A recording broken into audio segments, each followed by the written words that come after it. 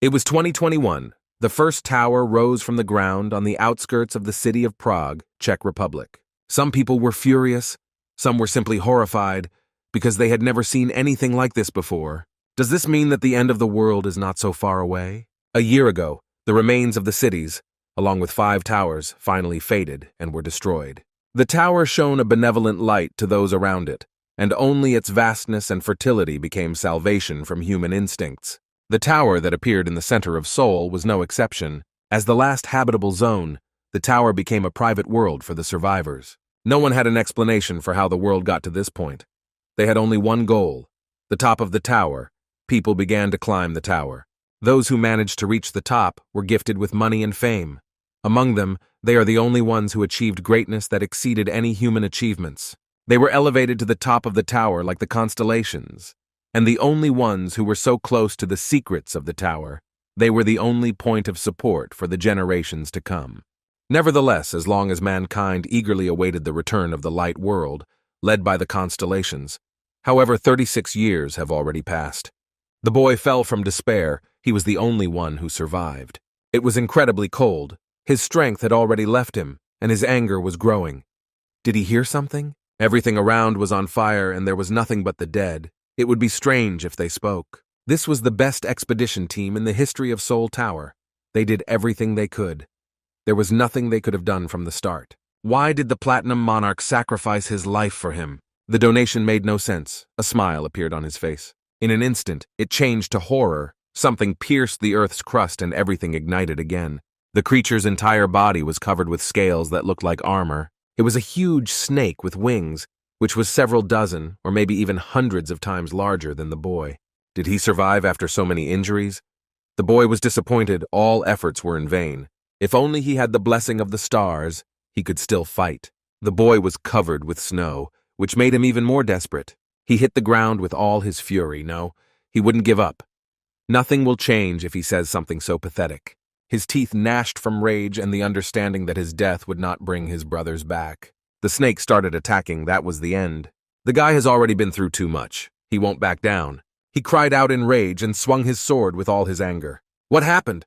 Why is he no longer on the battlefield? Everything around him was whole. Fear gripped him. There were 2 unknown people standing in front of him. It seems from the figures, they were women. They asked the boy if he had regained consciousness. He could not understand what happened to the snake. Could he not see well? He rushed at one of the figures, how they got here from the other tower. The guy was spinning circles. One of the girls laughed and said that he was an athlete. What kind of nonsense was she spouting that pissed him off? Who are they, anyway? The boy was pierced by the words that echoed through his body. Why should he be beaten harder? One of the girls rushed to beat him, to which the other screamed that he was older than them and should show them even a drop of respect. The other only continued to beat him, but with the words that he deserved it and should respect them. What's going on? He just fought a snake. Where is he now?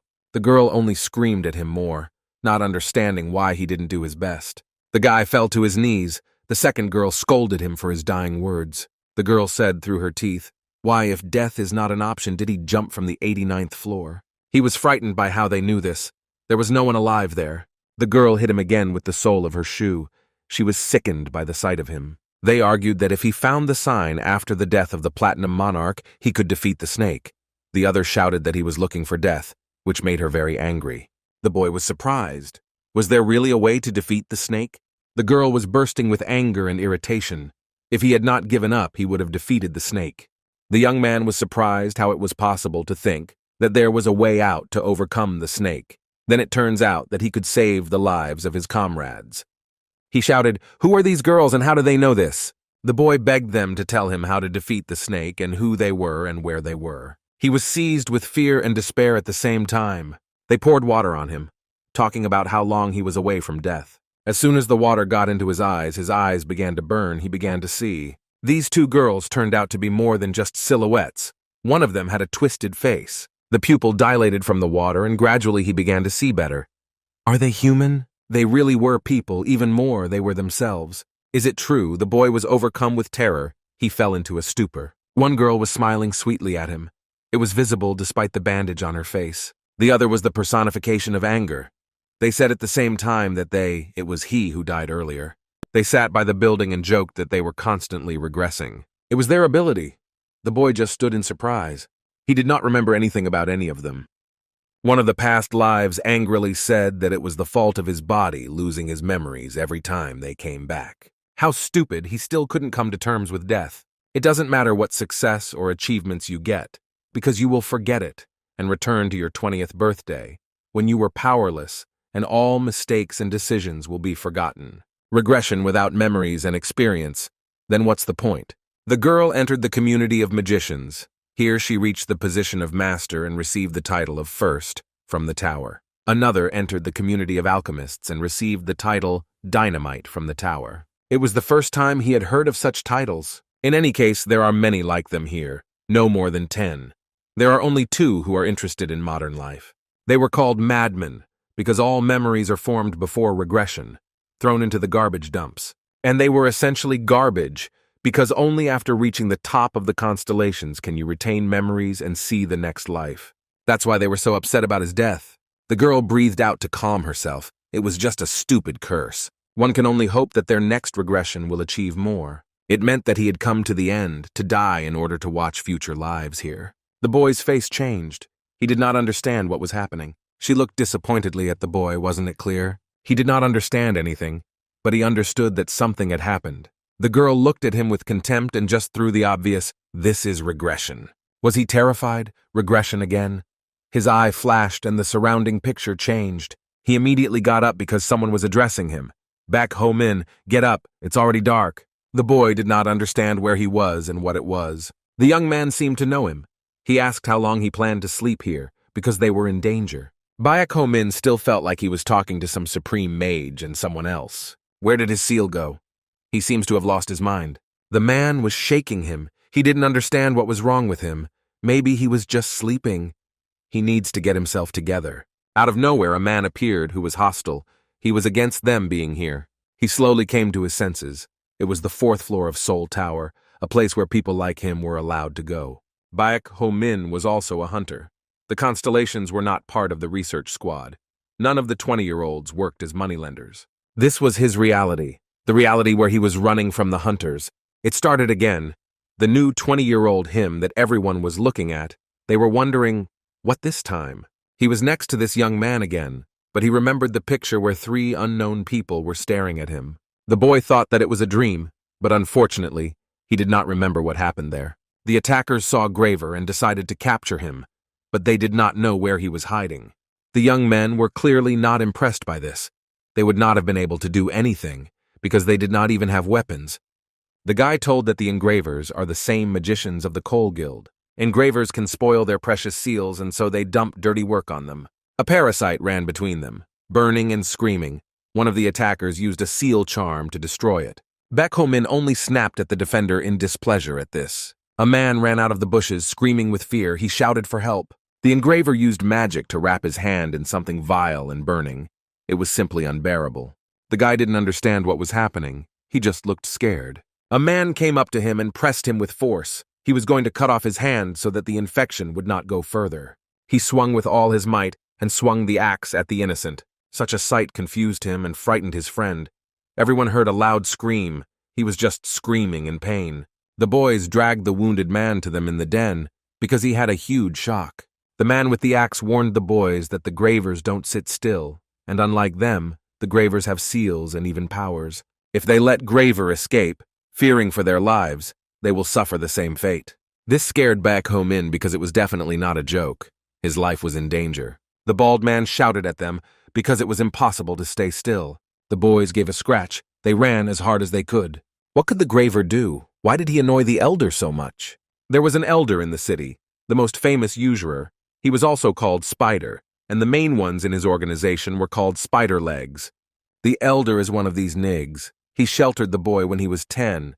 The elder was the head of the shelter. It is because of him that the boy has such a bad life. While the boys were running, they had a dialogue. They did not understand what was happening and thought that the engraver owed the elder money, although this theory was shaky, because engravers get a lot of money for seals. Will other gravers hunt them down if they do something wrong? Engravers apply strange seals, and people gain strange skills, because of which no constellation will pay attention to you. Baek Ho-min stopped to rest. They had been running for too long. His strength was gone. The new seal immediately gives them real skill and gives them the opportunity to start life as a hunter. The constellations can choose and teach their followers through these seals, but if the constellations get angry at you, or they hate you altogether, this option is even worse than simply not having a seal. The boy could barely stay on his feet. He would choose not to meet Graver. Already more than 10 people have been injured trying to catch him. If they are unlucky, they will get the same. Back home Min didn't have a seal yet, and if they were unlucky and met Graver, he might forget about his dream of becoming a hunter. His friend was frightened by something. He screamed out of fear. He himself simply did not understand what was happening. Graver was right behind them, and they started running again, gaining strength, even though they were gone. The engraver reached out to the boys. He thought they were already dead. Baek Ho Min rushed at him with a sword. What are they for? Graver dodged the attacker. The boy had no chance to survive. The engraver grabbed Baek Ho Min's sword with his hand and gripped it tightly. With the help of magic, the sword melted. It was already more like mercury. This is the end. The boy could not believe his eyes. His sword became a piece of metal with the addition of mercury. The engraver used magic and part of the molten sword flew back to the boy. Baek Ho Min tried to cover himself with his hands and something like mercury touched his hand.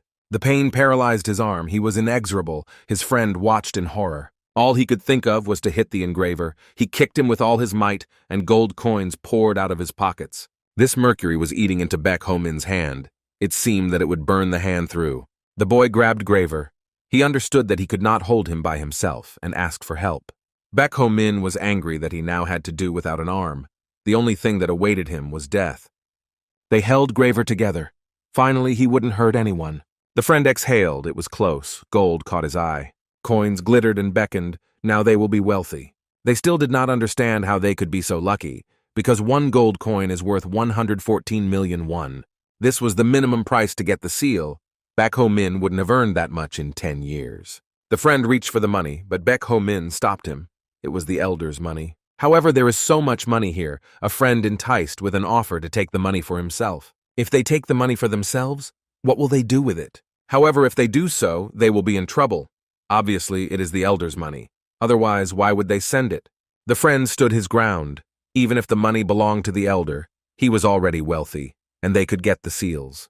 Baek Ho Min shouted that even if he was that greedy, he wouldn't live if he took the money for himself.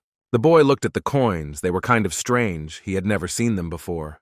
The constellation seal was carved on the coins instead of the tower. Baek Ho Min was in a stupor. Such coins did not exist, but they were right under their noses. His head was pounding. The pain was unbearable. He loosened his grip.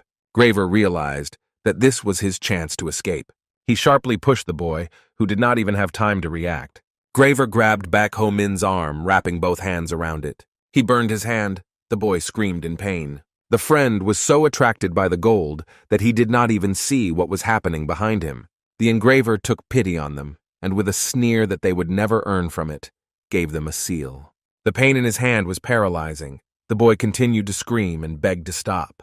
The engraver sneered at what a stupid skill they would get. His hand burned, but the pain was worse than the burns he could ever get. Baek Ho Min was still screaming in pain, but no one responded to his pleas to stop.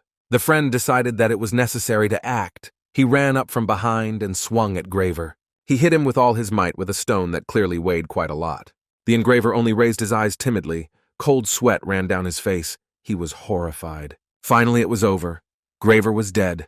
Their suffering was over. A friend rushed to Baek Ho Min. Was he safe? What did Graver do? Hand still aching, the engraver used those strange coins to carve the seal. Baek Ho Min guessed that something was wrong with them. Now the same pattern as on the coin was on the boy's hand. The friend wondered, if so, were those gold coins fake? The boy was overcome with fear and disappointment, as if this was what he wanted. But there was one thing. You only get a seal once in a lifetime, and he got this junk. Hope remained in the ability. He begged everything possible to get something useful. He has a level 4 skill, memory. This ability helps to solve the problems of modern times, using experience from the past. The guy was screaming and trying to tear off his hand seal. What other experience from the past? A sharp pain pierced his head again. His ears were ringing. No one understood what was happening. The boy asked the others if this had happened before. No one knew what had happened. It had never happened before that the subconscious world shook like this. Something was happening to the body of the first. It scared the others. The body seemed to evaporate in front of everyone's eyes. It became translucent. Persia had guesses as to what had happened. Activation of the ability, memory. The boy was bound by surprise. Chosen life, 1. The knowledge of the first was transferred to the boy, experience, transplantation of a seal with impure materials. The similarity of experience is 98%. Baek Ho Min had a strange feeling. Knowledge that was previously unknown to him began to appear in his head. He had a feeling that he could do anything. He reached for the seal. A friend shouted, "Let him not touch, what is he doing?" Baek Ho Min just stared intently at the seal and tried to concentrate. As he used the ability, the seal glowed with a red glow. The friend ran to call someone and asked him to wait there, but Ho Ming did not even hear him. He got some stupid seal, only a genius like Persia could fix it. Her hands were blessed. She could make gold out of nothing. It was possible for her. The boy just looked and listened to the first in surprise. The first whispered to Baek Ho Min to believe in her, and also believe in himself. The seal took on a clear outline and began to shine. The hand was almost completely healed. She began to glow more brightly, and the first one hung in the air. She took up residence in the seal. The windows of the tower lit up. The light scattered over long distances. People looked at the tower in surprise. They had not yet seen it emit light. This was watched by everyone around, from magicians and sorcerers to knights and commoners. The light in them began to gradually fade. The boy looked at his hand in surprise. His ugly seal has been fixed and is now much more attractive. The rate of synchronization with the one constellation has been significantly improved. The one guy heard about Constellation for the first time. Baek Ho Min collapsed from powerlessness. He didn't think about anything else. They subconsciously called Adina and looked at her worriedly. She regained consciousness, subconscious again. Dynamite said that she disappeared and reappeared. They were wondering what happened. The first one stood up and after thinking for a while said that Baek Ho Min had obtained the level 4 memory skill. It was almost a miracle. They consoled her that she should not be disappointed. This is only his first skill. There is more to come. In all their history, no one has lived more than a month with a level 4 skill. All died either from being killed or from disease, without exception. The first screamed. They tried to reassure her that on the other hand, if he died quickly, the next rebirth would start sooner. The girl mocked them. She knew that Baek Ho Min would not die. He was their hope. They thought that Persia had started having problems with her head. She excitedly said that Baek Ho Ming had obtained an SSS level skill. The guy looked at her in surprise. How is it possible this level 4 skill is really SSS? The girl yelled at him, "What other skill does he think you need to have to reach the top of the tower?" It was a really tough question. Even with special skills, there is no guarantee that you will reach the top. The boy was surprised to listen to the teachings of the first, that even the one who received a special skill could not hold on and died. But such a strong skill, she kept hoping for when it would appear. This skill was her only hope, and he finally got it. She screamed in happiness. None of them had used a seal so quickly and so stupidly. This became possible because of her. He summoned her with the help of a seal. This meant that this skill transferred all their experience. If he can use the memories with the memory, it represents a true rebirth. But they shouldn't have started rejoicing so early. No one has yet been able to beat the limit in a week with such skill. But even so, this time they had every chance. If Baek Ho Min can use his skill effectively, they will conquer the tower. The boy woke up in a sleeping bag in the middle of the tent. He was awakened by pain in his arm, which was still aching. Baek Ho Min looked at his hand. There were bandages in place of the seal, but at first glance the hand was intact. He hoped to become a hunter with at least a level 3 skill, but level 4 is just rubbish. Even a stupid memory, does that mean that he will simply remember well? A total waste. He was disappointed. Why did he get such a stupid ability? He should think more positively. His body should have become stronger after he received the seal. This meant that he would become stronger in the future. If he tried, he would definitely become a hunter. When this happens, he will be able to get out of this slum. He lived in the ruins. There were times when he slept on a cold stone in the middle of the mountains. He worked hard for meager funds, and now a bright future awaited him. If he tries, he will definitely get to the top of the tower. The boy grabbed the sleeping bag and crawled into his tent. The elder came to him with some subordinate. He was surprised. The elder had not come to him before. Why is he here? Baek Ho Min thought that it was because of the gold, so he immediately said that he did not steal anything. The elder only smiled in response. The elder asked Kang Gyun-hoo to check on him, and quickly. The man with the suara asked him to show his hand. The boy was surprised. How do they know? The elder calmed him down and said that he did not want to scold him, but on the contrary, wanted to congratulate him.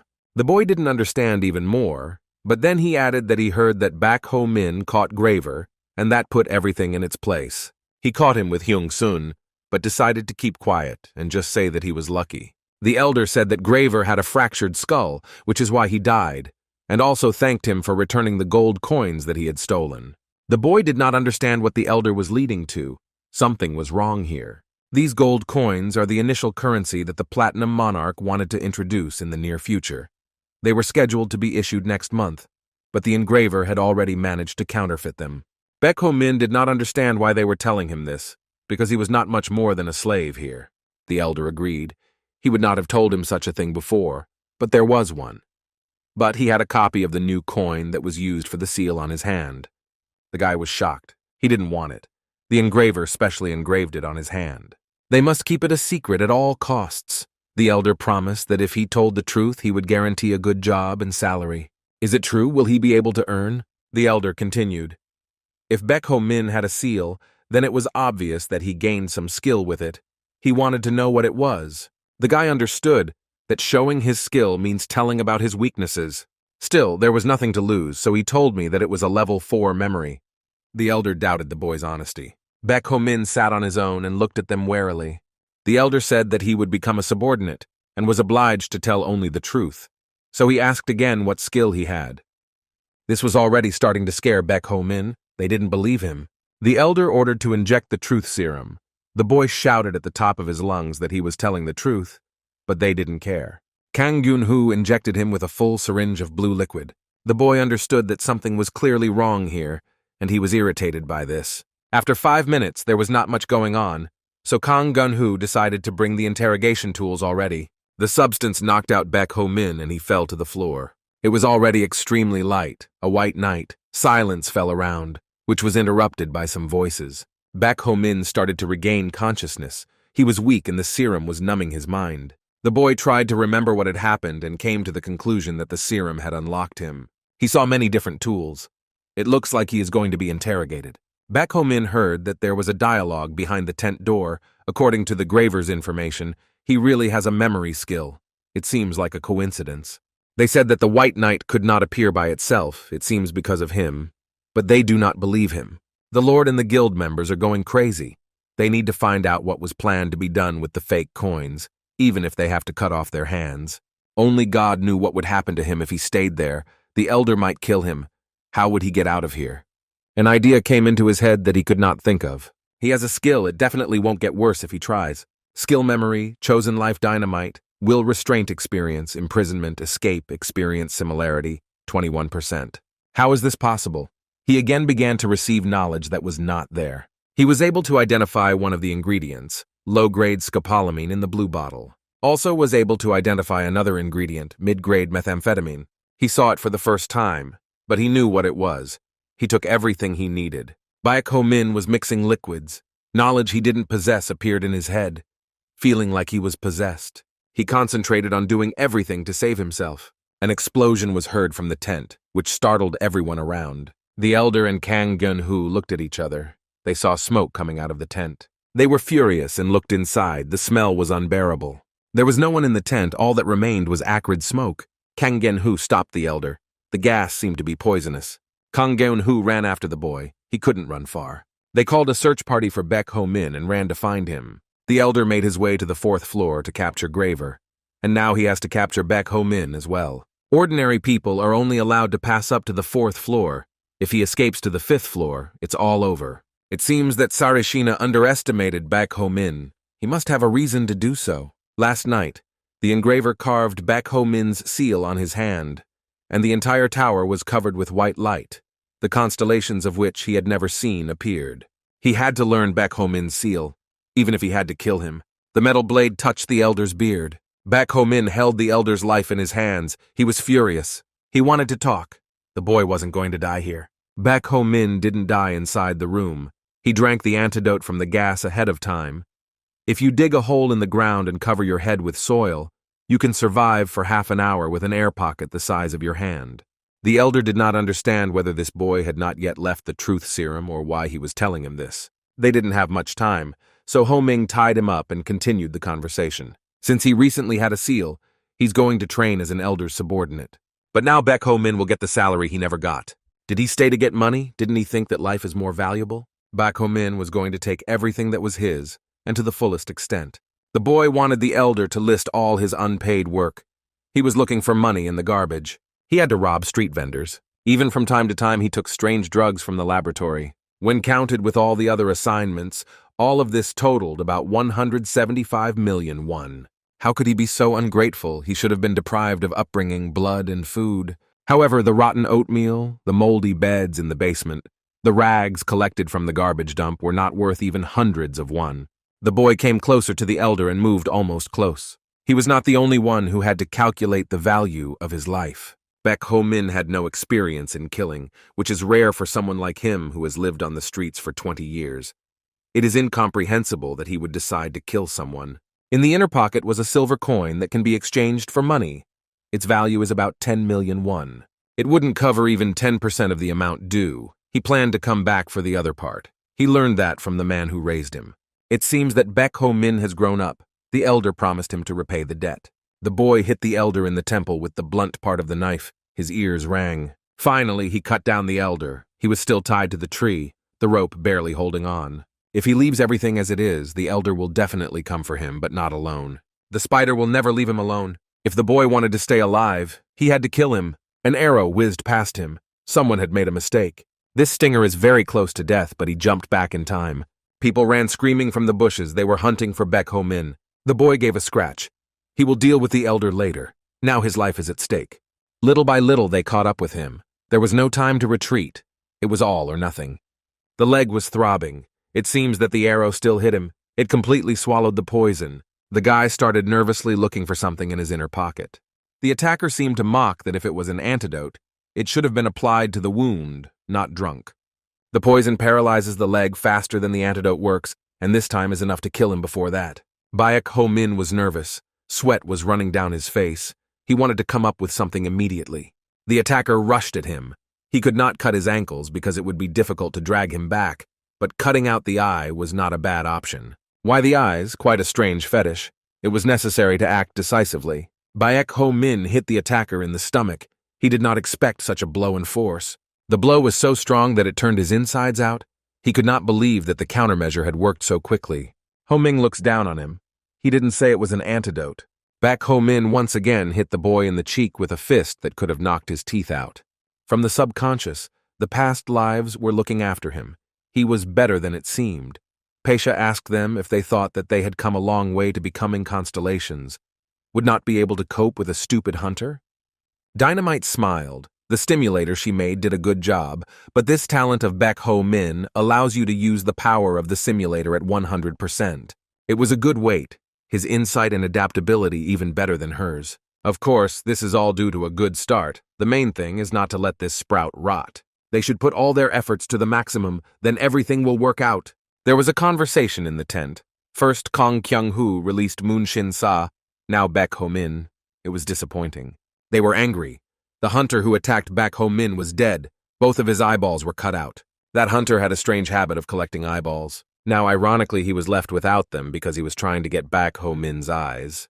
Baek Ho Min was one of those people who always pay back debts, in full and to every penny.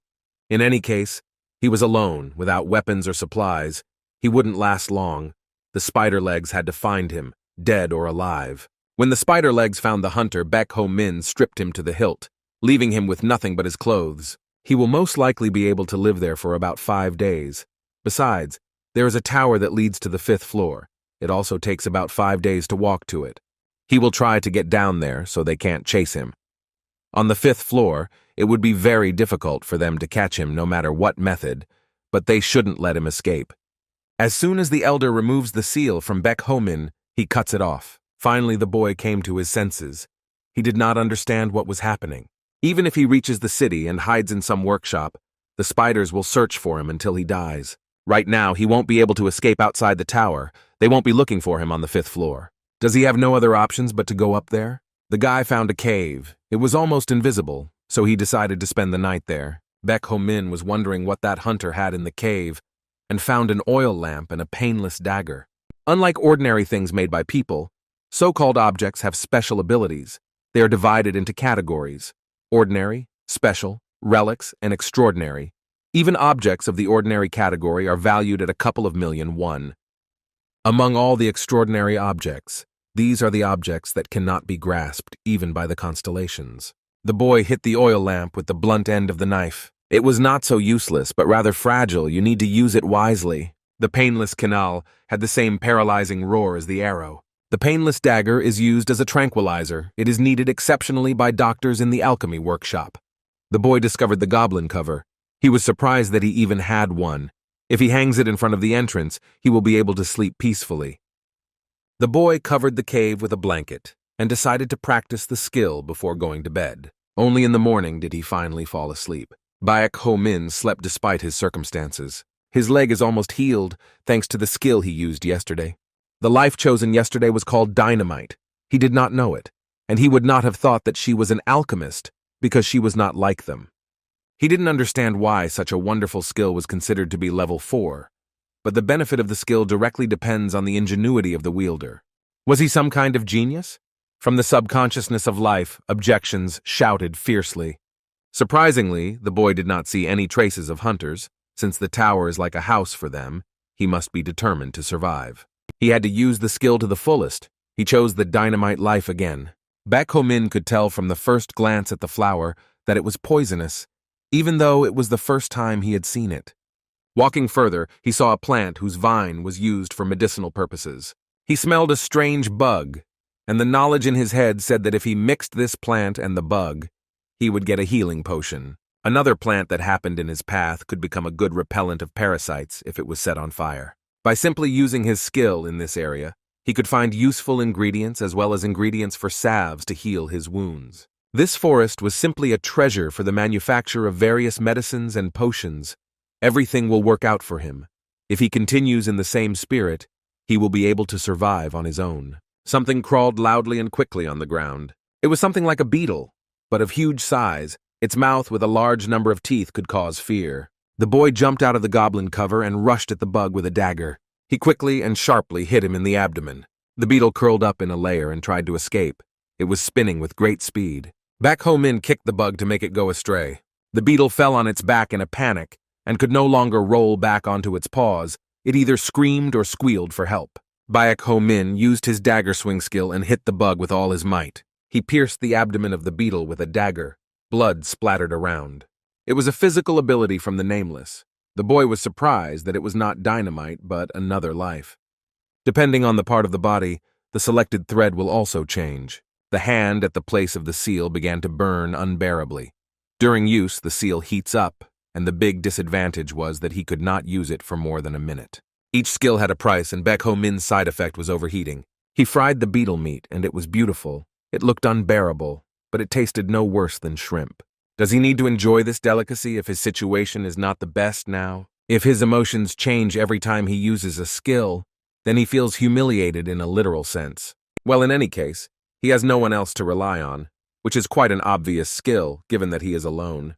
But damn him, he just needs to survive to begin with, so he kept the Lawats alive with food. The boy was glad of his skill. Even at this level, it could be a useful defense, so it should have been more difficult to find monsters. Baek Ho Min took down a couple of monsters, and he made no mistake. The defense was very helpful. Analyzing all the times that Baek Ho Min has used his skill, it is clear that he cannot use the memory skill all in a row. It requires a specific target to use correctly. If he has a strong obsession over something or some emotion, the effectiveness of the skill changes. The emotional state seems to affect the sync rate. The guy looked at the synchronization level and was surprised. The synchronization with Dynamite was 13.6%, with Nameless 12.1%, and with Adina 52.1%. Despite Baek Ho Min using Dynamite and Nameless's life more than anything else, the timing was low. But the life Adina that he chose once had 5 times more synchronization than other lives. When the seal was formed, the experience was 98% similar. Did that mean Adina was also changing the seal? In this case, what will happen if there are 100% similar experiences? They say that when the seal is formed, the constellations almost always bond with you. But he was not chosen by any constellations. According to the boy, everyone in the constellation looked down on him, saying that his seal was useless. Dynamite, Nameless, Adina, These are people he never met in his life, but they helped him. In any case, whatever constellation chose him, he was sure it would be better than now. He was much better with those people he had never seen. The girl was shaking. She was glad that he recognized her and proud that he was okay. But why them and not her? She also knew how to catch bugs and could catch a large locust. She crushed the subconscious, asked to call her too. If she continued, she would wake up other lives. She also caught bugs perfectly and even knew alchemy. The nameless one was silent, grasping shame in Spanish. What is she, a child? But the synchronization with her was the greatest, which meant that her resemblance to Baek Ho Min was higher than the others. It turned out that they were the most similar, which is why he did so well. It did make sense, but she still held a grudge. She went back to clean up the mess she had made. She was still calm, compared to what happened to the nameless. She was nervous. She finally got a chance to show off her skills, but she was only drafted once. They hoped that somehow they would be able to talk to Baek Ho Min. If it was possible, Edina would not be so depressed. Hearing these words, Edina immediately changed her face. She would definitely like that. They should figure out how to talk to Baek Ho Min and thus improve communication with him. What did they mean by talk? The reason why the life of their child, Baek Ho Min, is in danger is due to insufficient communication. What a child, wasn't Edina single? The girl shouted that all past lives died empty. Nameless was confused, as if he had caught a huge spoiler. Even if she wasn't married, she had countless growing Baek Ho Mins. No one believed Edina that there was a possibility to contact Baek Ho Min.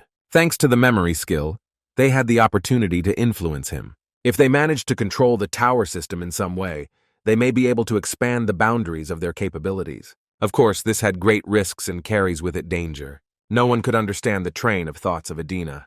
Was she not lying? If there is a way, what are they waiting for? You need to start. But they need an opportunity and a sufficient amount of time to change the seal. This will most likely lead not only to overheating of the seal, but most likely to at least melting its skin. But Ho Ming did not use the seal for more than a minute. It was true they couldn't risk his hand.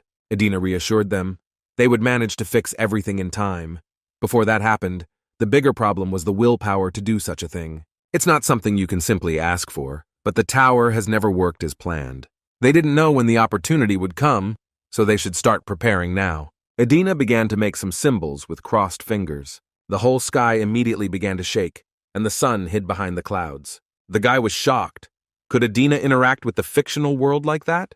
It was something that would only be given to her. It would be better not to disturb them. The sky shook harder, and the signs in the sky began to change shape. It was only the third day since he escaped from the Elder, but what happened to his body was something. At this level, hunters are like defenseless children. Considering they've caught up to him, they're pretty fast. This was already his third fight. He was still hunting in parallel, so he was not at the peak of his strength. The tower that opened access to the 5th floor was already close. Since he already has enough things collected from hunters, he will be able to enjoy a real hunt. This is already the 3rd death from spider legs. How is this possible?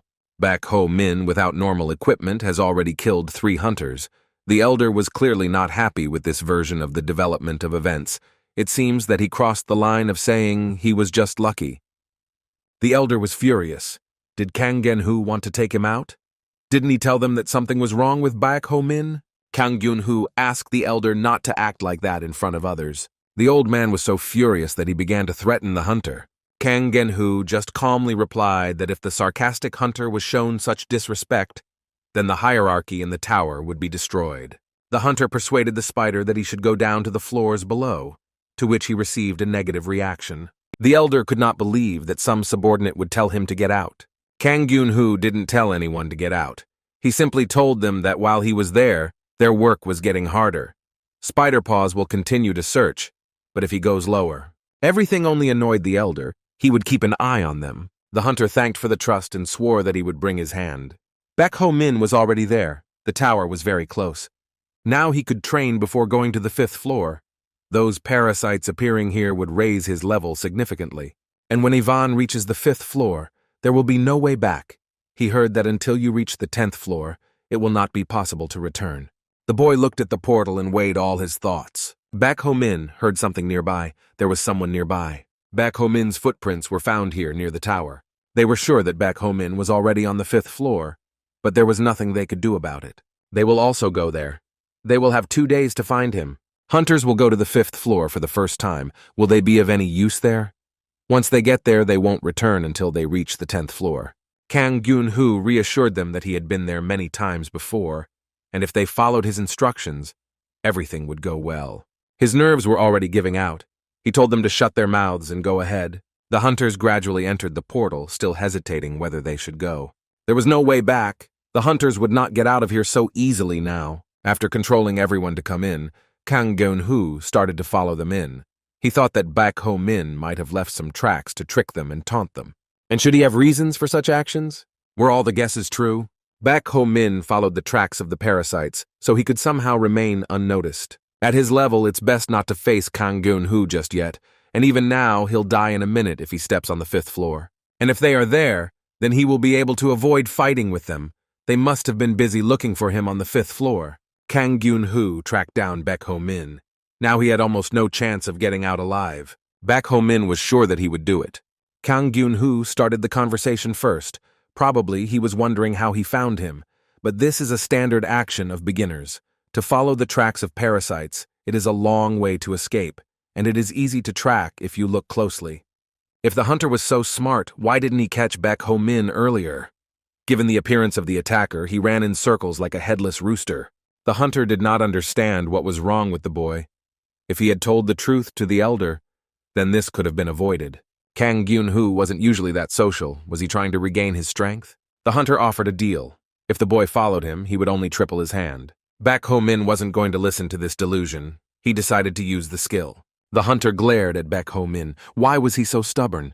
The boy has chosen the life of a warrior king. He must be finished before he has time to rest. Baek Ho-min rushed at the hunter quickly and decisively. There was no time to hesitate. He began to attack with all his might, but Kang Gyun-hoo looked like it didn't matter. The guy hit with his fist while the skill was working. You have to do everything possible and impossible. Did the boy hide his abilities? Because his skill would not have such power. He attacked immediately as soon as he used the skill. It was unlikely that he would be able to fight against Kang Gyun-hoo at his current level. If he simply gives his hand, the hunter will say that he is dead. However, Baek Ho-min did not retreat. He moved away from the attacker a little.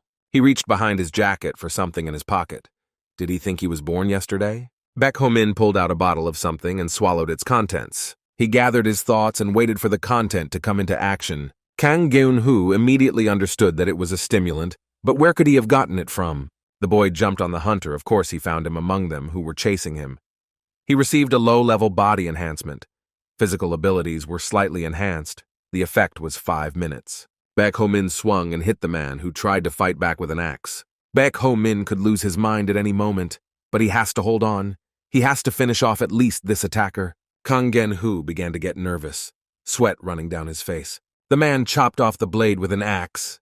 Now you won't scare anyone with it, they'll laugh at the most. Baek Ho-min did not expect this. Now he was even without a weapon against one of the strongest enemies. Kang Gyun-hoo punched the boy in the stomach, sending him flying several meters away. He fell to the ground, bruised badly. He didn't have the strength to get up and continue the fight, but he had to continue fighting. Otherwise, he would be dead. Even with the simulator, he was much weaker. His skill was already at the limit. Baek Ho-min made Kang Gyun-hoo try hard and even use a skill. If it continues like this, he will die. It was necessary to act urgently. Edina reprimanded the warrior king if he was being summoned. Wasn't his purpose to kill the attacker? But he could not do anything. During the action of the stimulant, he lost control over his body. The only one chided Dynamite that she should have been warned about the side effects of the stimulant she created. But Baek Ho-min knew about the side effects of using it. He must have thought that if he couldn't defeat him with a skill, then the simulator would be a good option. At this rate, he really could die. Looks like it really is a 30-day curse. The seal will be ready for another call soon, but it's still cooling down. The only one was looking for a way out faster. They didn't have much time to wait for her to cool down. It seems that the only way out was to improve the seal. The time has come. Dynamite looked at her in surprise. Was she sure he was ready? The warrior king looked at them intently. They had no choice but to improve the seal, or it would die. It looks like the warrior king will be summoned again. He should be ready for it no matter what. But he shouldn't have let the memory end. Even if he gets covered in a fried crust, he has to keep fighting. Is it really possible to start and end the process at their will? The only one had only been summoned once, so she didn't know the answer. but she managed to figure out that she had managed to outlast them as she restored the seal. This meant that they did not have Limiu in time. However, it all depended on the situation and how long they could endure the pain. She only wanted the warrior king to do it at any cost. Kang Geun-hoo swung his axe at Baek Ho-min. It was already a path to death, but the boy managed to jump back. The assailant did not understand why he had attacked him before, as if he was ready to kill him with his bare hands, but now he is running away. Kang Gen-hoo scoffed as he continued to attack. Did he stop fighting because his sword broke? If he is a hunter, he must be ready for anything. Baek Ho-min ran with all his might. He was very sick. The boy felt very sick. He was exhausted and unable to resist. It seems the effect of the drug has worn off, and Kang Geun-hoo was happy about it. He knew the process well. Now Baek Ho-min's body was completely incapacitated. The status alert said he was in severe lethargy. Now was not the time at all. He had to hold on. The boy hit the ground with his fist to test his ability to fight. A sharp pain pierced the arm. It was broken. Did he want to avoid lethargy? But how was he going to fight with a broken arm? The boy took his backpack off his shoulders, which confused Kang Geun-hoo. Baek Ho-min's plan was to attach the backpack to his broken arm, which would serve as body armor. Was this all he was capable of? Kang Gengu was surprised. Didn't his seal have hidden power? It was too late to retreat. There was no choice but to fight. Kang Geun-hoo lunged at the boy with an axe. He swung with satisfaction. Baek Ho-min quickly started looking for something in his backpack. He took an oil lamp from his pocket and lit it. The blow fell on the lamp, the light of which was scattered from the axe directly into the attacker's eyes. The light cut the pupils and the pain became unbearable. Baek Ho-min ran as hard as he could while Kang Geun-hoo was writhing in pain. He grabbed the dagger, saying that he is a hunter. They need to be ready for anything, right? Did he light the oil lamp on purpose? He is cunning. The seal had already cooled. Now it was possible to return to a normal fight. The boy activated the memory skill and chose the life of the warrior king. Finally, Baek Ho-min began to approach fights in a different way. The feeling of a fight with a strong opponent permeated the body. While Kang Geun-hoo was blinded by the bright light, Baek Ho-min rushed at him. He jumped on the man and attacked with a dagger. How did he learn such actions in such a short period of time? It is necessary to finish with him. Before the end of the limit, he will not be so lucky anymore. The heavens shook. The seals barely held on to the spaces of the subconscious. The only one begged Baek Ho-min. He still had some left, even though it was risky. If it dissipates, you can't get it back. She knew all this and took it into account, but did not retreat.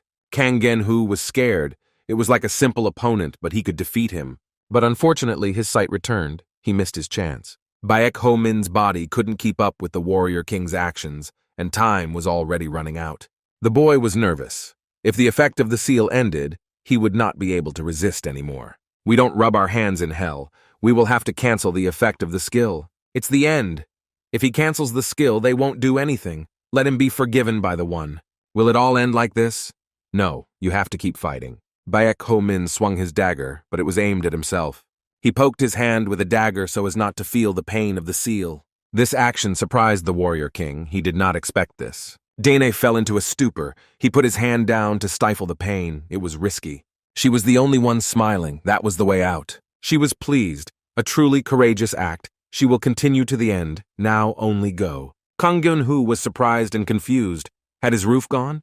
Baek Ho-min rushed at him and shouted angrily. The man was fed up with this. He was angry and swung the axe again. But he didn't hit. Baek Ho-min demolished him.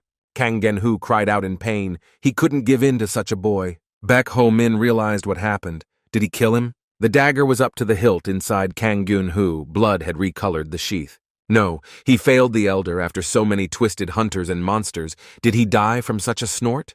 The man fell to the ground with a noise from a critical wound. Kang Gen-hoo was dead. His pupils rolled back. The strongest opponent at the moment was defeated. Blood flowed from his mouth. He injured some important internal organ. Baek Ho-min's conscience began to gnaw. Did he kill the one he saw almost every day in the camp? He fell either from impotence or from a gnawing conscience. In addition to the fact that the hand was burning from the side effect of the seal, it was also bleeding. No, it's not his fault. They tried to kill him. Otherwise, Baek Ho-min would be lying in his place. He was just trying to survive. He is not to blame. Tears came to his eyes. Baek Ho-min begged him to at least tell him that he was not guilty. The young man was startled by a strange sound, and his thoughts immediately disappeared.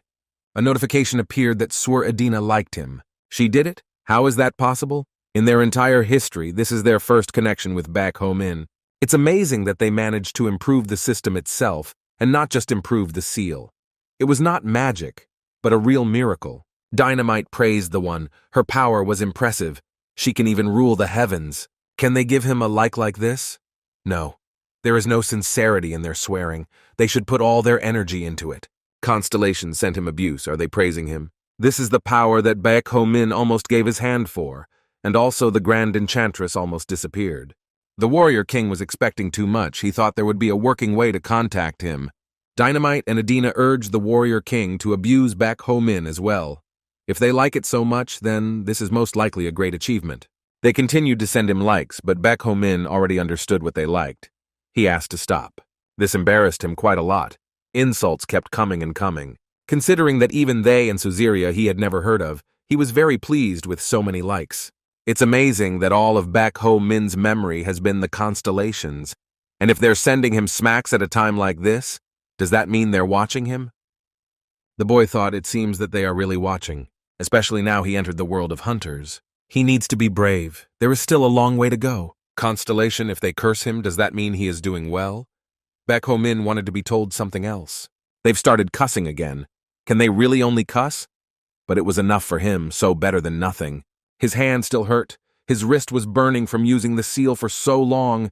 He even stuck a dagger in his hand. Baek Ho Min asked Dynamite to tell him how to make a medicine for regeneration.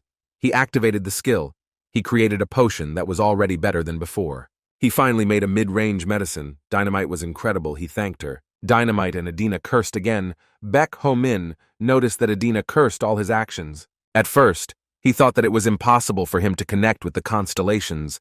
But it's amazing that he is connected with such cool constellations. They even send him insults all the time.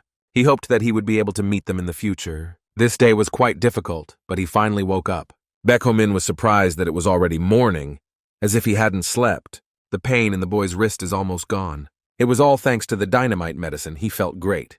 They insult him again. It scared him. Isn't Suziri awake? He saw the flowers and decided to collect some.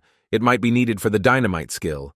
And she sent him a like for it, which he liked very much. Baek Ho Min decided that he couldn't hurt to hunt a little more, to which he started getting scolded again. This pissed him off. Let them stop sending him insults for any reason. The guy tried to calm down. The insults stopped coming. If the answer to the question is yes, then they will send him a like. If not, then they will not send anything. He asked if it was clear to them. In response, Adina gave him a like. He was satisfied. Are they really Constellation? Because he has never heard of their names. Maybe they are from another tower. Nothing came in response. It seems that he was mistaken, and they are from this tower. But if he has not heard anything about them, it means that they are not very famous. Even if about half of the Constellations disappeared during the Civil War, the Constellations are absolute creatures. Is it possible for these 3 constellations to remain unknown? The boy did not understand what was happening. Subconsciously, the Warrior King and Dynamite were asking the Grand Enchantress to improve the system. Was that all she was capable of? Dynamite said that it would be good if they could transmit more information, and one said that if they made it more efficient, they would be noticed by the tower. It's one thing if they couldn't communicate with him at all, but that's just confusing because it's pretty blurry. She could at least make a dislike button or something like unsatisfactory or something like you can't do that. Did no one realize that she was risking her life for this? Were they very smart or something? Let them enjoy at least a curse. With this method, his supply of questions was limited. He wanted to ask something later. If you think about it like that, the synchronization rate with the Warrior King has increased a lot. He decided to check, and surprisingly, it was 91.7%, although it was no more than 20% before. Was the battle with Kang Gyun-hoon really that meaningful to him? It turns out that critical situations significantly increased the percentage of synchronization with one or another life. Or was it due to murder? The guy heard strange sounds and looked around. What was it all about? He began to sneak toward the sound. He saw that it was the Elders' hunters. One of the hunters got entangled in a web and a huge spider climbed on him. It was at too low a level. There shouldn't be any spiders here. Is it a mutant? The spider bit the body of the hunter, who screamed either in pain or in terror. The spider was much bigger than him. It was dangerous. Baek Ho Min was breaking out in a cold sweat. How could he even appear there? If a mutant spider appeared, it meant that something was wrong. It seems that Dynamite took part in the subjugation operation. She remembered that there were 1.4 billion. The warrior king spoke about the possibility of obtaining the mutated spider core, as it was in the alchemist guild. He remembered that the guildmaster was selling it for 1.1 billion won. The only thing that confirmed his words was that this was the boss of this floor. He was called the Black Forester. It would be almost impossible for him to defeat him now. Baek Ho Min was scared with his level. Could he beat him, or should he do it at all? Could he just run away? However, it is not yet the boss. Considering its size, it was still very young. Its size will definitely increase several dozen times. Who would have thought that he would be able to take over the 8th floor in a month and become the floor boss, closing off the supply routes from the upper floors? However, they were extremely lucky to meet him when they could have killed him. They started insulting him. Baek Ho Min didn't understand why they were doing it at such a time. Were they trying to tell him that he should fight him? He used the oil lamp and the painless dagger in the fight with Kang Gun-hoon. But such tricks are unlikely to work on this spider, but Suziri continued to be insulted. He understood their hint. They told him that he had to fight, but he wanted to watch him a little longer. Very quickly, something like pincers flew into his face and Baek Ho Min fell into a stupor. The spider attacked him first. The boy ran away, saving his life. It seems that there was no time for observation. Baek Ho Min did not understand when the spider managed to see him. It seems he had no choice left. He had to fight. The boy activated the skill and chose the life of the warrior king, evidence of strong enemies, spiders, and a net. The similarity of their experience was 34%. The increase in the synchronization rate was entirely dependent on the similarity of experience. The spider attacked. The boy saw where it would hit next. He repulsed the attack. It seems that the warrior king already had experience fighting such spiders. The spider snarled and continued to attack Baek Ho Min, his eyes glistening with joy at his new prey. As the spider continued to attack, the boy slipped under it and prepared to attack. He barely had time. One of the paws landed next to him. Baek Ho Min stabbed the spider's body with a dagger. He pierced the shell completely. The spider screamed with its last breath and blood flowed from it. The guy ran away so that the body wouldn't fall on him. Finally, everything, he managed. The body fell to the ground with a huge noise. Baek Ho Min watched it. He was afraid that it would come back to life. It was amazing. It was as if he immediately knew all his weak points and killed him himself. As wonderful as it was that he knew how to defeat a mutant that he had seen for the first time in his life, you are not kidding, Constellation. Here the spider appeared again, but this one was several times larger than the previous one. Baek Ho Min was confused. Was there another one, but bigger? The spider released slime on the boy. It completely covered his body. The guy was scared, but it was already too late. It seems he was unlucky this time. He woke up in the evening in a mountain very similar to the one he was in before. Baek Ho Min was entangled in a cocoon. He had no choice but to play dead and let himself be caught. But luckily, the spider immediately ran to hunt further, so he has an opportunity to get out of here. The boy activated the skill and burned the walls of the cocoon with the heat of the seal. It fell down. There was a bunch of open cocoons. Looks like a pretty big brood somewhere around here, but he didn't see any other spiders here. Baek Ho Min was glad that he could use the flaw in the seal, the overheating, to use it to his advantage. It was amazing that there were no mutants around.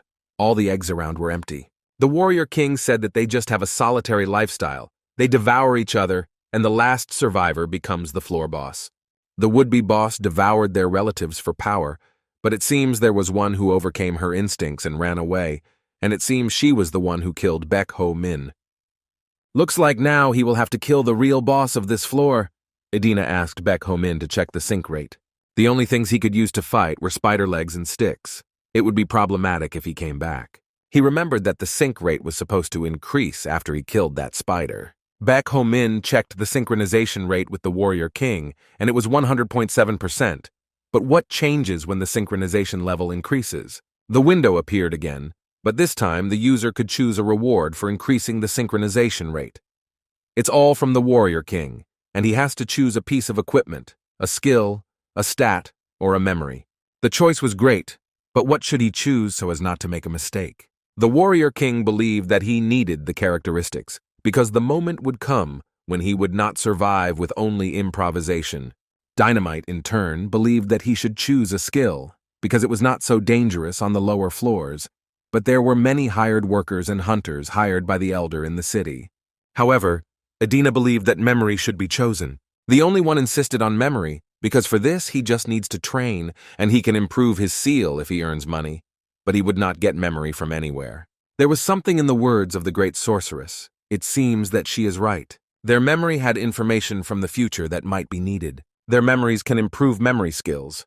The warrior king wondered what would happen if Baek Ho Min chose the equipment, but the one said that only a complete telepen would be foolishness.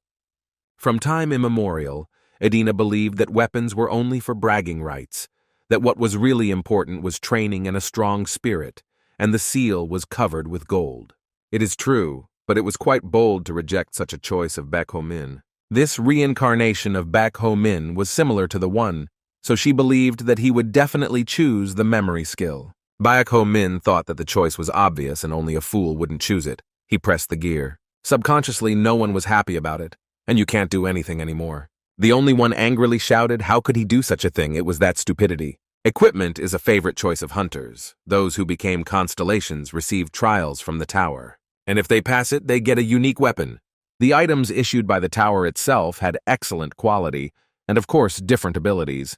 Since it can be obtained only after the death of Star, or by inheritance, that is, it is priceless. Therefore, it was obvious to Baek Ho Min that it was necessary to choose equipment, especially since he was in need of weapons. The guy was already looking forward to some beautiful weapon, but a window appeared where the warrior king was second level and had a synchronization of 0.7%. It was just a level up. The sync rate was back to 0. Maybe he should use the skill for some effect. He noticed that Suziri was silent after his choice. He began to doubt whether he had done the right thing. The only one was angry. No, Baek Ho Min was not like her, because he would not have chosen the stupidest thing. Everyone tried to calm her down somehow. Among all the cracked cocoons, he saw his sword. The spider seemed to spit him out, which pleased Baek Ho Min quite a bit. He heard strange sounds behind him. It seems that he is not alone. Looking into the room, he was afraid of a spider there. It was shedding. Is this a mutant? He didn't go hunting. He molted and left him for a snack, so that after that he would eat him. This was his chance. He had to kill him before he finished molting. The guy rushed at him and attacked him with all his might. But there was not a single scratch on the spider. It seems that it did not have enough strength. Unfortunately, he was too late. The spider became harder, which meant that he had finished molting. Baek Ho Min struck his first blow but was unable to penetrate the durable chitinous shell. This meant only one thing. The spider had already finished molting and became much harder than before. After the guy's unsuccessful attack, the monster threw him to the ground. Ho Ming decided to repeat the attack, but this time at the enemy's weaker point. He quickly closed the distance and struck the spider's belly. He again failed to achieve the desired result. The monster's weak point turned out to be stronger than that of his former enemy. The monster decided to strike back, and the guy prepared to defend himself. He managed to avoid being dangerously wounded by the might of a huge spider, but in return, he lost his weapon. The blade of the dagger was destroyed. It was the only weapon in his hands. He had to dodge the spider's attacks and run, as he had no options left to defend and attack. In addition, the seal had already begun to burn, which meant that Baek only had 30 seconds left to use the constellation memory to destroy the enemy. Having looked around, he could not find a single shelter from the huge monster. While running away, the guy got into a dead end. The monster was already approaching. The terrifying monster was ready to deal a decisive blow to the defenseless man. At that moment, the guy was in a panic. He did not understand where the divine weapon that he had chosen earlier was. Within a moment, the tower announced the activation of the martial king's weapon. It was a huge flaming sword from the master of 10,000 swords. New weapons of excellent quality turned out to be the only salvation at such a desperate moment. Gathering all his determination together, Huo Ming launched a furious strike with his skill-enhanced broken blade. He bet his life on this blow, and the result turned out to be incredible. The guy managed to cut a huge spider in half, which he had not been able to wound before. Such an unexpected outcome of the blow was unclear to the participant in the furious battle. Trying to catch his breath, he thought about how this was possible. The fire of his blade began to subside. He realized that thanks to this gift of the constellations, he managed to escape. Even though he only struck once, the blade's edge began to dissipate. Baek Ho Min could not believe that his artifact had disappeared, and instead of it, he was again holding a broken blade in his hands. At the same moment, Constellation 1 began to furiously demonstrate his joy. He was glad that the guy was able to raise the level, despite the fact that his colleagues stood aside worriedly, believing that he barely managed to survive. The martial king noted that of all his weapons, the 10,000 swordmaster is only useful when the user has fully honed the proficiency of all weapons. This ability is excellent in that it can unleash the full potential of absolutely any weapon, but it is not suitable for the current Baek Ho-min because he is still unable to give this weapon a natural shape, so his weapon will break every time until he gets the hang of it. But despite this, if he had chosen another gift, then he would already be dead from the clutches of a huge predator. The Constellations recognized that in some way their descendant was lucky, and miraculously again overcame mortal danger. They had no choice but to rely on the ingenuity of the weak guy, which gives them hope of salvation. Meanwhile, Baek Ho-min realized that no matter how hard he tried, the Master of 10 Swords would not appear, because his blade had already been completely destroyed. Still, he did not consider this ability useless, because thanks to its power, he managed to escape. The huge monster was significantly superior to the guy in all respects, and he would not have been able to cope without this weapon of the warlike king. Baek Ho-min decided to search the body of the destroyed spider to find useful prey. He managed to find a small trophy, which he began to sincerely rejoice at because he had never been able to get such an item before. It was gold. It had been called by many things since the tower appeared, but its purpose had always been to change the seal. Along with the destruction of the whole world, gold mining also stopped. Accordingly, there is not so much of it left. Now it appears only in one place, in the parasites that are in the tower. Having destroyed such a huge spider, Baek hoped that he would be able to get more gold. But still this was not a problem, because he managed to survive and make good money. Finding the gold himself was not a problem, but to get the maximum benefit from the rest of the mining, he turned to Dynamite's memory. Not all of the loot was something he could use, so he had to choose something that would actually help him level up quickly. Thanks to the memory of his previous life, he managed to find something good. It was a rare shadow kidney stone, also known as a core stone. The item in his hands was incredibly valuable. It was worth around 400 million won on the market. It was the first time in his life that he held such a precious object, so he could not hide his joy.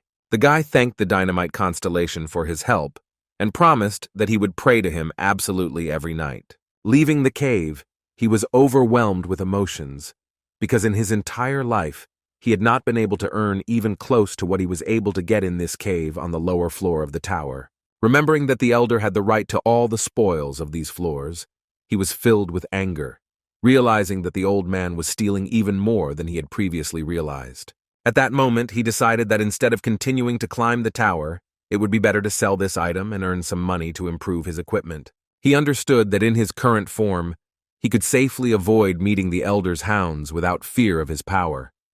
Moreover, Baek decided that it would be a good idea to go to him and settle all the matters that were preventing him from living. The guy was able to get to the city without any special incidents. He was very happy when he finally arrived at his destination. He couldn't even imagine that it would take him 2 weeks to travel, when it usually takes 3 days. The fact is that the tower has many elevators leading to the lower and upper floors. Under normal conditions, you can simply use it to descend, which will take 3 days from the 4th to the 3rd floor. But when the guy wanted to use them, he found out that at the same time they all suddenly failed. Because of this, he had to walk on foot to a place where he could not hide from the eyes of the elder. Baek Ho-min tried to think positively. It would be much easier for him if the elder had already given up trying to catch him. Walking through the streets of the city, the guy began to notice a pattern that had not existed before. Around, he saw a huge number of hunters. Before, they were all busy hunting, but now they were walking around the city tensely. Continuing to walk down the street, he noticed a young man begging for alms. Seeing him, the guy remembered that he also begged for money at that age. When he approached the poor fellow, he thought that it would be nice to give him a copper coin. But in response, the young man suddenly became wary. He thought that there was some homeless person in front of him, so he angrily declared that this was his territory and he would not allow anyone to take his place. The young man's impudent speech made the traveler a little angry. The beggar's behavior reminded him of the bitter past when he behaved the same way. If this guy was tied to a certain territory, this meant only one thing. Most likely he was working for the elder. In this case, a beggar already seemed like a good option for getting information about the elder's plans for money. Money in the hands of the traveler did its job. Baek Ho-min learned about the elder's goal and went on to meet an old acquaintance. On the street, he managed to catch Hyun-soo, the guy with whom he tried to catch the engraver before Baek Ho-min was forced to escape from their camp. In order not to arouse suspicion, the cunning Ho Min began a friendly conversation and began to inquire about how his old friend was doing. He understood that the elder most likely placed his only friend in such a place to catch him. Hyun-soo was very excited and asked to find a more secluded place to continue the conversation. But Baek suddenly refused and asked him to pretend that they were friends, otherwise it would ruin the situation and cause unnecessary suspicion. He warned his only friend that if they left unexpectedly, the boy who was begging nearby would tell the elder that they had teamed up. First of all, Baek asked why there were so many hunters on the first floor. The friend replied that for security reasons, the Platinum Monarch had blocked all the elevators. The Platinum Monarch is the Banshee Master of Soul, so her power is like royalty. Nothing prevents her from controlling the entrances and exits in the tower. Baek began to be indignant at the inappropriate behavior of the ruler, but Hyun-soo replied that most likely it was due to the appearance of dangerous parasites on the lower floors. In addition, rumors spread among people that a terrifying beast had also appeared on the 14th floor, which was not only dangerous, but also brought misfortune. It was obvious that this was just an excuse, because during the entire trip, the guy did not see a single dangerous monster. He still had questions for his only friend, so he furiously asked why he had joined the ranks of those who were persecuting him. The guy replied that he simply had no other choice. In his defense, he put his hand on his heart and stated that when Baek left the camp, he was caught and tortured, after which he heard that his friend disfigured the face of one of the elder's fighters before escaping. He continued the list of those who suffered at the hands of his comrade. Baek did not want to listen to him to the end, and he himself added that Kang Gen-hoo was the last victim who died in the battle with him. Hearing about the death, Hyun-soo was simply shocked because all he had heard was that this incredible fighter simply disappeared. He couldn't understand what terrifying skill his friend had acquired. The guy did not answer this question that worried him. Instead, he continued his speech and said that after everything he had to go through, he realized that the only way out was to break the chain that connected him with the elder. With horror in his eyes, Hong-soo assumed that his friend had gone crazy and decided to kill the elder. Baek Ho-min replied that this is the only option that will solve all their problems once and for all. But Hong-soo did not agree with his words at all. He excitedly replied that in this case, the spider group would not sit still because the elder was one of his so-called spider legs. He warned his mad friend that by killing the elder, he would have to face the rest of the founders of his organization. If he manages to attract a lot of attention with his actions, then he will have to face the godless paladins. After destroying them, he will have to face the Platinum Monarch, whose power is undeniable in the Soul Tower. After his comrade's words that he had no other choice, Hyun-soo nervously grabbed his head. He understood that Baek was serious about such a war, in which he hardly had a chance of emerging victorious. To avoid such a tragedy, because of which he himself would suffer, the guy proposed an idea that he considered a lesser evil compared to killing an elder. He informed him that he knew about the location of the elder's safe. The safe was located in the old man's office, in a secret room behind his closet. Hyun-soo heard that he keeps a ledger with his loans there, as well as a gold bar.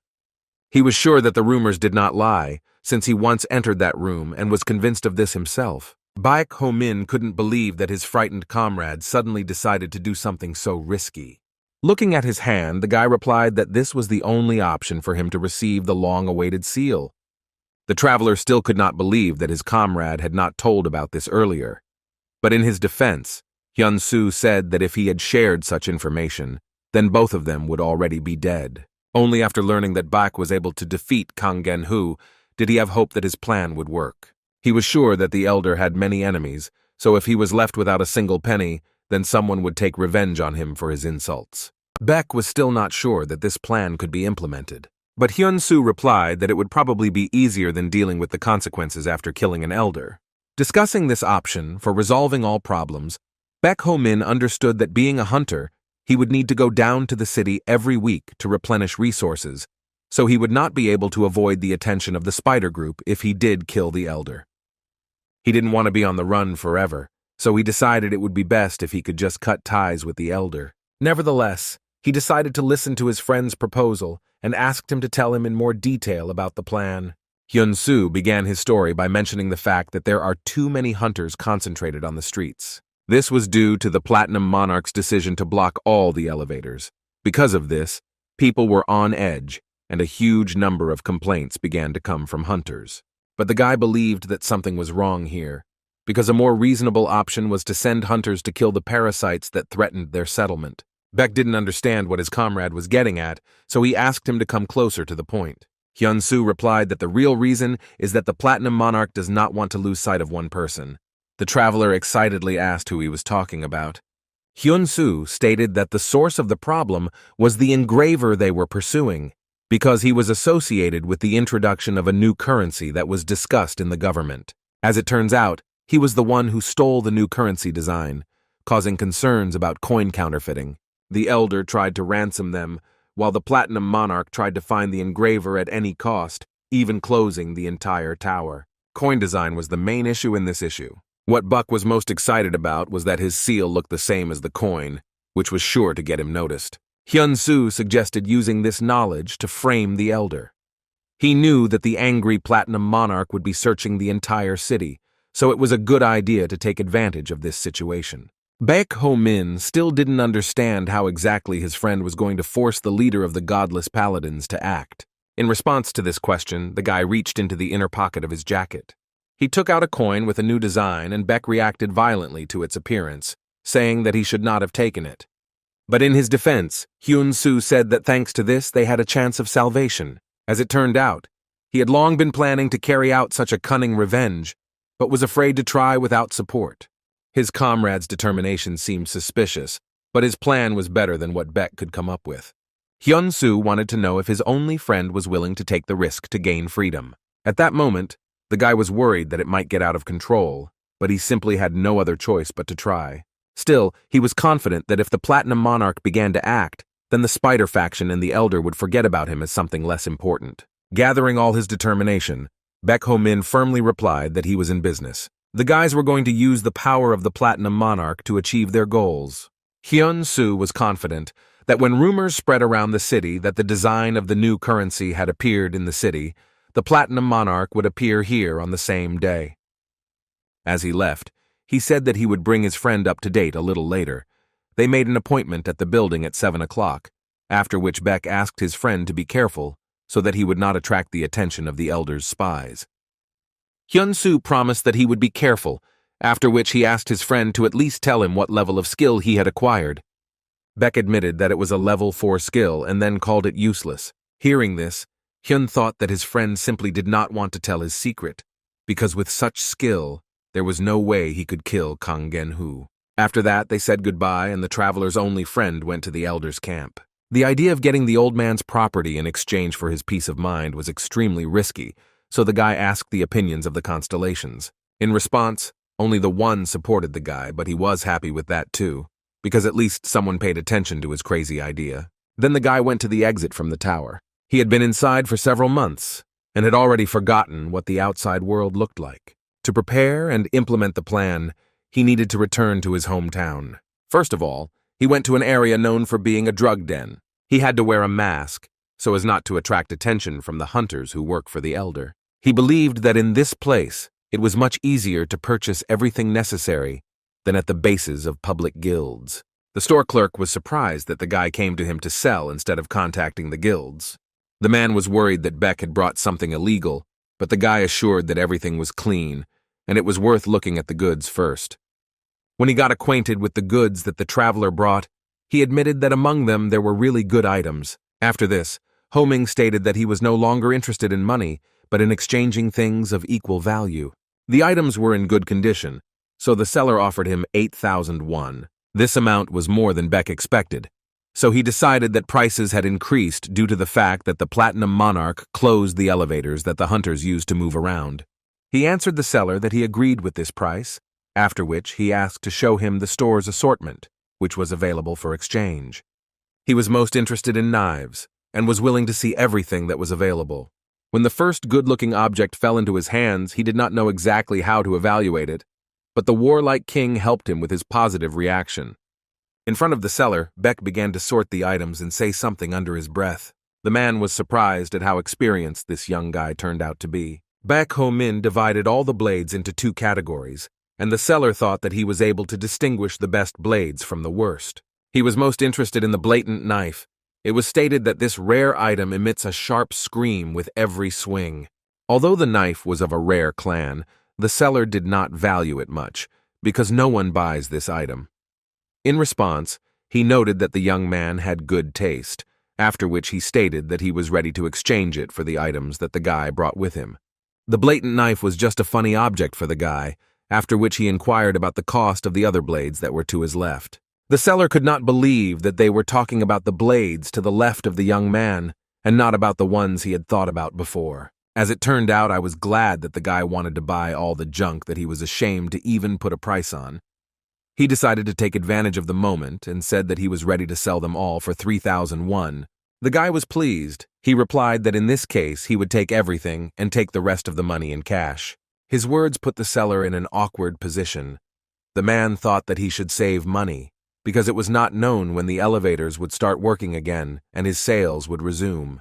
From such stress, he cheered up and shouted that he was ready to sell the outrageous knife and the rest of the blades for a total of 8,001. The guy with a sly smile thought that the seller had fallen for his cunning plan and the deal would go as he had planned. Baek Ho Min received what he wanted in exchange for junk he didn't need. Moreover, he was even able to bargain for a jacket as a gift. While he was finishing his business in the city, the time approached 7 in the evening. The Constellations were ready to help him at any moment. He went to the meeting place at a multi-story building that was located nearby. He never managed to see his comrade, so the guy went on his own. Carefully moving along the floors of the elder's office, he was unable to see a single hunter, so he reached the old man's office without any problems. When he went inside, he saw that a dozen mercenaries were already waiting for him. Moreover, the elder was also there. In the center sat tied and beaten Hyun-soo. He asked in despair why Ho Min came here alone. Sighing, Baek Ho Min replied that he felt that everything would happen exactly like this, after which he admitted that he hoped to the last that his only friend would not betray him. There was surprise on his friend's face, and he asked what he was talking about. Baek replied that if Hyun-soo is truly a traitor, then he will also not escape death from his blade. Explaining his words, he said that if he could rob the elders now and escape before Hyun-soo framed him, then he would have no reason to kill. But since they were in cahoots from the very beginning, his fate was sealed. The guy was infuriated by his friend's mistrust. He did not expect that Baek could be so insightful. An elder joined their dialogue. The gray-haired man said that he thought that Hyun-soo would be useful at least as a hostage. But despite this, his only friend did not believe in such a stupid trick, although he came to the office. Hearing this, Baek realized that he had managed to bring them to light. So it was obvious that Hyun-soo deliberately allowed himself to be beaten so as not to arouse any suspicion. On the other hand, he treated this with understanding, because for his friend it was the only way to survive, which is why it was not worth holding a grudge against him. The city was filled with murderers. Baek could not survive in such conditions without getting his own hands dirty. The elder then said that he is a kind person, and therefore gives a chance to survive to those who find themselves in such a hopeless situation. He stated that he was giving the guy the opportunity to become a real hunter, with full security, if he agreed to work for him for 20 years. In response, Huo Ming reached into his pocket and said that the old man had misunderstood the situation. He explained that stealing valuables from the elder's safe was just an alternative due to the fact that he did not want to kill his only friend. Pointing the blade at his enemy, he declared that if he had to kill Hyun-soo with his own hands, then the elder would be next, and his comrades from the spider group would also not be able to avoid such a pitiful fate. There was a cold confidence in his eyes. He was ready to destroy everyone in his path, even the godless paladins and the platinum monarch, if they interfered with him. The young man's confident words amused the experienced hunters. They began to laugh, saying that the newcomer simply did not know the limits of his capabilities, and was arrogant because he was able to defeat several of the elder's fighters. Having seen the elder's enemy with their own eyes, the hunters could not believe that the most experienced of their comrades could fall at the hands of such a pathetic hunter. Although their speech was very impudent, the old man noticed the excitement among his subordinates. He was worried that their enemy had become a dangerous killer within half a month. In response to the self-confident words of the hunters, Baek said that he would kill anyone who pointed a knife at him. Based on his experience, the old man thought that having such a numerical superiority, they could not give in to some inexperienced kid. Relying on the strength of his own subordinates, He ordered the guys to kill the enemy and bring his hand with a strange seal. A crowd of furious fighters rushed to the attack. Baek Ho-min remained calm, and in response, he activated his skill. The Master of 10,000 Swords strengthened and realized the full power of the blade. Within a moment, the blade began to collapse. A loud sound began to spread throughout the Elder's office, causing the fighters to scream in pain and cover their ears. As expected, the blatant blade became unusable after its first use. Despite this, he has already made quite a few amendments to the outcome of this unfair battle. After a sudden greeting attack, the guy unzipped his jacket to gain quick access to the rest of the blades. From that moment, the real battle began. In addition to the fact that most of the fighters have lost their acute hearing, they now need to shout to hear each other. The power of the blade was able to destroy all the lamps that were inside the office with a sound wave. The Elder was alarmed. He shouted to his deaf charges to find a lantern and somehow return the light. At that moment, they thought that Baek Ho-min decided to run away, but the guy used his printing skill and chose the experience of living as a warrior king. With such an incredible constellation nearby, he began to destroy enemies that outnumbered him. The first guy who fell under his blade was not ready for the attack. The first blood was shed. The bald hunter standing next to him tried to strike back with his heavy axe, but Baek turned out to be much faster and dodged his attack, leaving the enemy without an arm in one movement.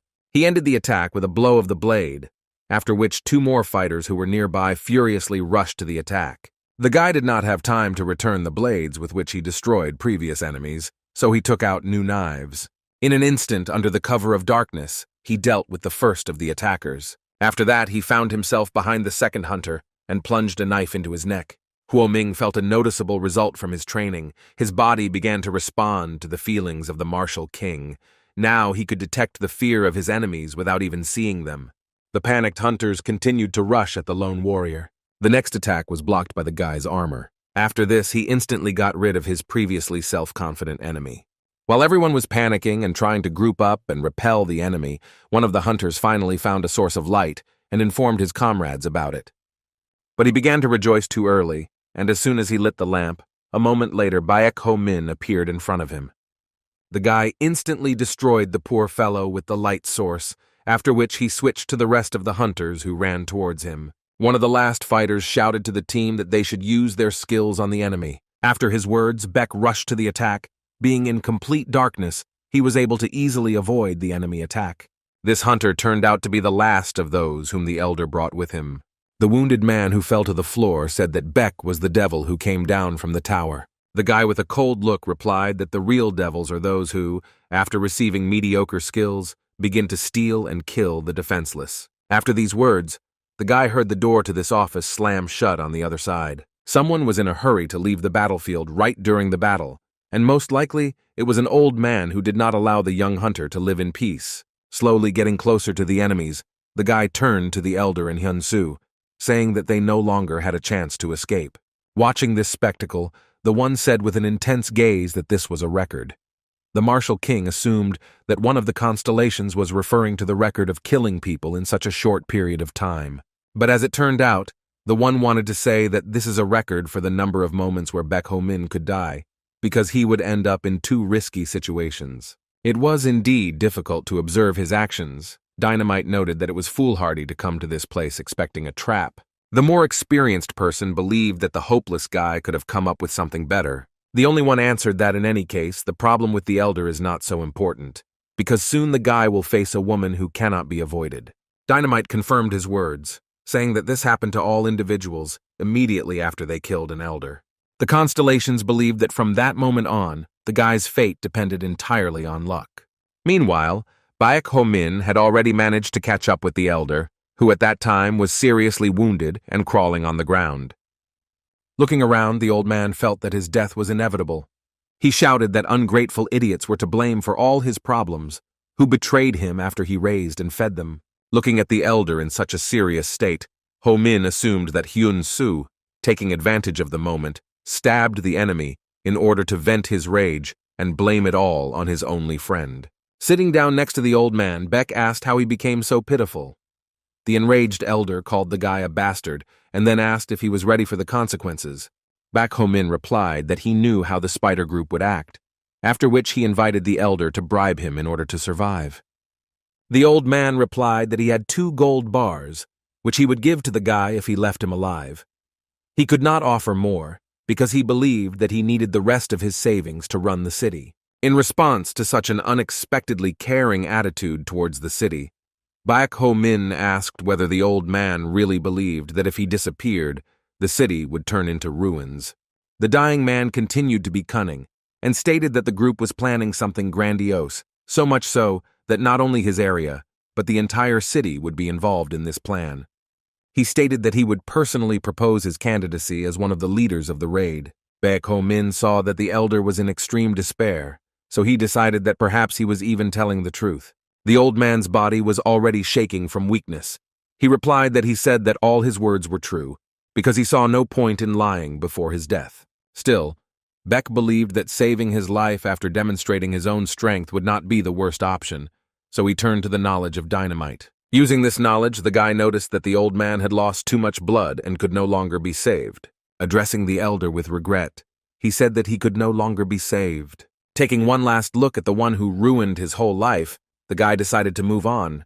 Having destroyed the connection with the elder, he began to feel free. But he didn't manage to get far. He heard a woman's voice asking him to stop.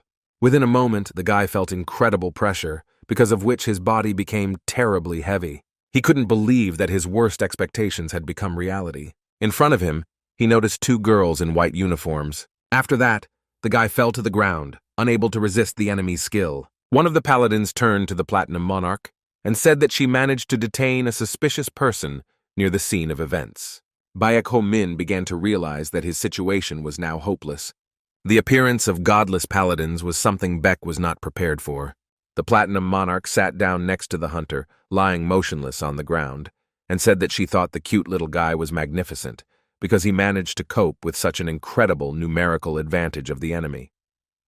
The situation turned out to be even worse.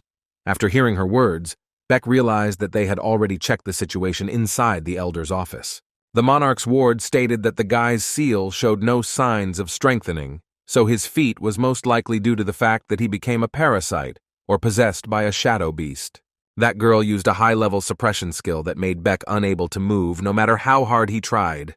Turning to the lying guy, the girl with dark hair introduced herself as the Platinum Monk of the Tower. Her name is Yoon Seo-hyun. The guy had never met her before, so he was shocked that he would see her in such circumstances. She told him that all this time she had been investigating the case of counterfeit coins, which were actively being distributed throughout the tower. The creation of counterfeits right before the release of the new currency was a serious problem, due to which it resorted to drastic measures of restriction. She admitted that she was going crazy thinking about how to solve this problem, but the young man was able to cope with this situation with ease. The guy understood that her words did not make sense, because the Platinum Monarch could cope with the elder without his help. Raising the guy's hand, she said that this was not a problem where one could act rashly, because if the elder escaped, it would lead the spider group to action. Inspecting the guy's strange seal, she stated that thanks to his actions, the spider decided to stay away, and the paladins confiscated the money earned by criminal means. With an interested smile, the Platinum Monarch said that the guy's actions were worthy of praise, but the problem was that people, with the exception of paladins, were prohibited from committing lynching. Because of this, Baek Ho Min could not escape the death penalty for killing 8 people. In such a hopeless situation, she offered him 2 options for getting out of the situation, where in the first case, the guy would appear in court and be executed by her own hands. The second option was to pretend that he was hired as her personal hunter, that he took these measures after going through the necessary administrative procedures. When Baek Ho Min heard her proposal, he thought that he still had a chance of survival if he chose the second option, but he understood that even if he survived after accepting her terms, it would still mean complete control of his life by the Platinum Monarch. He didn't know what to do best, so he turned to the Constellations for help. The girl was surprised by his strange words and thought that he was asking her to choose for him. Among all the constellations, only the warlike king supported the second option, which meant that Dynamite and the Only One were against it. He found himself in such a difficult situation where there was no option to show weakness. The guy resolutely replied that he could not accept her offer. In response to his words, the girl said that she forgot to mention the conditions, which included a monthly payment of 50 silver coins, as well as 10 additional coins for each day spent in the tower. Baek Ho-min could not believe such generosity. In addition to payment, he was also offered housing in the ruler's castle, as well as a discount on improving the seal. Having learned about such incredible working conditions, the guy shouted that he was in business. The girl was surprised that it didn't take long to persuade him. Baek Ho-min was a simple guy. He trusted the opinion of the warlike king, believing that such a generous offer could not be refused. Hearing his answer, he was the only one who couldn't believe that Baek Ho-min was just another idiot who fell for the Platinum Monarch's trick. Dynamite also believed that it could not be refused. Hearing his opinion, the only one shouted that he should remember what this girl is like. They all went through a similar journey in which Miss Yoon Seo-hyun was involved. But this Baek Ho-min was the only one among them whose life she saved and even gave the opportunity to become a hunter, so the choice was obvious. Justifying his dissatisfaction, the only one recalled the words that the Platinum Monarch never makes decisions to harm himself, and for sure, after which he stated that the cunning So-hyun is probably planning something. Dynamite believed that now the fate of the guy on whom they had high hopes was hopelessly sealed. At that moment, the warlike king joined their dialogue. He did not understand what was happening, because he had previously believed that the other personalities of Baek Ho-min also accepted the offer of the Platinum Monarch. He admitted that in the future he would regret making a deal with her, but he had no other choice. The only one answered furiously that he was furious when he watched the warrior. After being expressed by the most nervous of the previous personalities, Dynamite replied that he had a skill specializing in alchemy. At that time, he was already a member of the guild, so he was able to avoid such a fate. As it turned out, after trying to clear the seal from a piece of iron, his body was slightly deformed. Because of this, he is forced to wear bandages over his wounded skin. The only one turned out to be luckier. He managed to acquire a good skill, and as a result, he quickly took revenge on the elder. So he did not have to rely on the Platinum Monarch. Hearing their words, the warlike king decided that they were just lucky, because he himself had no other option but to rely on the Platinum Monarch. But according to the only one, he was also very lucky. As it turned out, the other Baek Ho-mins who failed to prove their worth were either ignored or killed by the Platinum Monarch. He asked not to forget that Yoon Seo-hyun always puts a price tag on people and uses them as she pleases. The warlike king agreed with her words. He considered his idea of U-200 Baxu 200 by the Platinum Monarch to be false, because despite the fact that he could trust her, it was impossible to consider her a comrade. He quarreled with her because she showed too much cynicism towards the other hunters, including him. Despite this, the mystery remained that Yoon Seo-hyun sacrificed herself to save him. He could not understand why the Platinum Monarch considered his life more valuable than her own.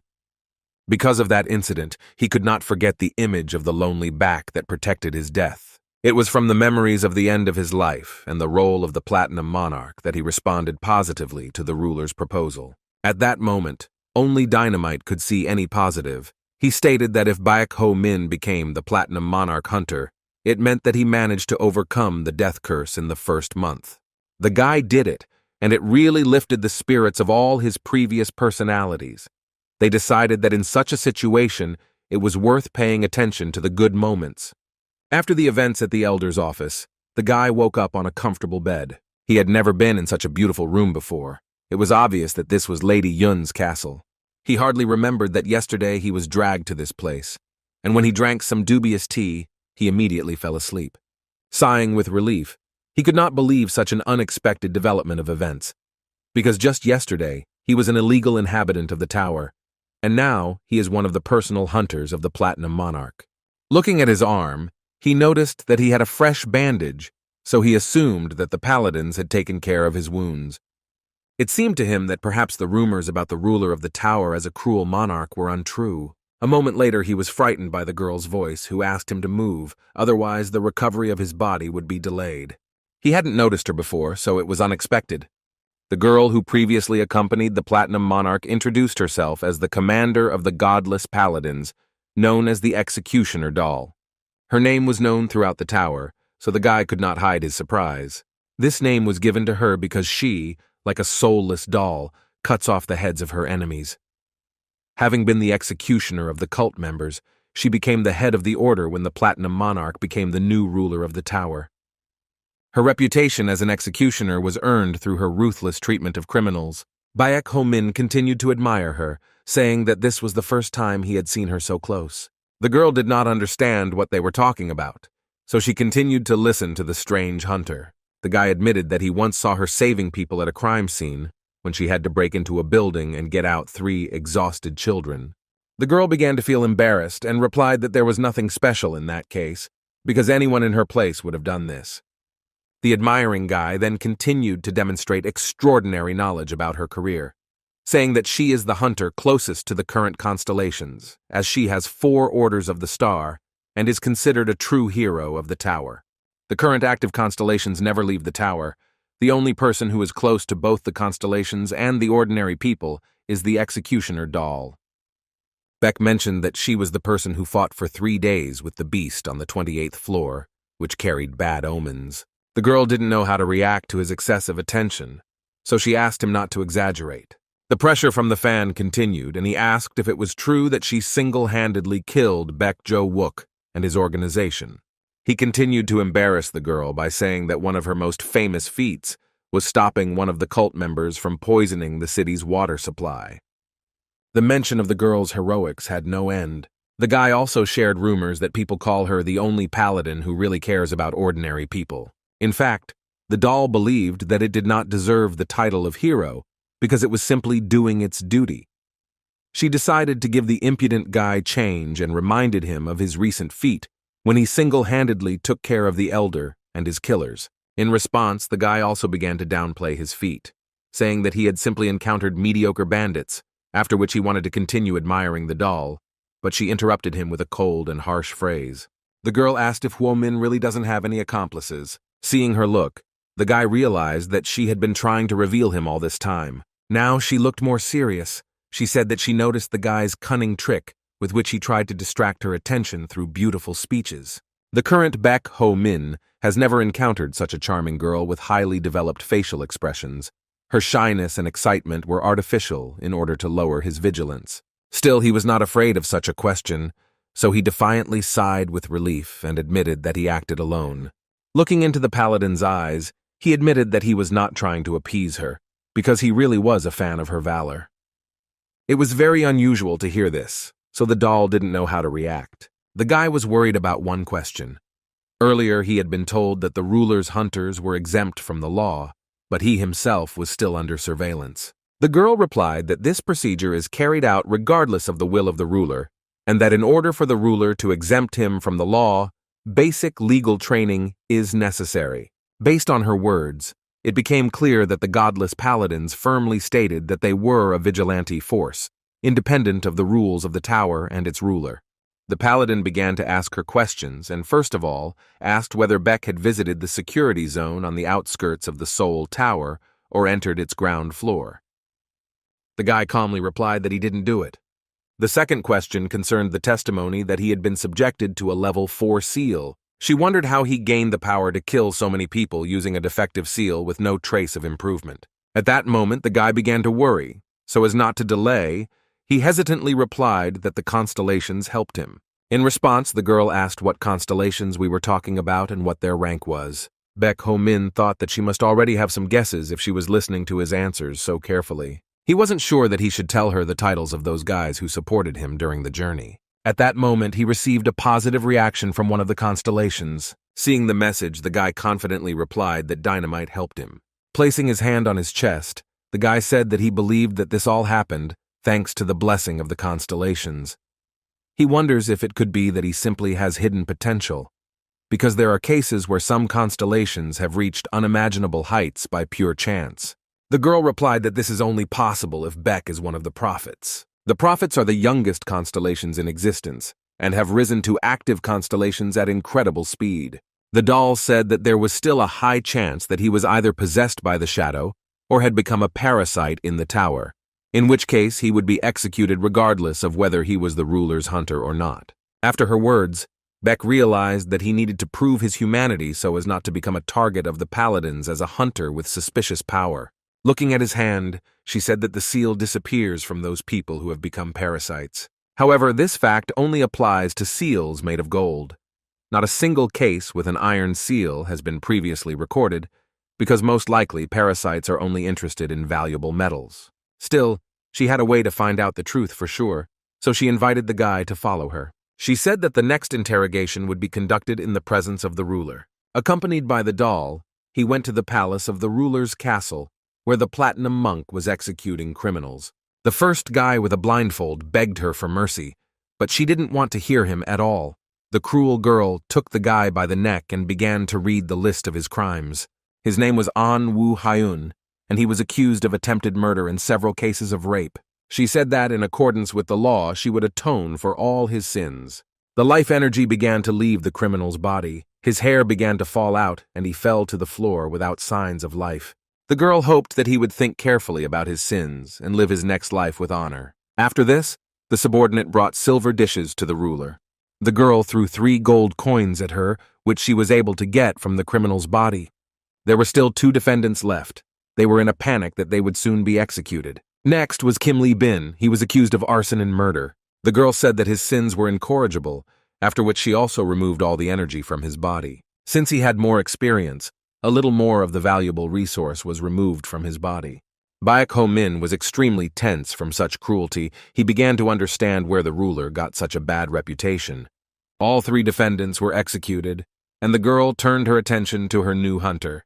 With a sweet smile on her face, she shyly said that she was very glad that she showed her new subordinate something obscene. Baek Ho Min understood that he deliberately executed them in front of him. He wanted to show his determination, so he confidently introduced himself before the ruler. After his words, the paladin asked the lady if she could use the courtyard.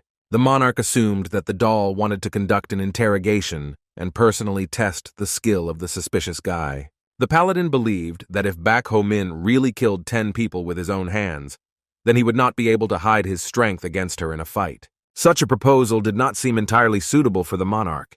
Yoon So-hyun replied that her plan was a little harsh, so she invited the guy to demonstrate his skills himself, after which she snapped her fingers to her subordinates. After this gesture, the girl brought the hunter's only friend to them. The platinum monarch said that he was one of the elder's subordinates, and then asked if he was in the building with the others, to which Beck replied that it was indeed true. When Hyun-soo saw who he had betrayed, he began to shake with fear. Within a moment, the platinum monarch approached the guy, excited from the tense situation, and he began to receive messages from the system. Yoon-so, Hyun asked him to be calm, and then began to remove the bandages from his hand where the seal was located. At that moment, the guy realized that the reaction of the Constellations was an alarm signal. In response, he quickly removed his hand from the ruler of this tower. She didn't like it, and said in a serious tone that Beck should tell those restless poor fellows to calm down if they didn't want to die. These words were too unexpected. Beck assumed that she was really addressing his Constellations, or was simply guessing about their close connection. After that, the Platinum Monarch suddenly came closer to him. She whispered in his ear that this was for his own good, because he hardly wanted to die. The situation was extremely tense, but Beck could not resist it, because he was really afraid for his life. The girl again took his hand with the seal and asked him to behave calmly. Baek Ho Min didn't understand what was happening, but he felt like he could sense a battle between the Constellations and the Platinum Monarch. When she finished, she asked the guy not to worry about the consequences. The guy looked at the seal again and couldn't believe his eyes. His terrible iron seal turned into platinum in an instant, and the pain immediately disappeared. After this, the Platinum Monarch returned to the defendant Han Hyun-soo, and a sword was already brought to her for execution for theft, murder, and obstruction of justice.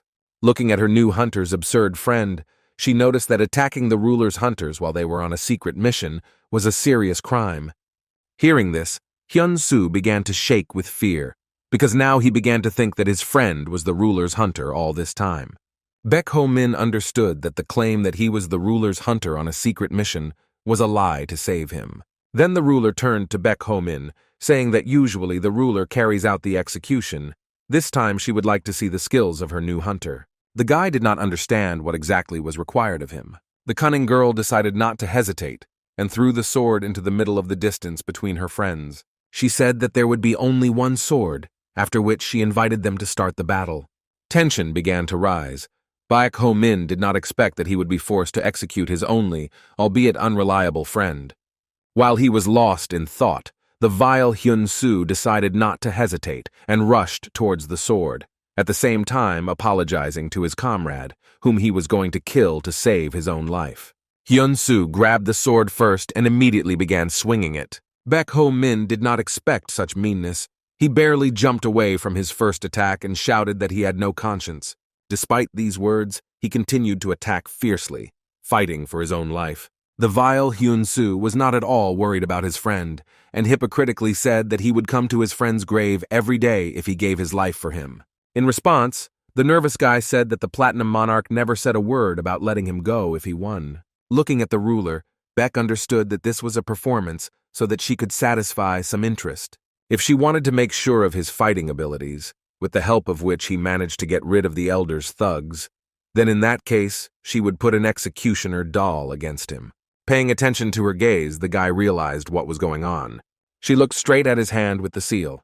That's when Baek realized that the Platinum Monarch was waiting for him to use his memory skill. Despite this, the guy was still not ready to demonstrate his abilities.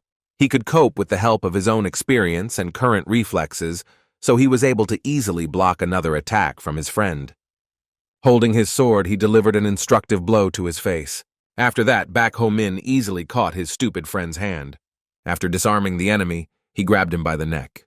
Turning to the hopeless Hyun-soo, he whispered that he had never heard of the Platinum Monarch ever releasing criminals, so the likelihood of such an event was extremely low. Baek Ho-min tried to help him until the very end, so he said that he would pretend that he accidentally missed him, while Hyun-soo would run towards the exit that was behind him. Hyun-soo was simply shocked that his friend had been deliberately moving towards the exit all this time, dodging his attacks. The guy with dark hair planned that his friend would kick him and immediately run away towards the exit. Of course, such an escape would hardly have saved Hyun-soo's life, but at least he would not have died at the hands of his only friend. Scared to death, Khan thanked him for this opportunity. After that, he heard the command and carried out the planned attack. Then he had to run. The falling Baek was still watching his friend's behavior. But as it turned out, even during their last meeting, he betrayed him again. Hyun-soo charged again, pointing his sword at his only friend. Baek Ho-min realized that in this case the traitor could no longer be saved.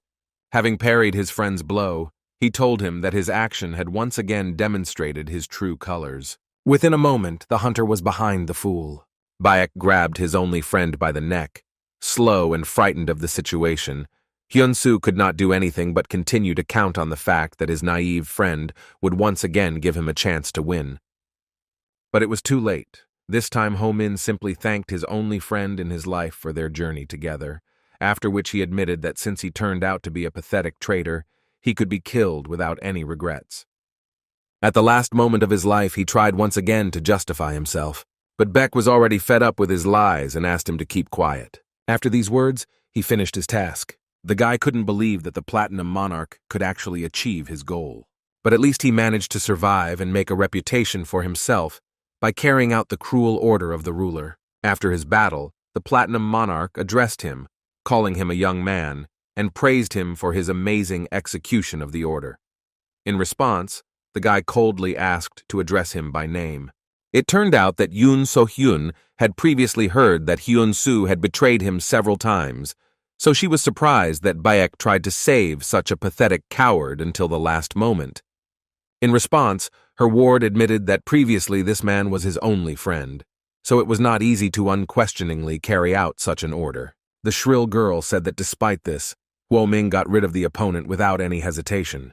Baek explained this by saying that he no longer feels pity for such people. He made this decision after thinking a little about their relationship. The monarch liked his simple logic. After this, the girl collected the gold that was in the defendant's body. Yoon So-hyun turned to the guy and said that most hunters die when they cannot make a decision and think for a long time about what to do. Therefore, she believed that the most important quality for a hunter was quick and unwavering determination, which Ho-ming demonstrated. The executioner doll intervened in their conversation. She stated that the reason why the paladins obey the monarch is that she follows the laws, but such actions that purposefully avoid legal procedures were not to her liking. The monarch calmly replied that she used such a burdensome method only to save the life of the hero who had joined her band of hunters. After that, she returned to the guy whom she had recently made her ward. The ruler congratulated him on his successful first mission, after which she gave him a coin, saying that he should accept it in memory of this day that changed his life. Such a reward made the guy think about life, because before he had to endure pain and humiliation for the sake of one gold coin. But on this day, he received a platinum coin from the monarch of the tower in exchange for the death of his only friend. After that, the ruler gently placed her hand on her ward's head and said that she still did not understand his motive, why he was still hiding his skill.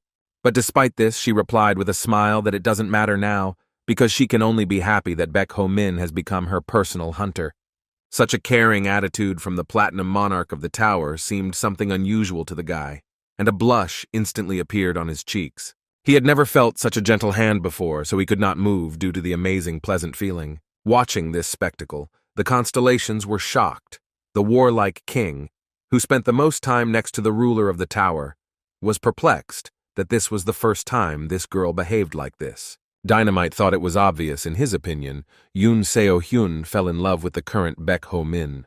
The only one could not believe his words, and furiously replied that Dynamite was talking some kind of nonsense, due to the fact that he probably forgot what kind of torment the other reincarnations of their body went through, because half of their deaths were precisely the fault of the ruler. The warlike king confirmed her words, because he himself died because of the platinum monarch. As it turned out, the magician was unhappy because Dynamite had no right to talk about something like that, because previously this cruel ruler forced the alchemist to work without rest and hardly ever stroked his head or held his hand. Dynamite agreed with these words, but noted that sometimes Mrs. Yun gently encouraged him in difficult moments. The warlike king intervened in their discussion. He asked the senior figures to move on to a more important topic. He was worried about the coverage of the seal. In response, the only one stated that he expected such a fate for their new reincarnation after he became the ruler's hunter. As it turned out, those individuals who avoided recoding usually died from metal poisoning and burns because the seal was not completed correctly. Hearing her words, the warlike king assumed that the monarch's actions were justified. But he was still interested in the question of why the only one tried to stop the guy at the moment when the lady touched his hand. The eldest of the Constellations replied that if Yoon So Hyun's plans were only for the covering, then he would have left everything as it is.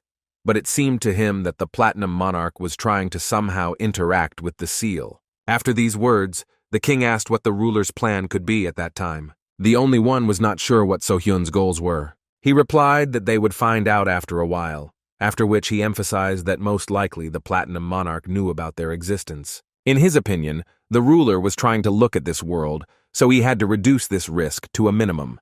The words of the only one did not inspire much confidence in the others, so the king began to worry that their existence had already been revealed to some extent. In order not to reveal all his secrets, the only one showed only the presence of Dynamite. He allowed their new reincarnation to show it to the doll. Hearing his words, Dynamite became enraged because he was the only one who said that he was the weakest. After this, the alchemist asked why he. The only one answered that it was Dynamite who was the true loser among those who reached this place, since he believed that if Dynamite represented them before the Platinum Monarch, then there would be much less fear about the power of reincarnation. Yet they were right. After the execution of the defendants, Mrs. Yoon invited the guy to a conversation and asked if the Constellation Dynamite was really looking after him. The guy replied that this was so, after which a sly smile appeared on the girl's face and interest lit up in her eyes.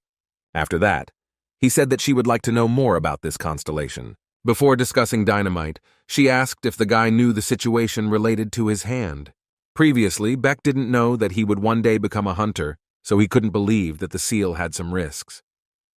The Platinum Monarch explained to him that a seal not made of gold is fatal to the human body, so until his hand is cut off, the poisonous metal and burns will cause him permanent harm.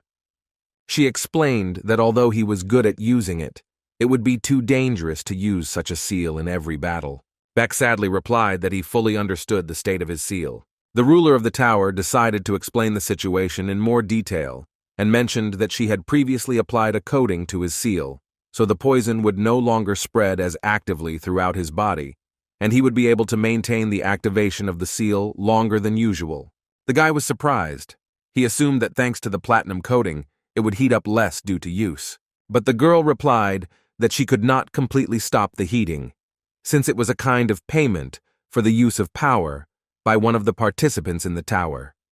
Despite this, he will now be able to use it for 2 minutes, which will significantly improve his results. Looking at his hand, the guy realized that the Platinum Monarch not only helped him escape punishment and appointed him as a hunter, but also strengthened his seal.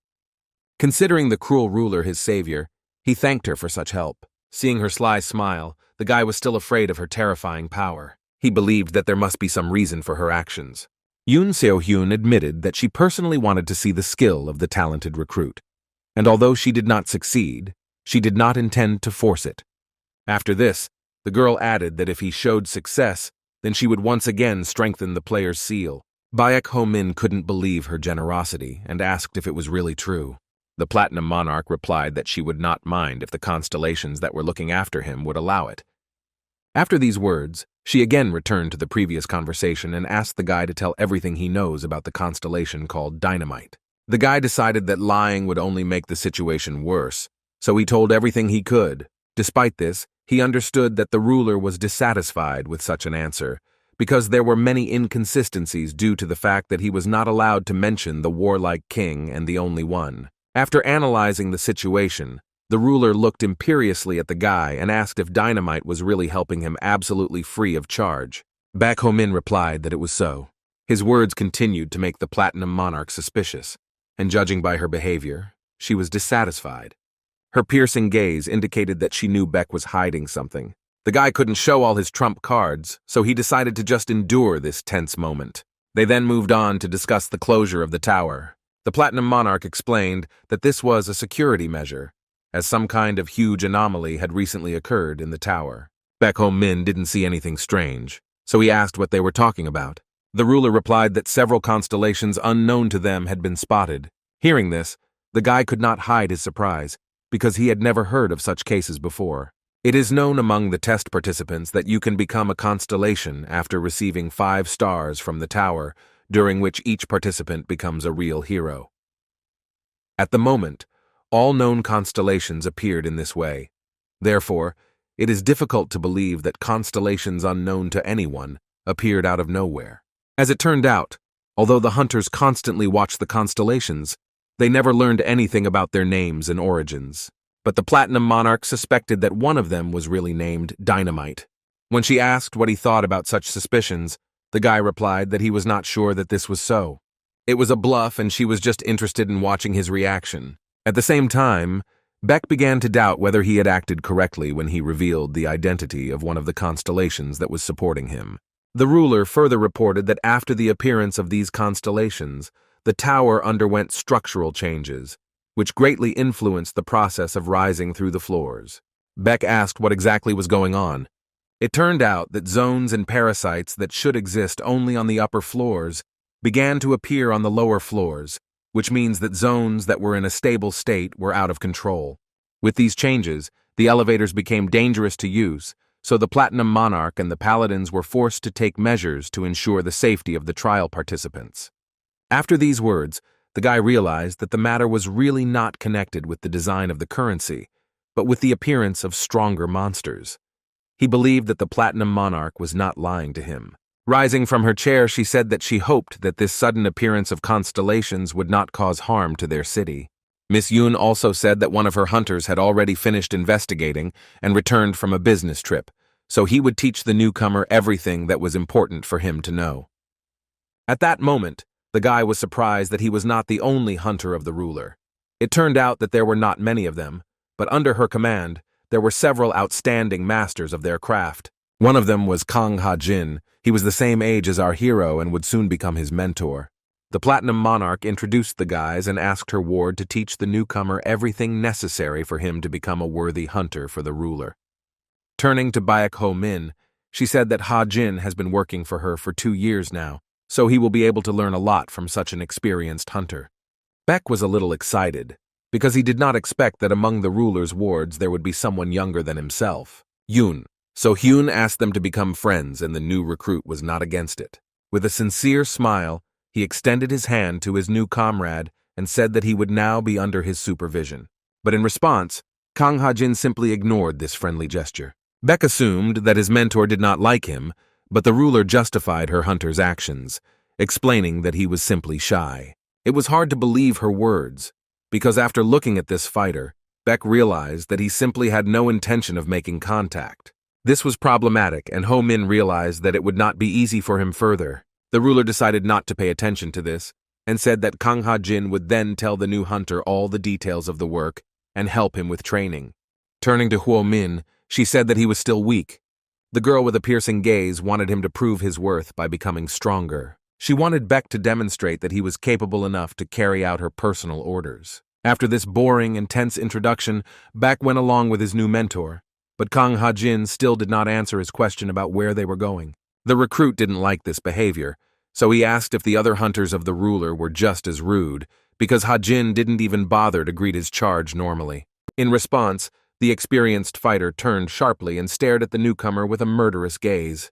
He simply showed his dissatisfaction but continued to remain silent. The situation again became very tense, and Beck realized that he had most likely touched a nerve with his mentor. A minute later, they arrived at the place where the newcomer would now live. Seeing his room, the guy immediately ran towards the bed and started shouting that this was simply incredible. Ha-jin realized that this simpleton liked the new living conditions. Beck Ho Min was sincerely happy about the warm and clean room with a fluffy blanket on the bed. During the ward's boundless joy, the ruler's hunter mentioned that he heard that Beck received platinum plating from the tower ruler. The joyful guy agreed with this and asked what was wrong. After this answer, Ha-jin raised his eye patch and said that Beck should not fool himself into thinking that he received some great gift. He added that he's not the first person to think he's special. Seeing the seal in his mentor's eye, the guy could not believe that it could be carved even on such a part of the body. Next, Ha-jin decided to teach a financial literacy lesson and said that a platinum coin is worth 10 gold. Beck Ho Min still didn't understand what he was getting at. The ruler's hunter continued and said that this still does not mean that platinum is really worth that much, because if it is used like gold, then both metals have approximately the same purity and weight. The strange speech of this guy began to annoy the newcomer, and he again asked what it was all about. Ha-jin continued to talk. He stated that the test participants can mine gold in the tower, but platinum is different, because it can only be created by a platinum monarch. Therefore, it is not distributed and is used only for symbolic purposes, and can also be used as a catalyst in rare alchemy, due to which its value increases compared to gold. Beck Ho Min thought that it was worth 10 times more than gold, just because of people's desire for something extravagant. He believed that platinum items were used by those who wanted their items to live up to their authority. After that, Kang Ha-jin shared that it took as many as 3 platinum coins to cover the guy's seal. In addition, another coin was used to purchase medicine from the Alchemist Guild for his treatment, which was quite an expensive purchase. After these words, Beck Ho Min thought that he had fallen into debt for several centuries overnight. He started to feel awkward, so he asked if he should pay for it if he didn't ask for such a huge help. Kang Ha-jin replied that the ruler would not demand money from him as long as he was her hunter. His speech raised even more questions, and the excited guy asked what would happen if he left the master. Ha-jin replied that then he would have to pay back the most valuable thing in his life. Arrogantly pointing his finger at the poor fellow, he declared that the platinum monarch would exchange every gram of his body for platinum. Remembering the fate of the executed criminals, Ho Min felt a trembling in his body, as he understood that one accident could lead him to the same ending. The terrifying speech ended with the hunter's phrase that there was no point in hiding one's abilities before the master. Khan advised the guy to give his all to prove his worth and loyalty to the Platinum Monarch. In addition, according to the ruler's order, Kang Ha-jin will be with the recruit around the clock for observation. His report will decide the guy's fate, so he asked to be treated with respect. After these words, Beck Ho Min expressed his dissatisfaction and understood why there were 2 beds in his personal room. The situation worsened again. He could not imagine that he would have to constantly be near that rude hunter. A discussion of recent events has already begun in heaven, and as it turned out, this was not the first time that Beck Ho Min met Kang Ha-jin. The warlike king stated that although this guy was a real paranoid during his lifetime, he also demonstrated himself as a reliable comrade. After that, he asked his predecessors what their experience of meeting this guy was. The only one shouted with displeasure that Kang Ha-jin was a stalker and a pervert. And Dynamite even stated that this guy is a loan shark, and he himself was exploited many times by his hands.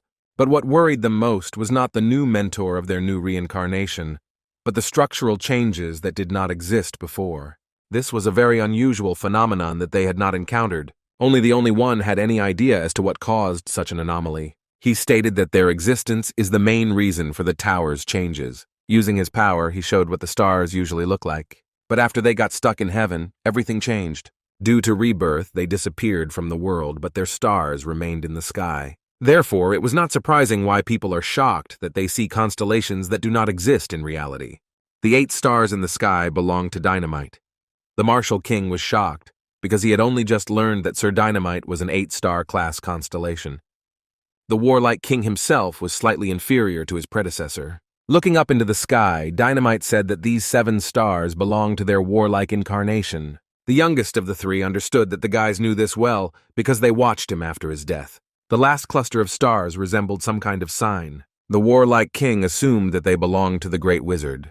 The only one answered briefly that this was indeed the case. The youngest of the reincarnated souls could not believe that this was possible. He could not even count all the stars that belonged to the first Baek Ho Min. Since their stars in the heavens were causing the changes, Dynamite said it was unlikely that any of them would be able to predict what would happen next. They couldn't look into the future as before, because now the situation in the towers had changed noticeably. But it was clear that since the Platinum Monarch assigned Kang Ha-jin to look at their reincarnation, it meant that the new Ho Min would soon get his first job. Dynamite believes that the guy will have a hard time, because when Yoon So-hyun finds a person with potential, he carefully tests the poor fellow's strength. In addition, Kang Ha-jin in this life is determined to get rid of his rival, and the executioner doll will look for opportunities to execute the suspicious guy who has become the ruler's hunter. Huo Ming would most likely be subjected to the Platinum Monarch's brutal trials until he showed his skill. The current situation was the most difficult that Baek Ho Min's reincarnations had faced. Meanwhile, Ho Min himself and his mentor went to the tower, partially solved the security problem, and opened the first 4 floors. The newcomer was indignant at the inconvenience of the new clothes. His more experienced comrade nervously asked him to wear the uniform properly, because in it, he represents the monarch himself. He went on to share the results of his investigation. He examined how structural changes had affected the lower floors over the past fortnight, and found an area that had a slight anomaly. Predicting that the problem would be much worse starting from the 5th floor, he returned to the castle. While Ha-jin returned, his mentor moved on, planning to continue his exploration to the 20th floor. As it turned out, Hunter Kan was supposed to report that the elevator to the 4th floor could be unblocked. When Beck found out that they were going to the 5th floor, he was furious, because in this case they would not have the opportunity to return before going up to the 10th floor, which means that they would have to overcome this path together.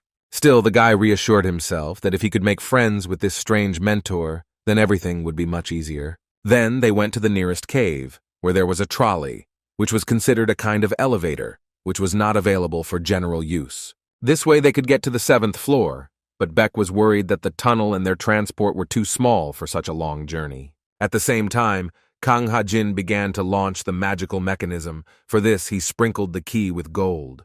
Within a moment, the trolley began to move forward and rapidly accelerate. The excited Beck asked if his mentor was sure that it was safe and that their path was at least correct. In response, the guy said that he could not know for sure. He explained that the reason why this elevator is not available for general use is because its direction is unknown. As it turned out, the Platinum Monarch's wards had used it countless times, and if something went wrong, then the reason for it would be the recent structural changes to the tower. Within a moment, their trolley suddenly stopped and got stuck in one place. Something really went wrong. The rails were destroyed, and they could not go further using the trolley. They had to continue on foot. The mentor explained that of all the places in the tower, structural changes took place here, so this is where they will begin their research. After these words, the inexperienced guy asked what kind of noise he heard. Hunter Khan replied that they were having a little trouble.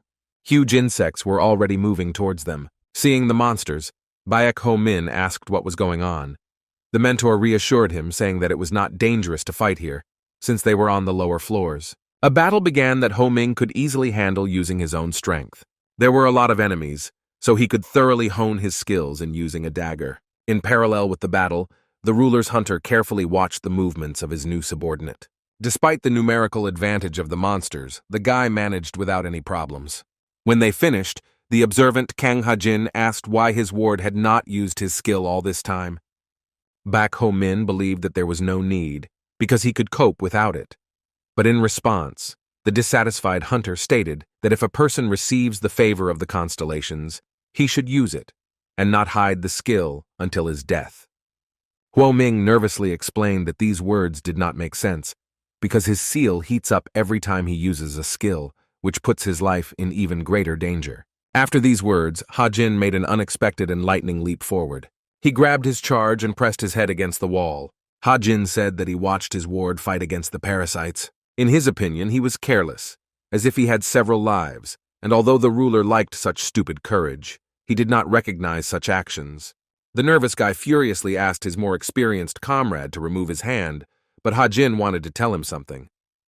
He asked if Bak Ho-min knew why the average service life of the ruler's hunters did not even reach 1 year. As it turned out, all the fighters except the mentor who raised the hunter Kang Ho-jin were killed or driven out within a year, and within 2 years he personally buried more than 5 of those who came after him.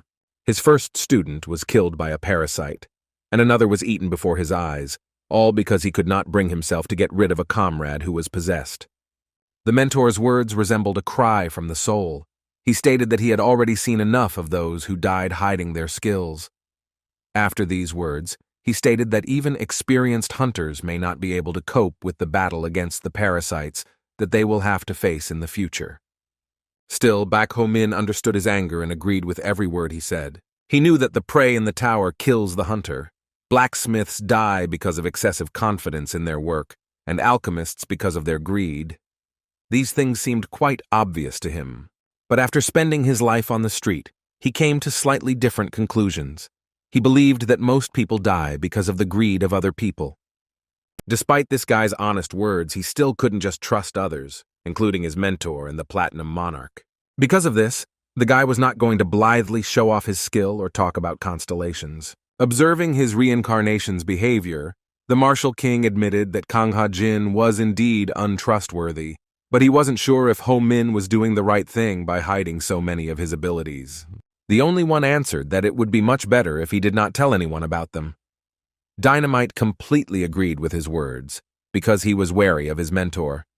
The alchemist believed that for them, the memory skill is an amazing opportunity, but for other people, it is something crazy and unacceptable. So if Huo Ming talks about memories that he did not have the opportunity to experience, they will definitely suspect something. The king was interested to hear what suspicions were being discussed. Dynamite was afraid that the others would find out that Bak Ho-min could be reborn. For the youngest of the constellations, it seemed that this was not much of a problem, because there was a possibility that if the new Ho-ming became famous, then he would be able to find strong allies to overcome all obstacles. But the alchemist believed that there was a possibility that if the Platinum Monarch found out about this, and if the situation did not meet her expectations, then she would simply start all over again. When Dynamite said that the ruler would start all over again, he meant the murder of Bak Ho-min. In addition, the only one, through anger and obstinacy, admitted that Mrs. Yoon is a real genius because she learned many times that their personality can be reborn. That's why he didn't want the newly reincarnated Bak Ho-min to get involved with this girl, because if she found out about his skill, she would try to steal it or use the guy for her own gain, which would be detrimental to their plan. The great wizard assumed that the current Huo Ming instinctively hides his skill in order to stay alive no matter what. This was closely related to difficult life experiences from which he learned an important lesson about trust. The conversation between student and mentor was coming to an end, and Ha-jin wanted to make sure that his mentee understood everything. He asked him to stop acting naive and start using his skill if he wanted to live longer than 1 year, because underestimating the danger would lead to his inevitable death. The guy nervously replied that he never underestimated the work of a hunter and always gave his all for the sake of his own survival. He confidently declared that he would survive and climb to the top of the tower using his skill whenever he wanted. The insolence of the imperturbable guy infuriated his mentor even more. He angrily said that Huo Min was weak, so he hoped that the guy would leave of his own free will, because he was not destined to be the ruler's hunter. The guy didn't expect to hear something like that at all. Ha Jin asked his ward to leave the castle and tower, after which he promised that he would inform the ruler, and, if anything happened, he would repay the debt of the naive and infuriating newcomer. After these daring words, Ho Ming could no longer endure it and broke free from his mentor's arms, furiously shouting that he was fighting for his precious life, unlike him. The disrespect from the younger hunter made Ha Jin angry, and he tried to hit his new comrade, but he managed to deftly dodge his fist. After that, he grabbed the guy with white hair and shouted that no one except the ruler had the right to tell him. Because the newcomer had rebelled against his mentor, the elder hunter said that he now had proper reason to kick out the ignorant recruit. Baek Ho Min was already ready to make a powerful throw of the enemy to the ground, but noticed that there was a cliff behind the mentor, which was most likely due to the structural change of the tower. When he told this to an experienced hunter, he did not believe his words. He shouted that he would not fall for such pitiful tricks and flew back with his comrade. Their lack of trust in their opponent led them into a long, free fall. Thanks to the rocks, they were able to land with less force and not turn into cakes. Kang Ha-jin was beside himself with anger. He accused the student of being to blame for everything, because every time some unforeseen, unpleasant situation happens, it is associated with inexperienced guys who are entrusted to him as wards. Having looked around, the experienced guy said with surprise that he had no idea that he would meet his death in such a place. This was the foundation of the tower that they had fallen into from the surface fracture on the 4th floor. This location was previously referred to as the ground floor of the building. The foundation of the tower consists of areas where light does not reach at all. This place is also known as a basement or dungeon. After this explanation, Beck mentioned that the executioner doll had previously asked him if he had entered the tower's foundation and become a parasite. It was his first time in this place, and previously, he had only guessed what it was about. In addition, he was surprised by strange feelings. It seemed to him that moss was growing on his body. The mentor replied that in a sense he was right, and if they lingered in this place, then they would not be able to avoid becoming parasites. Once again, the situation has worsened, and now Ho Min will not be able to survive without the knowledge of the constellations that were his predecessors. Seeing what happened, the great magician explained to his comrades in trouble that the foundation was far from the best place to stay. It resembled some kind of test for hunters, and is also known for the fact that here, humanity exterminated the guardian of the 10th floor 36 years ago. Although the tower's structure had changed, he still didn't expect it to be so much. As it turned out, the great wizard visited this place during his lifetime in search of traces of past constellations. He believes that the foundation is similar to the rings of trees, which indicates their age. There are indeed traces of past trials and disasters here, and the stronger the incident, the clearer its trace. The warlike king heard something similar and agreed with the opinion of his predecessor. He believed that if the guys did not get out of this place quickly, they would face the first test that humanity had ever faced. The only one was sure that at their current level, Kang Ha-jin and Baek Ho Min would not be able to avoid death. Moving along the basement floor, Ho Min whined because this place was too humid and uncomfortable, which is why he could not gather his strength. But the mentor asked the guy to gather himself, saying that if he relaxed, he would turn into another parasite. They walked for a long time but still could not find a way out, so the student suggested simply going up the road they had come down. But things were not that simple, and Khan explained that they had previously been in the elevator area, which works like a wormhole in the tower, so they cannot be sure that they will exit in a safe place. The already clumsy and strange Ho Ming asked an inappropriate question about what a wormhole was. His lack of awareness of basic things instantly infuriated the mentor. Despite this reaction, Ha-jin was able to accept it, and explained the phenomenon in a nutshell, saying that they might get lost if they tried to take a shortcut. He suggested speeding up, because the words that they could turn into parasites were serious and true. The road was boring, and Ho Min decided to return to asking awkward questions. He asked why not so long ago a guy he knew said that he would repay his debt to the Platinum Monarch. He put his mentor in an awkward position. In addition, he did not retreat and actually continued to interrogate his comrade about the reason for his ward's thirst for leaving, so strong that he was even ready to repay such a huge debt. After a second of silence, he suggested that it was a matter of love, after which he apologized and admitted that it was not mutual. His words were what infuriated the mentor to the highest degree, and he called him a stupid cretin. The joke worked with a bang, although he managed to relax the situation only for himself, while his comrade was ready to finish him off on the spot. The furious Kang Ha-jin still admitted that he was simply not interested in money, so he did not worry about the amount of his ward's debt. He explained this by saying that as long as his powers meet the standards of a ruler, that is enough for him. He knew that if she wanted him to become stronger, she would definitely take care of it. Hearing his words, the guy finished off his friend with the assumption that if the mentor thinks only about the Platinum Monarch, then he likes her. The already embittered Kang Ha-jin considered these words the impudence of the highest degree, and once again scolded his ignorant student. Despite the tension of the situation, Ho-min was unwilling to back down and asked the teacher not to get angry and admit that he really liked Miss Yoon. The evil guy continued to make excuses and this time said that the ruler saved his life and he was just trying to repay her in full. Ho-min didn't really believe in his words. He believed that it didn't matter at all how Khan would justify himself, because it was literally written on his face that he was head over heels in love with the Platinum Monarch. Having looked at his comrade, he found out for himself the reason why he was so wary of him, the hunter, that he received the blessing of the Constellations. His gaze displeased his mentor, but since it was only the two of them here, there was no way he could avoid the attention of the student he should have been keeping an eye on. The cheeky guy suddenly said that he could share a secret on how to seduce the Platinum Monarch, after which he asked if his friend was interested in hearing it.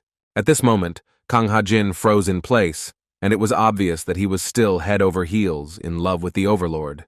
Putting his hand on his heart, Huoming stated that the ruler was interested in his personality, so he could take advantage of this situation to praise his mentor to her, and in return, he would tell her that his student was a very talented and skillful newcomer.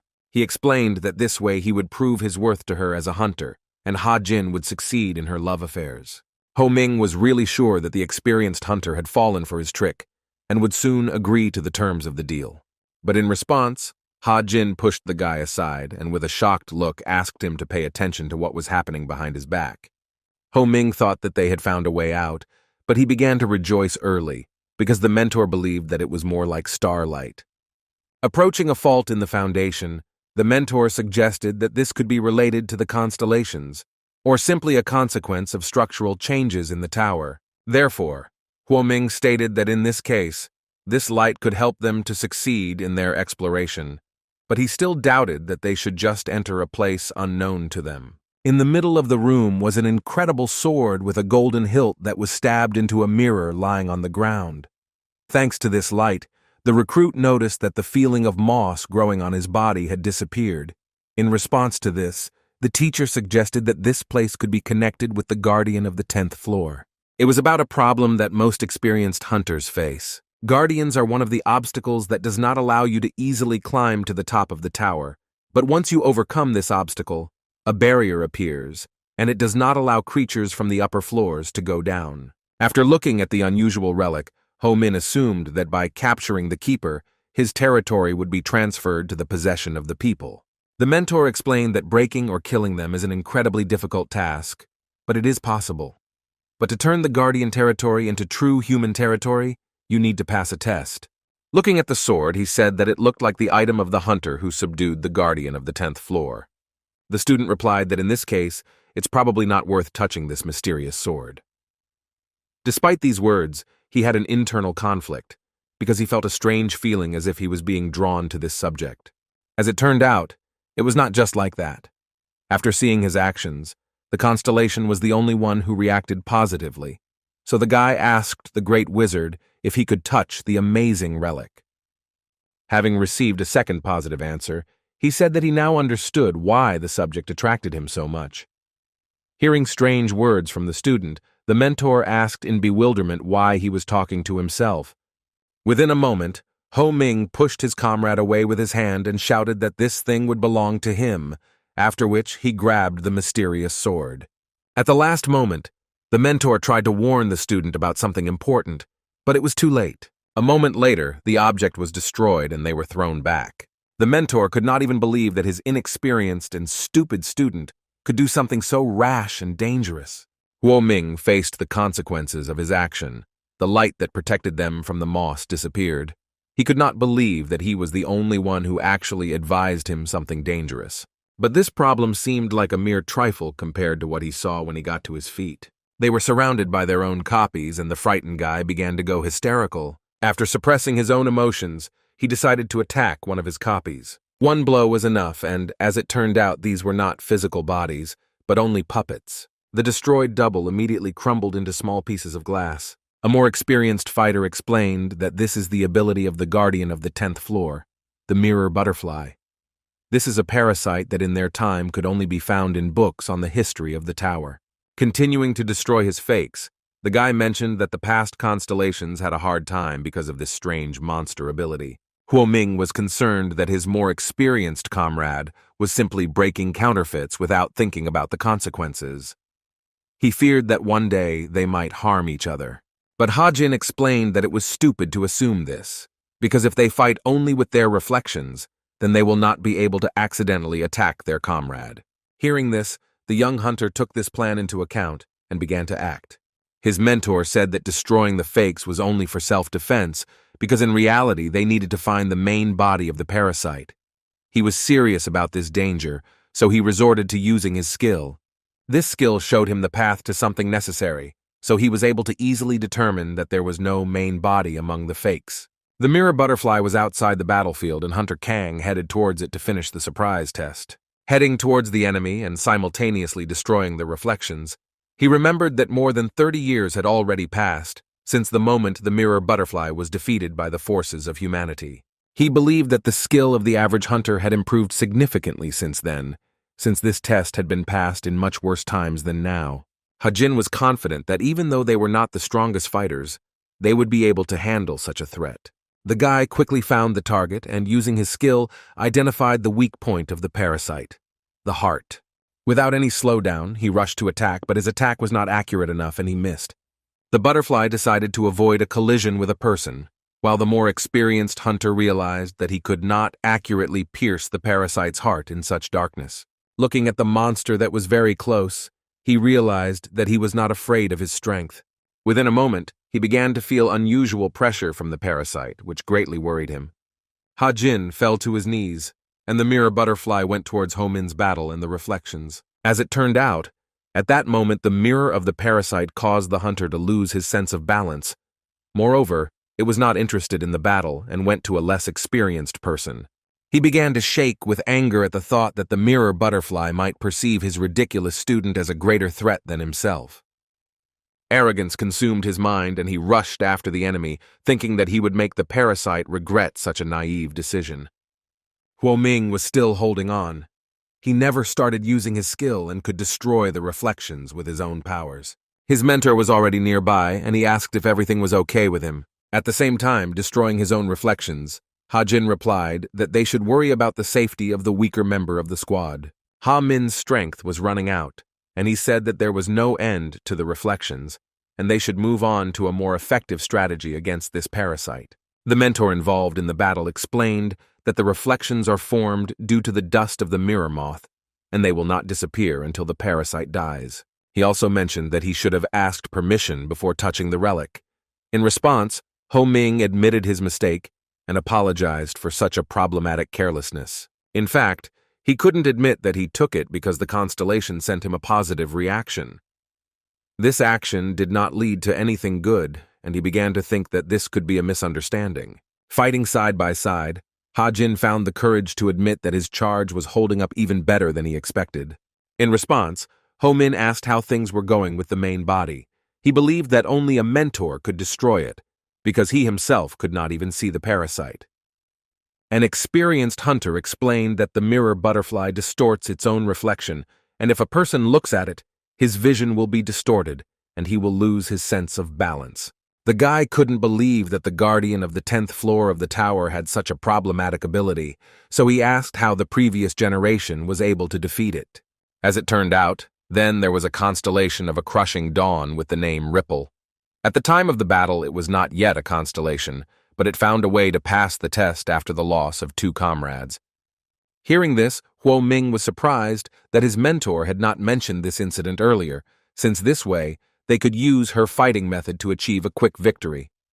The mentor explained that they were unable to repeat her feat in the same way because she filled the entire space with blinding light and broke the entire reflection at once. Additionally, the Ripple Constellation skill can only be used by hunters who have received its blessing. As a last resort, they could use an item that was blessed by her.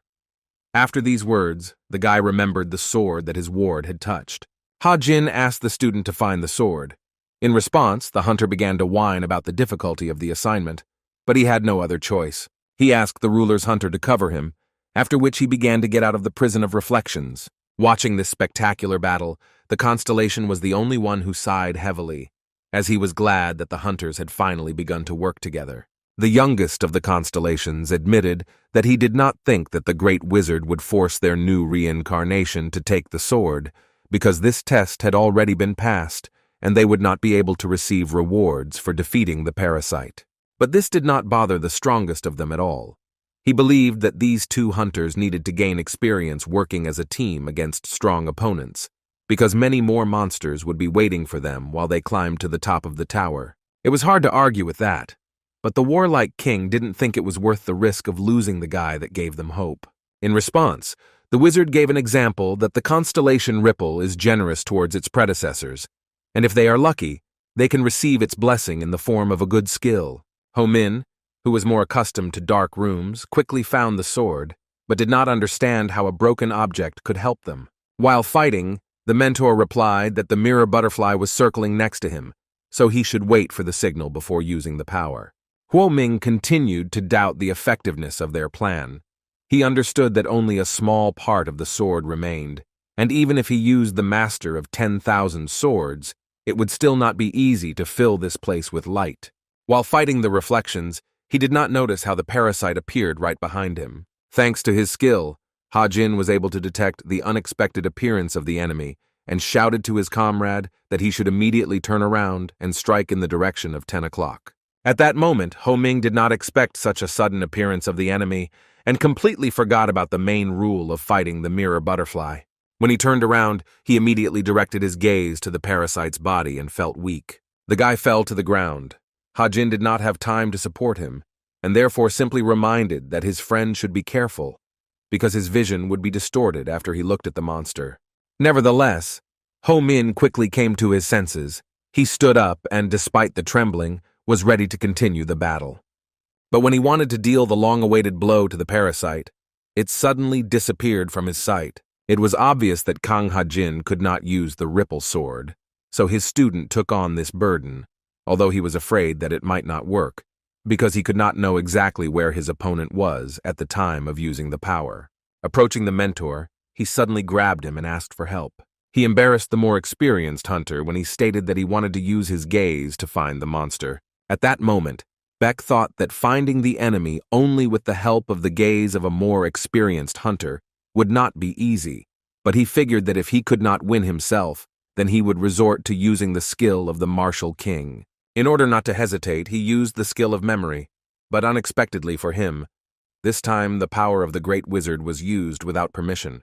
The guy was distraught as his hopes began to crumble. One of his patrons still could not understand what was happening and watched in action. Baek Ho-Min, who was in a panic, was perplexed by the situation, because he wanted to use the attacking abilities of the warlike king and the skill of the master of 10,000 swords available to him.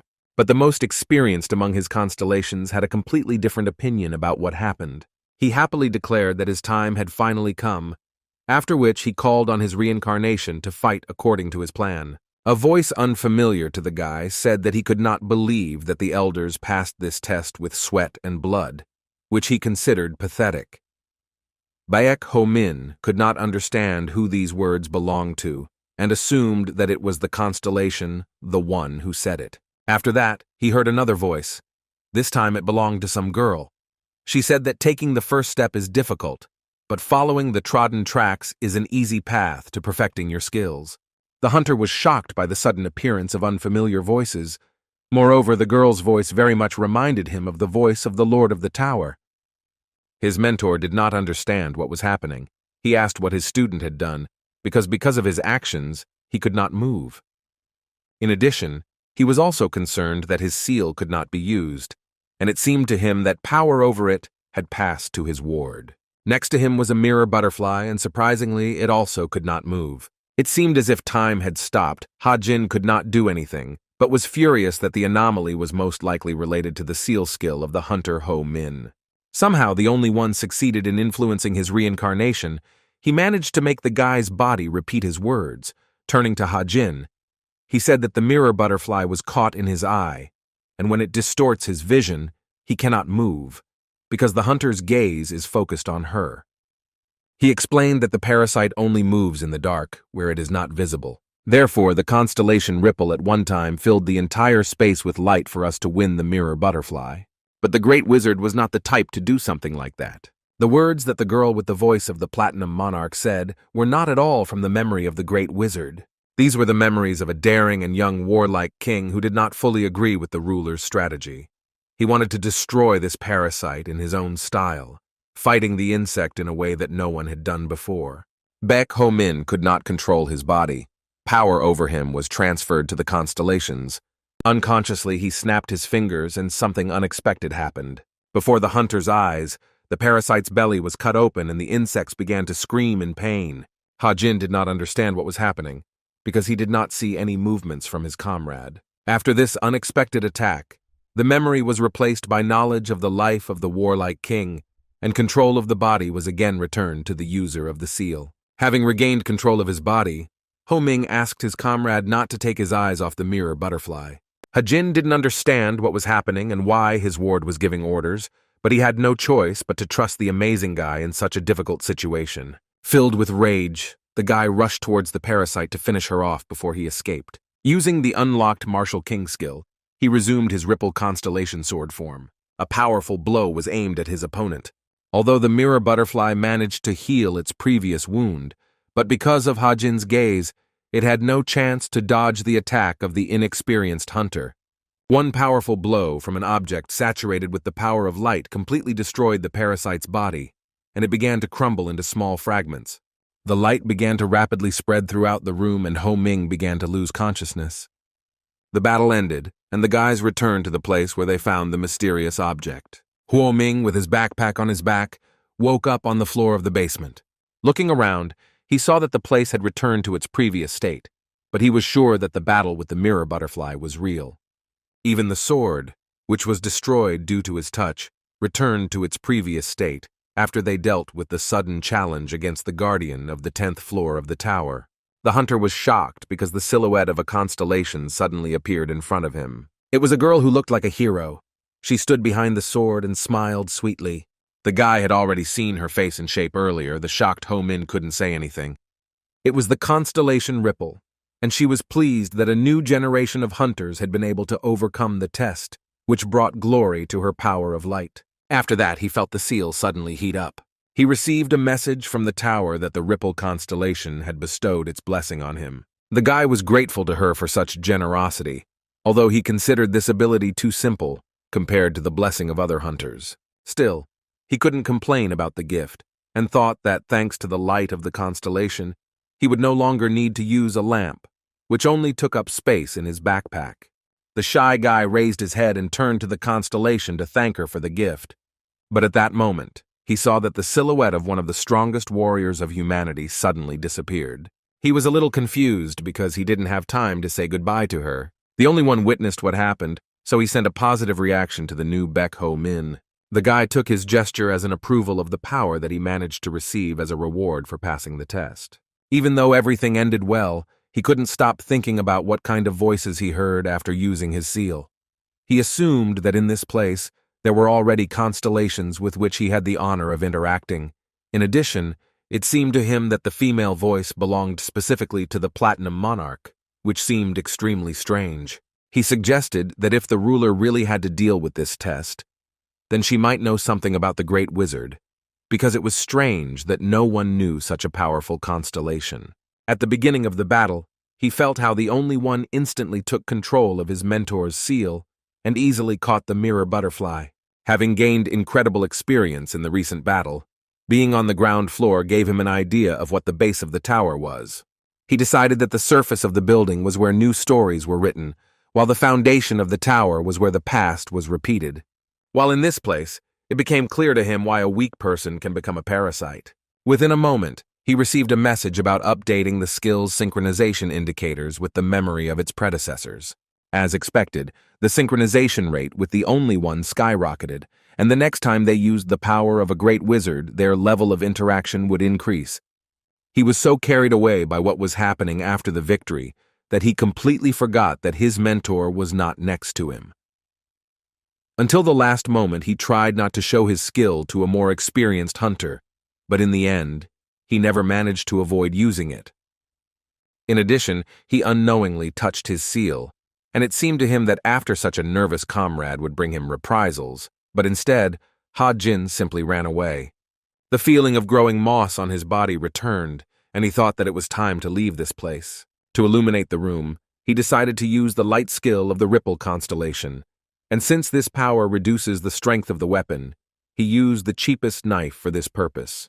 The blessing of one of the most famous constellations turned out to be very useful when being on the ground floor of the tower. In addition to spreading rays of light across the dark floor, the starlight also protected his body, and he no longer felt the sensation of moss growing on his skin. In simple words, with this blessing, he no longer risked becoming a parasite and could peacefully roam the Foundation without fear of its terrible effects on ordinary people. He began to rejoice at such a good ability and understood why he was the only one who approved such a strange award.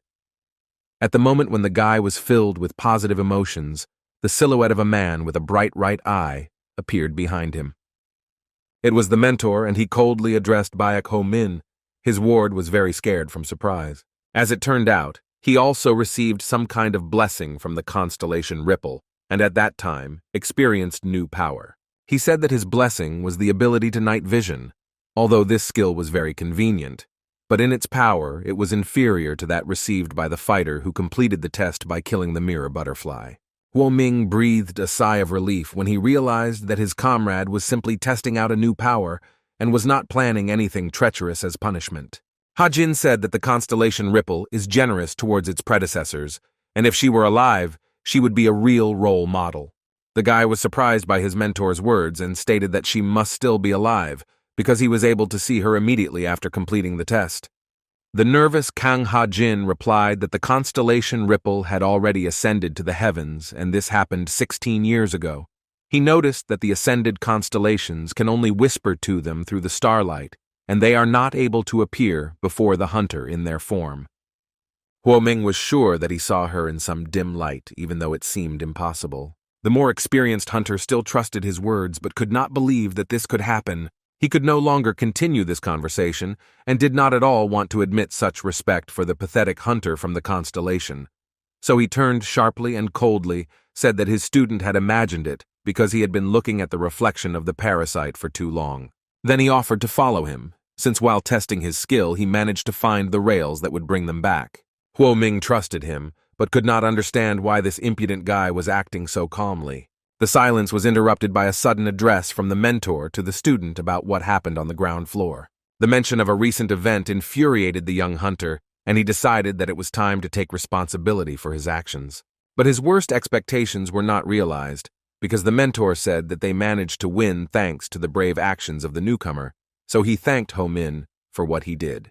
Hearing this, Baek Ho Min was surprised and froze in place. He was not ready to hear such pleasant words, so he thought that friendship between them was still possible. He continued to infuriate his more experienced comrade and asked him to repeat these words, looking him in the face. Ridiculous, childish jokes on the part of the ward infuriated the mentor, so he displeasedly ordered him to stop and not waste his energy on anything other than returning to the safe zone. After leaving the dungeon, they found themselves on the 9th floor, and upon reaching the 10th floor, they immediately returned back to the ruler's castle, where the guys met with the Platinum Monarch, and Ha-Jin began his report regarding their recent investigation into the tower's anomalies. First of all, he wanted to describe working in a team with his subordinate. Baek believed that although it was not easy, Ha-Jin turned out to be a good guy, but his hopes for a positive report were dashed at the same moment, when the mentor seriously stated that Ho Min was a useless puppy who was of no use, because he acted erratically and impulsively, which involved the squad in emergency situations. Baek Ho Min was very angry at the elder hunter's hypocrisy. because he said at the end that his recommendation would be immediate execution and extraction of platinum as the most rational solution to the situation. The girl calmly listened to her subordinate, after which she asked the recruit what his first entrance to the tower was like as a hunter. Because of his comrade's words, he decided to retaliate and stated that Kang Han Jin was a boring piece of crap who was less helpful than a stone, even though he is a senior hunter. With a smile on her face, the overlord accepted their report and said that she was glad that they got along, but her humor was taken very harshly. After this short conversation, Baekho Min was able to deviate and return to the restroom to get a good night's sleep, and finally take a hot shower. The ruler and her hunter were left alone. The guy realized that his report was not necessary, because Mrs. Yun had already made her decision about the recruit. The girl explained to her ward that her order to observe the newcomer was not to assess his character and cooperative capabilities. Despite this, the hunter Khan replied that his student had no place here, because he could discredit the good name of the ruler. Mrs. Yun replied that even if that was true, she still couldn't let this guy be just a stray dog. Ha Jin was not sure if this was a good idea. He believed that if the ruler kept the newcomer by force on a leash, then he would soon escape. And if not, then there was a chance that he would fall from the executioner doll, which the personality believes a secretive hunter dangerous to society. His arguments were indeed logical, but the ruler with a sly smile asked her ward not to worry about the danger from the godless paladins. Ha Jin was wary of her plans because he knew that this cunning emotion on her face meant that thoughts and calculations were flowing through her mind. Then the guy moved on to new information regarding structural changes to the tower. He said that seeing the clues left by his teacher, it can be assumed that the cause of these deteriorations is the descent of the constellations.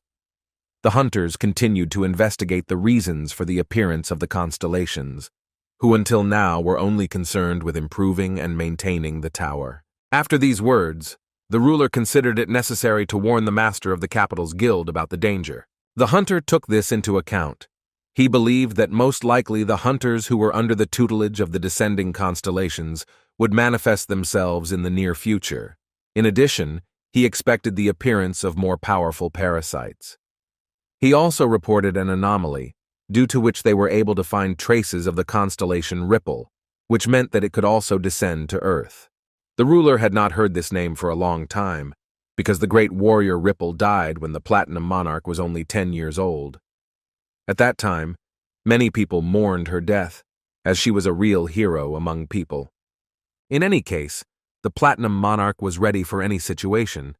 She believed that the constellations take rash actions, and thereby do not benefit their predecessors, so the upper echelon must remain on top, and in fact it would be much better if the constellations returned back upward instead of pointlessly complicating the situation. Returning to the previous topic, she wanted to hear what the ruler's hunter really thought about his new ward.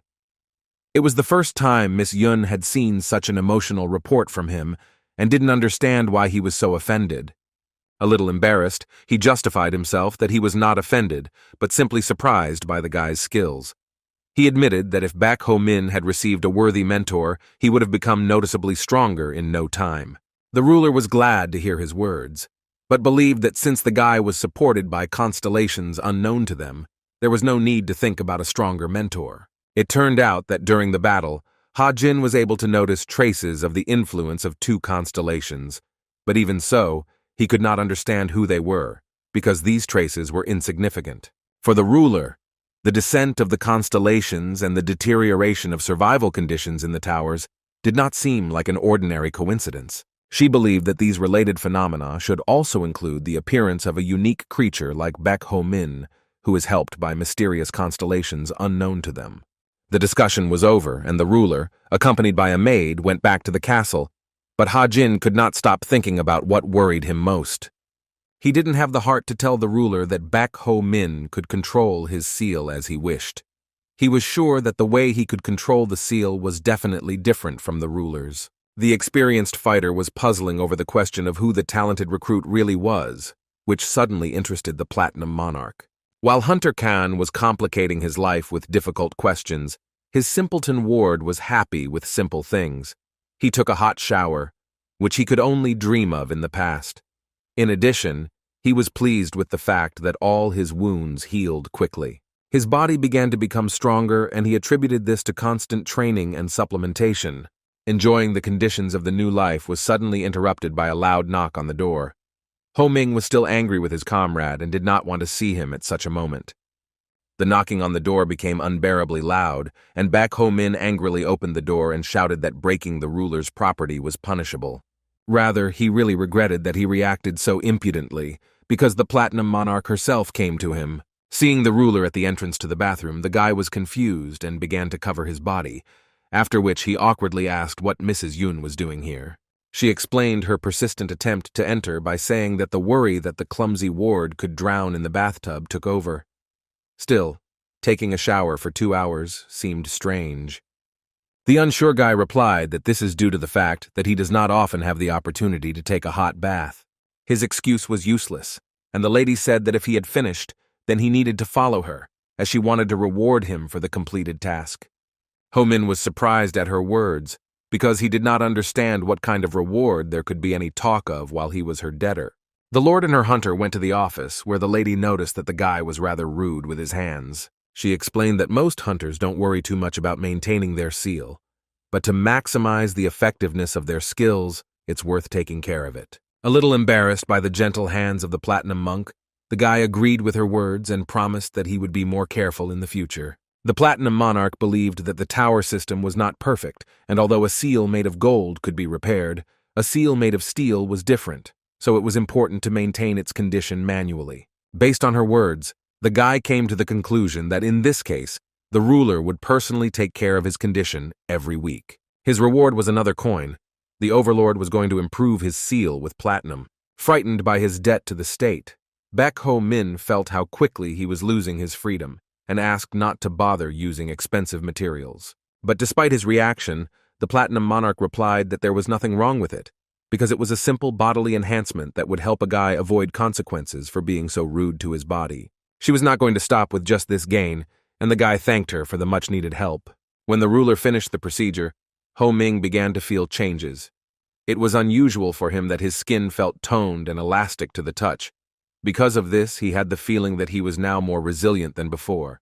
The Platinum Monarch said with pity that if she could delve into her subordinate's seal, stronger enhancements would be available to him. Looking into the eyes of the shy guy, she added that this was impossible because of his constellations, although it would be good if they were understanding of the goodwill of the Lord of the Tower. The guy thought about her words. He understood that he would become even stronger as a hunter. There were no downsides to this. But on the other hand, he was afraid that there might be unexpected consequences due to the fact that he would reveal to her all the knowledge about the constellations that support him. At that moment, Dynamite reacted positively to the situation, and the thoughtful guy nervously asked the constellations to be patient and sit still at such an exciting moment. The girl was surprised by his words, because they were only the two of them in the room, and she was sure that the guy would not allow himself such rudeness towards Her Majesty. Realizing the awkwardness of the situation, the confused guy began to make excuses that he was not addressing this to the lady at all. But the Platinum Monk understood everything. She said that if he was not addressing her, then it was addressed to his constellations, and if this is so, then they can hear and understand him perfectly. Thoughtless talkativeness put the guy in an awkward position, but despite this, at the same time, all the constellations reacted positively. He needed to do something without making the situation worse, so he began his response with words of gratitude. He went on to say that he would not want anyone to take his seal apart piece by piece. Turning to her ward, the girl reminded him that he was her hunter, and she was his boss. Mrs. Yun took the guy by the hand and said that they have a common goal, to rise to the top of the tower for the sake of humanity, and that is why they are risking their lives. Based on this logic, it was difficult for her to guess what the reason was that Ho Min did not want to tell anything without permission. The guy was confused and thought about how to justify himself, but the ruler continued her speech. She shared her opinion that Ho Min is indeed a very talented guy who wants to help develop. She believed that he had a responsibility to receive care commensurate with his skills, at least from this point on, and to do that, she needed to know his abilities and limitations. Hearing her words, Baek Ho Min thought that she was not lying, so he began to doubt that he should suffer for hiding his abilities from others. He began to think that if he could lure the Platinum Monarch to his side, then he would be under the tutelage of the most authoritative person in this city. The conversation became more and more frank, and Mrs. Yun admitted that she really lacked reliable people with both strength and loyalty, so she would be glad if he joined her of his own free will. In response, Baek Ho Min explained his behavior by saying that he has never worked with anyone he can completely trust, and because of this, he cannot become a good mentee for anyone. The Platinum Monarch explained his feelings by saying that he has no experience working with those he trusts, so he wants to be completely confident in the person. Her words let the guy know that she fully understood what was going on, so he agreed with the assumption. To solve the problem, the ruler proposed to strengthen trust between them by starting something on a larger scale, after which she asked if the guy had experience with women. The guy was surprised by her question and hesitantly answered that, unfortunately, no. The answer satisfied the Platinum Monarch, and she admitted that in that case they were similar. After that, she suddenly wondered what would happen if they started treating each other as romantic partners, at least until they could build trust. The Overlord's mention of the option of a romantic relationship with his pathetic ward simply shocked the guy. Hearing this, the Constellations were shocked. The Great Wizard thought that the Platinum Monarch had gone crazy, while Dynamite, on the contrary, was happy and began to root for the guy, encouraging him that he could do it. Dynamite believed that the Platinum Monarch's reaction was definitely different from her past lives, as she had never shown such kindness to Baek Ho Min. His words did not please the Great Wizard at all, who with all his soul hated the woman, because of whom none of them could complete the full passage of the tower, so he declared that there could be no talk of any kindness of the Platinum Monarch, since her heart was blacker than black. Dynamite explained that their presence in this place is proof that they failed. This was why he believed that there was a possibility that befriending the Platinum Monarch could be the key to solving their curse, and the current Huo Ming was their truest hope. He introduced him as Miss Yun's husband, and asked if the others thought it was great that their new reincarnation was paving a new path through this kind of intimate relationship. But his words did not in any way influence the opinion of the Only One, and he stated that regardless of whether they date, or even if they become husband and wife, it is all nonsense when they talk about the cruel Platinum Monarch. Meanwhile, Huo Ming, who was the hope of the Constellations, still could not fully understand the situation. He had to ask the Platinum Monarch on a date, even though he had never courted a girl in his life. He had girlfriends, but he never considered them romantically, because his head was always filled with thoughts of survival. For help, he turned to the only person to whom he could confess about his first date. He came to the executioner doll, but the girl did not fully understand why he chose her. He replied that of everyone he knows, Mrs. Doll is the best suited because he can only ask her for this. This was really true, because he could not ask Kang Ha Jin for advice, because that hunter lord is unrequitedly in love with his mistress, and if he finds out that there is something of a romantic nature between his ward and the Platinum Monarch, the consequences will be terrifying. The commander of the tough and intimidating squad of paladins sighed heavily, because being a knight means abstaining from unnecessary feelings, and in fact she has much more experience fighting women than dating. But when it comes to romantic stories, she admitted that hardly anyone could beat her in them, so she was confident in her ability to give love advice. In addition, she could not refuse the guy, because for her, watching other people's relationships is pure pleasure. Still, a girl is a girl, and when it comes to romance, she could not resist and agreed, which solved the problems of the stupid hunter overlord. First of all, they decided to find him good clothes for the first date, but what Ho Min himself liked did not suit her at all. His styles seemed too primitive and unattractive, so after another ridiculous fitting of clothes, she asked him to find something adequate before she finished him off. Still, she could not trust the guy with such an important task and chose the clothes herself, which this time the hunter himself did not like. This was the lesser evil. The executioner turned around and asked the guy to stop with this option. Otherwise, she would not be able to stand it, and he would say goodbye to his life. The guy had no other choice, and went to the checkout, where he was informed that it would cost him 270,000 won. When the seller said the amount, an awkward pause began. The girls were shocked that the young man went on a date, but did not take the money with him. He justified himself by saying that his beloved said not to take money with him because she was very rich. The lack of manners on the part of this idiot forced the doll to pay for him, while simultaneously threatening him with violence if the debt was not repaid. Ho Ming knew the dangers of not keeping his word to the commander of the Paladin squad, so he swore that he would definitely repay the debt. The guy's ignorance ruined the girl's entire understanding of Mrs. Yun's date. She angrily declared that if someone like him was the main character of a romantic novel, she would find him and destroy him without any delay, at any cost. After leaving the store, the Paladin coldly asked the hopeless guy where they would go for a walk. Ho Min replied that he planned to walk with the lady through the back streets, since most people there are poorly oriented, while he knows very good places. The guy misunderstood the girl's reaction and thought that he was doing well, but in fact, the doll was not surprised, but was shocked by the ignorance of the ruler's lover. She grabbed her sword with incredible fury, believing that she was right when she thought that killing this man would be salvation for all women in this world. But it was too late to save the beauties from the fool, because Mrs. Yun appeared next to them. The guys did not expect her to appear. With a joyful face, Ho Min said that So Hyun came too early, because there was still 1 hour before their date. The pretty girl put on very unusual ordinary clothes for herself. It was a delicate pink dress. She asked what the commander of the Paladin squad was doing next to her personal hunter. The girl began to think about how to explain this awkward situation, respecting the chain of command, but the ruler did not let her finish. The Platinum Monarch said that unfortunately for the Paladin, she and Bayek Ho Min had a preliminary agreement, and if the doll still had something to do with him, it would be better to leave it for later. After that, without hiding her intentions, Mrs. Yun confidently grabbed the guy's hand. She led the guy along, and a blush appeared on his face from the determination of the girl with whom they were going to move to a completely different level of trust. Saying goodbye to the Madam Executioner, the guy thanked her for her help. As it turned out, the squad leader only now found out that the girl the hunter was talking about was Miss Yun. While walking around the city, the guy, as usual, addressed the girl using the official chain of command, but she replied that since this was a personal meeting, he should call her Yoon So-hyun. She also asked him not to use polite address and anything like that that is used in communication between a ruler and a ward.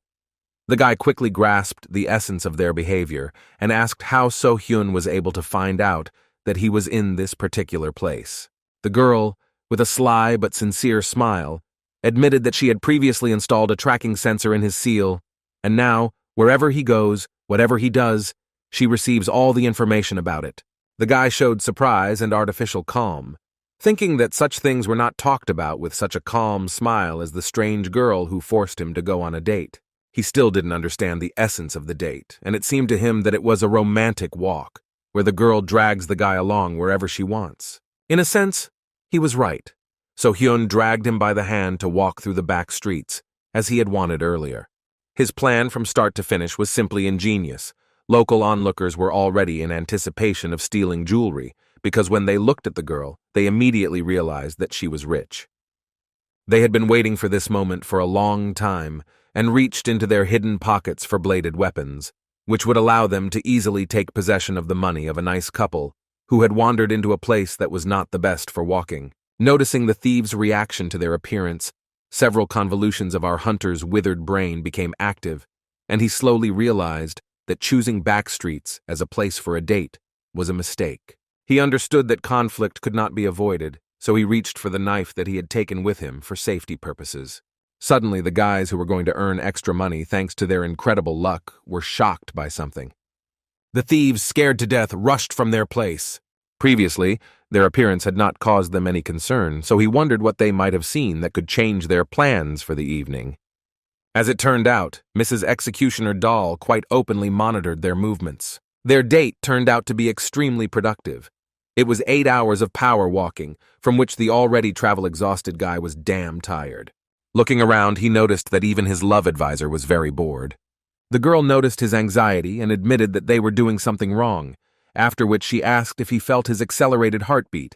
The confused guy replied that he could feel his heartbeat, but it was a normal heart rhythm, and not the same excited sensation that we should be talking about. With a calm smile, the girl replied that in this case, this can only mean one thing, that their date was unsuccessful. Since this was a fact, she suggested doing something that would make their hearts flutter.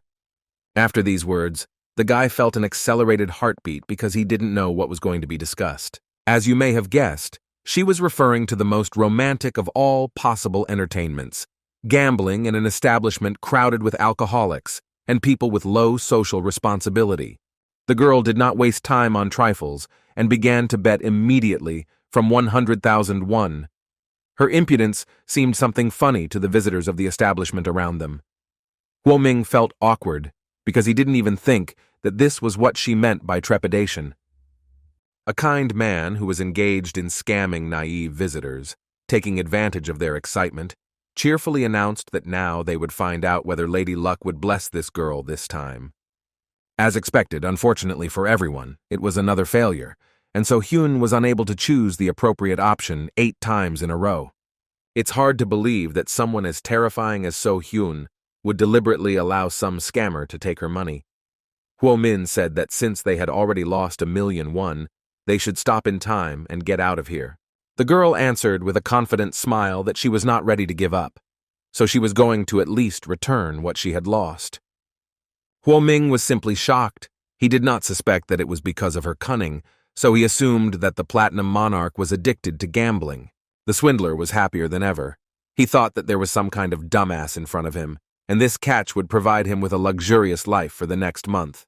As expected, the girl lost again, and the man asked if she wanted to continue. The crowd of onlookers that gathered around this spectacle was impatient to hear the answer of the naive beauty. With a smile on her face, she turned to the guy and said that, apparently, she was not having the best day, and that it was not even suitable for a date.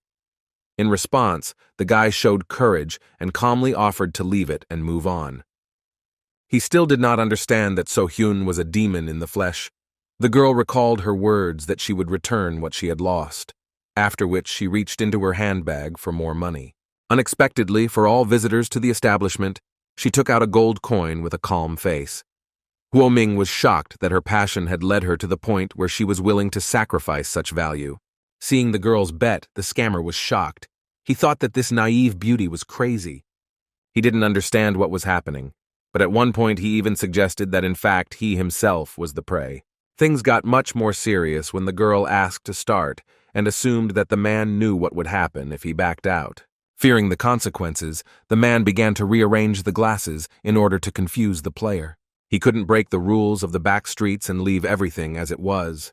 The trembling in his body led to his hands shaking so much that he couldn't even use the tricks that had worked before. The excited man finished the shuffle and invited the girl to choose her lucky option. He thought that he still had not lost, because he still had an ace up his sleeve. Before choosing the winning option, the girl asked the guy how he felt at that moment. The excited guy replied that his heart was indeed fluttering, not because of the date, but because So Hyun bet a whole gold coin. After his answer, the girl pointed to the glass, which seemed right to her, and said that this was the end of their performance. Hearing her words, the man was simply shocked. When he raised his glass, it turned out that the choice was wrong, and with a trembling voice, the fraudster announced another defeat. Yoon Seo-hyun made him think that she was indeed his catch from the beginning. Ho Min couldn't believe that she really lost, because he thought that So-hyun deliberately lost until she could bet a really large amount. The girl with a sad look calmly said that this time she was also confident in her choice. After that, she took out a whole bunch of gold coins and put them on the table. The audience was shocked. It was a great warm-up. The incredible growth of the bank fueled interest in the beauty's crazy passion without any luck. With a cold look, she suggested playing again. The fraudster could not believe his eyes. He had never seen such inadequate rich girls that they were ready to sacrifice an entire fortune because of their passion. But it was not fate to end their battle. A noisy woman, accompanied by armed men, suddenly appeared in the establishment and shouted that everyone present should disperse immediately. As it turned out, she was the boss of the scammer who was playing with Yoon So-hyun. The impudent and filled with anger woman drove away her ward and sat down in his place at the gaming table. Onlookers began to scatter after hearing the words of those whose absolute power in these nooks and crannies cannot be challenged. The woman nervously asked the girl who she was. In response, So-hyun calmly asked whether the local authority was really going to take the entire bank, despite the fact that the player never returned what she lost. The woman, dissatisfied with the situation, said that she saw right through the young girl and it was obvious to her that she had not come to this place to spend the change that was lying in her pocket. But at one moment, she completely forgot about the suspicious visitor and switched to the young man who stood behind her. She shouted that he was the same scoundrel who killed the elder. This turn of events was something the guy couldn't even imagine. Since the woman recognized him, it was logical to assume that she was one of the spider legs. After the words of the local back alley boss, her thugs began to draw bladed weapons to exact revenge. The guy realized that role-playing games are over, and now he has no choice but to fight for his life. The shy guy's gaze suddenly turned into that of a real predator. He declared that whoever drew his sword would have his head split in two. At that moment, the girl decided to take the situation more seriously, and slyly said that if the local authority wanted to increase the bank, then it was time to add platinum to it. The old woman was shocked by the presence of such a rare metal in this place, and shouted that this was a platinum monarch, after which she boldly asked how the ruler got into their nook. The lady, known for her cruelty, answered with a cold gaze that she was on a date. To demonstrate to those present the seriousness of the situation, another girl joined their conflict, making people's blood run cold. Of course, it was an executioner doll.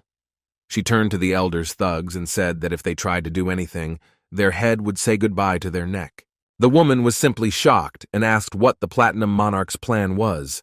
She believed that they were initially following her. The girl mysteriously repeated the word plan, after which she said that she just wanted to return what she had lost. Hearing her words, one of the spider legs could not believe that their meeting was pure failure, which could cost her life. In order not to drag things out, Yoon So-hyun offered to choose between drawing the swords of both sides and continuing the game. The choice was obvious, and the dissatisfied woman took up the glasses. Gambling was her thing, but it seemed strange to her that even though the Platinum Monarch could forcefully obtain the necessary information, she still offered to play.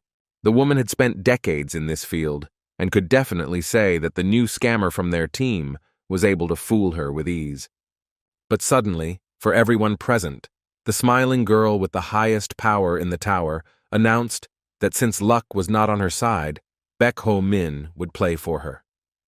The worst enemy of the spider group entered the battle, and the old woman realized that it would be more difficult, because this guy was born in the back streets. After replacing the player, the woman boldly stated that in this case, they would also change the conditions, and this time it would be the visitors who would interfere with the cups. Her step was very logical. She believed that the guy might notice the cheating, but he would not have enough experience to fool her most experienced eyes.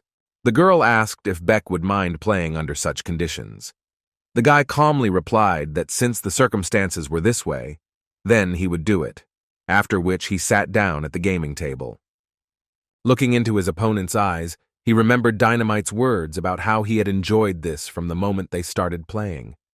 Most likely this constellation has something up its sleeve. Using his skill, the guy chose the necessary life, and behind him was the silhouette of a guy who is a professional in this type of activity. Ho Ming turned to the knowledge of his predecessor in order to outplay the self-confident old woman. His synchronization with the constellation and gambling experience was extremely high. So Hyun, watching his movements, tried to guess the right glass herself. She believed that her ward would be able to cope with such an unexpected task. The shuffle was completed, and one of the authorities of the spider group, with a trembling hand, raised the glass, under which it was empty. She was simply shocked. In a frightened voice, she suggested that such a trick most likely required the use of some kind of high-class cheating skill. In response, the guy simply sighed and continued to look his enemy straight in the eyes. In fact, he himself did not know what kind of trick Dynamite had pulled, but he was sure that this constellation simply adored excitement and magic. Using his memory skill, he simply rearranged the cups nonchalantly before making a sliding sound with his left hand. The next deceptive maneuver was a false cough and a light knock on the table. It's hard to connect the meaning of these actions, but it doesn't matter. The self-esteem of the woman who considered herself the queen of gambling was destroyed, and she angrily began shouting insults at the enemy of her organization. The guy replied that she shouldn't forget the rule of the streets, which says that if you don't know how you were deceived, then it's better just not to open your impudent mouth. Calm. So Hyun announced the winner and invited the old woman to pay. The situation could not have been worse for a member of the spider group. She understood that her song would be sung if she was captured here by the Platinum Monarch. She had no choice but to order her charges to kill the Overlord. After her words, hundreds of sharp needles appeared in the air and attacked everyone without going overboard. As it turned out, the strength of the guy's skin allowed him to get out of this situation without serious injuries. He was shocked by the crime lord's brutal decision to attack everyone present without going overboard, so he kicked a chair at her. After a diversionary maneuver, Ho Min rushed to attack the enemy leader. He easily grabbed the woman and pinned her head to the floor. The thugs were ready to engage in battle with the brazen murderer of the elder, but as it turned out, these guys had one brain cell between them. Ho Ming calmly warned that if they moved, then they would say goodbye to their lives along with the old hag he had already captured. Awareness of the hopelessness of the situation prevented the death of the stupid thugs. Having dealt with the enemy leader, the guy looked around and asked the ruler if everything was okay. The girl replied that she did not have any problems, which was not strange, because not a single needle reached her body. They were all spread out within the range of her mysterious power. Still, it would be foolish to expect anything less from the Platinum Monarch. The chaos during the date began to spoil the romantic atmosphere, so the girl suggested moving to a quieter place. This place turned out to be the roof of one of the abandoned high-rise buildings in Seoul. The girl put her hands on the neck of the no longer so impudent woman and warned that she would ask her a couple of questions regarding the safety of this city.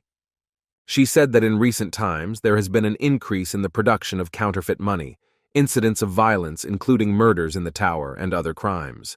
It all looked like an attempt to turn the city upside down, so she asked the woman if this mess was a betrayal.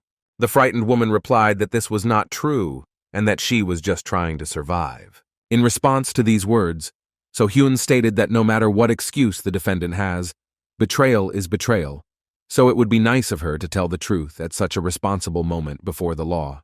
The second question concerned the fact that an accomplice of the Spider Group, known as a tattoo artist, was discovered in the Seal Guild. After mentioning this information, she asked if there were similar traitors in other guilds. The woman furiously replied that she knew nothing, since she only directed bankrupt people to the group. The cold hand of the cruel ruler made the fraudster tremble. She continued her answer, saying that she did not know who began to work for the organization among those whom she sent as candidates. After this answer, So Hyun thought about it and admitted that there was some benefit from this interrogation. After these words, the girl suddenly generated a third question and asked how the cheater at that table could constantly win. One of the spider legs replied that there was a small hole in the table that was used to remove the coin from the cup. Hearing this answer, the girl's head began to boil with the understanding that it was all a deception. Ho Min and the old woman were simply shocked by her words, because they had previously believed that the girl was pretending to fall for this scam. However, work distracted her from her sadness. She began the execution of a criminal who was accused of horrific atrocities. The woman began to shout in displeasure that this was unfair, because she answered all the questions. But in response, So Hyun reminded her that there was no talk of saving her. The Platinum Monk was not even too lazy to explain in the last moments of the scammer that if they let her go, then she will die at the hands of the executioner doll, since she is considered a strict observer of the Constitution and the law. Ho Ming only confirmed her words. He said that that crazy girl is a perfectionist and began to nod his head importantly. In the last moments of her life, she turned to the guy and said in panic that he had no idea who he was working for, because their group was just trying to survive in a place where everything was ruled by an extremely cruel ruler. Ho Ming calmly replied that in that case, they shouldn't have started all these treacherous plots. The woman shouted that the crazy girl who had taken possession of his dexterity and strength would kill everyone in this city. As it turned out, she believed that they all needed a new ruler before it was too late, because if this did not happen, they would all die, and the Spider Group had irrefutable evidence regarding this information. Her last words were the phrase that they were not planning anything, but were only trying to stop the Platinum Monarch, who was going to destroy all people. As expected, what followed was not a sight for the faint of heart, but the guy was more impressed because of the woman's last words, which connected with the information that the elder spoke about in the last moments of his life. The execution was completed, and even the doll, which was monitoring their safety from a considerable distance, felt it. Miss Yun did not expect that a work-related situation would occur at the end of their date. Ho Ming thought that if the words of the spider legs were true, then this city was fraught with some kind of great conspiracy. He was distracted from his thoughts about the current situation by a girl who said that it was midnight, time to rebuild the tower. Their date continued, so she decided not to be distracted from this process and suggested moving closer to the edge of the building. So Hyeon again returned to her previous relaxed conversation and drew the guy's attention to the stars, which looked incredibly beautiful. Her manipulation was accompanied by tactile contact. She took the guy by the hand and asked if his heart had ever fluttered during their date. Looking at the girl, the guy was confused and didn't know what to answer, but his blush on his face spoke for him. With a sweet smile, she asked him to go on another date. He never thought that he would see the ruler so tender and caring. Looking at the stars, the guy called this proposal a good idea. After spending time with the Platinum Monarch, Huo Ming returned to his mentor's room. Looking at this poor fellow, he thought that Kang Ha-jin was absolutely unrequitedly in love with the Platinum Monarch. He was also sure that, in fact, the girl was in love with him. This love triangle was incredibly problematic, because you had to think carefully about how to convey such sad news to a nervous guy. As expected, Hunter Kong noticed his student's gaze and nervously asked him to say what he wanted. In response to his words, Huo Ming began to behave awkwardly. He jumped out of his seat in a cold sweat and decided to inquire about their joint mission, since he could not say what was actually on his mind. Kang Ha-jin was surprised that this was what the ridiculous student was interested in. He replied that they had a report that a high-level parasite had appeared on the 10th floor, so they were tasked with finding out if this was due to structural changes in the tower. He explained that this could be a permanent change, so the mission is quite important, and it is time for them to go on a mission. The fact that they would have to work together again was very unpleasant news for the new Hunter Overlord. But this was not strange, since the order to monitor the newcomer was still relevant. Ho Min did not understand what exactly worried the Platinum Monarch. It seemed to him that after the date she would begin to trust him, and her wards and representatives of the Paladins would no longer follow him. Due to such an unpleasant situation, he sighed heavily and quietly said that in this world, one cannot trust anyone except the constellations that support him with the help of a skill. As expected, Hunter Kang didn't hear his words and asked him to hurry up instead of chatting to himself. The trip to the 10th floor turned out to be a difficult task for the guy's vestibular system, and he quickly became seasick, which is why he became a victim of ridicule from his mentor. On the other hand, the guy had an argument that Hunter Khan had no right to talk about this at the moment when he himself was holding the basin in his hands. Naturally, his words were filled with logic, and Ha-jin could not answer. The awkward pause was interrupted by the appearance of a hunter from the Weapons Guild, who decided to greet the ruler's hunters, whose arrival he had previously heard. Addressing the guys, he said that Sir Geomuk conveyed that he would like to meet with them personally. Ha-jin replied that if he said so, it is not such an important issue. Huo Ming asked if his mentor had ever seen the hunter Geomuk. He had previously heard that this man was a war hero, and he was also from the first generation of Constellations. It is known that Sir Geomuk is the founder of the Hunters Association and a living legend. He currently owns the Weapons Guild. In the past, he was the one who paved the way through the tower on the front line, and now he is the hero who protects people from parasites. For the young hunter, it seemed strange that the owner of the Weapons Guild was not involved in it, but instead worked as a protector. In response, the mentor said that this is due to the fact that Sir Geomuk is simply incredible. A long time ago, there was an organization called the Church of Eternity, and their leader was called the Ruler. At that time, the evil influence of the Eternity Church was simply enormous. However, one ruler had the right to speak with the tower, and the Constellations had no time for that. While conquering the tower, they did not pay attention to the state of the city. The leader of the Church of Eternity put an end to the people's complaints with his cruelty and immorality. But one day, a new ruler unexpectedly appeared.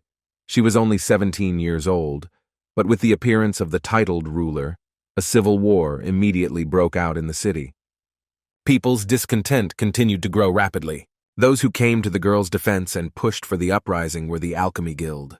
Hearing the mention of this guild, Ho Ming was surprised because he believed that these stingy hunters would hardly dare to take such a risky step. In response, His mentor explained that it was precisely the fear of loss of profit that pushed them to this. The fact is that the leader of the church revived his dead followers, and he had the power to heal incurable diseases. As expected, from the perspective of the Alchemy Guild, he was a hindrance to their business. The Alchemy Guild, having its own reasons, supported the girl who unexpectedly became the new ruler. Under her command, the uprising came into motion. And so began the war between the blue and white forces. Even in the midst of all this, the Church of Eternity maintained its power and influence on society. Moreover, the Hunters Association and Paladins joined their forces. Because of this, it seemed that the Church of Eternity had won, and the participants in the rebellion were divided and lost hope. And then the constellation Geomuk came to the rescue. One of the people of the first generation, the founder of the Hunters Association, returned to the city. At that time, Geomuk threw everything away to put all his strength into conquering the tower. He even gave up his position as leader of the Hunters Association to achieve his goal. But one way or another, all the hunters continued to respect him. When he returned from the tower, he chose the girl as the new ruler, and even the prophet, who had just become a constellation, took her side. The war began to take a new turn, and as soon as they sided with the new ruler, the Hunters Association also switched sides. The battles were bloody, and there were heavy losses on both sides, so it seemed that this battle would bring the city to its fall.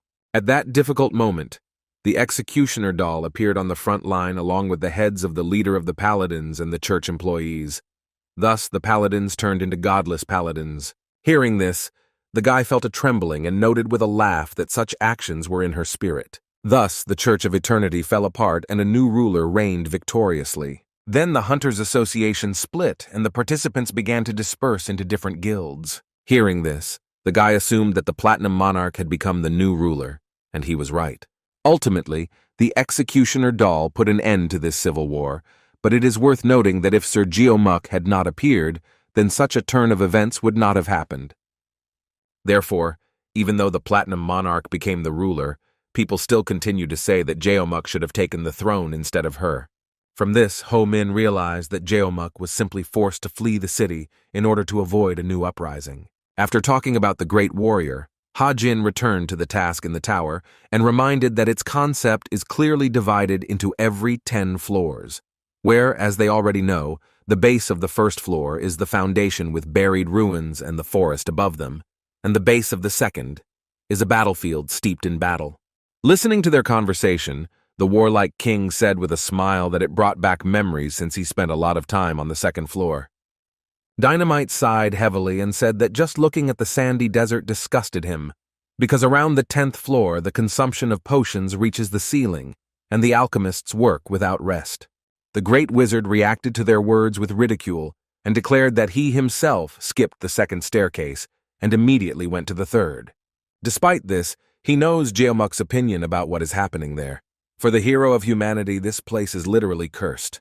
When meeting the guys, he bluntly said that the second floor is a shitty place, and the higher you go, the worse it gets. Seeing such an unremarkable man that he resembled a thief from the back streets of his hometown, Ho Min was surprised, because in his mind, this skinny man cannot be a hero of humanity. Leaning against his sword, Sir Geomuk asked the hunter ruler what was going on under this tower. He said he didn't ask about it if it was just some structural changes, but he was worried about the elevators closing and the unknown constellations starting to leave their places.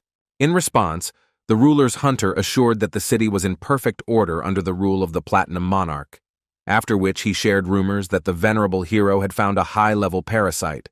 The man replied that such monsters usually appear on the 17th floor and above, but this time he met him on the 11th. In fact, they themselves could take care of its extermination, but it seemed to him that he should first inform the anomaly investigation team. He noticed that Ha Jin did not come alone and thoughtfully said that he was seeing the boy for the first time.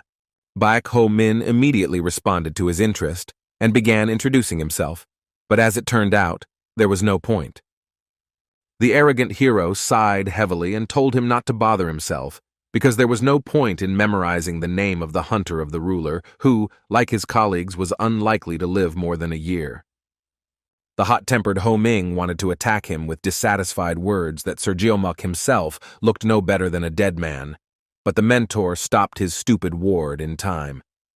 After this, the Hunter Khan asked the skinny hero if he would mind if their research team went to the place where the high-level parasite appeared. He clarified that it is not a matter of trust in the hunters from the Weapons Guild, but that the problem of structural changes is a problem of the entire tower, and one of such anomalies was discovered on the lower floors associated with the foundation. The guy said that the anomaly was connected with how the constellation Ripple passed its test with the mirror butterfly. Having verified this with the help of a celestial observatory, they learned that she was one of the constellations that began to move.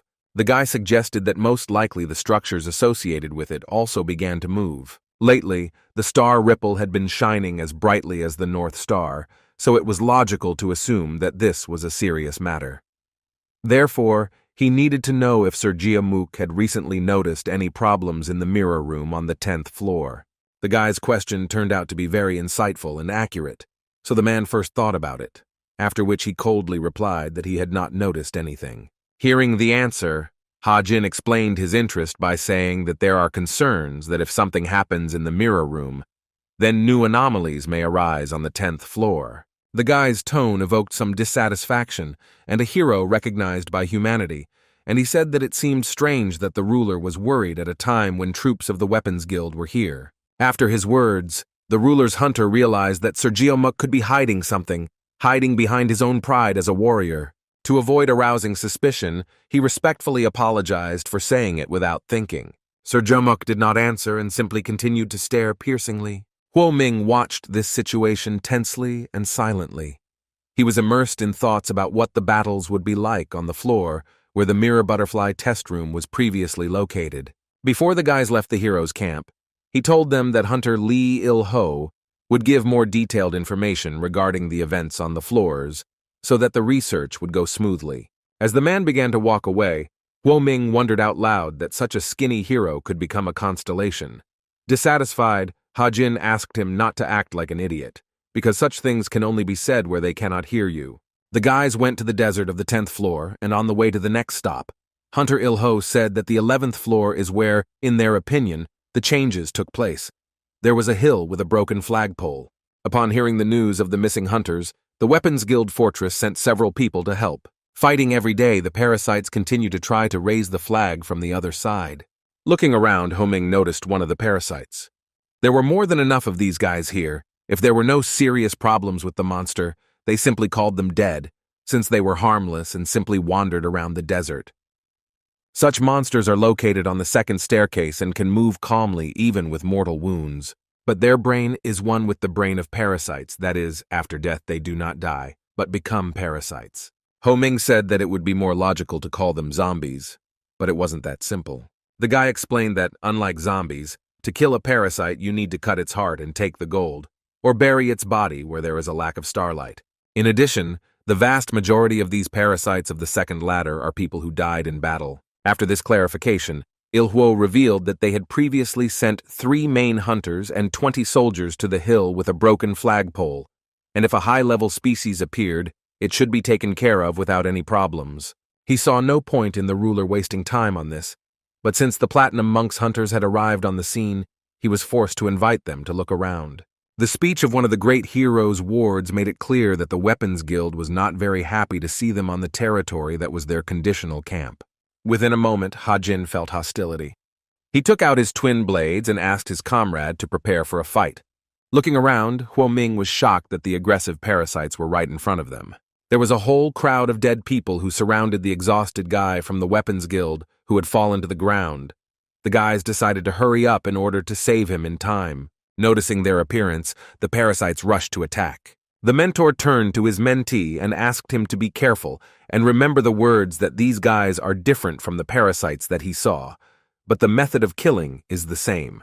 After that, he was the first to rush into the attack and demonstrated a method for destroying such zombies. With one blow, the guy destroyed the monster's heart. After that, he reached his hand inside his wound, saying that these monsters will not die even if their heads are cut off. Therefore, the only option for victory was to wound them in the heart area in order to get gold from their body, which feeds them with vital energy. While fighting such parasites, Huo Ming noticed the difference in difficulty. and noticed that these guys were not close in strength to those who were on the first floor. He had the feeling that he was fighting with another hunter, and this was very logical because the parasites took over the body of those who died here earlier. The reward was quite good, but holding the mind gold in his hands, the guy began to whine because this method of earning money was difficult. When the guy heard the roar and the monsters approaching his back, he realized that he had no time to be distracted. One of the parasites swung high and Ho Ming managed to strike him with a quick jerk. But after a moment he regretted his decision, because he was unable to immobilize the enemy's body in such a way that he did not feel any pain. Ho Min found himself defenseless, so his mentor saved him. Using a knife tied to a cable, he could make long-range attacks without worrying about losing a valuable item. Returning the knife back to his hands, he turned to his ward and noticed that he was fighting too aggressively, after which he advised him to work more efficiently and not waste energy. The stubborn guy didn't want to hear the advice of his mentor, with whom they didn't get along very well, so he boldly asked how many monsters such an effective fighter managed to kill during this time. Continuing to fight, Ha-Jin killed 2 more parasites, and then said that while his student was playing with one enemy, he managed to get rid of 7 of the same monsters. Watching the more experienced hunter, Huo Ming noticed that the mentor's blade was not that big, but nevertheless, it made fist-sized holes in their hearts. At that moment, he realized what was happening. Hunter Khan uses a special position when he strikes, and it causes his blade to rotate. Noting this feature of the fighting style, he decided to turn to the memory of the warlike king in order to gain experience in a battle where there was no danger of losing due to the irrational use of his seal. Huo Ming set himself the task of quickly piercing the enemy and turning the blade. Having selected a suitable victim, he activated his predecessor's abilities and rushed to the attack. His attack was simply instantaneous and caused significant harm to the monster, besides the fact that he managed to make a perfectly round hole in the parasite's chest without sacrificing the accuracy of the attack. With one quality attack, he managed to reduce the time taken and effectively get rid of the enemy. The mind-blowing success of his ward simply shocked his mentor. He could not believe that the guy was able to repeat his skill, honed over years and practice, in just one attempt. Moreover, Huo Ming began to laugh loudly and continued to kill parasites with this move without any difficulty. It was hard to call it an ordinary talent, and Ha-Jin was furious as he felt the power of the constellation being involved in this situation. As it turned out, at one time, the warlike king learned this technique from Kang Ha-Jin, but even before he helped his reincarnation, Huo Ming himself was thinking about using rotational force. The constellations felt that the guy who instilled hope in their souls had become noticeably stronger. Less positive words belong to the eldest among the constellations. The magician said that even if Ho Ming has become stronger, it still takes him a lot of time to fight the dead, and if they brought a magician with them, it would be over much faster. In addition, Dynamite noted that it would be very nice if they had an alchemist with them, but the warlike king believed that they would hardly need such a fighter in their squad. The reaction of the constellations to the words of the youngest among them was sharp and aggressive. The warlike king immediately began to feel guilty, so he began to apologize and made excuses that he meant that they did not need an alchemist in the squad, since Baek Ho Min could prepare medicine himself. The great wizard explained Dynamite's dissatisfaction by the fact that when he was one of the reincarnated, there was a guy in his circle who also doubted the need for the alchemist's power. After Dynamite heard that the alchemist was not needed on the expedition, he became very angry and decided that he would show them how important a creature he was to the tower. After 6 months since it began to operate, all the parasites from the 11th to 13th floors were killed, and the territory was cleared. After that, if a hunter died there, he did not become a parasite. For this, he received his first star as a reward for an incredible act. Having heard the story of the life of the previous Ho Ming, the warlike king showed admiration for his comrade's deed, believing that clearing the floors completely and making sure that no one else became a parasite was not just a skill, but something similar to the power of distorting the very structure of the tower. Dynamite thanked him for the compliment with a smile. Nevertheless, the warlike king's assumption was true, and the great wizard decided to mention the specialization of this constellation, saying that he was ridiculing the skill of creating medicine. Hearing this, Dynamite was infuriated by the insolence of his senior comrade and asked if he could imagine how many medicines were created by his hands for the platinum monk and how many people they saved. The great wizard remembered the situation very well, and said that the Platinum Monarch did this because she was wary of his abilities. She most likely thought that if Dynamite's alchemy abilities were not used for the right reasons, then the tower and the city could be destroyed. Therefore, she forced him to work at the most ordinary jobs until he became completely stupid.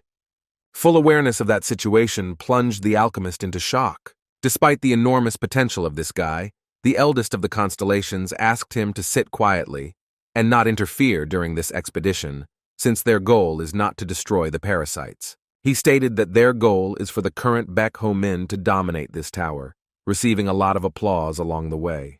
Meanwhile, the ruler's hunters were finally able to breathe a sigh of relief, as all the parasites were defeated. Il-Huo recognized the Weapon Guild member who was lying on the ground in extremely serious condition. It was Master Seo Hai Sang, and the guy asked if he knew where the rest of the fighters were. The weakened man calmly asked to convey something to their leader. Within a moment, he began to behave strangely. He was restless and began to move despite his severe wounds. The man shouted furiously that the damned woman had killed them all. Observing his behavior, Hajin immediately became wary. Master Hisang began to hum something and seemed to be unconscious. At the same moment, Huo Ming pushed aside his colleague from the Weapons Guild and struck the prone hunter. The mentor was simply shocked by the student's action and shouted and asked what he was doing. The guy calmly replied that when wounded hunters die in this place, they become parasites, which is what was happening at that moment. Hajin nervously replied that this was not the point at all, because the ruler's hunter should not have done this at that moment while the doomed man's comrade was right here. Il-Ho did not take the death of one of the masters of their squad easily, but he convinced the guys that everything was in order and it could not be avoided.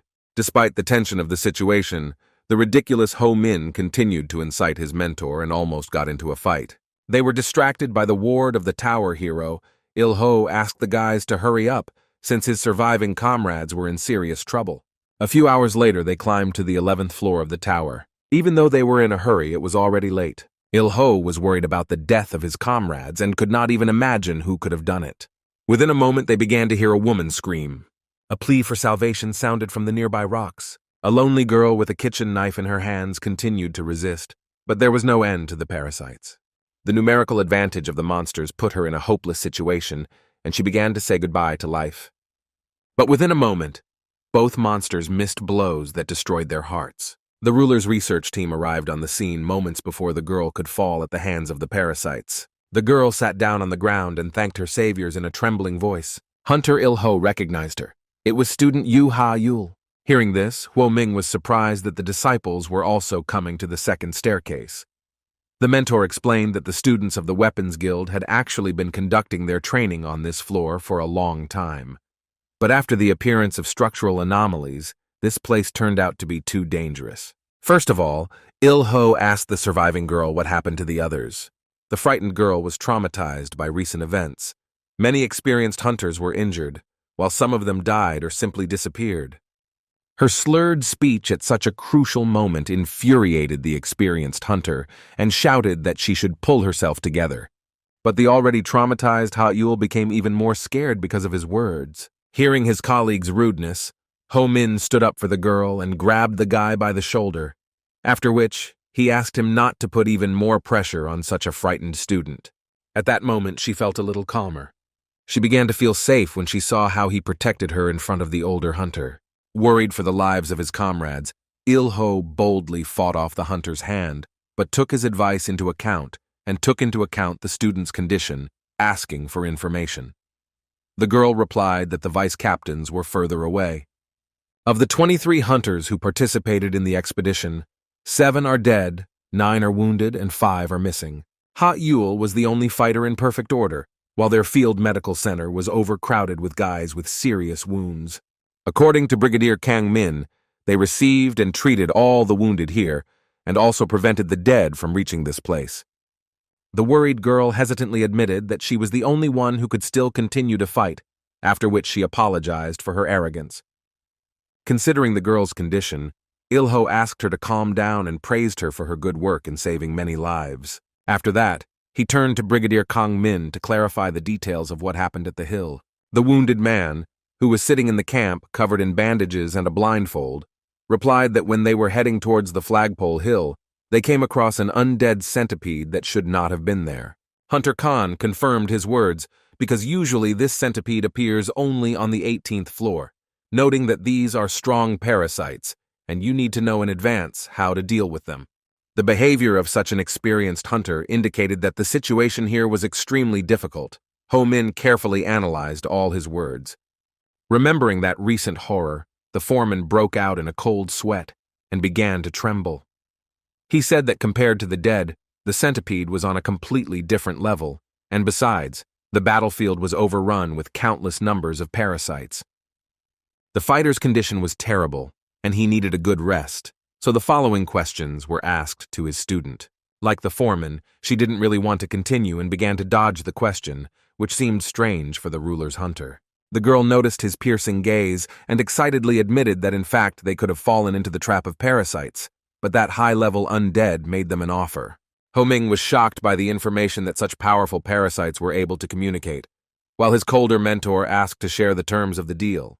The girl was worried that if she told, then it might work as part of the parasite's plan. Hunter Khan reminded that they were the ruler's hunters, so they could be trusted.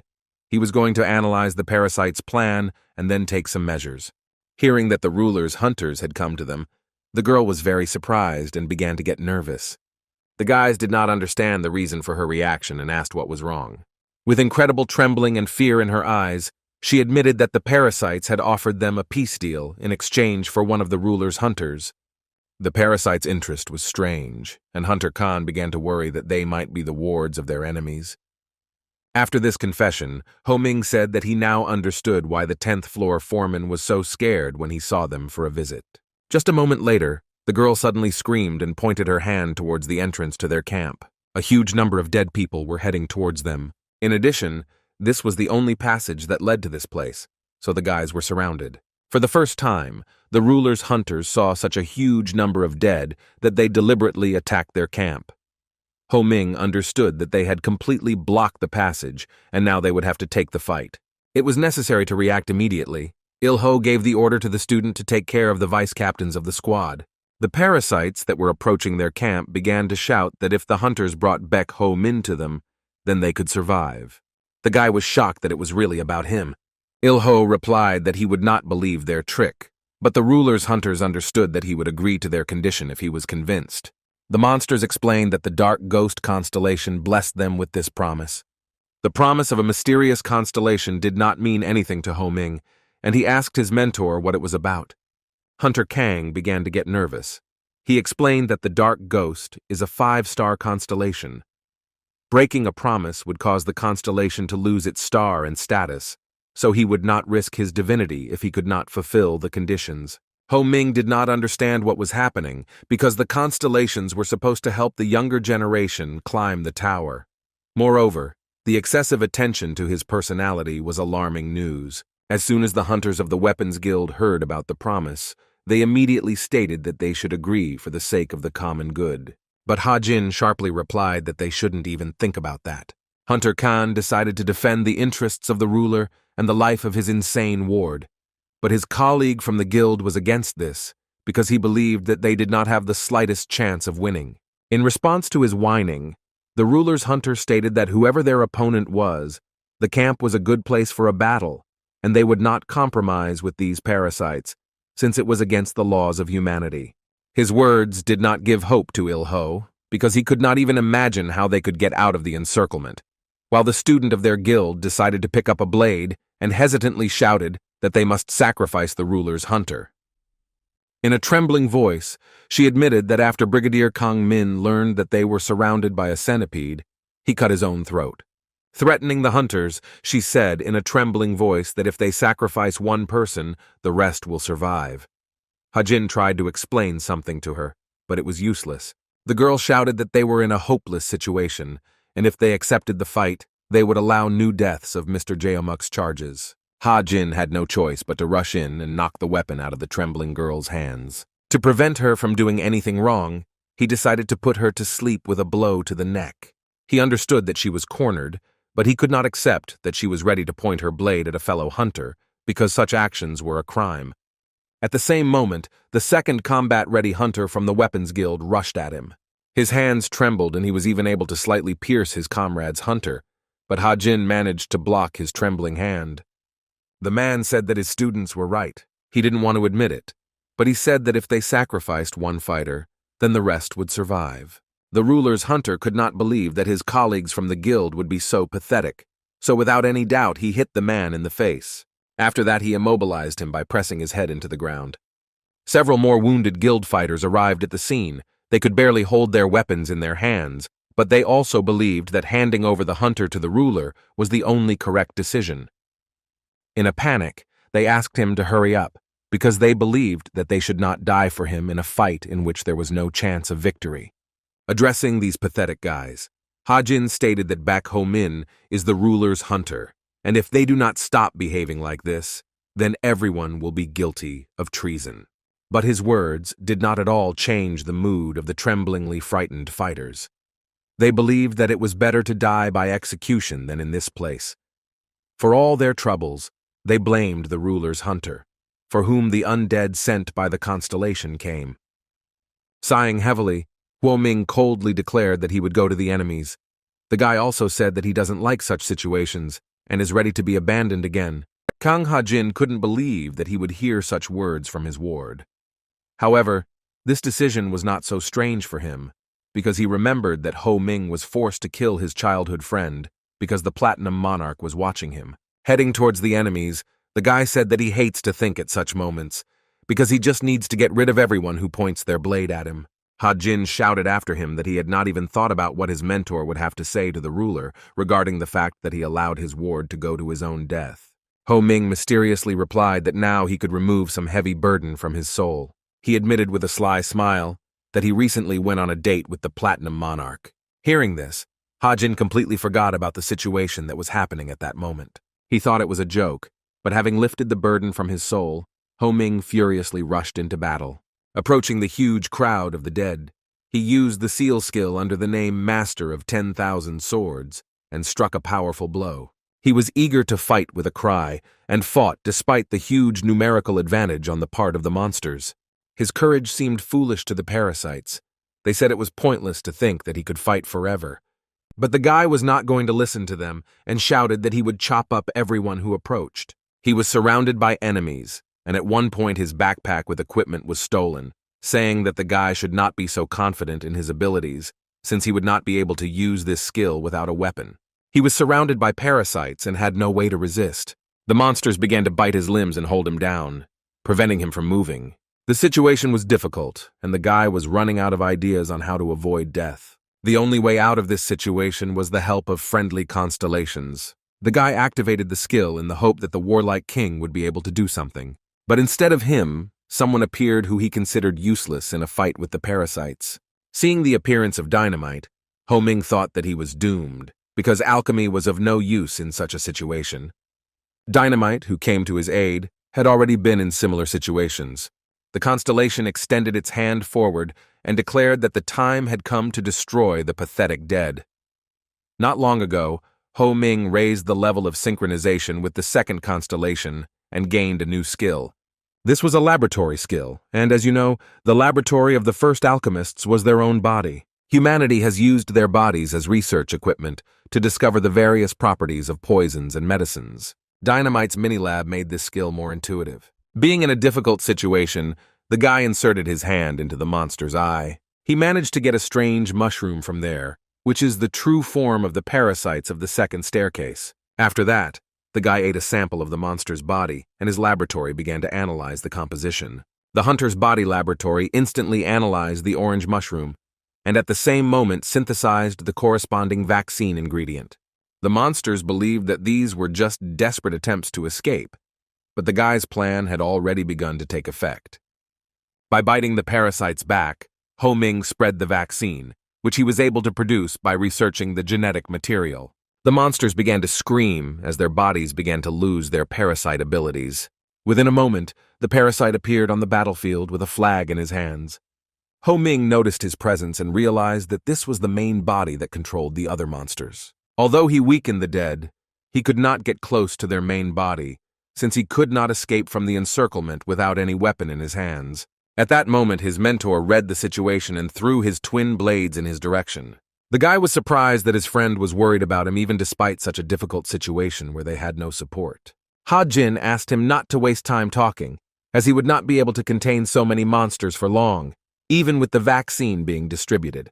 After these words, he activated his seal skill. Observing the time sequence, all enemies fell under the influence of this technique. Huo Ming immediately noticed a strange feeling. It seemed to him that all the enemies began to move more slowly. The blades were in his hands and he had the opportunity to fight with all his might again. Using the 10,000 Swordmaster skill, he unleashed a powerful cleaving attack to clear his way to the main body of the enemy troops. Despite his strong attack, it was not enough to reach the Lord of the Dead. He thought that he could destroy many more enemies at once, but he had to break through and repeat the attacks. His comrade's seal was at its limit. He said that he could only slow down time for a moment, so Huo Ming had to hurry up. They needed to deal with all the undead in a short time, and Ha-Jin bet everything on this risky plan. The ruler's hunter understood the gravity of the situation. Moreover, he only had one dagger left. The guy wasn't going to give up, even though if he used the skill, he still wouldn't hit the main body. He needed to act quickly, because if the dead were able to move again without restrictions, then everything would come to an end. At that moment, a student of the Weapons Guild appeared nearby. She ran alongside and shouted that they would open the way to the main body. The girl noticed that the ruler's hunters had a plan to get rid of their enemies, so she decided to join the battle. At that moment, Ho Min realized that newcomer Yu Ha-Il was just pretending to pass out. Moving forward, the guys from the Weapons Guild apologized for their betrayal and asked the guy to hurry up. Blood had already begun to flow from the mentor's left eye. He could no longer maintain the effect of his skill. Turning to his charge, he shouted that the dead were regaining their speed. There was no time to think. Ho Min rushed forward. The fighters of the Weapons Guild were surrounded, but until the very end, they tried to protect the guy from enemies. When Huo Ming accelerated to great speed, he used the body of one of the enemies as a springboard. The guy jumped high and swung to deliver the decisive blow. The main body noticed the approach of the enemy, but did not feel any danger, being confident in the superiority of its strength. At that moment, Huo Ming used the ability of the Master of 10,000 Swords and, closing the distance, delivered a powerful blow towards the main enemy. After the defeat of the main body, all the parasites began to lose their strength. The monsters were defeated thanks to the desperate efforts of the hunter ruler. Ha-Jin was incredibly exhausted. He fell to his knees and began to breathe heavily. The ruler's hunter could not believe that his crazy ward was again able to emerge victorious from such a difficult situation. Having destroyed all the enemies with one attack on the main body of the parasite, Huo Ming could hardly stand on his feet. He began to smile because he was still able to survive, even in a situation where he became prey to enemy constellations. In this battle, he spent all his strength, so he fell sharply to the ground. His gratitude for the support of friendly constellations knew no bounds, because without them, he would already be dead. As usual, the excited and frightened student Ha-Il shouted that their savior was dying, but Baek Ho Min managed to hear it, and nervously shouted that it was too early to bury him. Another hopeless situation has been overcome. Looking at his ward, Ha-Jin remembered the words of the ruler that a good hunter is one who is a simple-minded person. Lady Yun once said that even the constellations spend a lot of time understanding what is right and what is wrong. She thought it would be nice if her orders were obeyed without much thought. In response, Ha-Jin said that he only thinks about the ruler's orders, and he has no reason to doubt them. Despite his words, Miss Yun said that he was not that simple-minded, but was most likely just deceiving himself. She believed that one who climbs a tower should not waste time thinking about meaningless things, but even so, he should not make mistakes in order to take all his steps correctly. Ha-Jin believed that such a person must be just lucky. The lady agreed with his words, after which she corrected herself and said that a good hunter is a simple-minded and lucky person.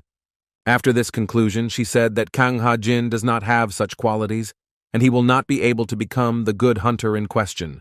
But despite this, she was confident that Ha-Jin would be among those who lived long. Madame Yun told him to worry about this because there was no special reason to be a good hunter, which she told him about. Looking at the incredibly lucky guy, Ha-Jin thought that he was someone who could become a good hunter. Still, he was angry that his master liked this guy. After a difficult battle, the guys went to the fortress chamber on the 10th floor to get medical help. As it turns out, Yu Ha-Il's student was so useful in battle Because she was trained by Sir Geomuk himself, he even gave her the blessing of the constellation. Based on this information, it was clear why she was unharmed compared to the other, more experienced hunters of the Weapons Guild. It turned out that her skills varied depending on her emotional state. So although she had a chance, she decided to join later. After defeating the main body, Huo Ming fell unconscious, so he was wondering if they were able to find any clue. Hajin confirmed that they were able to detect something strange. They found traces of the dark ghost constellation on the bodies of the undead. But there was another problem. The guy suspected that the dark ghost did not bring the undead alone. This meant that among their enemies there was someone else who should be feared in the near future. Hajin guessed that someone from the Weapons Guild was working with the dark ghost. Now it becomes clear why people from the streets, and among the Constellations, want to get rid of the Platinum Monarch and the Weapons Guild as well. Hajin explained that being a ruler means being in constant danger, and therefore the ruler's hunters are in the same boat. After these words, Huo Ming asked who the constellation they were dealing with was. The Dark Ghost was one of the constellations that rose during the Blue-White War. He was at the top among the mages of the Church of Eternity side. It became clear that he had fallen victim to the war and was now sharpening his grudge against the Platinum Monarch. But it seemed strange that he began to act only now. Hajin explained this by saying that unlike living constellations, rising constellations cease to be themselves and lose their memories. They respectfully call them constellations. But in reality, they are nothing more than ghosts. They simply imitate their beliefs and philosophy that they had during life, and bless those they like, even though they do not have any clear will. Now it becomes clear why hunters call this behavior a whisper of starlight. The Dark Ghost is an ascendant constellation, so it makes decisions instinctively, but the fact that it did not choose the Platinum Monarch as its target was still suspicious. Huo Ming didn't understand what was happening. He suddenly became the target of a creature with terrifying power. Kang Hajin proposed to follow the new plan. At that time, the most important task was to find the traitor in the guild, and for this he was going to talk to their head. The guy was worried that Sir Geomuk was hiding something, and might actually be one of those working with the Dark Ghost. Hajin was unhappy with his ward's guesses, so he asked him not to say anything like that without solid evidence. Noticing his mentor's reaction, the guy started laughing at him. After that, Il-ho came to them and said that their leader would like to see the hunters of the Lord. But as it turned out, Sir Geomuk wanted to meet the recruit first. Huo Ming had no choice but to go alone. He even managed to anger his mentor by saying that he would still be scared before talking to the active constellation. Leaving his comrade, he said that if you need to meet with the constellation, then it is better not to risk the fighters loyal to the ruler. In response, Hajin asked him to act respectfully in front of the one who once saved the Platinum Monarch. Huo Ming promised that if Sir Geomuk was kind to him, then he would reciprocate. Il-ho also could not avoid ridicule from the new hunter overlord. Huo Ming slyly asked how the Weapon Guild fighter felt after trying to sell a comrade to his enemy. Without turning around, the man thanked the daring hunter for saving him and apologized for that awkward incident. Beck replied in a calm voice that it was unnecessary to thank him.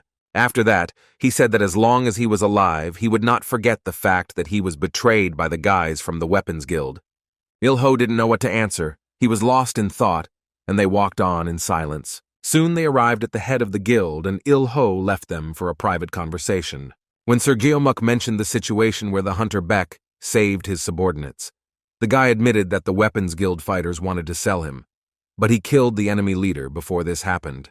Hearing this, the man apologized for the behavior of his charges and stated that regardless of the situation, the fighters of his guild acted unprofessionally. Afterwards, still angry about the recent situation, Huo Ming wondered if the Weapon Guild hunters should be punished somehow for trying to sell a comrade to the enemy constellation.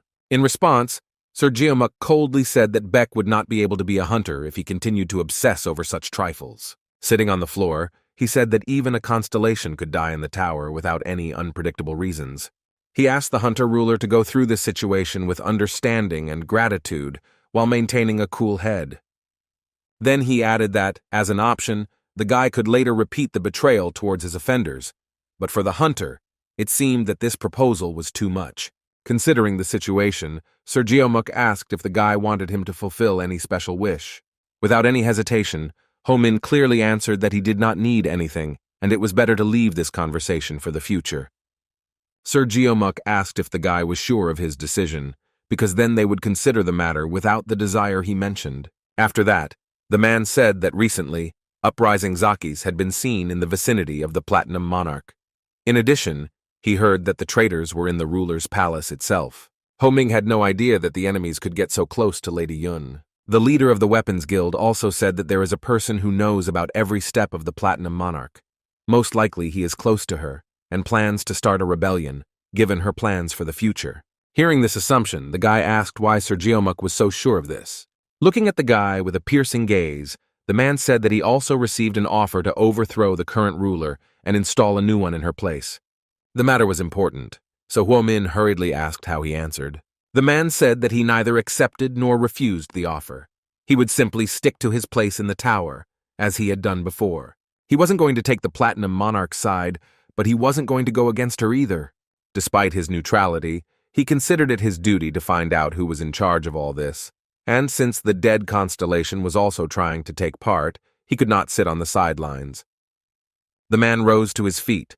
The conversation became much more serious, and the ruler's hunter asked if he had any idea who was behind all this conspiracy. With a murderous look, he stated that he considered Baek Ho Min a traitor. Hearing this, the ruler's hunter was shocked. Sir Geomuk explained that his candidacy is the first thing that comes to mind, because the strange recruit has received attention from many constellations, among which are the enemies of the Platinum Monarch. He already knew that the hunter Beck received a blessing from the constellation Ripple, and even the Dark Ghost was showing interest in his person. In addition, he heard that the suspicious guy can directly communicate with unknown constellations. Ho Min replied that he understood how suspicious this was, but despite this he stated that he was not a traitor. Hearing his words, Sir Geomuk asked him to confess which constellations he was in contact with. After his question, the situation changed dramatically and Huo Ming began to feel a lot of pressure. The man opposite him began to release his power, which began to overwhelm the area. A frightening aura appeared behind the constellation. He wanted to find out the name of the stars of those who support the hunter ruler. Strong pressure from the constellation made the guy understand what the power of those who are the heroes of the tower is. It was extremely difficult to resist. This pressure did not allow his body to move. He understood that if this continued, then he would die of suffocation. At the same moment, he felt the support of the constellations that were watching him. The guy remembered that he was not here alone. He was protected by as many as 3 constellations, so he was sure that there was no need to fear the enemy's strength. Sir Geomuk noticed the change in the hunter's expression, so he repeated his question. A self-confident smile appeared on the ruler's hunter's face, and he sighed with relief. After this, the guy confidently stated that one day he will become a star and this is worth remembering. The guy's words were something unexpected in a situation where it seemed like he had no way out. Hearing this, the man replied that in this case he had no other choice, and he would not be able to convince the insolent person with a simple conversation. With just one terrifying aura, the constellation threw the guy back and he hit his back against the fence. Ho Ming felt that Sir Geomuk did not carry out the attack, and was thrown back by the mere spirit of this terrifying constellation. The superior strength of the enemy made him realize the vast difference in their abilities. Before him was one of the best hunters, one who could confidently climb to the top of the tower. Huo Ming had never felt such a strong desire to kill from a person. He felt like he would die if Geomuk simply pointed a finger at him. He understood that there was no chance of victory, but he was not going to meekly accept death and desperately rush to the attack. His strike was easily caught by the constellation's hand. Sir Geomuk said that the very fact that the hunter did not even try to escape was admirable. He asked who the constellation in which the desperate young man believed so much was. Ho Ming was not going to give away his secrets and pretended that he did not understand what was going on. Then the man began to remember the past. Like a fighter of the first generation, he recalled that the world had fallen apart, and instead of religion, people created the Church of Eternity. After which he asked if the young man knew what they believed in. Trying to break free from the death grip, Huo Ming nervously replied that he was too young to think about such things. Sir Geomuk replied that the followers of the Church of Eternity believed that the tower was salvation, and the constellations were angels who sought salvation. They still did not understand the main thing. The followers believed in this lie and began to worship the tower, despite the fact that no one was able to reach its top. This happened due to complete ignorance of the territory, which was considered holy. The guild leader was confident that if the constellation ever managed to reach the top of the tower, they would no longer worship it. Ho Ming thought that this was some kind of nonsense, because he heard that whoever reaches the top of the tower will be able to return the world to its previous form. In response, Geomuk encouraged him to consider whether this could be true. He asked if the guy had thought about what would happen if, upon reaching the top of the tower, the Constellations saw that there was nothing there. Huo Ming knew that humanity would not be able to accept this. The Church of Eternity has chosen a comfortable world with the belief that it may not exist. They stopped climbing so as not to destroy the faith they had created. As soon as the ruler gave up climbing, the tower chose a new ruler, one of whom was Mrs. Yun. After this story, the man again repeated his question. He wanted to know whose voices the guy heard, those constellations that stopped climbing, or those that really tried to get to the top until the very end.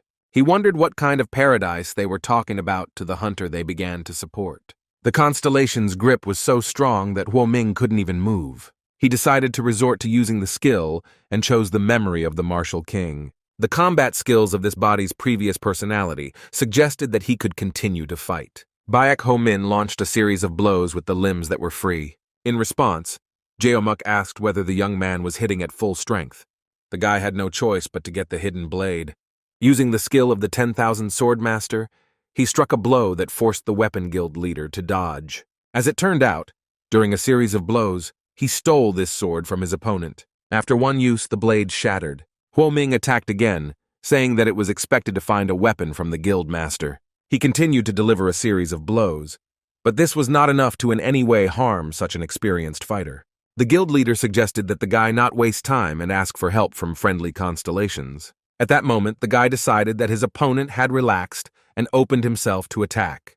Thanks to this, he managed to get the twin blades that he had been hiding behind his back all this time. Using his skill, he delivered a powerful blow at point-blank range. Sir Geomuk was not prepared for such a turn of events, so he only managed to cover himself with his hands. The enemy was caught, and the guy thought that he had at least managed to wound him. But as it turned out, the enemy was saved by the armor. His arm was covered in armored scales. He was surprised that the guy stole his gun so he wouldn't think he had his own. Despite this, for such an experienced fighter, such superficial tactics were not dangerous. The hunter ruler's last ace up his sleeve was used. Huo Ming was shocked. He did not expect Sir Geomuk to be able to withstand such a strong blow at point-blank range. Based on the young man's last technique, the man realized that his weapon was destroyed after he used his skill. He said that he had never seen such a thing, because it did not look like an enhancing skill or the use of any known skill. Within a moment, he himself rushed to attack. With one powerful blow, he sent the ruler's hunter to the ground. While finishing off the guy, Sir Geomuk mysteriously asked why, having such an unusual skill, the guy continued to rely only on weapons. Huo Ming could not resist in any way. His strength was running out, and each blow was incomparable to what he had faced before. Sending the guy into the field with a powerful kick, Sir Geomuk suggested that the hunter was one of those who injured his body due to the lack of a brain. The ruler's exhausted hunter crashed into a stone that was located at the other end of the training ground. Approaching Huo Ming, the leader of the Weapons Guild asked him to use the entire arsenal available to him. Rising to his feet, the guy realized that this ancient constellation was too strong for him to escape.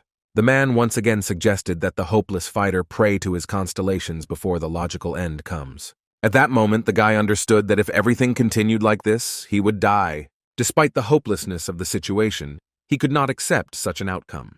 His hands were shaking, but he agreed with the enemy's words that he still had a way to fight. The unshakable leader of the Weapons Guild continued to stand watching his opponent's actions with interest. At that moment, Huo Ming remembered that his skill was a large, strong, and heavy sword that was well balanced. He realized that no matter what kind of weapon he was holding, they were all the same the moment he used the 10,000 Swordmaster skill. After that, the guy concentrated his ability in his right hand and desperately rushed to attack. The man was surprised by the young man's determination.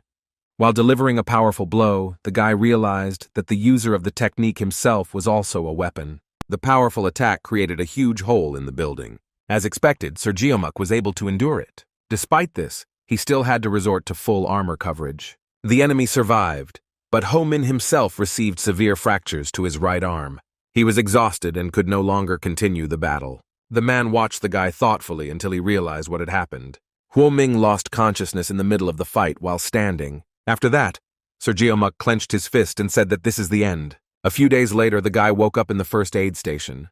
He immediately began to scream, remembering the last moments of his battle. As it turned out, he woke up because the leader of the weapons guild stabbed him in the stomach so that the guy would finally regain consciousness. Ho-min tried to find out what the one who recently tried to kill him was doing here, but the nurse did not let him talk, and immediately began feeding the guy some kind of medicine. In fact, he believed that he was already dead. He asked what happened before he ended up in the infirmary. He was sure that the Geomuk Constellation was trying to kill him. His comrade also appeared in front of him, and the leader of the Weapons Guild himself admitted with surprise that Ho Ming had quite high endurance. Arrogantly pointing his finger at the guy, the man nervously said that he didn't even think that such a useless idiot could become a ruler's hunter. After that, he added that if this guy continues to climb to the top of the tower, he will soon die. Huoming was incredibly angry about what happened recently, but couldn't find the words to respond. Looking at the pitiful fighter, Sir Geomuk said that while the ruler's hunter was not dead, he should come to the Weapons Guild, where he would train him. Such an unexpected proposal seemed somewhat strange for the fighter, because not long ago they fought to the death. Hunter Kan could not believe that he would hear such an offer for his ward. Sir Geomuk promised that in 6 months he would make the poor fellow one who could even defeat a constellation. After this, Kang Ha-jin butted into the conversation and stated that Ho Min in the current situation is in the possession of the ruler, and this means that his choice is not a priority. In response, the man said that this would also serve as a good thing for the Platinum Monarch, because there was no point in keeping a guy around who couldn't even compare to a real hunter. What was happening around him seemed unreal, and Huo Min furiously asked how Geomuk dared to suggest something like that after calling him a traitor. Previously, Ha-jin had not heard that the leader of the Weapons Guild called his ward a traitor, so he asked for this to be explained in more detail. The man replied that he was just trying to make sure that he was truly loyal to his ruler. He admitted that he was indeed suspicious of him at first. But when he tried to kill the hopeless fighter, he realized that he was the one who was ready to climb the tower at any cost. Therefore, Geomuk decided that instead of killing, it would be better to keep an eye on the suspicious hunter. Despite such sincerity, Huo Ming still did not feel safe and treated his words with caution. Ha-jin was extremely wary that even Geomuk recognized the potential of the guy that the ruler was so interested in.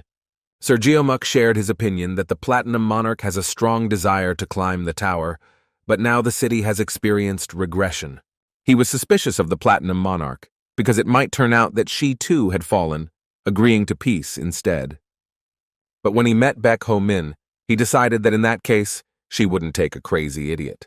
Still, he is sure that now the tower needs just such crazy people, and the Platinum Monarch probably thinks the same. In response, the nervous guy asked how it happened that the Constellation was ready to beat anyone to death to prove that he was wrong.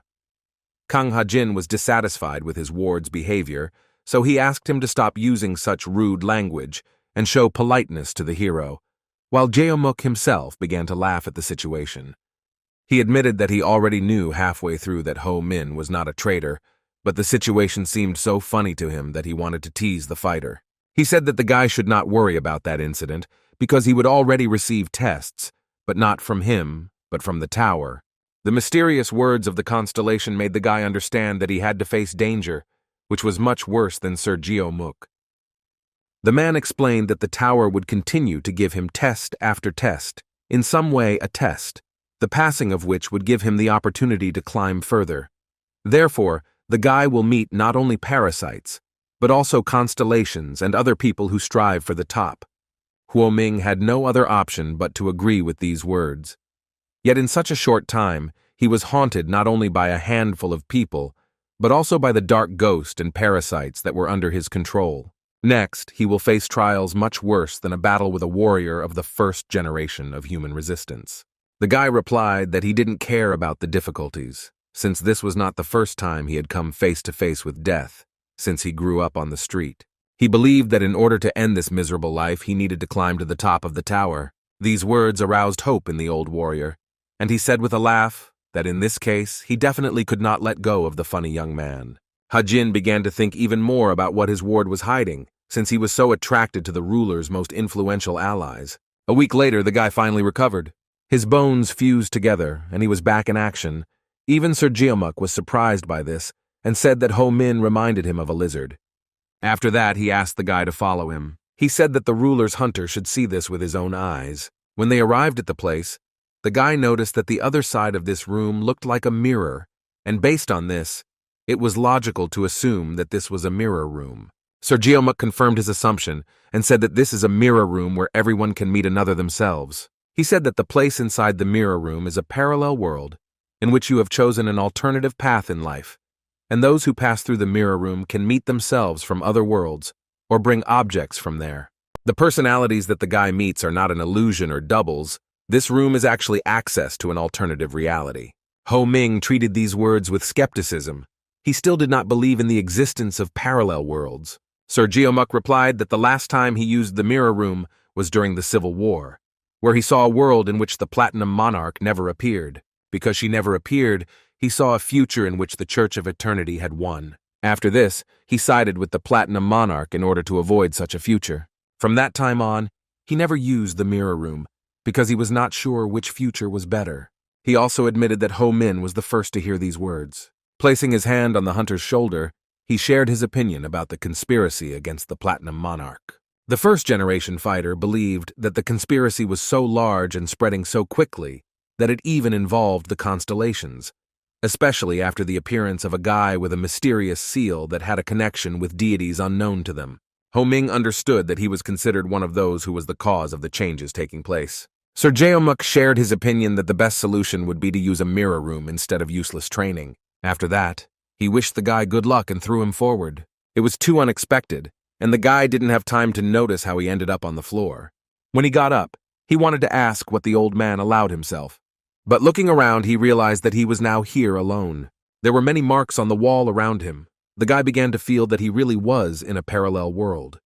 He never thought that Geomuk would throw him away without even telling him how to return to reality. The Constellations suggested that the first of the personalities would be a warlike king. The great wizard admitted that every time Baek Ho Min walks through the mirror room, it gets on his nerves. The warlike king was surprised that the eldest among them was so worried about this, because when he was in the mirror room, he did not encounter anything dangerous. Dynamite replied that the fact is that the warlike king did not see what was being discussed.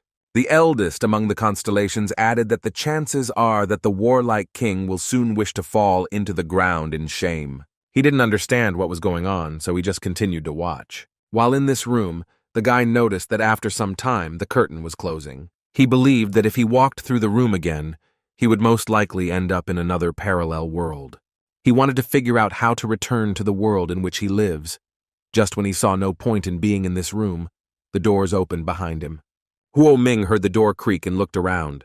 A guy came out from there, most likely a warlike king from the past. Baek Ho Min met his alternate world self for the first time. His counterpart from the parallel world believed that the guy entered the mirror room for the first time and turned out to be right. Looking at the warlike king, the guy thought that he was the Baek Ho Min who joined the weapons guild, so he decided to call him a gunsmith. He noticed that they both possessed the same steel seal, which turned out to be true. The martial king stated that he had a rank 3 fortification power skill.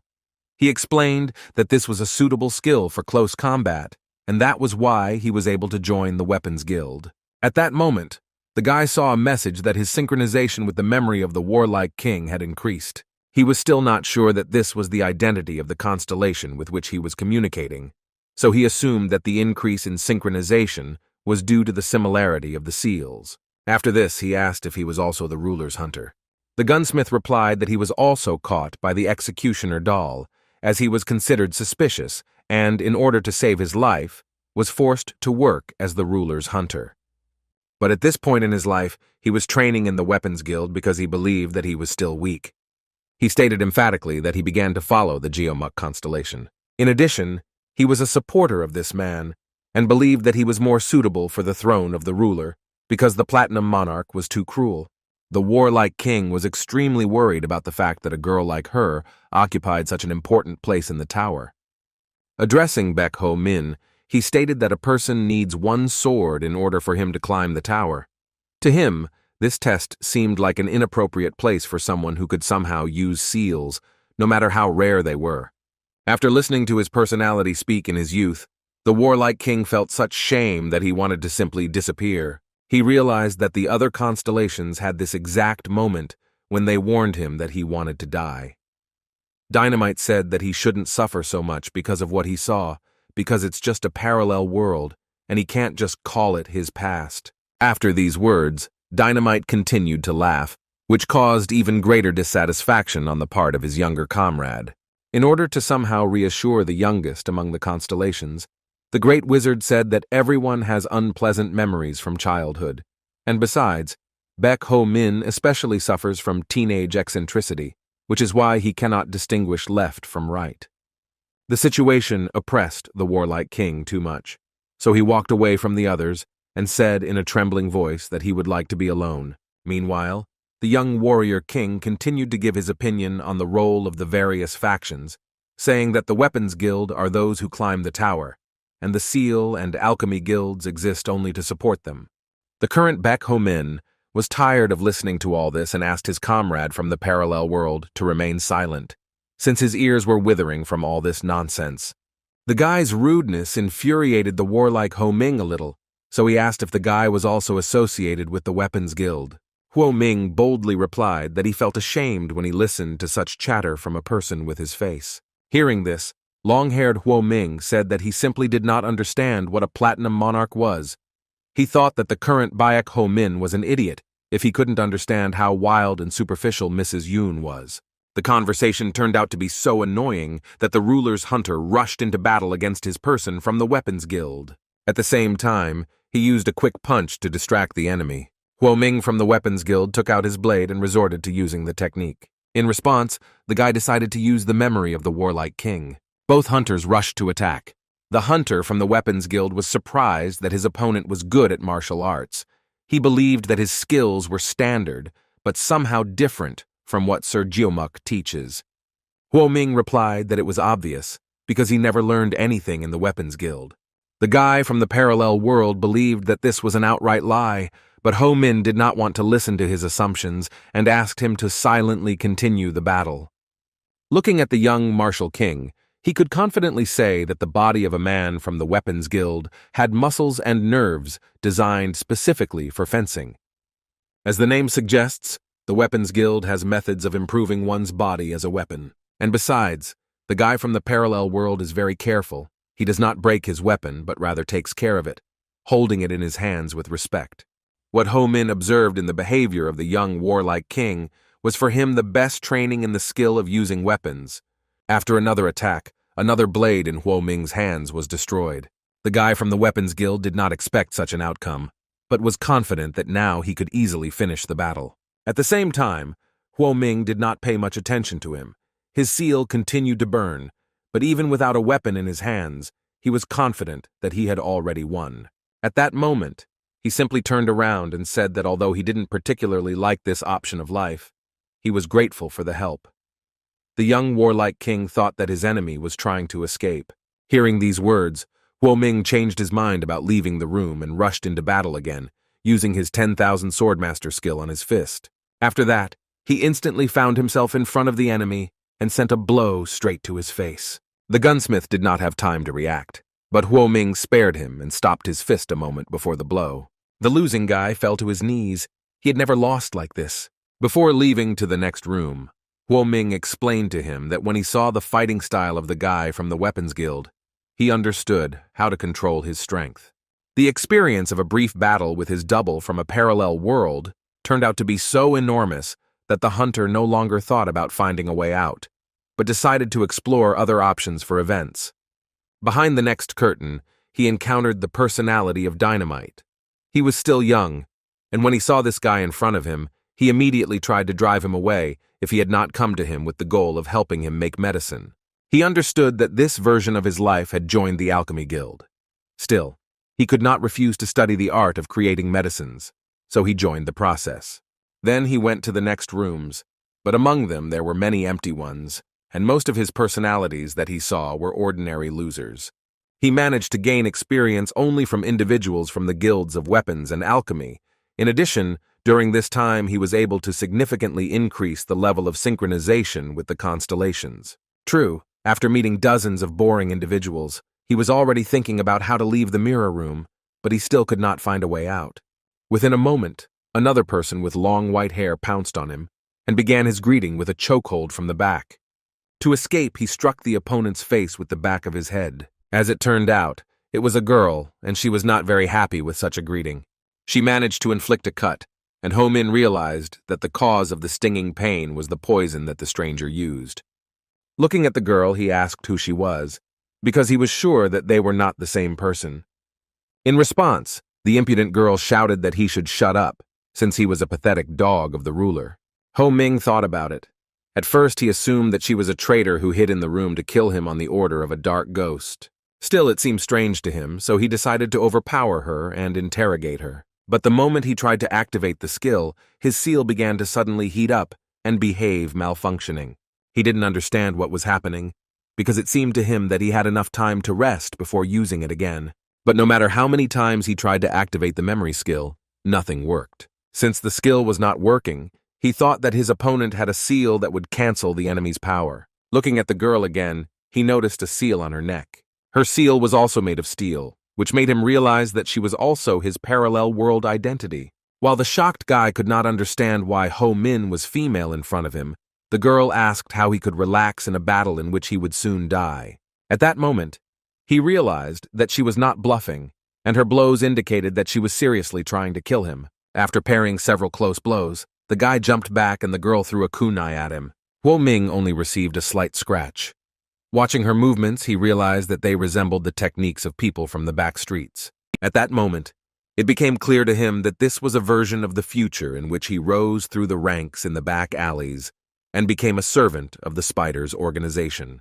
This person seemed to be quite a good fighter. Despite this, Ho-ming believed that turning into a girl for the sake of resisting the ruler was too much. Those watching the events in the mirror room had also not seen anything like this before. They thought it was some kind of anomaly. It was logical to assume that since someone like this had never appeared in the mirror room, then it was because the seal of the current Baek Ho-min had influenced various variations of the future as well. Dynamite seriously asked the eldest of the Constellations if he knew anything about this. The great wizard replied that he could only guess what happened, but he was sure that this was one of all timelines that Baek Ho-min should not encounter. The guys did not understand who they were dealing with, so the eldest of the Constellations replied that this was the second person of Baek Ho-min, who became the constellation after him. Dynamite shockingly suggested that this girl was one of the only ones who hibernated. The eldest among them only nervously confirmed his assumption. This girl's name is Miori, and she is known as the Ghost Against the Heavens. Meanwhile, the battle continued, and Ho-min continued to gain new battle experience.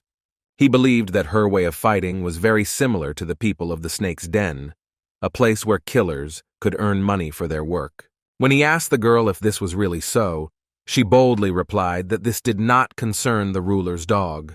He continued to try to make conversation and asked if she had killed the elder, but the killer was not going to answer him and only said that he did not have time to chat. Ho-ming was forced to take out one of his blades to defend against the enemy's fast attacks. He didn't want to continue fighting, but to win, he needed to use a skill that he simply didn't have access to activate. The confident girl asked how stupid the hunter was if he still didn't realize he was under the influence of her seal. But the guy did not pay attention to her impudent speech and continued to try to activate the skill. His hand was already burning and he was experiencing a strong burning sensation, but despite this, he did not stop his attempts. The girl was furious and shouted that he should stop, because if he continued in the same spirit, then his wrist would simply be torn off. But this was all part of his plan. He replied that if they are the same person, then the girl also pays for using the skills, so she is unlikely to fight until her neck is ripped off. Her seal was indeed already at its limit. She nervously replied that she was not prepared for the fact that he was resistant to poison. The guy replied that this was due to the fact that his owner, using her power, made his body a little healthier. Miori sighed heavily as she realized that there was no point in continuing the battle. She accepted her defeat, after which she sat down on the floor and invited the person who followed the ruler to do the same. Ho-ming was still cautious. He knew that since she was from the Snake's Den, he shouldn't relax. The girl herself started the conversation and first clarified whether the guy was a representative of the world in which she became their ruler's hunter. After a positive answer, the guy asked why she tried to kill him if she initially knew that their worlds were different. It turned out that Miori decided to kill the ruler's hounds that would appear in the mirror room.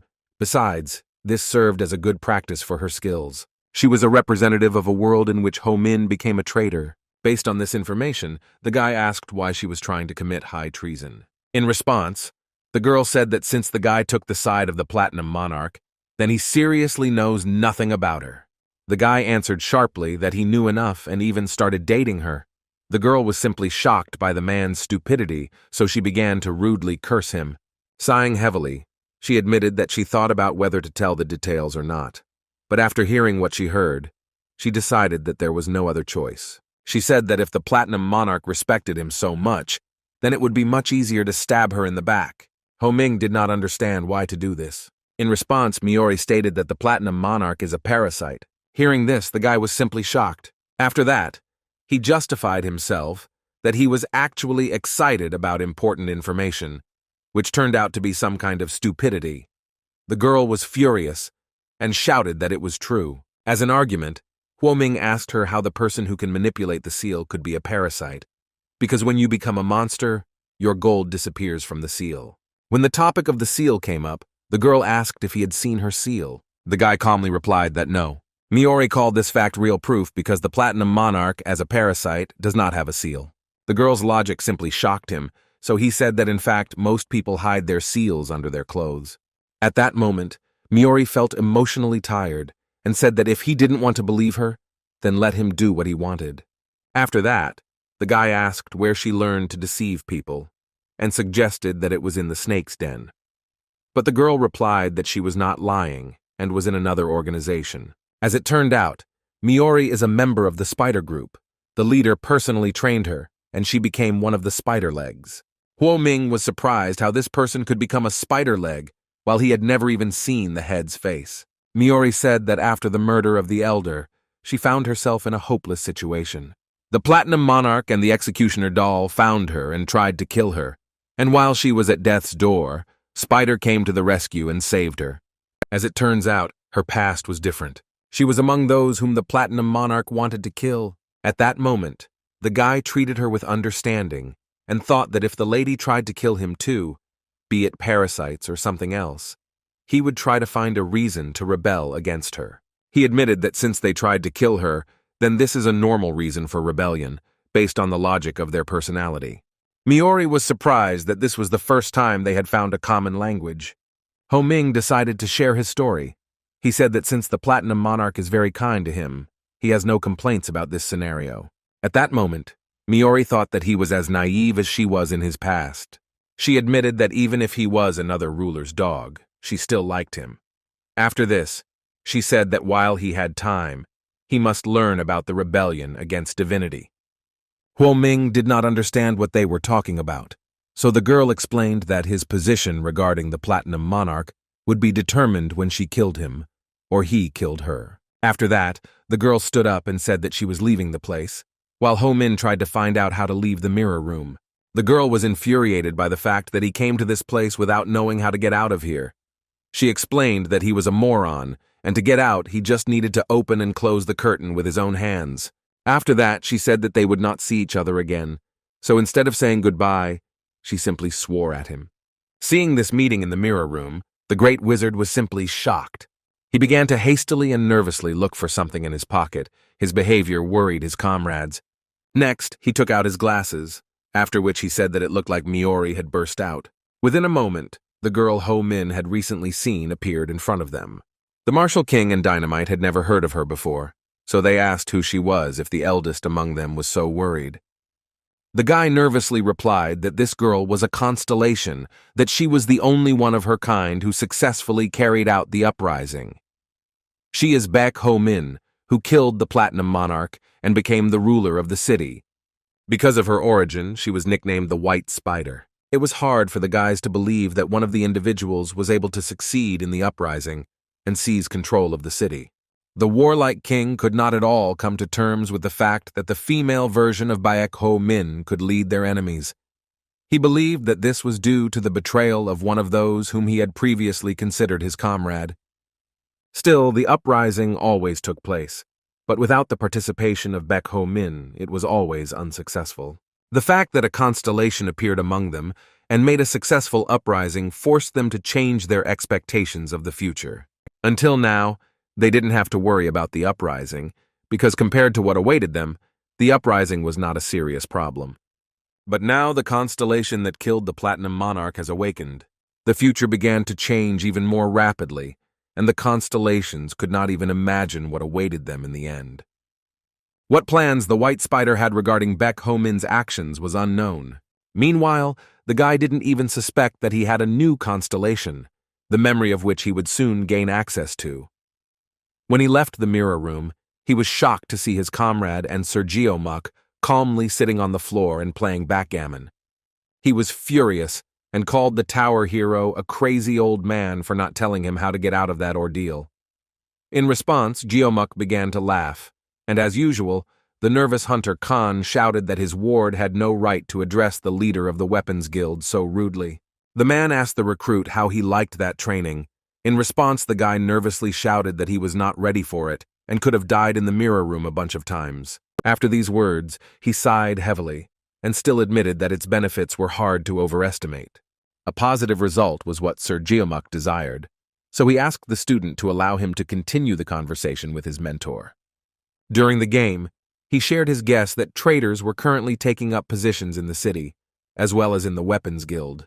Hearing the mention of a Weapons Guild in a place with traitors from the very leader of this organization was unusual, and Ho-min became wary. Sir Geomuk said that while in the mirror room, the guy should have noticed important details of various futures. It turns out that the constellation also met another self, and that persona sided with the Church of Eternity during the Civil War. Remembering his meetings with the brightest personalities from parallel worlds, the guy thought that Baek Ho-min from the Weapons Guild and Miori were both opponents of the Platinum Monarch. Sir Geomuk was sure that there was someone among the rulers who was trying to corner the Platinum Monarch.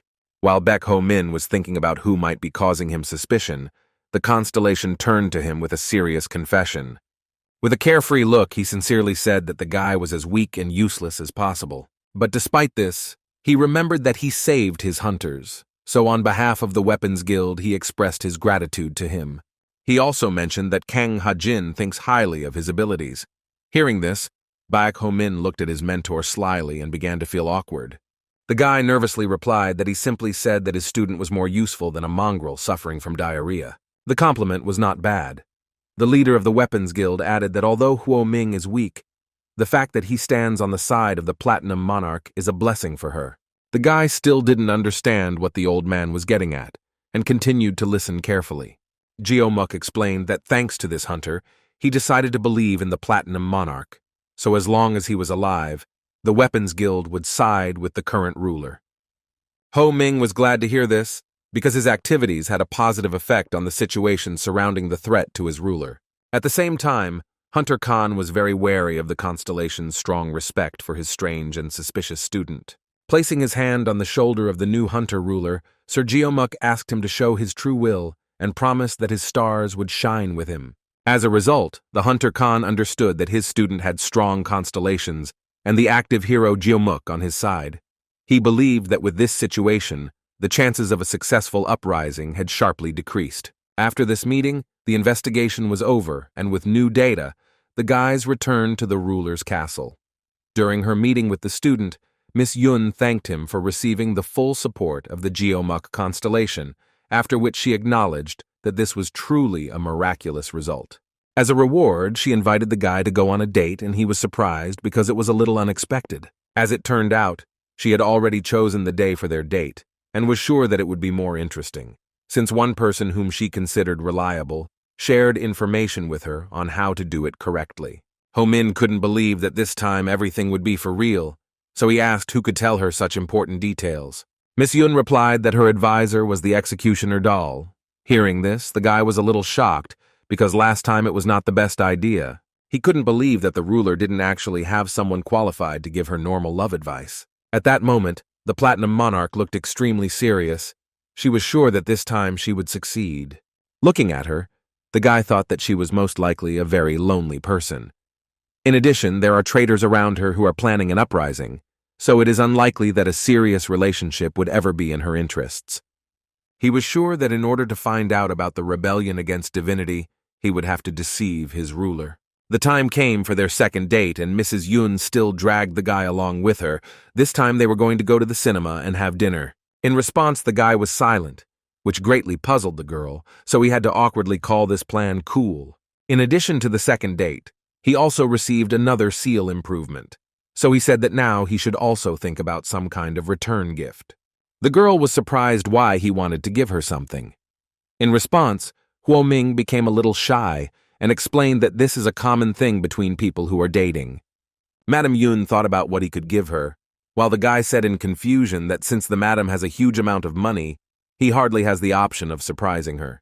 Despite his words, the girl replied with a smile that she had thought of something she might like. Ho Min considered that the solution to the situation had been resolved, so he waited with incredible interest for her answer. The girl mysteriously said that she would like to receive the head of a crab. Her words seemed strange. The guy thought that she was talking about a crab head dish, so he said that it was already a thing of the past. As expected, he misunderstood her, so the girl explained that she was not talking about a dish, but about a real crab head. It turned out that she was talking about one of the spider legs, Mr. Kim Ho Tae, which is known on the streets as a crab. On the streets, it is called crab due to the fact that it supplies certain rare ingredients. Without wasting time, Ho Ming quickly found a man who explained to him that Mr. Crab was selling human organs to the Alchemist Guild. Alchemists use them to make some rare medicines. As it turned out, there was great demand for such a terrible product, because even some foreigners dealt with that crazy entrepreneur. The prisoner of the ruler's hunter turned out to be the one who supplied the goods directly to a member of the spider group. The man begged not to kill him, and made excuses that he had no idea how this happened within the organization. In response, Ho Min showed his seriousness and asked to tell him everything that was known. Before sharing his knowledge, the guy, scared to death, asked why a single hunter decided to do something like that. Huo Ming briefly said that someone above him wants to get the crab's head. After this, he offered the prisoner to keep his own head in exchange for valuable information. Just as they were about to begin a productive conversation, the rope that held the prisoner over the abyss suddenly broke. The man flew down screaming, and Ho Min realized that he had been ambushed. There were many hired killers around him who hatedly called the guy the ruler's dog. Looking at the weapons of his ill-wishers, the guy noticed the similarity of their blade with the one used by the female version of his personality. Based on this, he assumed that these guys belonged to the same organization.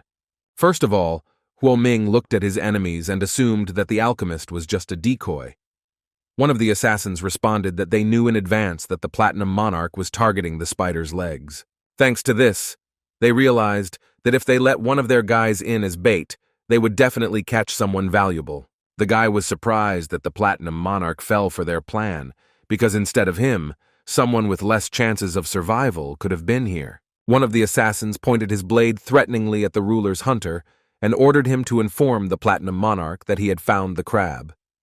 He promised that if the hunter brought the Platinum Monarch to this place, then they would spare his life. Taking the blade out of his secret pocket, the guy replied that he had a better idea. Ho Min rushed to the attack and said that he would leave only one of the hired killers alive, from whom he would find out where Mr. Crab was hiding.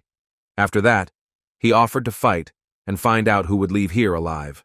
At the same time, Miss Yun was near the building where the battle was about to begin. She probably knew what kind of test awaited her ward. She was very interested in whether Baek Ho Min could survive this time. The battle began quite unexpectedly for the spider killers. The guys were simply shocked that in addition to incredible speed and good martial arts skills, the hunter was also immune to the poison with which he was poisoned. The guy satisfied their interest by saying that he had been poisoned with something similar before. He actually dismantled this poison using a mini-lab after fighting a female version of himself in a room of mirrors. Of the huge number of hired killers, only one fighter remained. He began to flee the battlefield but promised that revenge would be cruel. Huo Ming was about to pursue him because he wanted to get information regarding his target, but he suddenly fell to his knees. Yet he was exhausted due to them using too much poison. Until the very end, he tried to find the strength to pursue, but began to lose consciousness. Sometime later, he woke up in that very place. The girl's voice woke him up, and he realized that the ruler was already nearby. The guy didn't want her to interfere in preparing the gift, so he said that the lady could just wait. She replied that she had been waiting, but decided to investigate the situation after she saw that the alchemist had fallen. After this, Ho-min remembered the last moments of the battle and excitedly reported that he had missed one of the killers. But the girl replied that she had met him along the way. As expected, the Platinum Monarch beat him up and was able to extract some information regarding their goal. After such news, the guy began to awkwardly apologize, since he believed that this was his task. The girl replied that he shouldn't put pressure on himself because he did an excellent job without it. Still, he was upset because he wanted to make a gift with his own hands. At that moment, Miss Yun admitted that she was actually interested in a few more things as gifts. A rare manipulator, the Platinum Monarch touched the shy guy's face and said that if he gets these things for her, then she will fulfill his every desire. This sentence made the guy forget about everything he was worried about earlier. A blush appeared on his face, and he confidently declared that he would keep this promise. The girl with a cunning and purposeful look replied that she had high hopes for her faithful hunter. The Platinum Monarch gave him a list of 5 people, including Crab, an older sister, Raccoon, an anglerfish, and an assassin whose true identity is unknown. Each of them controls parts of the back streets on behalf of the Spider, and if he gets rid of them, then the leader of the organization will become nothing more than a helpless bandit. After 4 days, Baek Ho-min had already caught the so-called Crab. He told him a true story about recent events so that the man would understand why he needed his head. After that, the guy launched a chainsaw that was aiming for the villain's neck. The man begged the guy to stop and shouted that they were only trying to get rid of the Platinum Monarch for the sake of the citizens of the city. Sighing heavily, the guy said that, apparently, his enemies had conspired to say the same thing before they died. The Crab tried to convince him that his words were true, so he said that Miss Yun was trying to gain the same power that the Church of Eternity had. His words were not something interesting, so the guy replied that he did not want to listen to stupid chatter, because having become minced meat, the villain would be much more useful than in life. At the last moment before meeting with the Saw, the man shouted that he would tell everything the young man wanted to know. This outcome was obvious. When the man was afraid enough to become sincere, Hunter Beck asked what he knew about the rebellion against divinity. Earlier, Ho Ming tried to find out something in the ladies' library, but realized that it was worth asking traitors and opponents of the Platinum Monarch. Facing death, Mr. Crab admitted that he had heard something similar from his older sister in the Red Light District. She said that this concept meant capturing the heavens. At the same time, the woman believes that the Platinum Monarch is trying to start this process. At that moment, the Crab thought that the guys were chatting about something unimportant, so he did not pay enough attention to it. They also said that when the time comes, the ruler will rebel against divinity and become a lord who commits treason. When the guy said that all this sounded like crazy, the man added that he heard that this is the reason the Platinum Monarch collects gold. This story still turned out to be useful. Ho-min had to meet with his older sister in any case, but he didn't think that she could know more than the others. Then the man told everything he knew about spider legs, after which the hunter asked if it was true. The Crab said with panic that he would not lie in such a hopeless situation. Within a moment, Ho-min saw a message from a previously unknown constellation. Miori sent a positive reaction to the words that the prisoner said. The Crab watched the hunter's behavior with horror and did not know what to expect from him. Within a moment, the guy saw 3 more reactions from the constellations with whom he had communicated earlier. To test his hypothesis, he asked the poor fellow to say his name out loud. The man shouted that he was Kim Ho-tae, after which the hunter asked the constellations if this was true. The reaction was positive. In addition, the guy suggested that Miori only responds to things that relate to the nooks and crannies. Meanwhile, her behavior significantly played on the nerves of the rest of the constellations, and the eldest of them turned to the crazy girl, saying that if she was watching Baek Ho-min, then she should stop hiding and join the others. Dynamite and the warlike king had not met her before, but the alchemist had heard that there were other constellations besides his. He could definitely say that if Miori looked like the female version of Baek Ho-min that was in the mirror room, then it was obvious that she was the exact opposite of the great wizard. Moreover, he believed that if she really had a skill that could block other people's skills, then the wizards from the Seal Guild, who put all their effort into abilities, would not be able to resist her.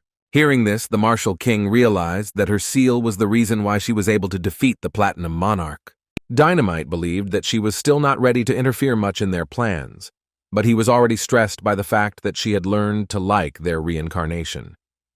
At that moment, The only one was diligently trying to lure out the girl who, during her lifetime, had chosen the path of betraying the ruler.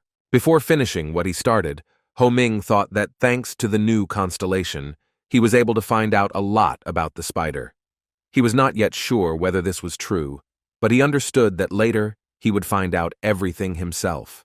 Before saying goodbye, he asked the crab if he knew what a spider looked like. The man replied that when they met, the head of their group was wearing a mask and a very strong stench emanated from him. During their meeting, the spider said that if they did not get rid of the Platinum Monarch, then all the citizens of the tower would die. He was confident in his boss's words, because he had never made a mistake before. In addition, the man, furious at the mention of the lady, said that she was annoying absolutely everyone and was probably up to something strange and terrifying. Ho Ming obtained more than enough information, despite the fact that his task was only to obtain the head of a crab. After that, he thanked the villain for his assistance and even called him well done. Scared to death, the villain believed that in this case he would now be released, after which he sincerely thanked him for the opportunity to prolong his worthless life. But at the same moment, Ho Ming turned on the saw again. In parting, he told the crab that from the very beginning he had no intention of letting him go. The guy did not plan to spare the one who sells organs. As expected, Yeon Jong, nicknamed Big Sister, became his second target.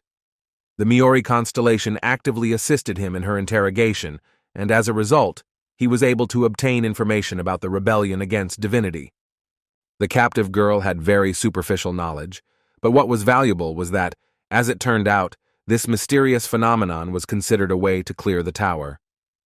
The explanation seemed very vague, so the guy asked for more details. In fact, she was only trying to delay the time of her death.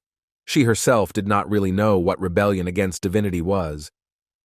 Based on this, he realized that in order to find out everything about this, he needed to ask either the spider or the Platinum Monarch. As expected, the next villain could not escape fair punishment for his crimes. To carry out his plan, the guy decided to prepare well and made an appointment in advance with the merchant with whom he had worked previously. The man in the red shirt, with a not entirely sincere smile, said that all the items belonged to the rare class. In fact, he was shocked that this unknown hunter became so strong and rich in a short time. Ho Ming examined the items. He had no questions and was completely satisfied with their quality, but said that he was worried about the belt because it emits some kind of unclear energy. The system reported that this thing overflowing with magic is a rare half-belt, thanks to the characteristics of which all objects inside will weigh half as much. In fact, this strange energy belongs to ghosts in some way. When the world fell apart, people learned that ghosts really exist. They turned out to be not the friendliest creatures. Even the hunters were not eager to fight. As it turned out, ghosts cannot get close to the light of the tower, but some of them had an object and a person with whom it was possible. Being an excellent merchant, the guy who grew up in the back streets of the city stated that the merchant tried to kill him unnoticed with the help of such a dangerous object. The man was very confused and began to make excuses that he had heard that his client was now blessed by the constellation Ripple, so he would be able to exorcise the ghost. The plan worked a little differently, but it was still good. Now Ho Ming remembered that he could use starlight for similar purposes. When he stabbed his dagger using the power of light, he learned that the ghost was not particularly susceptible to influence. Things were going hard, although the spirit was quite weak. All this time the belt made strange sounds, but the attempts were useless. Despite this, Ho Ming was troubled by the strange feeling that he was torturing a weak animal. The hunter decided to ask the seller what happened to the previous owner, so he learned that, being possessed, some wanderer was just wandering around, and the Holy Knight found him and killed him. It was not easy to expel the ghost, so the guy turned to the constellation for advice. Only Miori gave a positive response, which was expected from a girl who is always ready to take risks. Ho Ming understood that the main risk was that if the executioner doll saw such an item in his possession, it would immediately try to remove his head from his shoulders. Still, a strange feeling did not leave him, and he decided to take the risks on himself in order to take the belt with him. The hunter agreed to all the goods, after which he gave the seller the monster core as payment, saying that it was less valuable due to the presence of a ghost in one of the items. As it turned out, ordinary speech for a hunter was a real luxury for a seller, so the guy corrected himself and said that he could keep the change. It was restless in heaven. The girl's actions were getting on the great wizard's nerves, because of her, Ho Min bought the possessed object, and now they had to find her. The warlike king was afraid that the eldest of the constellations would try to kill the girl, but the wizard replied that no matter how much he wanted this, he would not be able to fulfill such a desire in this world. In addition, it is completely incompatible with it. At that moment, the younger remembered that Miori had a skill that negated all the power of the most experienced among them. Because of this, the great wizard was just going to talk to her. He had to understand why the white spider was forcing Huo Ming to make such decisions at least before their reincarnation met the raccoon. Meanwhile, the guy was returning home. He still had 3 goals left, and he was thinking that he should quickly finish the task in order to finally get his wish from the Platinum Monarch. At one moment he was distracted from his thoughts by the appearance of a strange stranger. A man with green hair who was wearing a purple cloak was glad to meet the guy. Looking around, Beck realized that he had been too careless all this time and had been cornered in a dark alley, which is not a very pleasant situation. The mysterious man with a cigar in his mouth said that Hunter Beck has been very busy lately. The guy already knew who he was dealing with. He asked the raccoon why he took the trouble to look for the ruler's hunter. The man calmly replied that he had no reason to fight. After that, he unexpectedly invited the guy to cooperate. His leader asked him to tell him that if the guy agreed to work together, then he would instantly be promoted to the level of a spider's leg. Ho Ming calmly replied that most likely the spider wants to get rid of him, so he does not see the point in this strange and naive proposal. In response to his words, the raccoon stated that if the uprising was accomplished, then the ruler's hunter would be in a much better position than ever. The surprised guy asked what we could be talking about. The raccoon replied that they could give him the title of leader of the Weapons Guild. The proposal seemed very wild, but Ho Ming was forced to show extreme admiration and asked if they could really overthrow Sir Geomuk and give him his position. The representative of the Spider Group believed that the Constellation had long wanted to resign from the position of leader of the Weapons Guild, because of the agreement with the Overlord, he could not climb the tower. Now he is tied to this position, but if that woman dies, he will immediately go to climb the tower. In a difficult situation, the guy asked if there was any evidence for their words. He all believed that it was not worth agreeing to this proposal. The raccoon replied that if the guy was interested, then he should join their team, after which they would give him a satisfactory reward. Ho Ming thanked them for the excellent offer and the opportunity to receive a decent reward, but did not agree to such conditions because of one detail.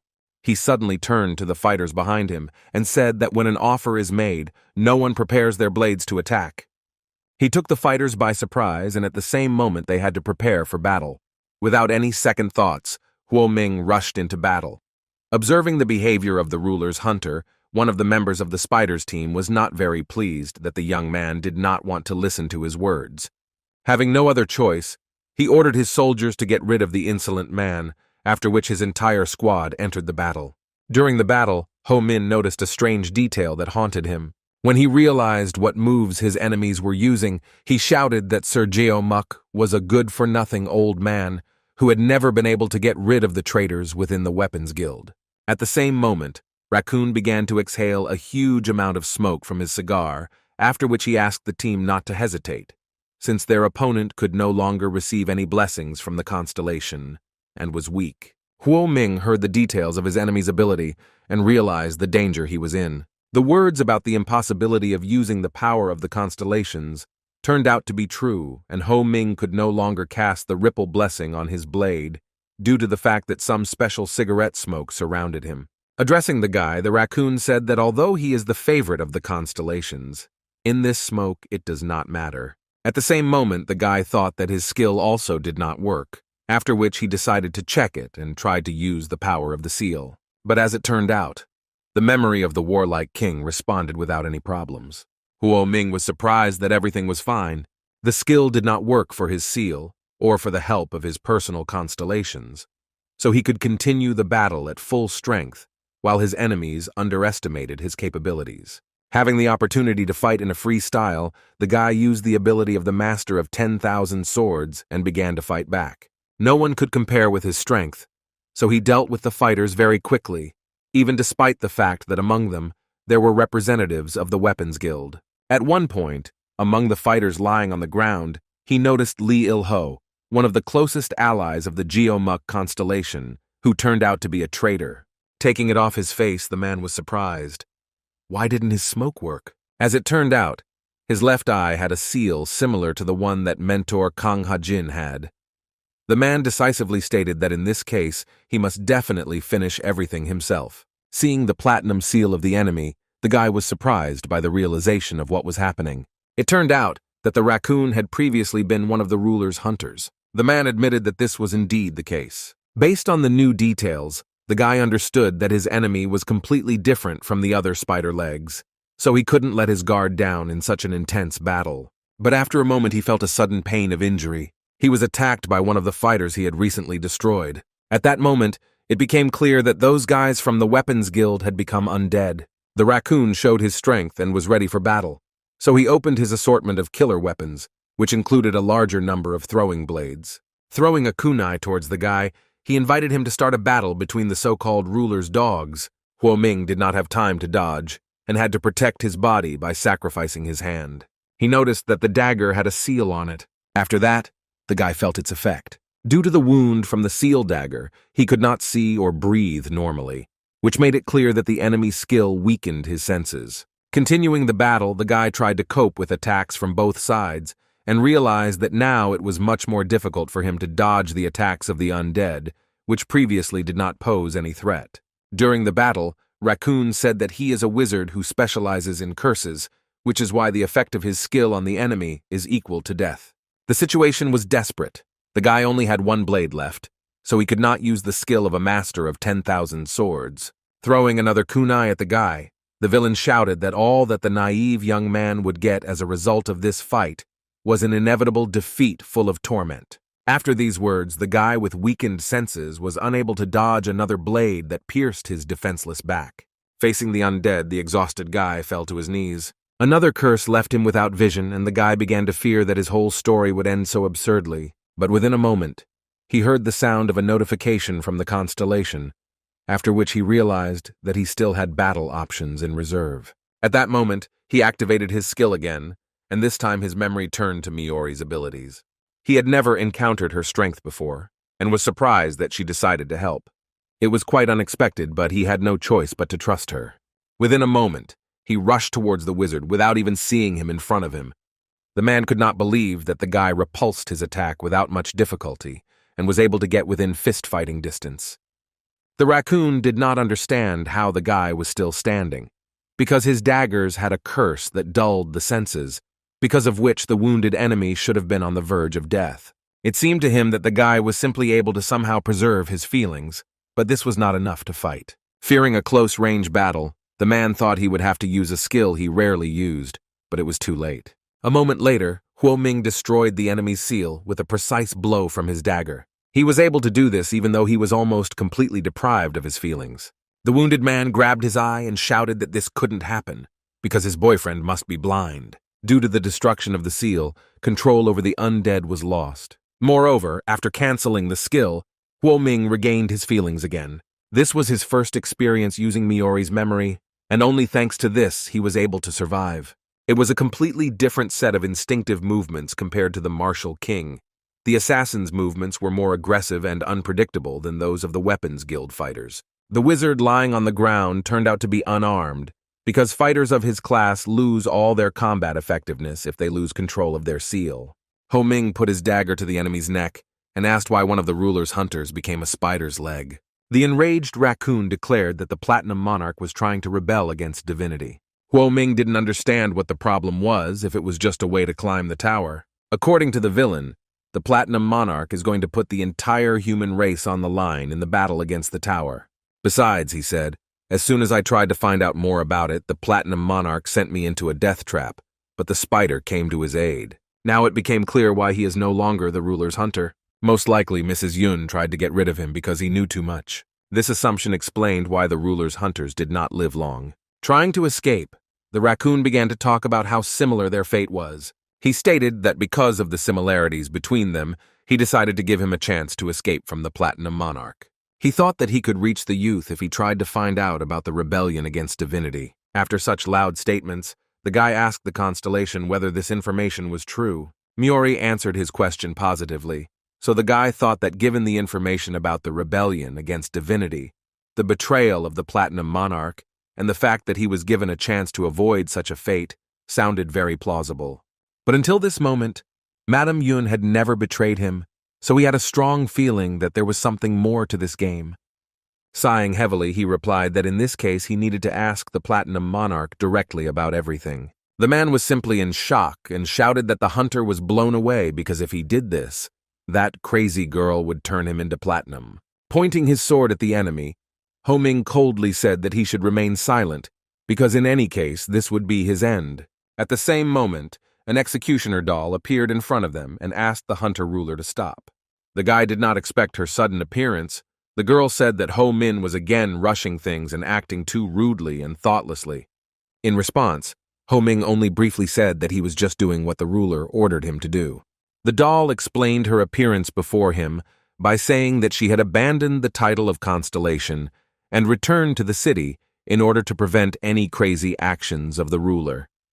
She cryptically said that she wouldn't make the same mistake twice. Ho Ming asked what exactly she considers crazy. The girl believed that the Platinum Monarch was trying to step over the line, which is why her promising hunter would be involved in an extremely dangerous game that threatens all of humanity. Still, her words seemed strange, because the guy believed that the leader of the godless paladins was on the side of the monarch. As it turned out, this whole performance was in order to observe the new ruler. In response, the guy said that Miss Yun is truly worthy of respect. The executioner doll asked what we were talking about. Immediately after her question, Ho Min finished the job he started without further ado. He put an end to the spider's faithful servant, a villain from the mysterious traitors group. The girl was furious with his actions, believing that he never understood anything. But the guy had nothing to worry about. He said that all the people in this world have doubts about the Platinum Monarch, hate her and try to get in her way. He believed that it was precisely because of such a difficult situation that she acted so recklessly. After that, he turned to the girl who was shocked by his action and asked her to continue doing what she was doing earlier. He promised that he would continue to respect her for who she was. His behavior and words have changed from how he used to be. The cold and determined guy said that if someone needs to cross the line of safety in order to move humanity forward, then he will do it his way. With a confident look, he stated that if the Constellation wanted to try to stop him, then the choice would be hers. The girl could not interfere in this conflict, so she simply asked the hunter with a kunai in his back not to make mistakes. And yet she warned back Ho Min that as soon as he killed someone he shouldn't have touched, his head would fly off his shoulders. The guy took her words into account and moved on. Meanwhile, the great wizard had already returned to his friends. He said that as soon as he met Miori, she immediately directed her blow at him. The warlike king was surprised that the strongest among them could yield to a girl, but the great wizard explained that knowing how much she hated him, he was forced to allow her to behave so rudely. She hit him once and stopped when she realized that fighting in this dimension was pointless. Unexpectedly for the youngest among the Constellations, the one displeasedly admitted that Miori was very smart. But despite the fact that she is smart, he continued to consider her a psychopath, which is a copy of the Platinum Monarch. The warlike king did not understand what the wizard was driving at, because if Miori had been the same as the Platinum Monarch, then she would not have started the uprising. As it turns out, the female version of Baek Ho Min simply hates her own kind. Although she was not exactly a friendly person, the wizard was able to come to a common agreement with her. Miori, like the rest of the Constellations, promised to cooperate in order to help Baek Ho Min climb the tower. Surprisingly, the girl no longer wants to try to kill the Platinum Monarch as she did during her life. The white spider understood that without the Platinum Monarch, it was impossible to climb the tower along the usual path. The only one believed that most likely, Miori admitted her mistake, which she made at the very end of her life. Ho Min did not have time to collect all the heads when he received a sudden call to the ruler's castle. As it turned out, there were a lot of guests here. The ruler even called masters of various guilds. Those guys believed that most likely their call was due to the fact that recently, the situation had been unstable and a sudden change of power had begun in the city. It was a mystery to them why the ruler had gathered so many influential people in one place, so the masters assumed that the ruler was going to make some kind of special proposal. Huo Ming knew a little more than the others, so he was worried about whether this speech was related to his challenge and recent activities or not. Next, the guy headed to the courtyard, where he met with Mrs. Yun. There was an unusually sly smile on the girl's face. Looking at the guy, she told him that she found out that he was trying to find out about the rebellion against divinity. Baek Ho-min's worst fears became reality, but he knew that in this case, lying would be pointless and would only make the situation worse. The guy resolutely admitted his guilt, and in response, Mrs. Yun thanked him for his honesty and frankness. Within a moment, the body lying at the mistress's feet screamed that it would kill them all. The excessive noise forced the girl to use her ability to close the raccoon's mouth. Now it became clear where the ruler learned about his curiosity.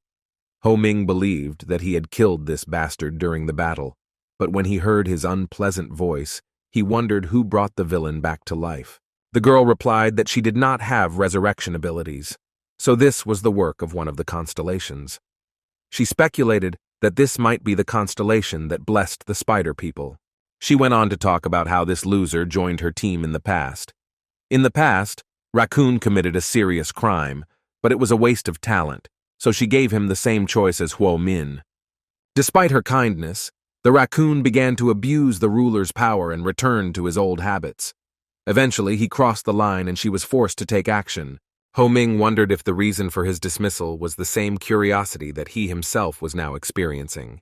The girl explained that the raccoon tried his best to figure out her weaknesses, and as a result, he learned about the rebellion against divinity and began to investigate it. After these words, she emphasized that he obtained this information in the same way as Ho-min does now. When asked what he was able to find out, the guy replied that he only found out that this was a way to climb the tower, so in fact he was going to ask the ruler about it directly.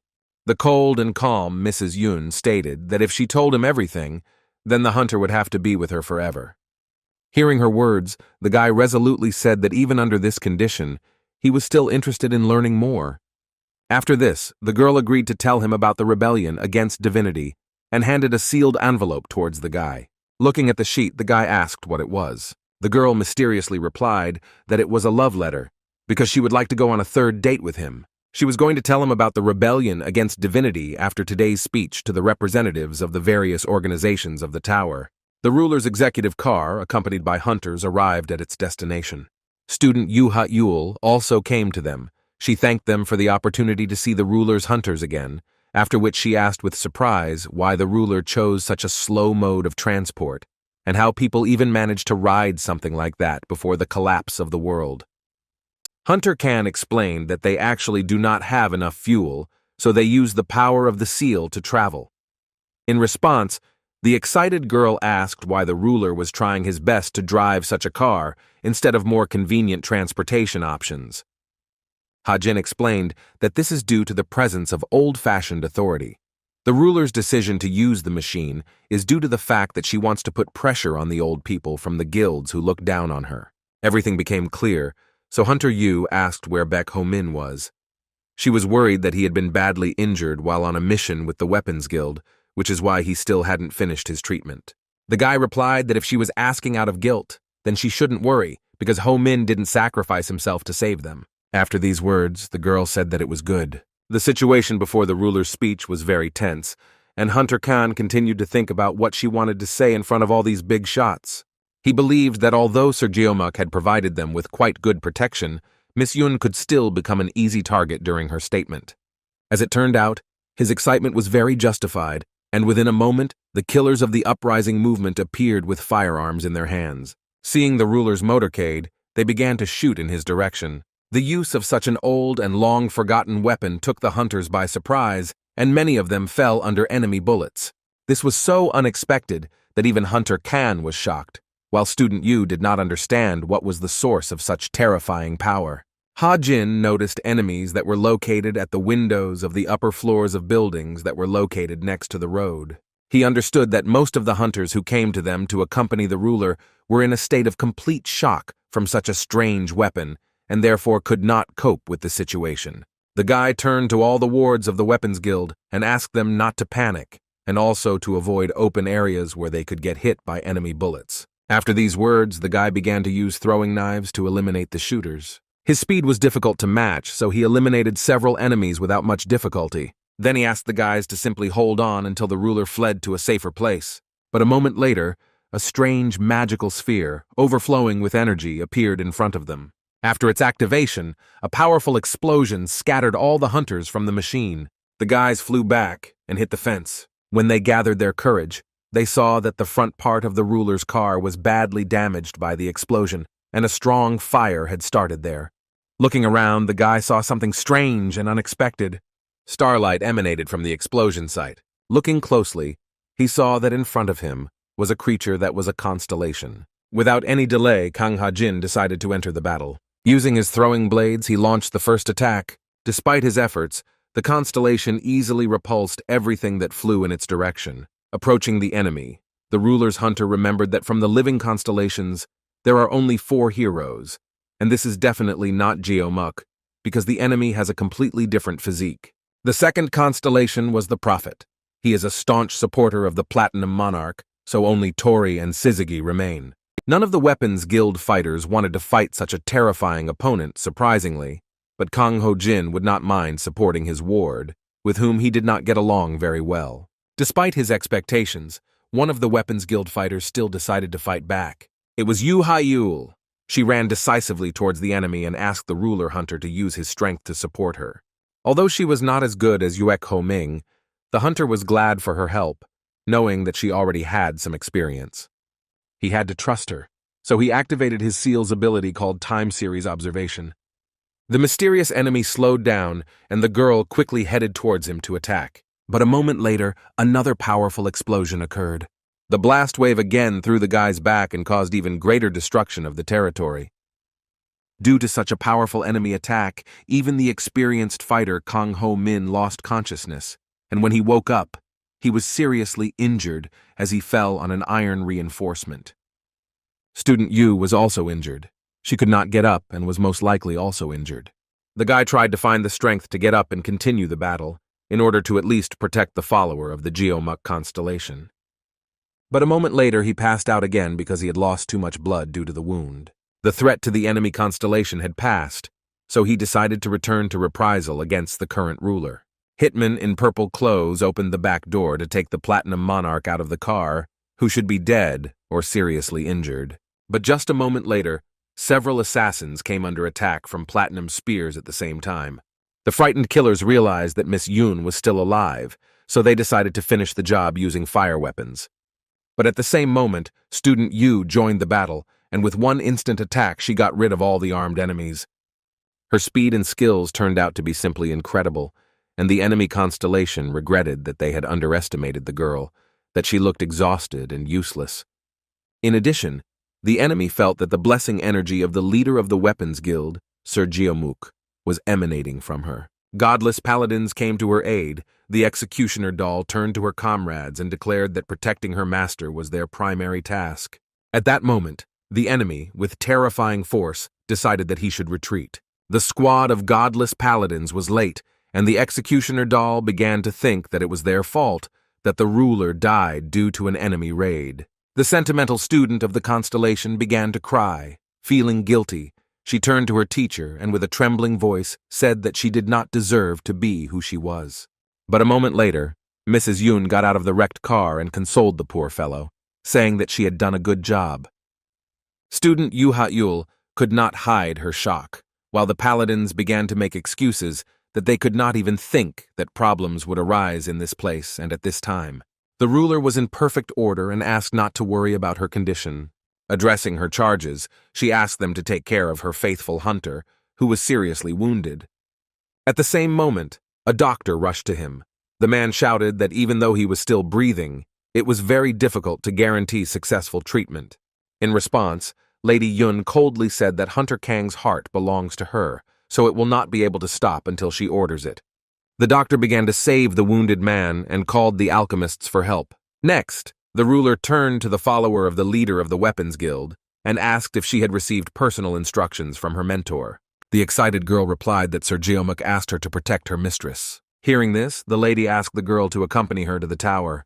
Meanwhile, somewhere in the back streets, Ho Min was caught.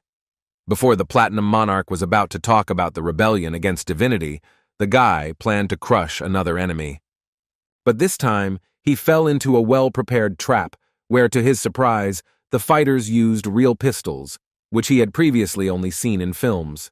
The girl sitting opposite him explained that her grandfather loved to collect all sorts of antique things, vintage clothes, furniture, and so on.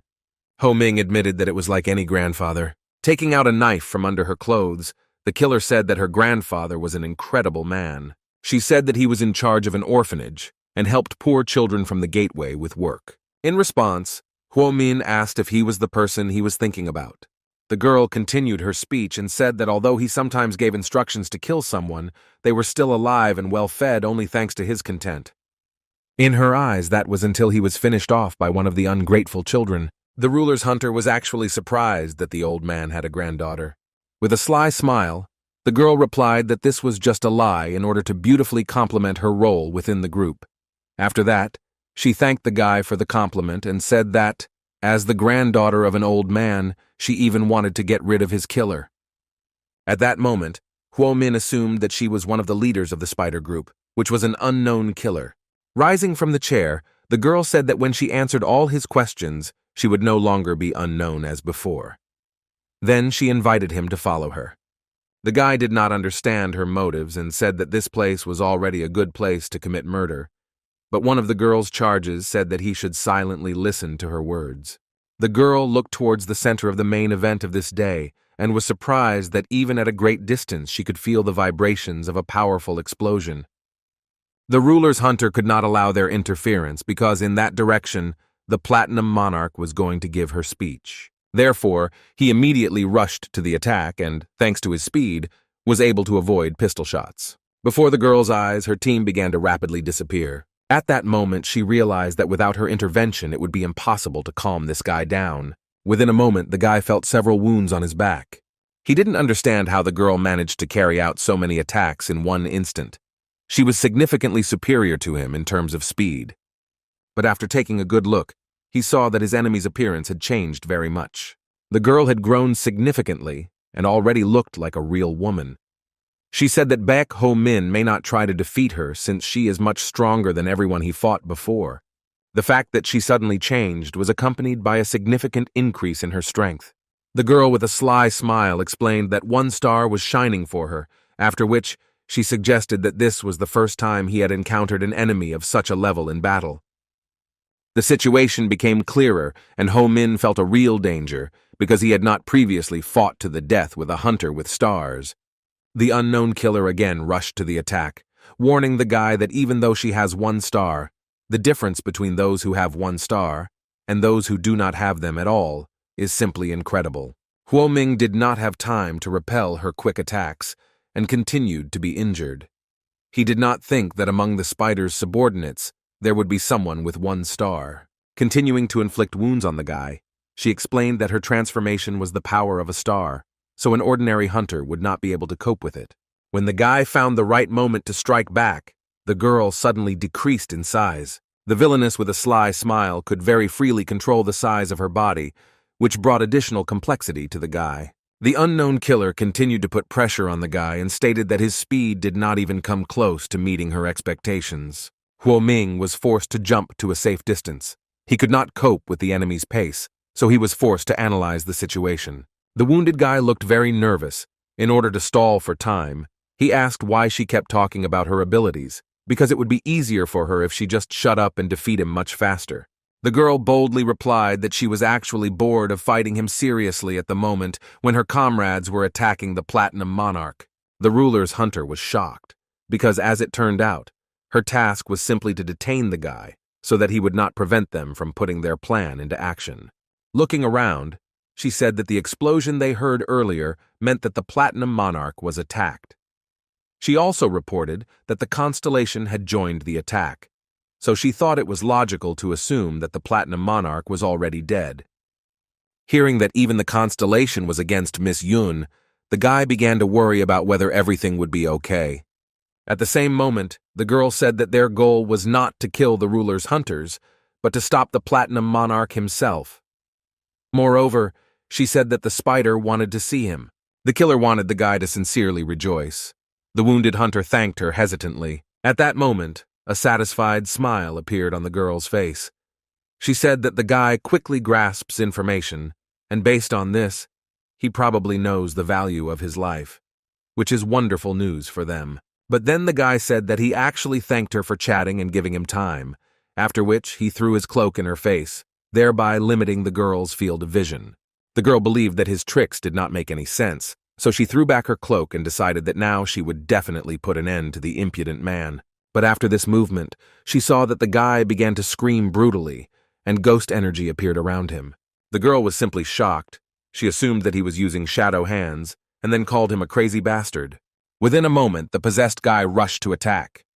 For the first time in their battle, the girl went on defense and was instantly wounded. She did not notice when he managed to become possessed by shadow hands. The ruler's hunter continued to boldly walk forward, which greatly frightened his enemy. The girls from the spider group tried with all their might to get rid of him, but her quick attacks did not produce any results, and she only continued to defend herself in panic.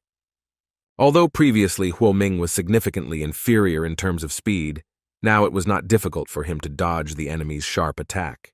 Moreover, he even managed to wound the girl in response. Analyzing the situation, the girl could not understand what was happening, because logically the shadow hands would try to tear her into pieces regardless of whether they were hit or not.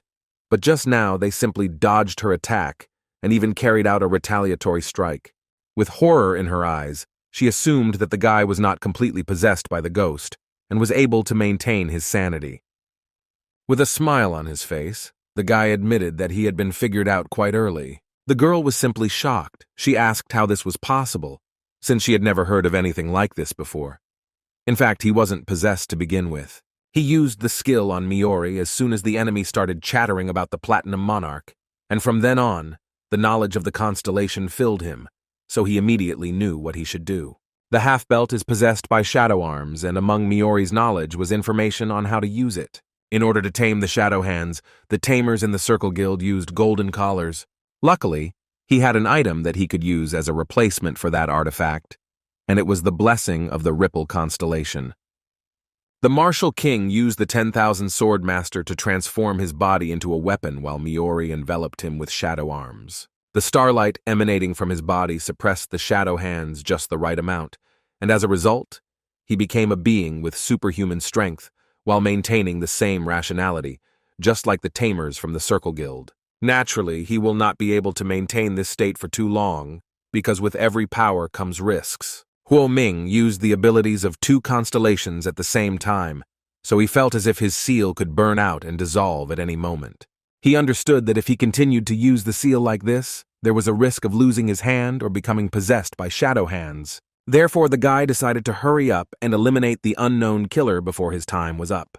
With a furious cry, he rushed into another attack. Fearing that the shadow hands would reach her body, the girl decided to take extreme measures and unleashed a new power of transformation of her body, thanks to which she lengthened her body and suddenly reached his face. With great hatred, she aimed at the guy's neck and bit off part of it, catching a large vein.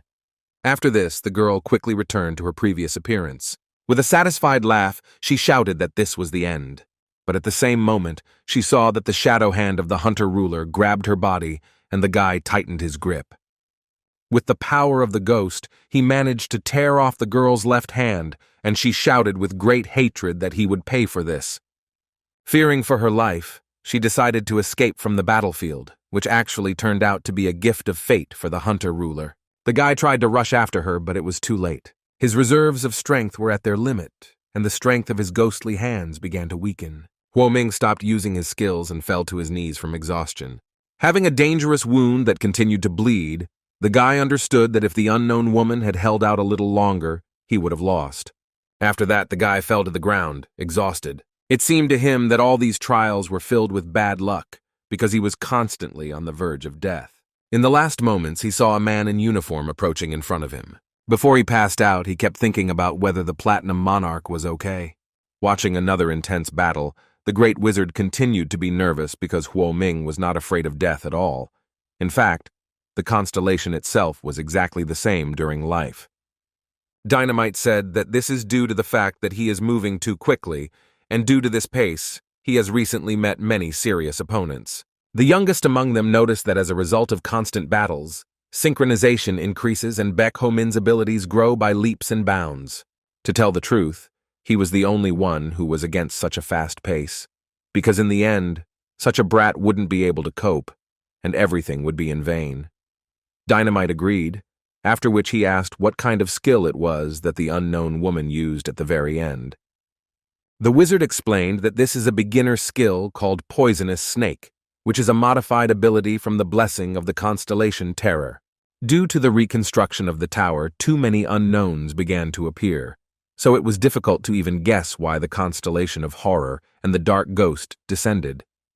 Dynamite suggested that their actions might be related to their existence, while Miori suddenly appeared behind him and said that the good thing is that the constellations know a lot. Hearing her voice, the guys turned around sharply, because they didn't expect her to appear so suddenly. The great wizard, turning to the woman, said that she was finally ready. In response, Miori stated that he was the only one who did something very crazy, and turned this tower upside down, after which she coldly called him a psycho. In his defense, the only one stated that if he had not done this, then there might not have been another chance, in his opinion. The same goes for the memory skill. He believed that this was an opportunity that had not appeared even after 1,000 rebirths. But the girl replied that such a possibility was useless, and then asked if he thought that she was angry with him because he did not help her when she was back home in. The eldest among the constellations was really sure that Miori harbored a grudge, but the girl replied that there was something in her life that she never asked for. According to her, she did not have a chance to conquer the tower, but even so, she still did everything she could without envying those who were at the peak. The daring one replied that all her words were simple excuses, and she was simply making excuses for the unsuccessful conquest of the tower. In response, the girl said that hardly anyone cares that she never rose up, because going to the end, putting in all your efforts, is in itself an achievement of the goal. Miori stated that the only warlike king and Dynamite are to some extent the winners for her. Such kind words did not bring joy to the elder among the constellations. He asked her not to draw conclusions that were convenient only for her. Pointing her finger at the mad wizard, the girl stated that until this time the tower never knew about the existence of Baekho Min, but since he interfered with the memory skill, now everything has changed. She believed that it was very obvious that they were the reason for the reconstruction of the tower, so it was quite possible that the constellations received some kind of task from the system. Surprised by Miori's shrewdness, the guy stated that she really is a ghost of rebellion against divinity, since you can literally see right through the plans of the tower. But to him, her words were nothing more than an assumption without evidence. Enraged by the impudence of the crazy wizard, Miori nervously said that he should stop his stupid machinations, which only lead to problems. The warlike king joined the conversation, which turned into a violent conflict, and asked the parties to tone down the heat a little. Returning to the previous topic, he wanted to make sure whether Miss Miori had actually committed rebellion against divinity. The girl agreed, and in response to this, the guy remembered that usually the leader of the rebellion is the Platinum Monarch. He wondered why she led a rebellion against divinity even after killing the Platinum Monarch. For her, the reason was simple. She said that this was the same bet against the tower as treason. There was no point in stopping for them once their treacherous will became known. According to her, the tower remembers the bet, not the people, and by the time she killed the Platinum Monarch, it was too late to change the terms of the game. She clarified that it would be more correct to say that the Platinum Monarch allowed herself to die only when she created a situation in which it was impossible to reverse it. The warlike king began to draw conclusions, but Miori did not want to give more details. She said with a sly look that rebelling against divinity was not their main interest right now. According to her, the guy's memory skill would give a much better effect than using rebellion against divinity. The girl believed that this was real luck. Thanks to Baekho Min, the Platinum Monarch bet has a 10x chance of success. The only one continued to listen about how the girl came to terms with his crazy idea, but could not add anything and only watched. At the same time, Dynamite and the Martial King, having less knowledge regarding the experiences of the elder constellations, began to worry about whether their ridiculous reincarnation could handle such tests. After recent battles with the Spider Group, Baekho Min and his mentor woke up in the same room of the ruler's hospital. Ho Min, as usual, began to mock his comrade and asked how his enemies managed to beat him so much that he ended up in the hospital, on a bed nearby in such a dubious condition. The surprisingly calm Ha-Jin did not fall for his comrade's first provocation, and replied that he had a ruptured spleen and severe fractures with heavy bleeding. In response, Huo Ming began to mock him even more. With a loud laugh, he declared that he had torn muscles and ligaments, poisoning and rupture of some internal organs. He boasted that he received more than 3 mortal wounds during the battle. The mentor admitted that, judging by their condition, they had encountered quite strong enemies for which they were still not prepared. Baek Ho-min continued to enthusiastically share the results of his fight, and proudly declared that he was able to drive away the 1-star hunter on his own. In response, the mentor praised him, and with a sly smile said that he fought with the Constellation. Of course, the confident guy couldn't even think that his mentor was able to outperform him so much. The mention of the Constellation shocked him. Ha-Jin reported that at the end of their unequal battle, an executioner doll arrived and, together with Yu Ha-Yul, drove them away. He also mentioned that that always worried girl was making a fuss, crying and whining about how she wanted to stop being a hunter. Still, she has a weak spirit, as before. Then the guy asked if their ruler was okay because she had been repeatedly assassinated. Ha-Jin replied briefly that Miss Yoon was unharmed. In addition, at the moment it resonates with the tower, so any contact is prohibited. Sir Geomuk has descended and is temporarily acting as the ruler's confidant. This was a risky move, so Ho Ming said that he was sure that if this constellation were a traitor, then such power in his hands would lead to the destruction of the city. The student's doubts aroused anger in the mentor. He did not understand how a daring, uneducated guy dared to say such things, after which he advised him to remain silent in the presence of other people. Returning to the previous topic, Ho Min asked which constellation attacked the ruler, Tori, Prophet, or Sigizia. Ha-Jin replied that they were unable to find out anything. His words caused misunderstanding among his ward, and the guy said that he was incompetent since he fought with the enemy and could not find out his identity. In his defense, the hunter said that he should not be told by the pathetic weakling that he almost fell back while fighting the 1-star hunter. Ho Ming became enraged and shouted that he emerged victorious from that battle. Without any emotions, the mentor, hesitantly, and without any interest, simply called the guy well done, after which Ho Min fell for his provocation and asked him to praise him normally, with applause and a look in the eyes. As expected, after a week there was progress in treatment. Of course, Ho Min was able to return to his previous state and began to tease his partner, who was less fortunate in terms of damage resistance and recovery. Despite the good condition of his body, the pain from the seal did not go away, so the guy was thinking about when he could get a new improvement from the Platinum Monarch. Lady Yun had already been resonating with the tower for a week, so he could only wait for her to return.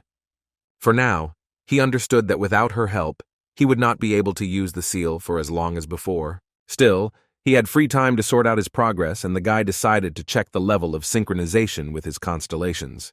The synchronization level with the Martial King increased the most, so Huo Ming was able to choose a new ability. Before that, he chose the skill and weapon, so the choices were the constellation abilities and memories. His abilities were not enough during the battle with the unknown, so he decided to choose this option. It seemed to him that this was the most rational choice, because he did not know exactly what advantage his memories would give him. After choosing a new reward, he did not feel any changes, so he decided to test it in practice. He called his mentor to help. Unlike his patient, Ha-Jin still had not recovered and continued to move around the area with an IV. Ho Min asked him to just sit still and throw the knife, which displeased the proud warrior.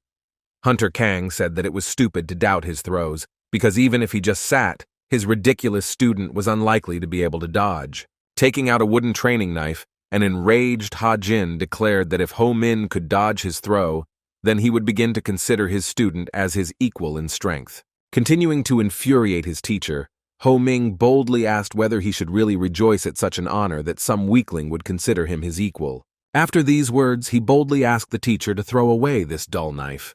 The enraged guy instantly did as he was asked. The throw turned out to be so fast that within a moment, it was in the face of the self-confident hunter. It seemed that Huo Ming could not avoid such a quick and sudden attack. But judging by the reaction of his mentor, something too unpredictable happened. Within a moment, the knife was in the hand of his student. Ho Min was able to escape, and then nervously shouted that Ha-Jin should warn him before doing things that could kill him in an instant. The mentor's surprise knew no bounds, because he threw this knife with the intention of completely splitting the arrogant guy's skull. But Ho-Min was able to not only dodge, but even catch the knife that was flying towards him at full speed. He was so shocked that he swallowed his pride and asked the student how he managed to do it. Ho-Min replied that he himself did not know how it happened. He thought that his hand, at the right moment, moved much faster than he himself expected. He felt that it was not like he would be able to use his abilities to perfection just because they had increased. Based on this, he realized that he needed to get back to training. Meanwhile, a man in a long blue cloak approached them and said that he was glad to see how the guys were having fun, despite the fact that they had not yet fully recovered. Seeing this man, Ha-Jin is simply shocked. A man with long blue hair and a cradle in his teeth came to them. This was the mentor of the hunter of the ruler who was watching the irresponsible newcomer. First of all, the man asked how his ward was doing. Ha-Jin immediately jumped up and confirmed that he was fine. After this, the mentor said that he was surprised that when he returned to the castle after exploring the tower, he saw that complete chaos was happening in the city. Ho-Ming stood still and watched their dialogue. He realized that in front of him was a teacher about whom legends were circulating. It was the first time he had seen Ha-Jin so excited. The ruler's hunter asked if his teacher had finished researching the changes in the tower. The upset man replied that he could only get to the 42nd floor. After this, the prophet called him and said that something was wrong in the city, after which he asked him to return to the ruler's castle.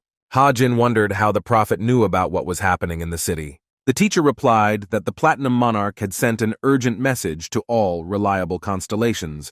But despite this, the prophet was not eager to descend. It turned out that other constellations supported him in this, and despite the fact that they had not been in the city for several years, they were not going to interfere with what was happening around the ruler. Watching the conversation, Huo-Ming wondered with interest what the Platinum Monarch was doing while she was locked in the tower. He suggested that after the attack of the constellation, all she could do was ask for help from other constellations, although only Sir Geomuk came to her call. After a pleasant conversation with the ward, the teacher asked what kind of unfamiliar young man was next to them. Huo-Ming repeated his comrade's excited behavior and introduced himself as a newcomer. Looking at the teacher more closely, the newcomer thought that his friend's mentor looked like some kind of homeless person, but he was sure that this man with a serious look was not so simple. The teacher came to the conclusion that the newcomer came to this place after he left for the tower, after which he said that since he was able to survive all this turmoil, then he must be of some use to him. After that, he shook the surprised guy's hand and said that there was no need to know his name, so you could address him as a teacher. Just a moment after the handshake, the calm teacher lifted the hunter high into the air. After that, he threw him hard on the ground, without letting go of the hand of the poor guy who had only recently been in a hospital bed. Ho-Ming was infuriated by the hunter's sudden behavior, and then angrily asked what he was doing. The calm teacher replied that it was time for the first lesson. As a result, Ho-Min learned that he could not defeat him even with all his strength. He was beaten without any chance of winning. The teacher was unperturbed, but still admitted that the fool his student had contacted was quite good. He noticed that the guy's simplicity is good, because a good hunter is a simple-minded person. The man said that he was not going to stay in the castle for long, but convinced that during this time he would make the young man a useful fighter. After that, he asked the beaten ward to get to his feet and try again. Ho-Min slightly changed his attitude towards the man, and mentally calling him a well-groomed homeless person, he realized that if he went against him seriously, he would die without any chance. 2 days later, the guy's appearance had changed a lot. He felt an inner emptiness, because recently he had been severely beaten, and he began to think that he would never be able to defeat such a terrifying opponent. Calling him a homeless man once again, the guy admitted that the man he couldn't even hit once was simply incredible. The teacher did not care at all that there was a serious hunter against him. He calmly enjoyed the local drink and took a break from the eternal battles in the tower. At that moment, the exhausted guy once again began to lose consciousness. The teacher noticed that his student was losing consciousness for the 11th time, so he said that it was time for him to leave. Hunter Khan asked when the teacher was leaving. The man replied that he had already finished his business. He believed that he had completed his mission, and now, having met with the passing constellations, this hopeless guy would not die in vain. During his story, the hunter was simply shocked because he noticed a scratch on the teacher's face, which meant Baek Ho Min was able to hit it. Wiping the blood from his cheek, the teacher said that the newcomer's clothes did not fit him, so he adjusted them slightly. He asked me to tell Ho Min that if he grows up again, he should come to the meeting again. Once again, Ha-jin witnessed how those he respected so much paid attention to the untalented simpleton who loved to piss him off. Leaving the palace, the man said that he was going upstairs, as he planned to teach the newcomer until the leader of the godless paladins arrived. After his words, silence began, and it was clear that the ruler's hunter did not hear everything he wanted. Addressing the student, the teacher asked the guy not to think that the Platinum Monarch is a stupid girl. Ha-jin was surprised at what he was talking about, because his loyalty never allowed him to doubt that Lady Yoon was always right. The man believed that most likely their ruler knew about the ambush, but nevertheless did not show it. As a result of this, her most devoted subordinate almost died. In fact, he didn't care who got hurt, the ruler or her hunters. He didn't even care about the mysterious marks on the hand of the student he'd been working with lately. He believed that each of them would soon die anyway, and completely different people would take their place. These words did not alarm his ward at all, because the guy had long known that they were all walking on thin ice and had to be prepared for death at any moment. Before leaving, the teacher clenched his fist and said that his attitude towards Kang Ha-jin is different because he spent too much time with him, after which he admitted that when he sees him, he remembers the past and drinks constantly. Saying goodbye with a glance, he asked his ward not to get involved in senseless nonsense that could kill him.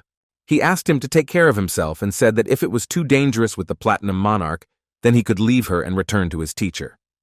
Dodging low, the guy said that he hoped the teacher would climb the tower safely. The man accepted his decisive words. After that, he wished the hunters good luck and said goodbye.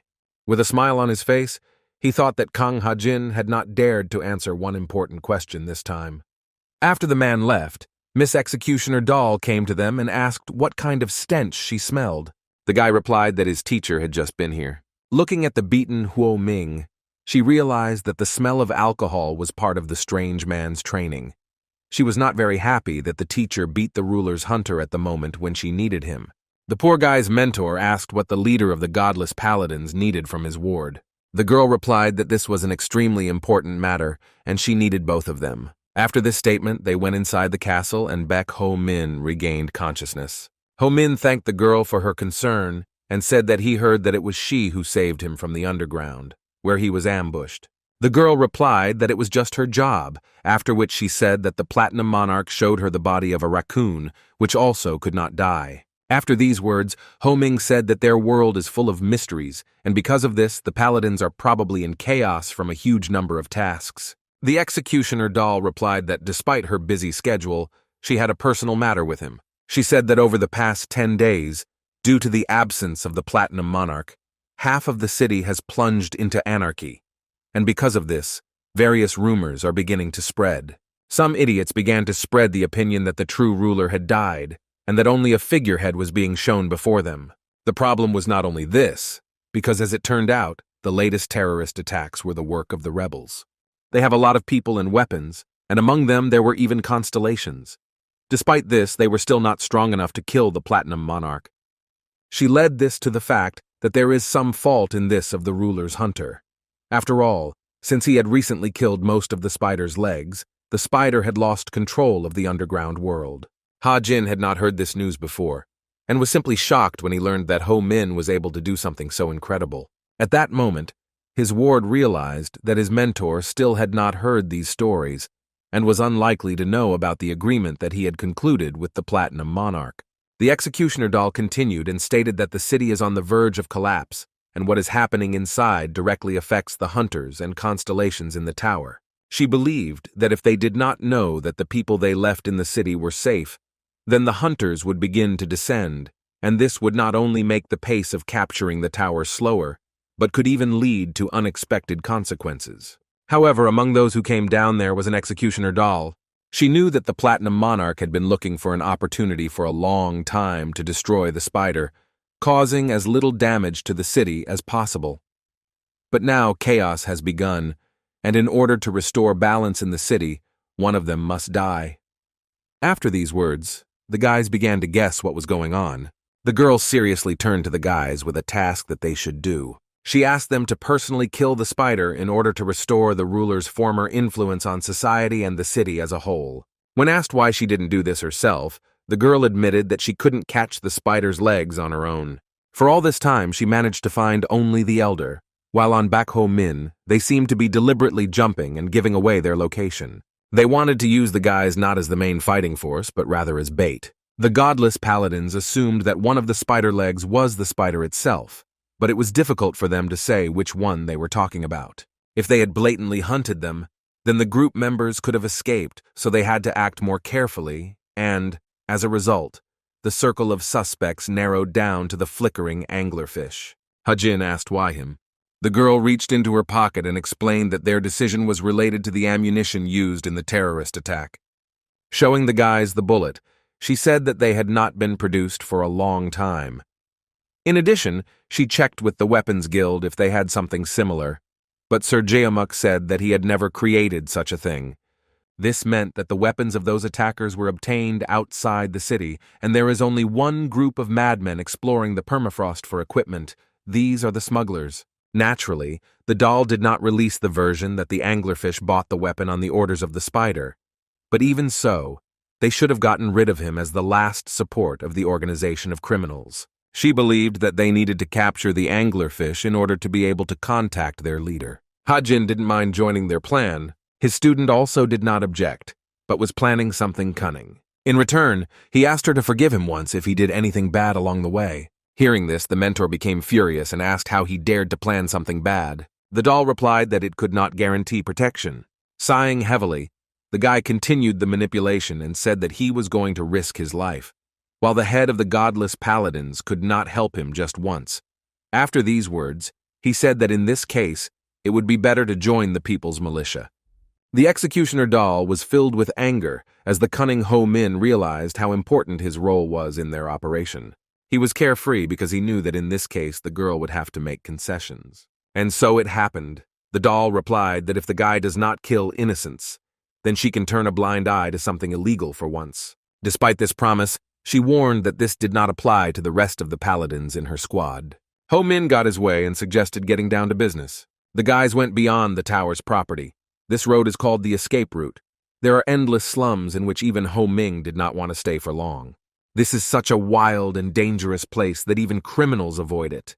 But this is where a hunter can be helped to find a flickering anglerfish. In front of him, the guy saw a strange, lonely girl muttering something under her breath about destroying and expelling an evil spirit.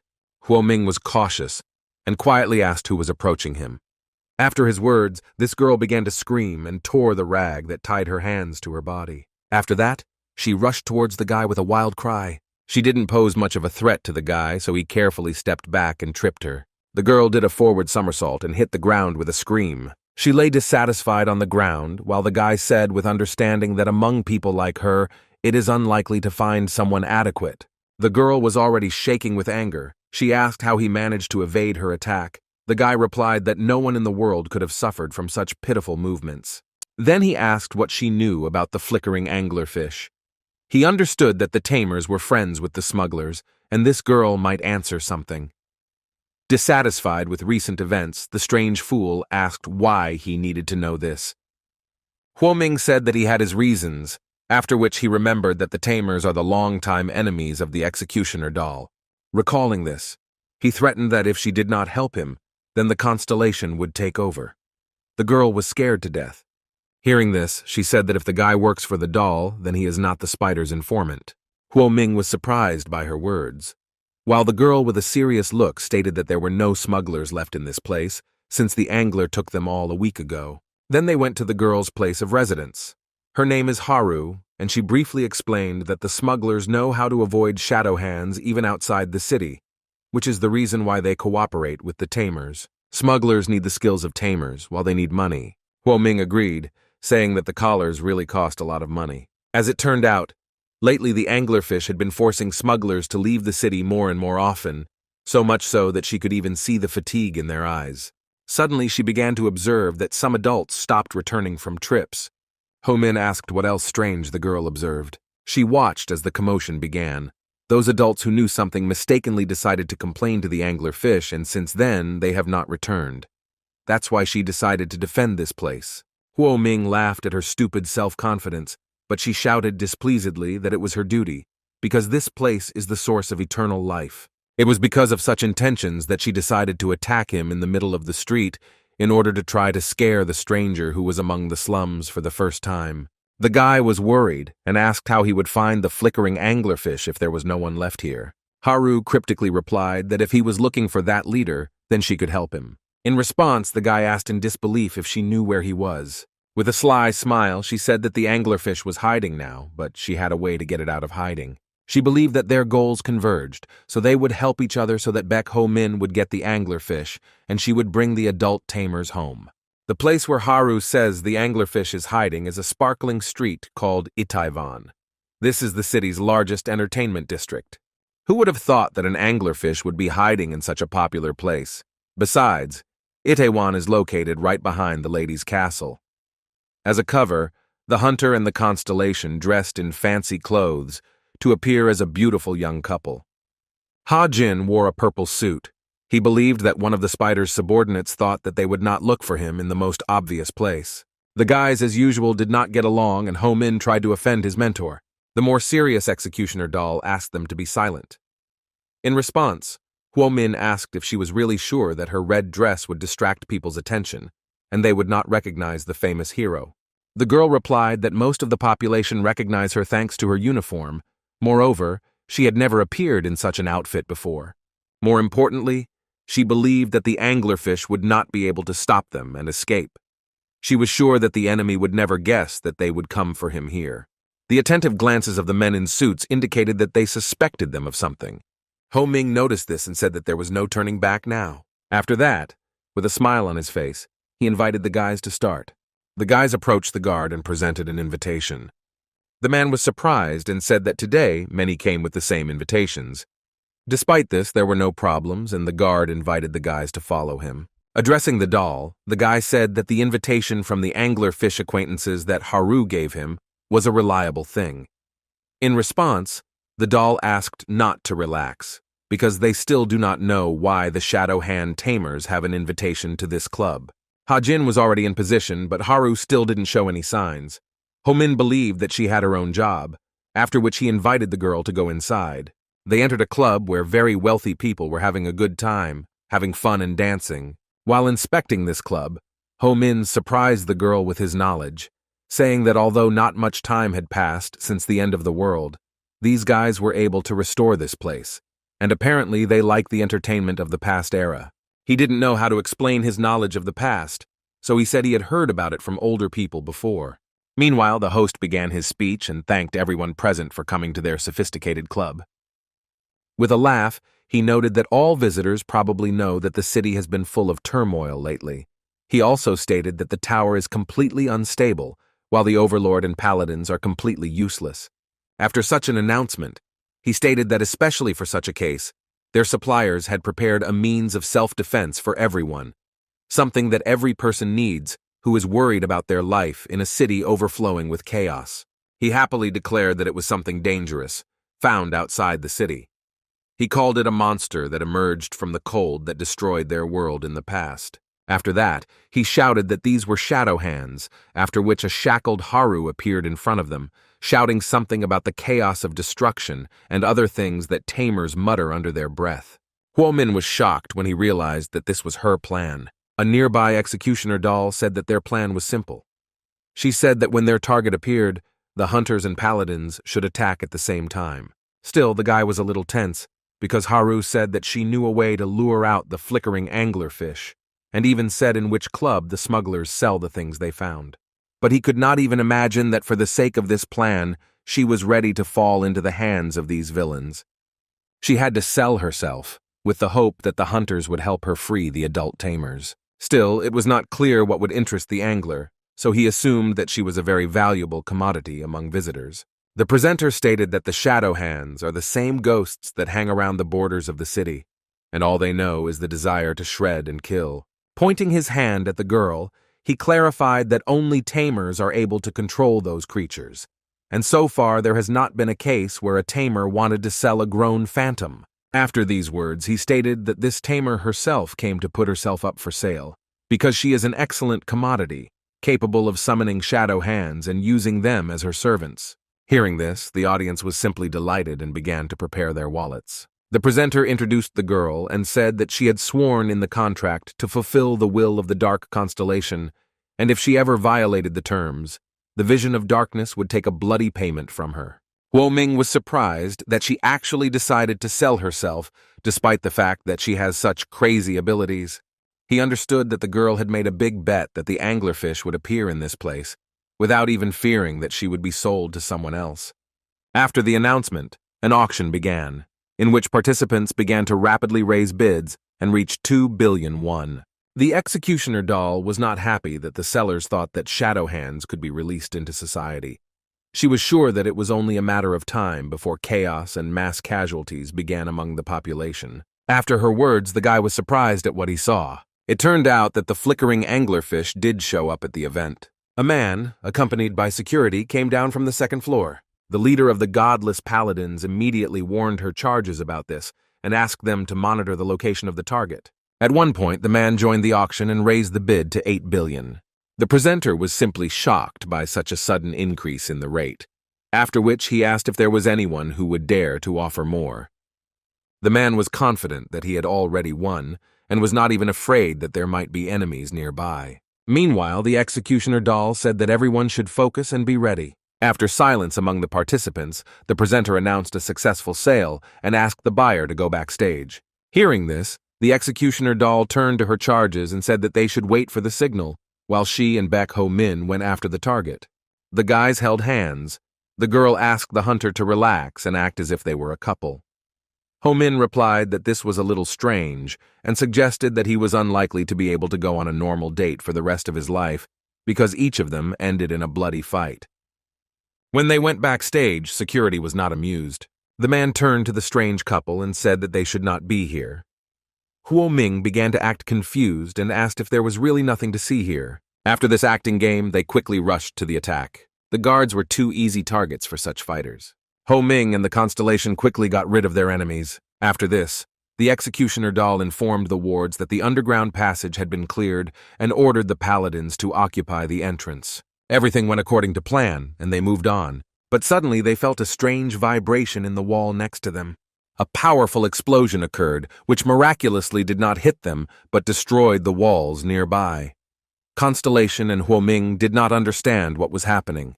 The tamers appeared in front of them. They used shadow hands, and looked like they had lost control of their power. Haru stood in front of them, and it seemed that she did not recognize her comrade. The guy was confused. He asked the girl if she was conscious. Meanwhile, the rest of the paladins arrived at the scene. The doll's wards were shocked. The girl asked the godless paladins not to let their guard down in order to prevent the enemies from capturing them. The guy recalled the girl's words before they decided to act together. She was extremely worried that the adults stopped returning, after which she decided to defend their place. After the adults disappeared, Haru had to defend their home alone. The guy had no idea whether she knew about what happened to the tamers or not. He supposed that maybe that was why she had put herself in danger by luring out the anglerfish. Even at the risk of her own life, such a young girl wanted to avenge her faction. At that moment, the enraged guy shouted that Haru was a fool because she did not save her life, but was in danger. The tamers, having lost their composure, rushed into battle. The paladins began to defend themselves, trying to avoid being hurt by the shadow hands. At the same time, the door opened, where the angler appeared and said that he had waited for the moment when the captain of the godless paladins came for him. He planned everything carefully, and the girl had no choice but to ask the hunter to catch the enemy because they could not allow him to escape. With a smile on his face, the man said that such a weakling could not cope with him, after which he wished the paladins good luck in the battle with the tamers. Huo Ming was beside himself with anger. He knew that the tamers attach a special collar to their necks that restrains the shadow hands inside them. But when they are removed, it is the end for the tamers, and they become completely possessed by the spirit. The girl could no longer be saved, and although he had not known Haru for long, he remembered her as a kind and sympathetic child. so he was sure that she did not deserve such an end. As he pulled out his blade, he turned to the doll and said that simply grabbing that bastard would not be enough. Filled with rage, the guy shouted that he would kill him with his own hands. After these words, the guy rushed in pursuit, but when he passed the door, he fell into a trap and began to fall down. He landed on his feet and, looking around, realized that they were going deeper. To begin with, he decided to act as expected for the enemy, so as not to arouse suspicion. The shimmering anglerfish said that it was glad to see the lady's dog, and then said that they had set these traps in advance to deter people. He sincerely hoped that the ruler's hunter would waste his life here in vain. With a confident smile on his face, Ho-min said that he was not afraid of the one who had been quietly hiding from danger all this time. He invited him to talk as much as he wanted, after which he activated Miori's memory so that he could feel any lies of his enemy. The flickering anglerfish shared the spider's words that he found the young man very interesting. After these words, Ho-min realized that this guy was not the leader of the group after all.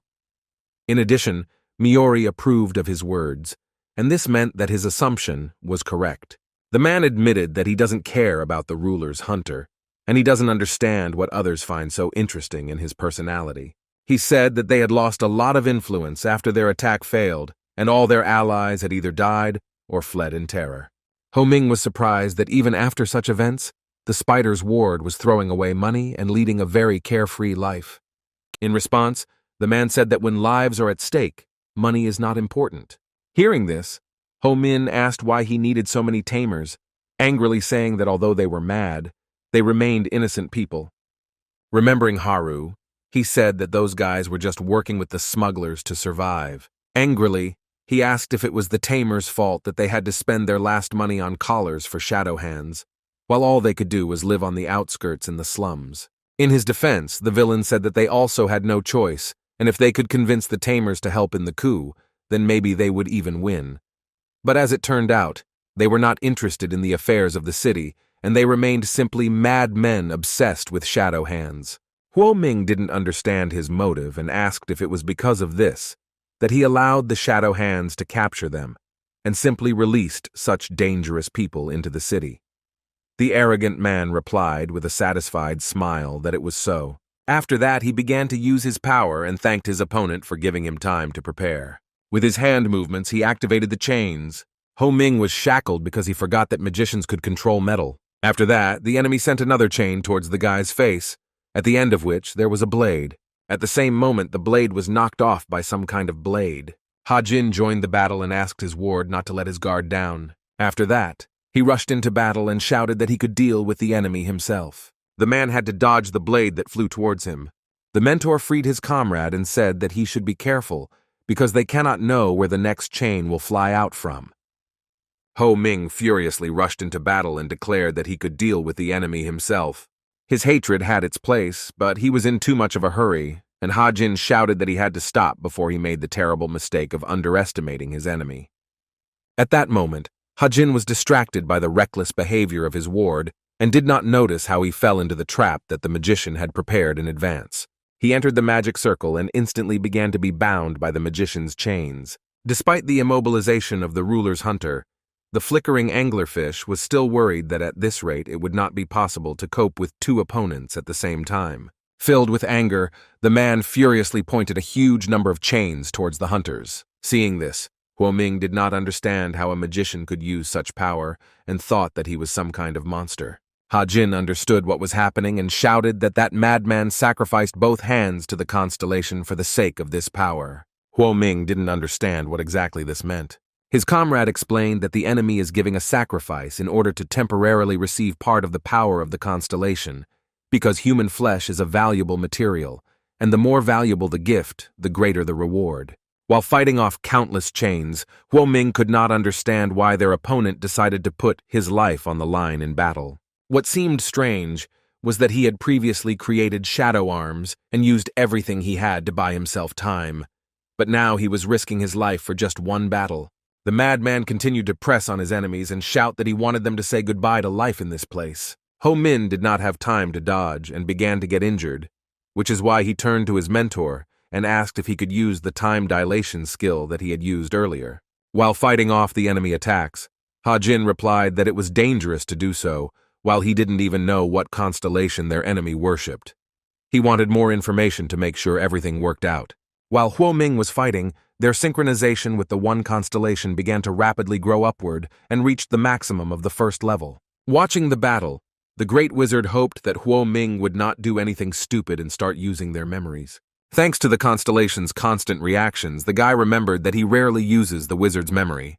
He thought for a long time about the relationship he was the only one with the Platinum Monarch, because at some point he heard her voice in his presence. He managed to get a connection with him during the first test on the ground floor. Then he was the only one who was able to easily defeat the monster.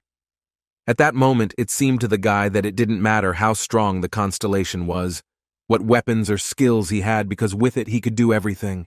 Thanks to the advancement of synchronization with the magician, he was presented with a choice of reward, and this time he still chose memories. It was right in the middle of the battle, and his feelings suddenly changed. His consciousness found itself in some unknown place, and around him he observed the stars of the constellations. In addition, he heard a voice that sounded during the battle with the mirror butterfly. A mysterious man was nearby. He said that the stars are above all things, and they probably think they are significant. The only one was interested in whether the stars know that the brighter they shine, the faster they burn out. While in this dimension, Huo Ming felt a strong, burning sensation on his hands. His seal was at its limit. The only one began to act, and Baek Ho Min acquired his memories. The guy suddenly returned to the battle and thought that he had been in his consciousness for an eternity. He had the feeling that he had returned to the distant past, even though the actions were taking place in the present time. Breaking off the chains, he turned to his mentor and said that he understood what was going on. Hunter Kang was shocked when he heard that his ward had borrowed the second holy constellation weapon called Sin Overflow. Hearing this, the flickering anglerfish couldn't believe his ears and began to tremble. Continuing the battle, Ho Min explained that this was a weapon capable of repelling the most brutal methods of punishment. He said that when the enemy sacrificed his body, he had no choice but to borrow the constellation weapon.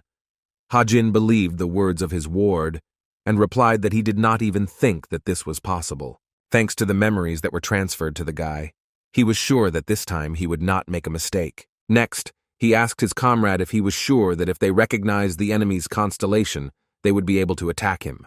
Ha Jin confirmed his earlier words and said that he originally had the idea of using force. For the hunter ruler, it seemed that the attack with the prediction of time was not a bad idea, after which he asked his comrade to leave him the problems and promised that he would finish everything in an instant. The guy's behavior suddenly changed and he stopped missing attacks. Now he was able to predict the appearance of chains that tried to break through his defenses. Observing such a sudden change in the enemy's agility, the confused, flickering anglerfish asked how he managed to predict such unexpected and quick attacks. Huo Ming actually noticed all the movements of the enemy chains. With the help of the strategy against the constellations from the Only One, he saw his memories and already knew what to do. He understood that the angler fisherman was a simple person, and there was no way he could control all these chains at the same time, because all people have a limit to their strength. His enemy was furious and did not understand how the ruler's hunter dared to resist. While fighting off the attacks, the guy said that his enemy was ready to put his life on the line for such a dirty trick, while he should have put his star on the line in battle. The furious man continued to sacrifice himself to achieve his goal. At that moment, Huo Ming noticed a gap in his defense right in the center of the enemy's body. Using the skill of the 10,000 Swordmaster, he instantly closed the distance and launched a powerful attack. Not expecting this, the arrogant, flickering anglerfish was defeated at the hands of the hunter ruler. Watching this, the young Constellations did not understand what was happening, because this was the first time they had heard about the anti-constellation strategy. The warlike king asked his comrade why he was the only one studying such a topic, but Dynamite himself did not know the answer to this question. He said that there had already been cases where they fought against constellations, but no one had ever tried to study the strategy against them so carefully. The always dissatisfied Miori reminded the guys that the Only One had simply gone crazy and was also angry with her for rebelling against divinity. The enemy was defeated and his chains lost their strength. Ha Jin was able to free himself. The guy, worried for his stupid charge, ran towards him asking if everything was okay. Turning around with a smile, Ho Min thanked the guy for his excitement and said that he was fine. But as it turned out, Ha Jin was interested in the health of the flickering anglerfish. The guy was unconscious. The younger hunter asked if mages like him could be so strong in battle. The mentor replied that in fact, the flickering anglerfish used to be a warrior of the Order of Paladins. Ho Ming was angry that he found out about this only after the end of the battle. But as it turned out, this was due to the fact that he was a rookie and did not live back in those days. In the forehead of the defeated enemy there was a dart, which hunters do not use. An enraged Ha Jin asked who could have attacked their target before the final blow. Ho Ming began to look around in panic. He assumed that it was a dart from one of the fighters of the snake's lair, but he did not feel the presence of the stranger. It was someone they didn't know about yet. Perhaps this mysterious stranger wanted the ruler's hunters to switch to another target. When the guys began to examine the body of the defeated member of the spider group, they found a notebook on him. It contained a list of debtors, everyone who borrowed money from the elders. There were even written their weaknesses and a way to return the money. Ha Jin decided that it was worth studying this book better, because many of the names from it belonged to participants in the uprising. Judging by all the evidence, it could be assumed that the flickering anglerfish was a spider, but still the guys decided not to make hasty conclusions. It was clear that he was the one who supported the uprising, but it remained a mystery whether he was the founder of the criminal group. Huo Ming was angry that some stranger had left them without the opportunity to get more information. He believed that this was far from the end, and their big problem would not be solved so quickly and easily. At the same time, he felt the fury of the battle that was taking place nearby. The paladins were still able to overpower the tamers, who lost control of the shadow hands. They reported to their leader that they had cleared out most of the enemies. There was only one girl left. It was Haru, and the executioner doll asked the others not to interfere. Addressing the girl who had lost her identity, she apologized for the end of her life and promised that she would be buried in a good place under the sun. But at the same moment, Ho Min came running to them and shouted that he had found a collar and that he would save the girl. The girl did not expect such a sudden appearance of the ruler's hunter and asked where the flickering anglerfish was. In response, she learned that the body of one of the elders lay below, under the guard of Kang Ha Jin. The executioner doll believed that the guy's idea would not be successful, since the shadow hands had already captured Haru, and even if they put a collar on her, it would not return her personality. But the hunter did not agree. In response, he said that the shadow hands are spirits who were simply thrown out of the star sanctuary, after which they began to live in space, breaking the boundary of time, after which they became monsters that forever wander the lands. The leader of the godless paladins was surprised at how this simpleton knew so many details about the ghosts that everyone fears. If you study the publicly available information about shadow hands, it becomes clear that most people only know that they are evil spirits that turn people into the same spirits. The girl was one of those who never tried to find out more. She assured the hunter that all this was already useless. In response, Huo Ming shouted that Haru was not acting like an evil spirit and could still resist the power of the shadow hands. In addition, he admitted that he knows a lot more than they think. At that moment, the executioner doll assumed that the stars were talking to him regarding this. He had no other option but to admit that it was so. Still, he guessed that the executioner doll knew about his abilities. The leader of the godless paladins said that she knows that Huo Ming is not the kind of fool who saves others because they once helped him. The guy took this as a compliment, but decided not to change his plan. Still, this was the very moment when the executioner doll had to turn a blind eye to the guy's idea, which seemed insane. Haru sat in the corner, her behavior suggesting that she had become obsessed and could hardly control her instincts. Ho Ming turned to the memory of the constellation.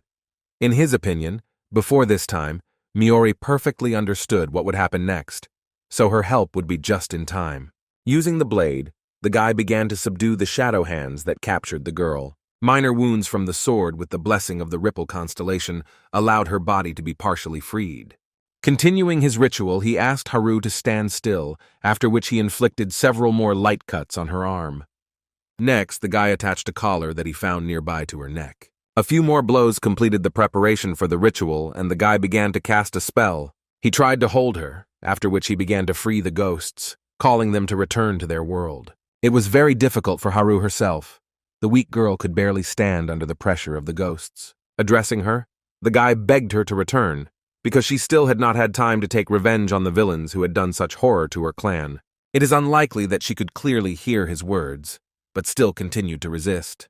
Within a moment, Haru returned to consciousness. Tears appeared in her eyes. Turning to her savior, she shouted that she could not just die and continue fighting for revenge. Ho Ming was incredibly happy that they were able to bring Haru back to consciousness. The godless paladins were simply in shock. Their leader could not believe that the one possessed by shadow hands had become human again, because this happened for the first time in the entire history of the tower. The rest of the guys also froze in place, watching how the crazy plan of the strange hunter ruler worked.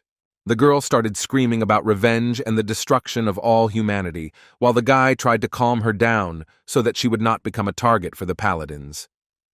The executioner doll joined their conversation. She said that if everything is understood correctly, then Haru did not completely return to human form, since Ho Min simply suppressed and closed the shadow hands inside her. The guy replied that she was half human and half possessed. After these words, the girl clutched her sword in her hands and admitted that she would not really like to leave such a potential threat alive. Moreover, she feared that if they released her into the city, a disaster might begin. The executioner doll seriously wanted to finish what she started. She said that if they didn't kill her now, then for the rest of her life, they would have to restrain such a dangerous monster that she was unlikely to choose life in a cage. Ho Ming began to defend Haru, saying whether the leader of the paladins would change his mind if someone kept her shadow hands. The girl sternly replied that this was illegal. As expected, the guy resisted to the end and said that he was ready to take it upon himself because he still had immunity for one crime. Remembering their agreement, the girl was angry and said that the hunter was doing real stupidity by protecting the possessed woman, which in fact had not done anything so important for him. Ho Ming responded decisively that this girl had risked her life to protect this city, and it would be fair if this favor was returned to her. After these words, the executioner doll sighed heavily, and her entire team was surprised that she made concessions. She considered it dangerous for her to agree to this, but still she saw no reason to refuse him. The situation was resolved. Thanks to a cunning agreement, Ho Min managed to save the girl's life. Peering at the leader of the godless paladins, who still has a drop of kindness, the guy thought that she always lived only by strict standards, both for others and for herself. Thanks to this, he was sure that the girl would definitely fulfill her promise. Placing her hand on her chest, the executioner doll swore that she would guarantee Haru's freedom and safety while she was under Baek Ho Min's supervision. In addition, she stated that if Baek Ho Min fails to control Haru and thereby harms people, then she will take responsibility for this and return her star. In the conditions, she also mentioned that she would fully punish the culprits for the damage they caused. Simply put, if Ho Min fails to deal with Haru, he himself will be in danger. The girl asked if the hunter could take on such responsibility for a child from the slums. With a smile on his face, the guy replied that he could handle it. There was also turmoil in heaven. Dynamite was confused by this situation and wanted to make sure whether Miori really agreed to this, because in their time, people had never lived as a symbiont with shadow hands. The wise girl replied that most likely they do not know why the first tamers appeared. The martial king assumed that they found the power of these monsters useful, so they decided to use them. The alchemist's option was that the tamers tried to study the spirit and understand why the world had come to such a state. The girl replied that their assumptions were very logical, but the real reason was much simpler than they thought. As it turned out, they were all simple people, and these simple people are trying to find their way in this cruel world. Those who collected ancient artifacts, unable to let go of memories and wanting to meet their loved ones again, that's who become tamers. Hearing this, Dynamite sadly accepted the reality. The tamers just wanted to see friends, family, and loved ones again, all those who had become ghosts. They believed that they could subdue the shadow hands and turn them into people again, but all their attempts ended in failure. And yet, endless experiments and people who gave their lives for it allowed humanity to understand a little about life outside the city walls. They also understood the living environment of the spirits that descended after the appearance of the tower. At the same time, Haru was a very rare case among tamers. She is an exceptional trainer with a wealth of experience and knowledge in her field. Plus, this isn't the first time she's become obsessed. The guys were surprised, because it turned out that there was at least one more case when shadow hands captured her, but she freed herself. Miori taught reincarnation Baek Ho Min the skills of taming the shadow hands in order to give another chance to the amazing child. She felt that Haru would be of great help to them in defeating the Platinum Monarch. After her words, The Constellations froze in place when they realized that the girl had another ulterior motive. In response, the only one asked her to speak frankly, and asked if Haru was really the most important part of the plan to rebel against divinity. The girl replied that this was so, and then asked why he needed this information. She believed that be that as it may, before starting to work with the Platinum Monarch, Baek Ho Min should find a way to protect himself, and Haru could become his backup. Whether he would start working with the monarch or not, she didn't worry about that, because it was no longer so important who exactly would implement the plan. In her opinion, the rebellion against divinity has already begun. Their enemy is no longer simple parasites, but the tower itself. Therefore, to win, they needed a monster capable of absorbing stars. After a successful operation, the guys returned to the castle. Ha-Jin said that he met with the knights of the castle and sent them home. It seemed that everything was fine, but he was simply shocked by why the crazy, obsessive tamer was in his room without permission. The girl was seriously opposed to the hunter, while Ho-Min apologized for not being able to warn in advance, after which he clarified that he simply had no choice. As expected, Ha-Jin was furious, and then asked how she would get used to the toilet, their meals, and whether she would even take a shower or not. Hearing this, Haru got angry and called the guy the slag of the earth. Wo-Min asked his mentor to treat her with respect, because no matter what happens to her, she is still human and can take care of herself. Still, they had equal rights to this room, and the situation was such that the mentor was forced to accept it. During a conversation with the doll, the girl said that just in case, they should temporarily keep the tamer next to them, because the shadow hands still rest in it, which are the creature responsible for the end of the world. Observing the behavior of not entirely adequate roommates, the guy thought that he had previously wanted to get a dog or another pet, but he could not even imagine that such an animal would be some small girl from the slums. During all this commotion, an agent burst into their room without knocking and informed the hunters that the Geomuk constellation was looking for them. Everyone stopped to find out the reason for the sudden visit. Looking at the man, it became clear that the matter was important, and he was excited for a reason. The agent suddenly announced that the tower had begun to move. As expected, this was due to the actions of the Platinum Monarch. She finally ended her connection with the tower and was able to move on to the next stage. The Platinum Monarch couldn't wait to see what she was really capable of. The guys were shocked when they looked out the window and saw the reconstruction of the tower with their own eyes. The girl immediately began to incite panic, shouting that a devastating catastrophe would crush humanity. At the same moment, the agent stopped the hunters and asked them not to go far, since they had personal business with them. The lady secretary was addressing them, so it was a serious matter. Next, they went to the conference room. All the existing masters of the city who remained loyal to the ruler had already gathered here. The girl informed the visitors that her hunters were already there. She said that she would also need them during this conference. The ruler's hunters were on guard, as they understood that this meeting was of great importance. Everyone was assembled, and the ruler announced the beginning of the meeting. The first to speak was the Master of the Order of Alchemists Ha-Ni. She said that the Master of the Order of the Circle had not yet arrived. The ruler replied that there was no need to worry about him now. In his place already sat the Master of the Order of Wealth, a shy girl known as 10 Fingers. She hesitantly said that she would give it her all while performing government tasks. Sir Jomuk joined the discussion. He immediately asked what was happening with the tower, because the ruler should have foreseen such an incident. It seemed strange to him that Miss Yun would consider such a difficult time to be the right time to show off her strength to everyone. Addressing everyone present, the Platinum Monarch asked the masters not to worry. The fact is that she gathered them all here precisely because the tower began its movement. Next, Mrs. Yun, with a smile on her face, asked the director of the astronomical observatory to tell us about what they were able to discover. A girl with purple long hair and red glasses began to read the report. According to her, the constellations suddenly began to move and, for unknown reasons, a massive restructuring occurred in almost the entire tower. Based on her observations, all the information they collected about the floors they traversed becomes irrelevant and will be destroyed. Ha-Ni was simply shocked by what she heard, because they had invested a large amount of resources and time in order to obtain information about the tower. The Platinum Monarch did not pay attention to her dissatisfaction and asked to report on the established points.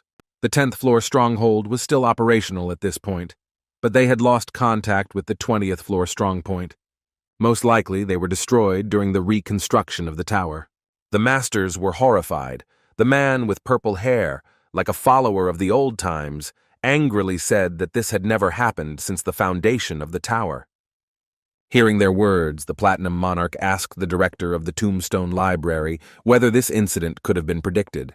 The director replied that they could not have expected such a course of events. They had never seen anything like this, so they did not have a plan of action for such a case. Sir Geomuk joined the conversation.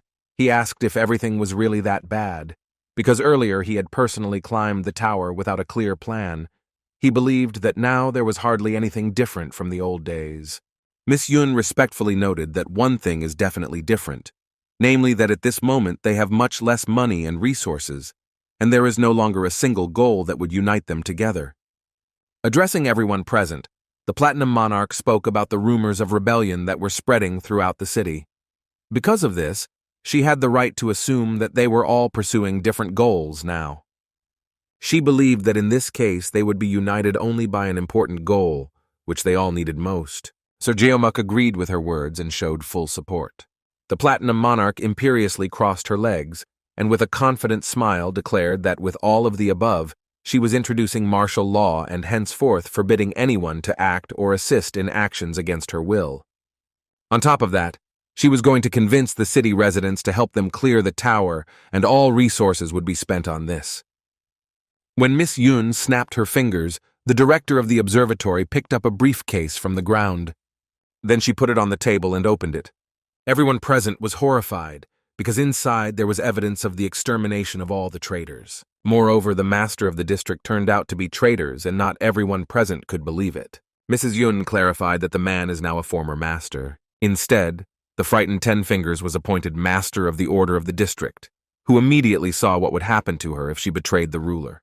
The mistress's cruel methods were what could restore at least some order within the city.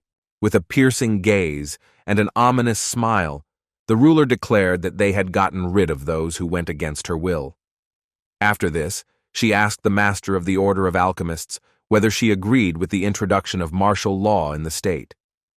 The woman with red hair sat down and resolutely stated that the Order of Alchemists is always on the side of the ruler, and as long as she keeps her promise, they will not betray her. In response to her words, the lady said that in the current circumstances, she could not promise that the order would not suffer losses. The woman replied that to expand the territory, they most need money, and they will earn it. Therefore, as long as the Platinum Monarch does not interfere in their affairs, they will be happy. The alchemist's motives were pure, so the woman asked the opinion of the Master of Defense. Sir Geomuk asked whether the ruler really wanted to sacrifice the entire city in order to clear the tower. The girl confidently answered without hesitation that she was ready to sacrifice her whole soul for this goal. But the shrill man did not really believe in her words.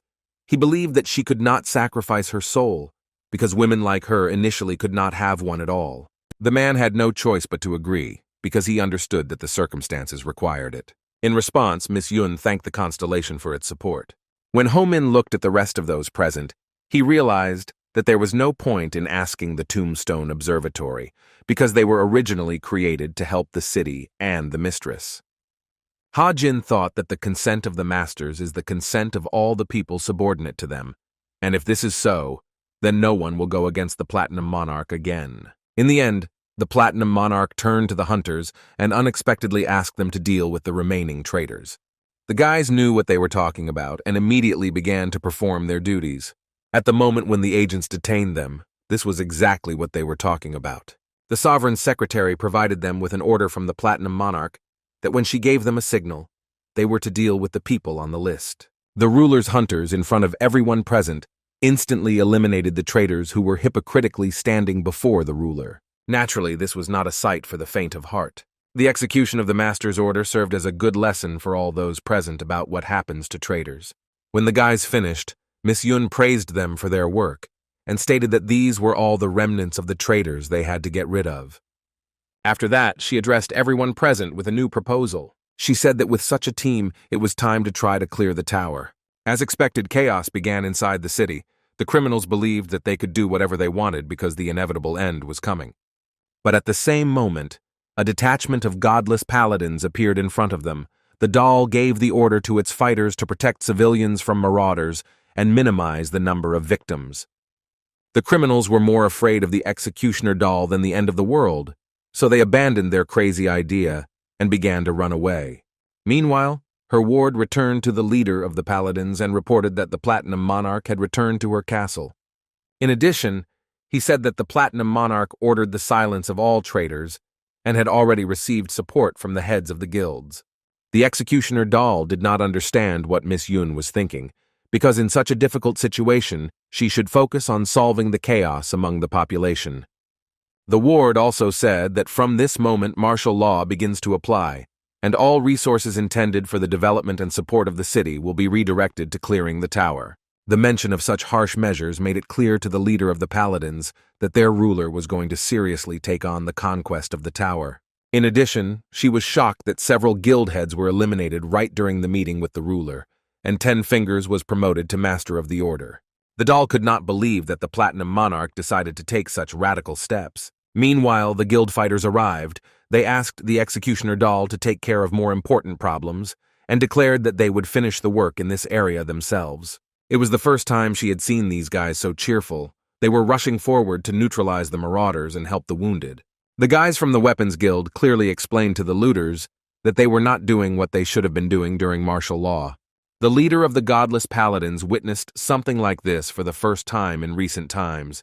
Before her eyes, all the guilds stood up to protect the city, which meant that it could regain its former status. Just a few days ago, their city was full of discord, to the point where even the Platinum Monarch was concerned about its situation. But after the ruler's meeting, everything changed. Most of the traitors were dead, and the rest were taken care of properly. The doll was sure that now there was no one who would stand in the way of the Platinum Monarch. In this situation, with the tower in chaos, Miss Yun united people under the slogan of clearing the tower. The doll realized that now, a squad like the Paladins no longer has a reason to exist. But on the other hand, she understood that all this time she was simply being used as another puppet in the plan of big people. She had long accepted that her justice was a force for balance, manipulated by everyone. The tower ceased to be in chaos 2 days after the event began, during which time the Platinum Monarch mobilized the forces of the Masters and seized complete power over the city. According to rumors, even Spider, as her only competitor, was killed. And, as if waiting for this moment, Mrs. Yun announced a new set of rules. By her decree, all resources were given priority to clearing the tower, and everyone who had reached the age of 19 must receive a seal. While in his room, Ho Ming read out loud the new set of rules and paid special attention to the points that any adult with combat skills will be elevated to the rank of hunter, and also that all orders from the monarch for hunters will be a priority. The guy from the back streets was not particularly happy with this news and asked his friend if he thought that the majority would oppose such demands. The calm Kang Ha Jin replied that his student simply did not understand the situation in the city. They lost contact with the 20th floor stronghold, and this was the cause of unrest among the population. At that moment, everyone was afraid of the unknown, and the Platinum Monarch simply redirected this fear to the tower. After these words, Huo Ming realized that this position was ideal for the ruler's goal. The change in the tower and the betrayal, the guy thought about whether it could be a coincidence that they happened at the same time. The tense dialogue was interrupted by Haru. She began shouting that they urgently needed food, and Ho Min agreed that he was also hungry, and it was time to eat. Watching this, Ha Jin was dissatisfied as usual, because with such an appetite, they could eat all the city's reserves to capture the tower. The situation was getting worse, and the elders among the Baek Ho Min constellations decided to talk about more frank things in private. When asked what the girl thought about her past, she replied that she would never regret the past, because at that time, she only had the desire to kill the ruler. The only one believed that Miori meant that Mrs. Yun literally forced her to take such a step. The girl understood that now the Platinum Monarch would use everyone and everything to clear the tower, so she could no longer treat it with common sense. She felt that in the past, the Platinum Monarch had used her to achieve her demise. But according to the Great Wizard, the Platinum Monarch he knew would never do such a thing, because in every situation between life and death, she fought to the end. Miori agreed, but still replied that there are people who do things without any logic. Before continuing, The girl reminded the wizard that he was in no position to criticize her past actions. She still held a grudge against him because of Baek Ho-min's memories of the elder's life among the constellations, which mentioned the anti-constellation technique. The only one answered that he did not even think that the transfer of memories would lead to such consequences. He did not know that some moments of his life would be especially clearly manifested in the current situation.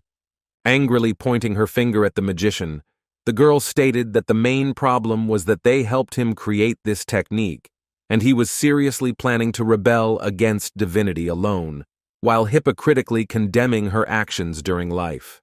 There was some truth in her words, and the guy simply remained silent. But Miori wanted to hear answers. She knew that the wizard was able to obtain the Platinum Monarch's plans in advance, so she wondered why he had such a strong desire to protect everyone and prevent them from being sacrificed. She noticed from his behavior that he realized that doing something with the constellations alone was an impossible task for others, so he decided to start implementing the plan alone. The only one did not expect such shrillness from the girl. He could simply remain silent in response. Still, he found the strength to express an opinion and decided to take this dialogue to a less serious level, so he said with a smile that Miori overestimated his abilities. He said that although he is called a great magician, it is unlikely that he could go against the constellations alone. The guy continued his lies, and the girl was not going to listen to it. He shouted that the only one was a vile liar. In his defense, the guy said that she didn't even ask him about it, but immediately began accusing him of the crime. Only a fool could fail to notice that each magician's star is larger than those of the other constellations. Miori was sure that the only one had risen to a higher level than all of them combined. According to her, climbing to the top should not have been a problem since the Platinum Monarch was alive during his lifetime. She just wanted to know why the only one did not dare to conquer the tower and remained with the rest of the individuals at the very bottom of existence. It seems she touched on a too personal topic, so the guy seriously said that she should mind her own business. At that moment, Miori asked if it could be considered in this sense that he had finally reached the top. But the great wizard was not going to answer provocative questions and only repeated his words. The piercing gaze did not give him peace. Therefore, the magician simply turned around and invited the girl to think as she herself wished. Still, it was impossible to get the truth out of a liar, so the charismatic Miori simply called him vile. In any case, she was more worried about the current problems. She was worried that Baek Ho-min didn't even know how to properly use the assessment skill. The girl stated that the guy was dumber than she thought, but in defense of reincarnation, the disgruntled one said that everything was going smoothly for him, so they should leave him alone. He believed that in any case, if he decided to go beyond the limits of the assessment skill, the tower would notice it and destroy the guy itself. Miori replied that if this happened, she would have to help him. Although she did not have the talent to influence the seals, she believed that she could distinguish truth from lies, and this could be used to make their reincarnation a little smarter. After the Platinum Monarch took over the entire city, the first thing she did was rescue all the hunters trapped on the 20th floor. In order to save everyone stuck in the tower, the attention of others was directed to these events. Absorbed in the thought of saving others, humanity did not even notice how they were made slaves to the ruler's ambitions. Suppressing anyone who posed a threat, the Platinum Monarch dispatched the Weapons Guild to do her bidding. Huo Ming was sent with the vanguard of the Weapons Guild forces. As a reward, Lady Yun promised to write him a love letter. He inquired about the reaction of the constellations, and they responded positively. But at one point, he felt as if he had been pushed on the shoulder when the notification of Miori's evaluation arrived. The guy did not understand whether this was a coincidence or the direct influence of the mysterious girl. Meanwhile, Mrs. Yun herself came to meet him. She asked him for a private meeting in order to return to the topic of rebellion against divinity. Ho Ming completely forgot that they were planning such a dialogue. The girl said that she would keep her promise and tell him the details. Ho Ming remembered the words of the girl from the mirror room. She said that when the guy hears about the uprising, he will decide whether to kill the Platinum Monarch or not. It's time to decide what to do next. To begin with, the lady asked to address her as Nuna or So-hyun.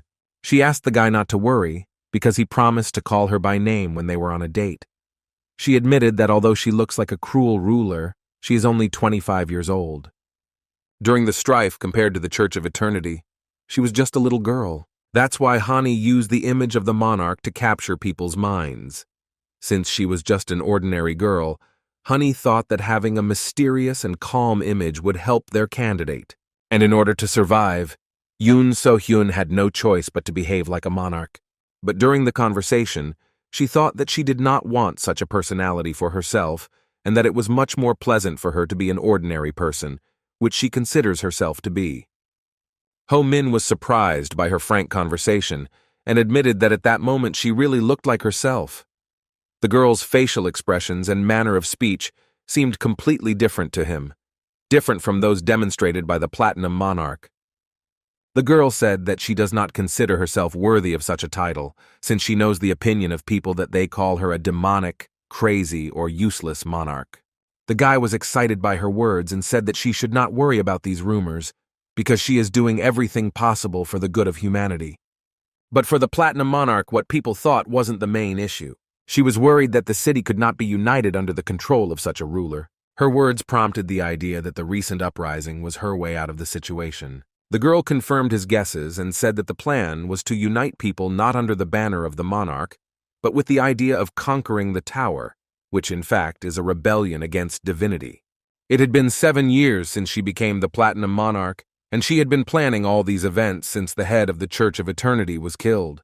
Rebellion against divinity.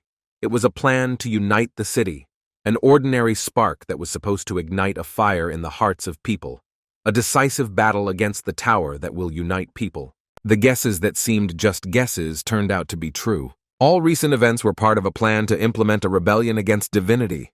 The assassination attempt on the Platinum Monarch, the discovery of the identity of the traitors, and their subsequent murder were the work of Lady Yoon. She admitted to the guy that these were necessary measures for humanity to move forward.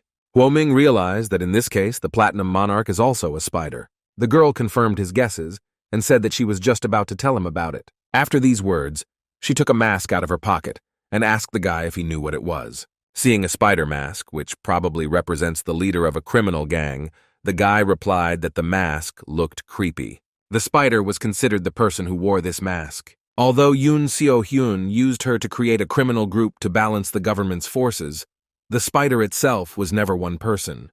During their conversation, Miori confirmed the lady's words, which meant that she was telling the truth. In addition to searching for traitors and inciting treason, she used it to control the city.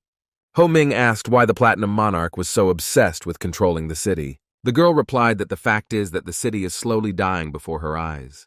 According to her, when the tower was first discovered, the population of the planet was about 10 million. As time passed, habitable territories replaced wastelands where death reigned. More and more people reached for the saving straw, which was the tower in Seoul. These were the golden years of the city.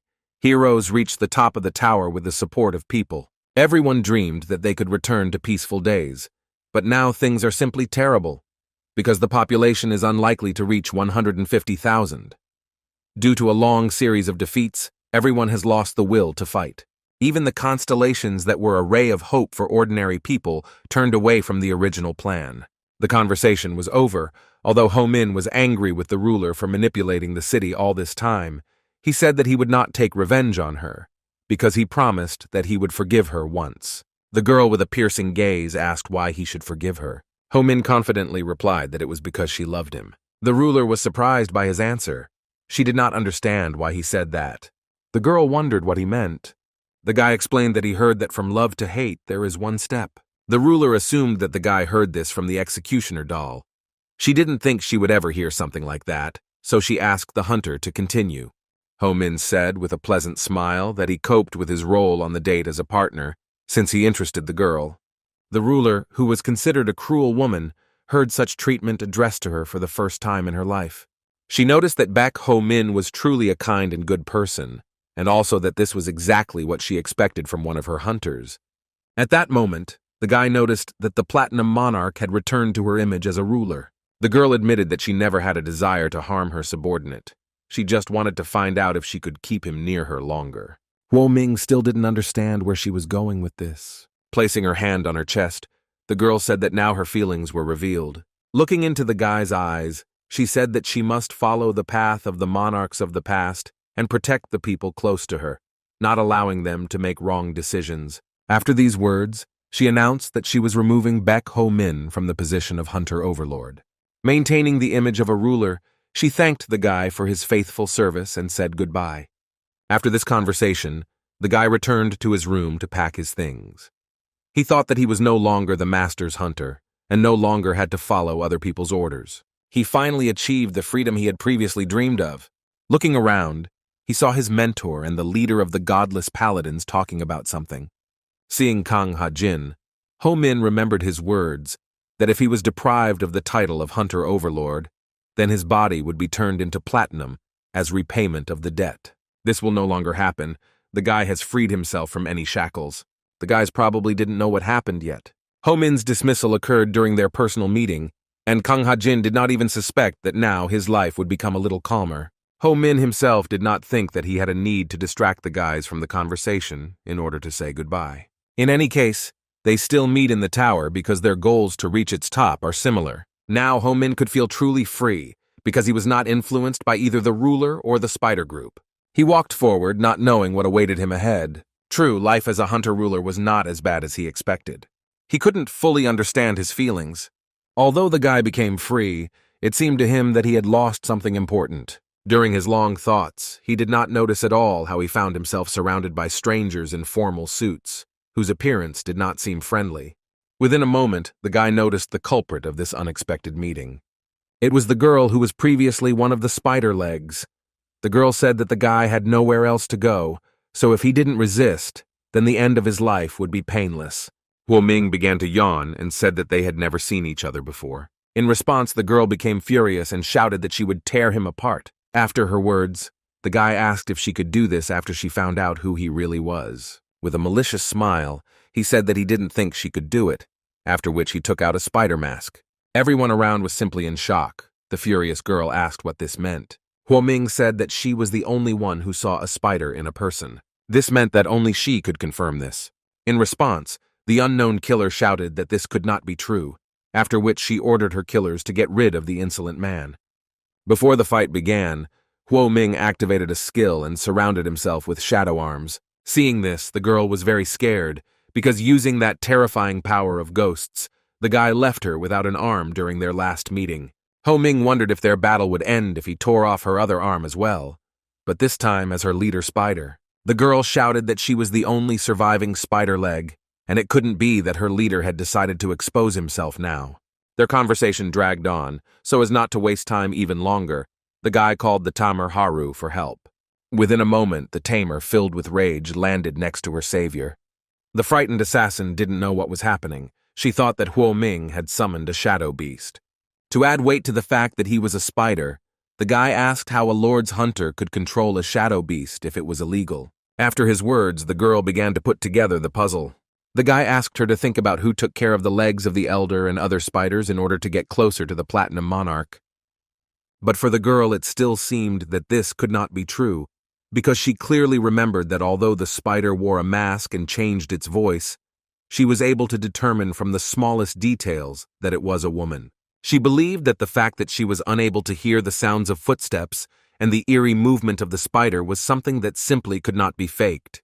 Within a moment, Ho-min appeared right in front of her and asked who exactly tore off her hand. At that moment, the girl did not understand what was happening. She could not believe that the enemy's movement would be so familiar. Huo-ming used the memory skill. With the help of Miori's abilities, it was not difficult for him to get close as if he were a member of the underworld assassin class.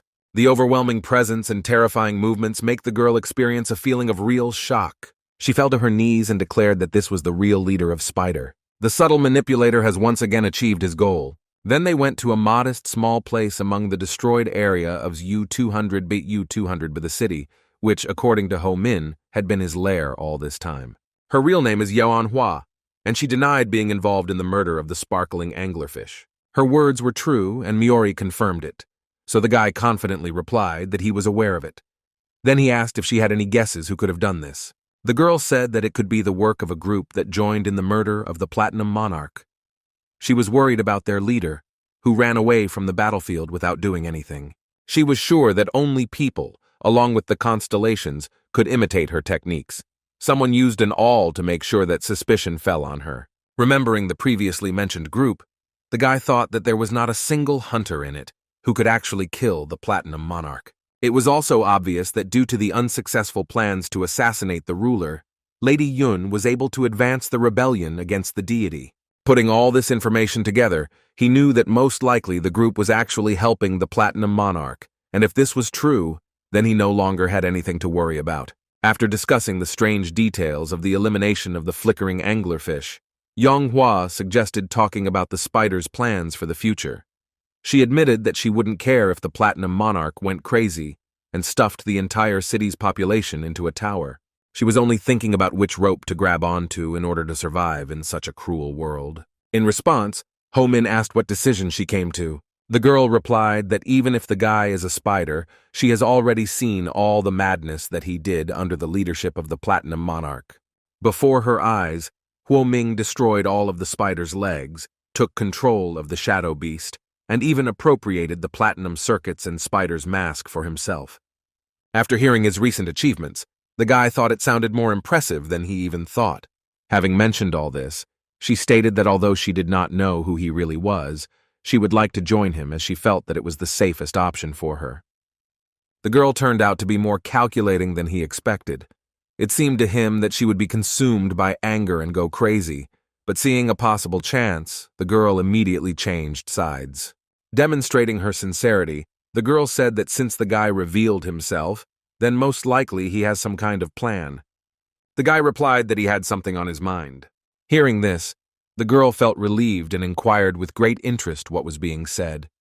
Huoming coldly replied that this is what street rats do best. He was talking about theft. The girl was surprised and then asked to clarify what exactly he wanted to steal. The guy unexpectedly replied that they would steal the tower.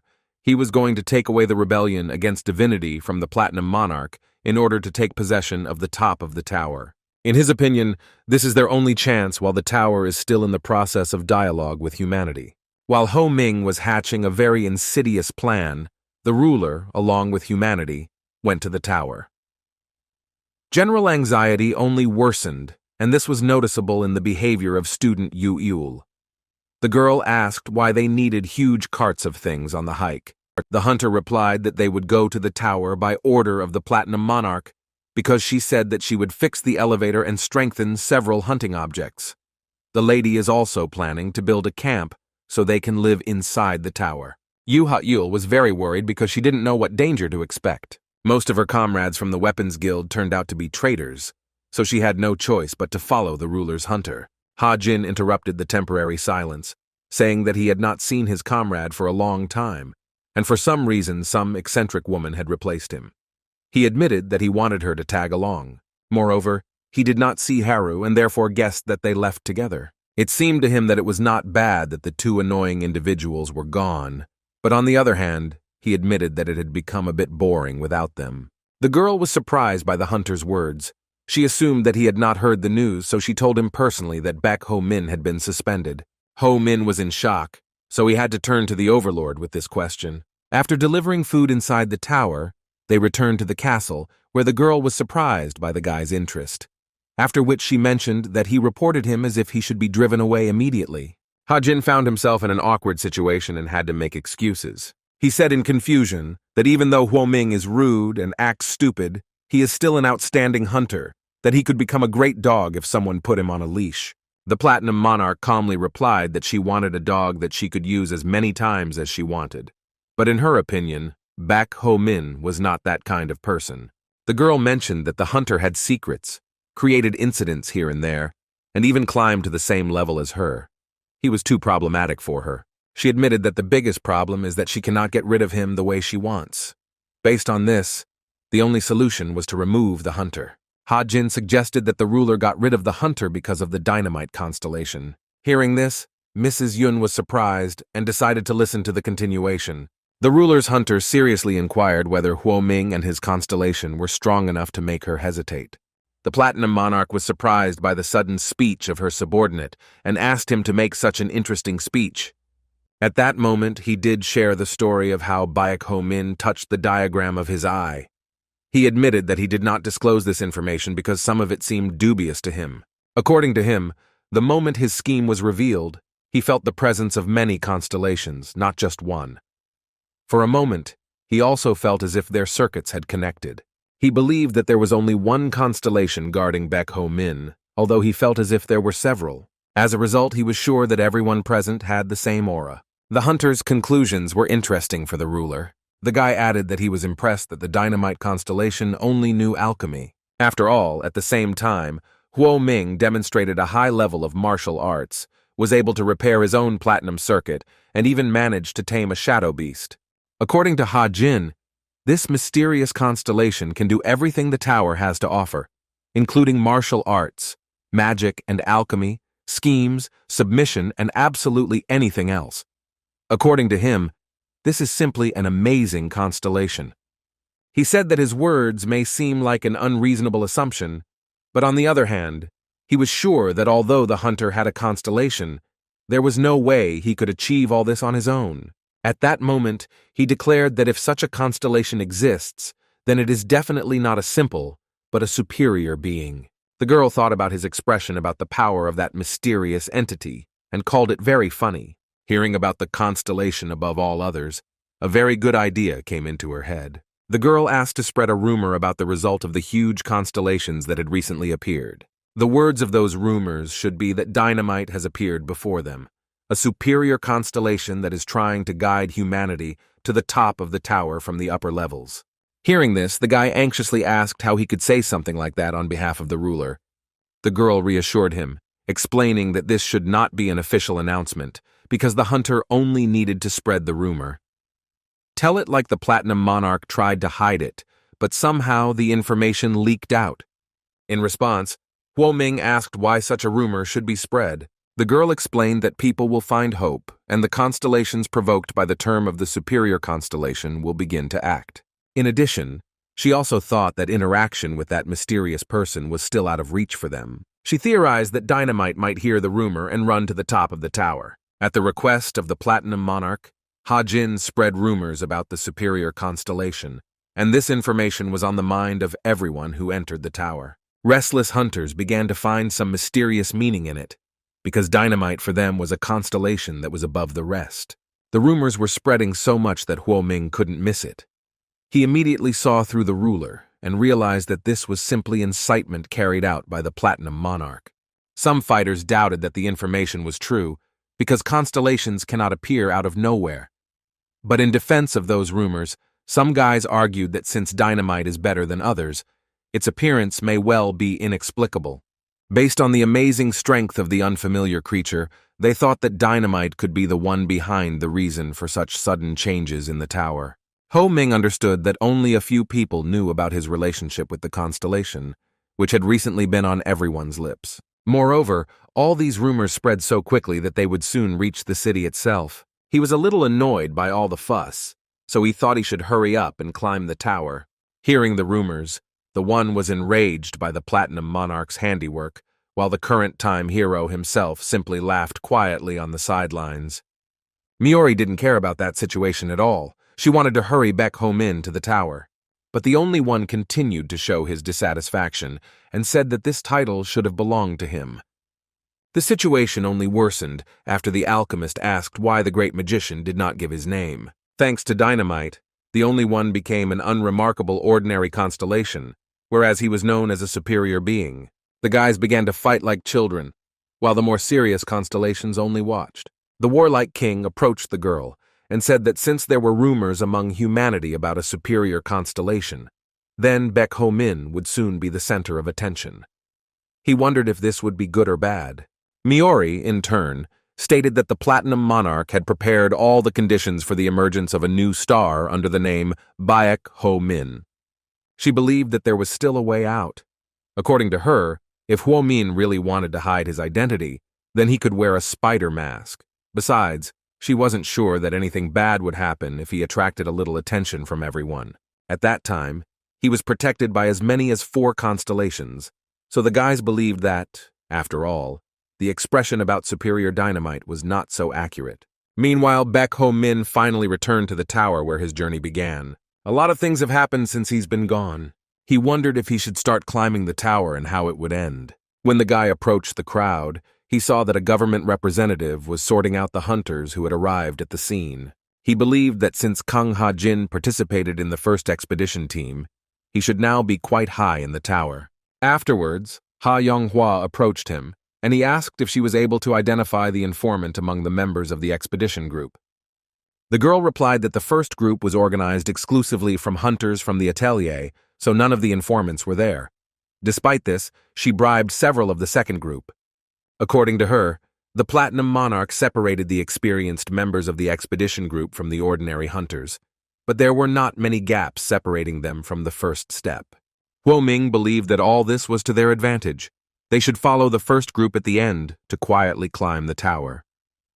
But the girl believed that it was unlikely that everything would be so easy, after which she handed over the list of participants in the first group. Among the people, he only recognized 3 names. They were Kang Ha-jin and Yu Ha-yul. The leader of the expedition group was Geomuk. The girl added that the constellation Geomuk climbed above the 50th floor. According to her, given their current state of affairs, they can only run after the first group. After her words, Huo Ming thought about how they should proceed next. Meanwhile, on the 15th floor of Twin Canyon, the first group discovered that the elevator leading to the 19th floor had disappeared from this place. One of the leaders stated that after a thorough investigation of this estate, it was confirmed that it was a ghost estate, which was moved due to structural changes to the tower. Ha-jin expected this, moreover. He understood that the Geomuk constellation, which was already heading towards the 20th floor with elite participants, would bring clarity. Their main task was to investigate structural changes and search for survivors. Looking at the estate, one of the leaders stated that it was unlikely that anyone would be able to survive the structural changes while inside the tower. But this time, the building was not completely torn apart, so there was still hope that there might be survivors there. Kang Ha-jin urged his comrades to proceed with the search for survivors with caution, since the parasites of the third flight could descend along with this building. At the same moment, the dead appeared on a hill nearby. Ha-jin had faced such enemies before and urged the fighters to immediately take defensive positions. Even though Student Yu had already encountered such enemies, she was still afraid of the centipede. The ruler's hunter was on guard, because he sensed that the enemy's aura was similar to the one they had encountered before. Addressing Vice Captain Ha-jin, the ward said that there were about 500 enemies, while their squad consisted of only 20 people. In addition, the dead were not eager to fight, and it seemed that they were under someone's command. Dissatisfied with the situation, Ha-jin suggested that the forgotten commander was that leader. The student did not understand what they were talking about, so the hunter explained that this was the head of the second stairs. He said they usually appear between the 17th and 18th floors, but this time structural degeneration was causing some changes. Over the past 12 years, more than 10 expedition teams have been formed to capture this monster. At that moment, the leader of the dead turned to the commander of the hunters and said that they wanted to come to an agreement. Ha-jin replied that if this time it comes to back Ho-min again, then in that case they will not give him up, because he is not with them. But the monster commander replied that we were talking about the wrong hunter of the ruler, after which he pointed his hand to the side and stated that there was something unpleasant there that they would like to get rid of. Ha-jin directly asked what was inside the estate. The monster replied that he could not say that, but admitted that it was something that the tower, the hunters, and the constellations found unpleasant. In response, the guy asked what they would get in return if they fulfilled their request. According to the monster, they will receive a star. The guys were very surprised, because of the mention of this title, they began to suspect that there was something terrifying inside, worthy of the heroic title. Naturally, panic began to spread between the members of the squad, as everyone was afraid of something unknown, which frightened even the monsters that outnumbered them. After this, the monster declared that their powers would help the hunters, as the tower itself wanted this. Ha-jin then asked how they could trust him. The monster replied that the Black Ghost constellation would witness this promise, after which he raised his weapon upward, pointing it towards the sky. The squad's vice captain considered this offer quite tempting. He understood that in this case, they could get a star and allies. But at the same moment, he took out a dagger, thinking that hunters never negotiate with the dead. Throwing several daggers straight into the face of the dead leader, the guy asked him to convey a message to the constellation of the Black Ghost. He stated that since they were in the middle of a rebellion, he had better watch himself. Since the hunters refused to negotiate, the monsters had no choice but to attack. After such a decisive act, the guy received a message that the constellation of a Black Ghost had begun to watch him and would bestow a first-level curse on him. Huo Ming expected something like this. The furious guy showed the ambiguous constellation his determination and attitude towards his personality by showing his middle finger. The enemies were advancing, and the excited Yahello asked what they should do. Without hesitation, the ruler's hunter invited the frightened guys to go into battle. At that moment, he thought that Baek Ho Min had greatly influenced him, and now his decisions were incomparable to what he had made before. Destroying the enemies of the first rank, he thought that he still liked to behave as recklessly as his stupid student. Meanwhile, Baek Ho Min came to the elevator on the 11th floor and met some strange stranger who addressed him by name. Ho Min asked who he was dealing with. This strange dead man said that he had a personal offer for the talented hunter. Although the guy did not feel the aura of creatures like his mentor, when he heard the voice, he remembered that this monster reminded him of the one they dealt with during the search for the Weapons Guild squad. In response, the guy said displeasedly that the Black Ghost was very persistent. It seemed strange to him that the constellation had previously promised to tear out his heart, but now it was coming to him with some kind of proposal. As it turned out, this message was not from the Black Ghost himself. It was the squad of the dead who wanted to turn to the amazing hunter. Ho Ming decided to find out what it was all about. Stretching out his hand to the hunter, the monster said that the tower had become twisted, which was disgusting and unpleasant for them. He asked the man to follow him. After these words, a strange aura suddenly appeared around them.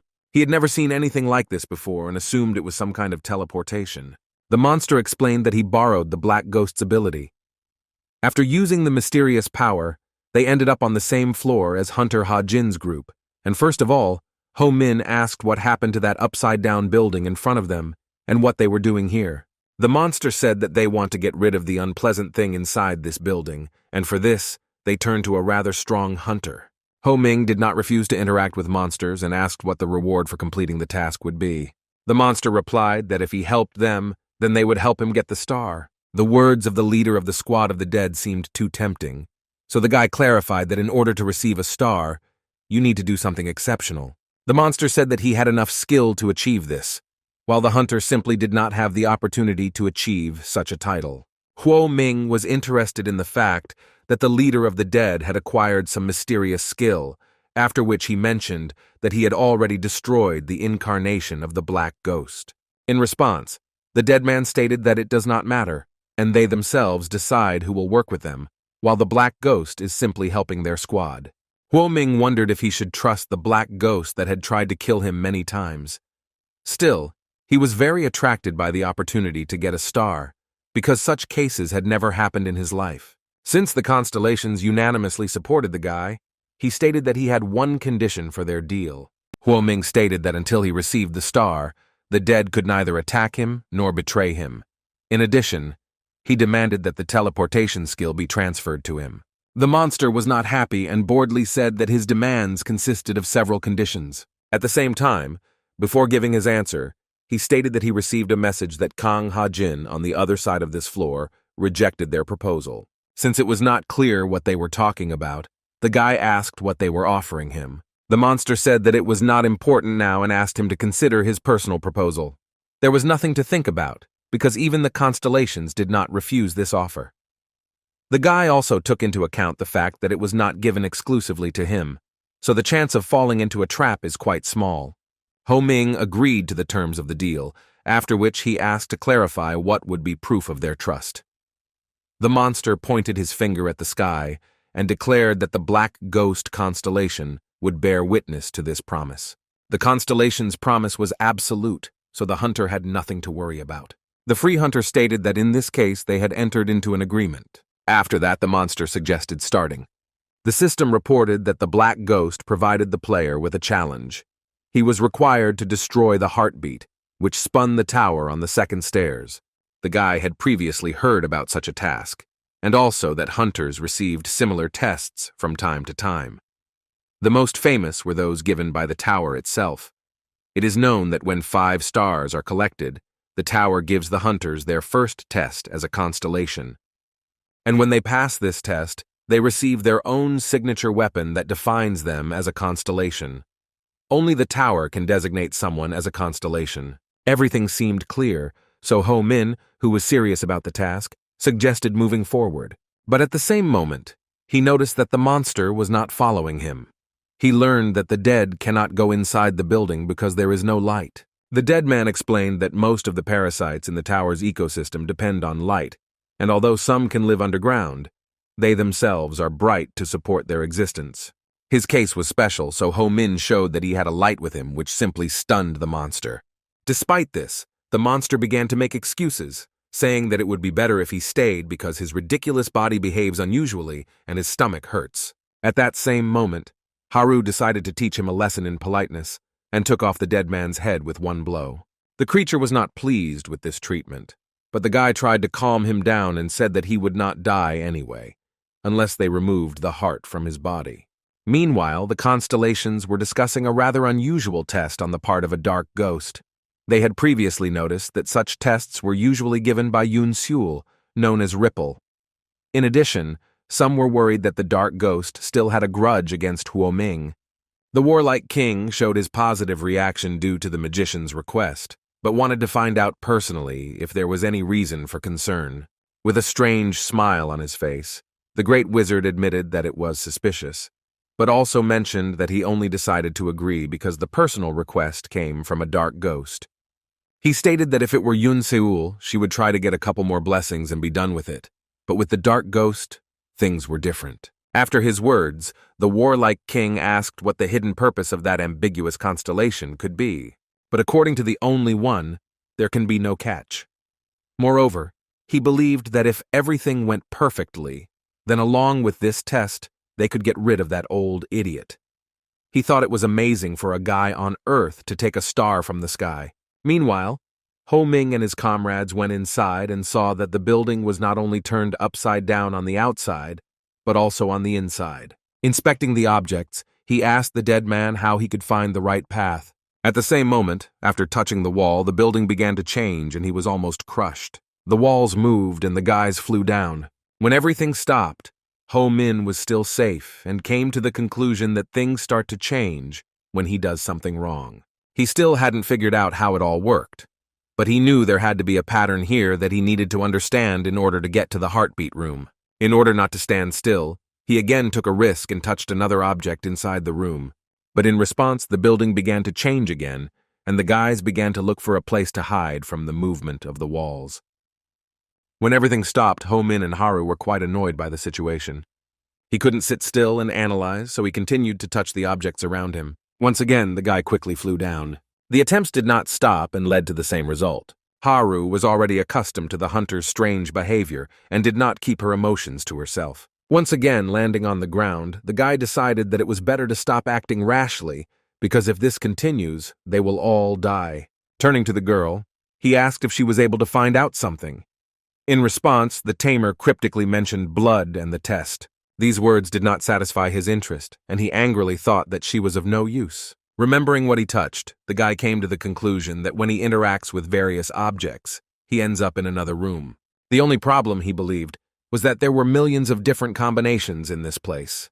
He wondered if there was a constellation of puzzles that could help him. Since he had no other options to find out the solution, he turned to his skill. The Constellation Dynamite came to the rescue. The guy thought that although the Alchemy Workshop is known as a medical organization, it is actually a research organization that deals with physics, chemistry, biology, and medicine at the same time. Therefore, for him, the Constellation Dynamite was considered more of an engineer than a doctor. Addressing the constellation with respect, the guy asked if he could help him a little with solving a strange problem.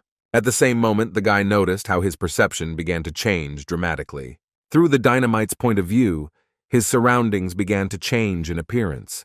Everything was placed just perfectly in its place, and things that looked complex became clear. Thus, he managed to find the item he was interested in, and he ordered Haru to destroy the red column. Without any hesitation, the girl trusted his words and complied with the request. The next target was the mirror, which was located to the left. The second item was destroyed and the building began to change. Falling down, the guy asked Haru to dodge everything until the commotion stopped. Even in her normal form, Haru had no problem moving objects on her way to the floor. The room finally stopped changing and the guys could observe new changes. Ho Ming noticed that it looked like the room had lost its central column. Dynamite was able to find the only problem in the layout and destroy everything. The one was surprised, turning to Dynamite. He said that he thought the Constellation would only help a little, but he just went out and destroyed everything around him. The words about destruction seemed somewhat insulting to the superior Constellation, and he declared that he was an engineer, not a scientist. For him, studying layout and understanding design was foreign. He considered it his job to find the nearest solution to a problem, without going into details. The only one was surprised that Dynamite was smart enough to understand the incredibly complex layout of the ghostly manor and find the way to the right room. But despite this, he decided to deal with the problems of the design and simply destroyed it. He figured they couldn't expect much, since that was how he imagined his way of solving problems. Hearing this, the warlike king asked to clarify what exactly was bothering the great wizard. As it turned out, he was the only one who thought about the uniqueness of the Dynamite mentality. After all, no one before him had ever figured out the weakness of the ghostly estate. Thus, Ho Ming surprisingly quickly reached the object that was considered the heart. The monster was simply shocked and wanted to make sure that there was no mistake. The guy believed that what Dynamite did was actually quite simple, because all he had to do was destroy everything around him and find the only room that was not damaged. Of course, he considered it impossible to know how Dynamite was able to break everything here so quickly. In the end, the guy said that all he could do was destroy the heart, after which he swung his blade. Using the 10,000 sword skill, he carelessly struck at the mysterious object. The heart was broken, but Ho Ming was unhappy, believing that if that was all there was to it, then he wouldn't be able to tell the amazing story of his becoming a constellation. But the head asked him not to rush. The monster declared that there were still 11 hearts left. At that moment, the building began to behave extremely strangely, and a new reconstruction began. The monster said that the estate is trying to return the heart that the guy destroyed to its place. The heart acts as a pin that holds the tower in place. Since the guy got it, the building is trying to get it back. The monster stated that he would prefer not to interfere in this process, so he advised the hunter to start moving. At such a dangerous moment, Ho Min asked why the dead man did not use that strange teleport. As it turned out, the cunning head began to use the teleport only on himself.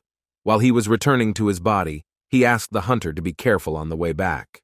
Ho Ming was not going to stay in this chaos and tried to grab his head tightly so that he could go with her. But as it turned out, it was in vain, and the monster warned that if he used his shadow step, he would only lose his hand for nothing.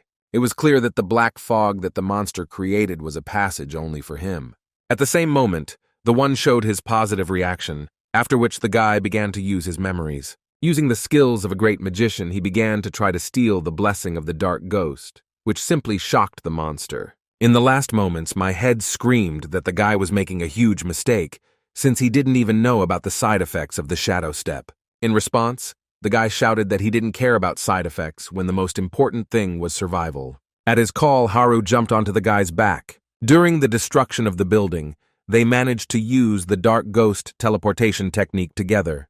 They disappeared a moment before a huge wall of the building fell on them. After using the force, the guy found himself in some unknown space, which is why he could not understand what was happening. He completely lost his senses. He could not see anything and did not even feel his own body. At the moment when he thought that he had already died, a message appeared in front of him about the positive reaction of the constellation, the One. After that, he woke up in some kind of wasteland. The guy tried to get up. This terrifying feeling would not let him go. At that moment, the head said that it was actually trying to tell the hunter about the side effects. He said that if you activate the shadow step of a dark ghost, you will not feel anything for 10 seconds. Ho Ming was simply in shock. It seemed to him that these 10 seconds lasted an eternity. The monster explained that during the side effect, people lose control of their feelings and usually unknowingly harm their own body. When people who do not know the details of the shadow step try their best to return feelings, they are more likely to get hurt. Despite this, the guy noticed that the monster had no side effects. He explained that this is due to the fact that the dark ghost personally bestowed this blessing on him. Observing the hunter's behavior, the monster could not explain how he managed to use the shadow step. Ho Ming replied that he didn't need to know, after which he looked around, but still didn't understand where they were. He was already terribly irritated by this journey with a dead man's head at hand, but otherwise he would not have been able to find out where they ended up. But at one moment, the head of the leader of the dead man began to scream in panic, believing that Ho Min could not know about this place. They found themselves in some kind of wasteland, and the guy wanted to find out more about where they were. But at the same moment, dark shadows began to surround his head and the monster coughed loudly. Falling to the ground, he shouted that this couldn't be happening. He asked the dark ghost constellation why he decided to leave him. Watching all this, Huo Ming couldn't understand why the dark ghost was angry that he had come to this place. Apparently, the constellation took its blessing from the monster that accompanied their squad. Yet they arrived at this place thanks to the efforts of the One. Huo Ming knew that there must be a reason why the constellation brought him here. Together with Haru, they went to explore the area. At first, Ho Ming thought it was just a desert, but after exploring the place, he noticed that the sand here was different from usual. He decided that it was bone dust of the dead and metal dust, in which he even found a certain amount of gold dust. Based on this, he assumed that he had ended up in a forgotten cemetery of the dead, about which there were only rumors. This is the place where the dead come after they lose control of their bodies. Previously, it seemed to him that this was just a fiction, but everything around said that this place was real. While here, Ho Ming came to the conclusion that there had been a grave for parasites all this time. Nevertheless, he saw in being in this place an opportunity to extract gold from the bones in order to appropriate it for himself. Looking up into the sky, he thought he understood why the constellations were trying to convince him to agree to this test. He believed that they wanted to use the dark ghost's blessing to bring him here. Together with Haru, they shouted that it was time to collect some gold. Watching all this, the constellations were glad that the guy survived. At the same time, Dynamite noticed that not only gold can be found in this desert. With a bestial gaze, despite the only one's displeasure, Dynamite declared that it was the turn of the superior constellation to interfere in Huo Ming's life. An hour later, the guy already had very good results from searching for fossils. They managed to collect 2 handfuls of gold, which was a huge payment for such a short time. With a smile on his face, he said that it is no wonder why all the hunters dream of getting to this place. They found not only gold, but also some rare equipment. In addition, he picked up a strange chain, which became his first relic-level weapon. This chain of ghostly flames became longer the moment the guy tried to stretch it, and this, of course, seemed like something mysterious. At the same moment, the system reported that the relic could explode, and after hitting the sand, an explosion occurred. The guy was simply shocked. This item worked similar to the Master of 10,000 Swords. The chain exploded part of itself, but at the same time, it was still able to stretch. But after a moment, he felt a side effect of the power. The price of using the relic was its energy. The guy suggested that this would be the most common price in the tower. After this, he turned to his dynamite laboratory and began restoring the body. Sighing, he was convinced that at least the loss of energy could be replenished with medication. But at that same moment, he realized that when he looked at the area through Dynamite's point of view, he noticed something special.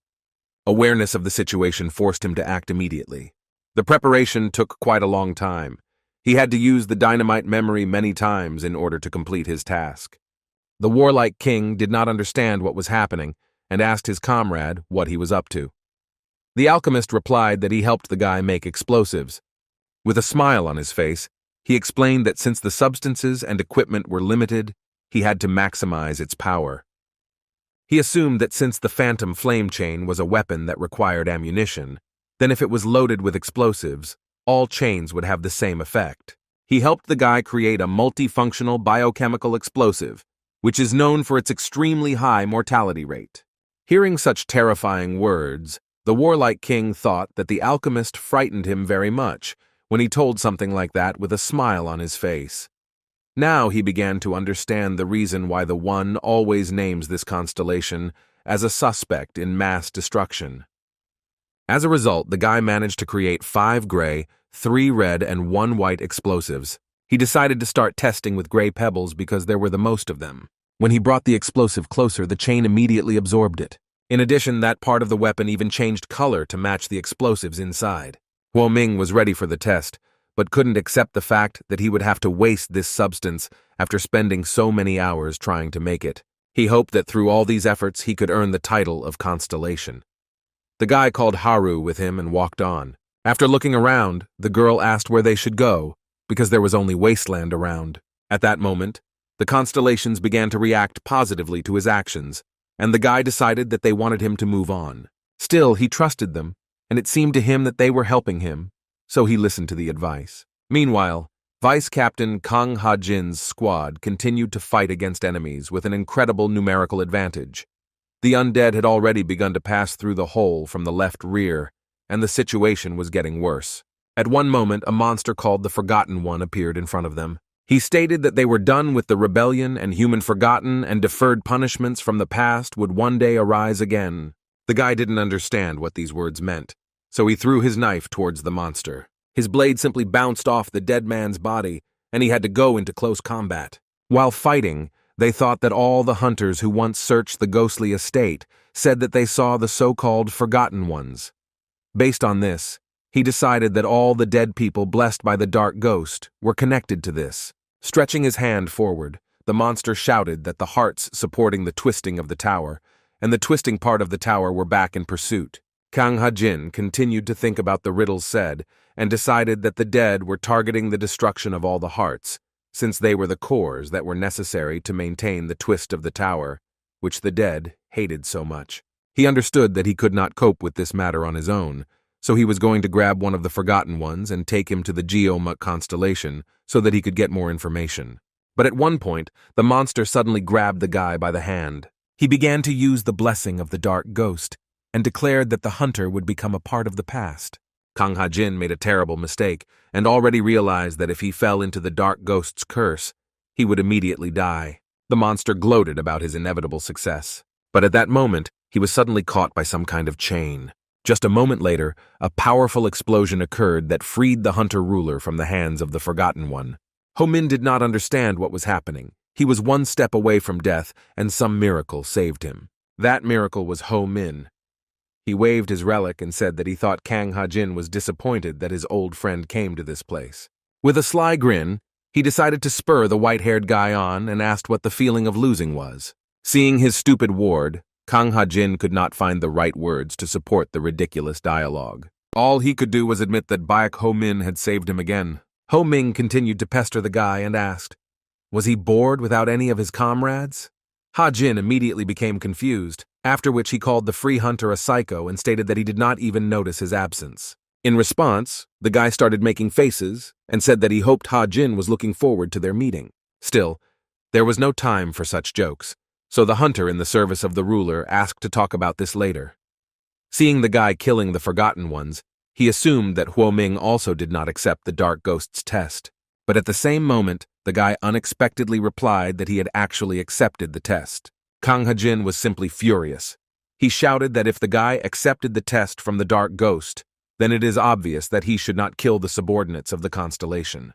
Ho Ming did not attach much importance to this, and calmly replied that he had already beheaded one of his subordinates, and in return was not punished in any way. Based on this, he considered that the destruction of the Forgotten was not a big deal. The behavior of the ruler's former hunter seemed simply wild, and Ha-jin began to feel nostalgic for their work together. He asked why Ho-min likes to make dangerous decisions so much, because if he breaks his promise with the constellation, then it may become angry and do everything to ensure that the hunter dies. The guy naively replied that there was no need to worry about this, since the constellations tend to love him. Kang Ha-jin understood that most likely, Ho Min-woo had already received the blessing from the constellation Dynamite. Their ridiculous dialogue was interrupted by the appearance of student Yu. She reported to the vice captain that their squad had destroyed all the undead. Hearing this, the hunter praised them for their efforts and asked them to help the wounded. To avoid seeming rude, Ho Ming decided to say hello. The girl would not mind continuing this pleasant conversation, but there was something very important that she had to report to her leader. Kang Ha-jin coldly replied that he had taken note of the information. After that, he suggested that his friend go to another place in order to talk calmly. As it turned out, They received a message from Mr. Geomuk and had to rush to him. Ho Min suggested doing it together. The cunning guy thought that he could try to find out what was happening with the help of an advance group. Heading further, Ha-jin noticed that his student was doing quite well despite the fact that he had only recently been kicked out of the castle. The guy replied that in fact, a lot has happened since that day. After that, he suggested moving on to discuss the situation and mentioned that he accepted the Dark Ghost's offer. Huo Ming wanted to know if he should avoid killing Constellation's subordinates. Kang Ha-jin confirmed his words about this and said that if the student does not stop, he will get into trouble. For the future, he advised against making deals with the dead and parasites. When asked what to do with the already concluded deal, the ruler's hunter replied that there was no choice and it was worth fulfilling. At the same time, he asked Ha-min not to do stupid things like destroying hearts. He asked the guy to call a magician or priest to cancel the spell. The guy was surprised that he was not allowed to do this. Noticing his reaction, Ha-jin became enraged with the realization that the ridiculous student had already destroyed one of the hearts. Having learned this information, it became clear to him that as a consequence of these rash actions of the hunter, the number of dead people increased and their movements around the tower became more dangerous. Ho Ming decided to return to the conversation about the use of magician skills and asked why, in this case, the Dark Ghost creates such a big problem out of this situation that it calls even hunters to action. In response, the ruler's hunter stated that regardless of the circumstances, all the ascended constellations are irritated by the current situation, since the entangled tower is impeding the flow between the constellations. He believed that the Dark Ghost considered this matter important enough to take it into his own hands. Looking at his comrade, he said that there were only 9 hearts left, and they must carefully get rid of them so as not to suffer the consequences. Hearing such a number, Ho Ming was surprised, because the dead man mentioned as many as 11 hearts. He wondered who the 2 hunters were, who managed to destroy one more heart of the ghostly estate. Ha-jin replied that it was also done by Sir Geomuk and himself. It turned out that the ruler's hunter had already entered the ghostly estate once before, so he was forced to act. After this, he began to doubt that Ho Ming could pass the test himself, so he assumed that the dynamite constellation helped the hunter. Huo Ming confirmed these words because he knew that there was no point in hiding it anymore. According to the ruler's hunter, he guessed about this and already seriously believed that dynamite was even more impressive than one could imagine. He was amazed that a superior constellation helped the hunter, regardless of what other constellations might think about him. It seems Ha-jin has become a real fan of this character, even though his name still wasn't as popular as the others. In Ha-jin's mind, Dynamite is focused on helping the people within the tower without worrying about his reputation. To him, he is one of the few silent hunters that has truly changed. Watching all this, the alchemist himself was simply delighted, which greatly infuriated the one, because he had to face the fact that all his glory was being brazenly stolen because of his own caution. Looking into the sky, Ha-jin stated that even though most people don't know about dynamite, the constellation in the sky proves his merits, and since he is helping such a remarkable hunter, then it means that he sees hope in him. With a smile on his face, Ho Min wondered why his mentor was telling him all these things, even though dynamite was unlikely to love him just because of such compliments. In fact, the hunter was more worried about whether the constellation was feeling negative towards his personality. Ho Ming was surprised, because he never thought that his strange friend could care about this. He assumed that Ha-jin was simply trying to hide the fact that he was overly interested in an obscure constellation. In response, the mentor said that the student would not understand him because he could communicate with the constellations. In fact, many hunters dreamed of something that seemed ordinary to Ho Ming. Ha-jin was one of those who truly valued not just the blessings of the constellations, but also the opportunities for communication when the heroes of humanity actively helped the younger generations of hunters. Although the mentor's words sounded as if Ho Min did not value what he had, in fact the guy was very grateful for all their help, because otherwise he would have lost his own life long ago. He couldn't even count the number of times the constellations approved of his choice, thereby saving him from certain death. At the same time, he thought that it would be nice if he could send them back his positive reaction, like the constellations do. Yet Ha-jin openly admitted that he was jealous of the student because of his connection with the dynamite constellation. The mentor's sincerity made the guy think about whether he could easily tell him about his connection with the constellations. Still, he admitted that Dynamite only sends him one message, so they don't chat about much, and it can hardly be called full-fledged communication. Ha-Jin was simply shocked by this information, and Ho-Min instructively clarified that he receives only one message and must read it and try to decipher its meaning. But even this seemed full of possibilities to the mentor, so he asked if the guy knew about the Ouija board. It was clear from the guy's appearance that he had no idea what he was talking about. They had already reached the passage to the 19th floor, so the mentor suggested resting before the battle. Then Ha-Jin talked about the Ouija board, which is an ancient object of shamans that was used to summon ghosts and communicate with them. Ho-Ming noticed that it was similar to the Tombstone Library and the items used by tamers. When asked if he was trying to communicate with the constellations in this way, Ha-Jin replied that not really. He clarified that this item may be called a shaman's tool, but in reality it is just a toy, because when it was invented, real ghosts did not yet exist. Everything was about things from the life of humanity before its destruction. Ho-Ming was born during the existence of the tower, so he didn't even know that people could just die peacefully without turning into ghosts or some kind of evil spirits. The story was not as important as how the Ouija board worked. Looking at the mentor's face, the guy felt that Ha-Jin was not feeling very well, so he inquired about the condition of his sealed eye. Hunter Kang asked not to worry and admitted that he simply abused his abilities, while the curse from the dark ghost worsened his healing. Another conflict aroused the student's interest in why all the constellations hate the ruler's hunter. Ha-Jin assumed that he was simply disgusting to them. When everything was ready, the guy asked the student to place his finger in the center of the drawn board to begin asking the constellations a question. He noticed that Huo-Ming should move his finger slowly, and when the constellation sent him a message, they could mark which letter they stopped at. According to the mentor, they would need to repeat this process until the constellation sent a more detailed message. Ho-Ming was surprised because thanks to the help of his mentor, he was able to learn about a more accurate way to communicate with friendly constellations. Despite this, he wondered if he really should do this. Ha-Jin replied that there really aren't many options for understanding constellations. After these words, he suspected that everything was not so simple. Looking at the student, he assumed that the guy had already tried to use something similar.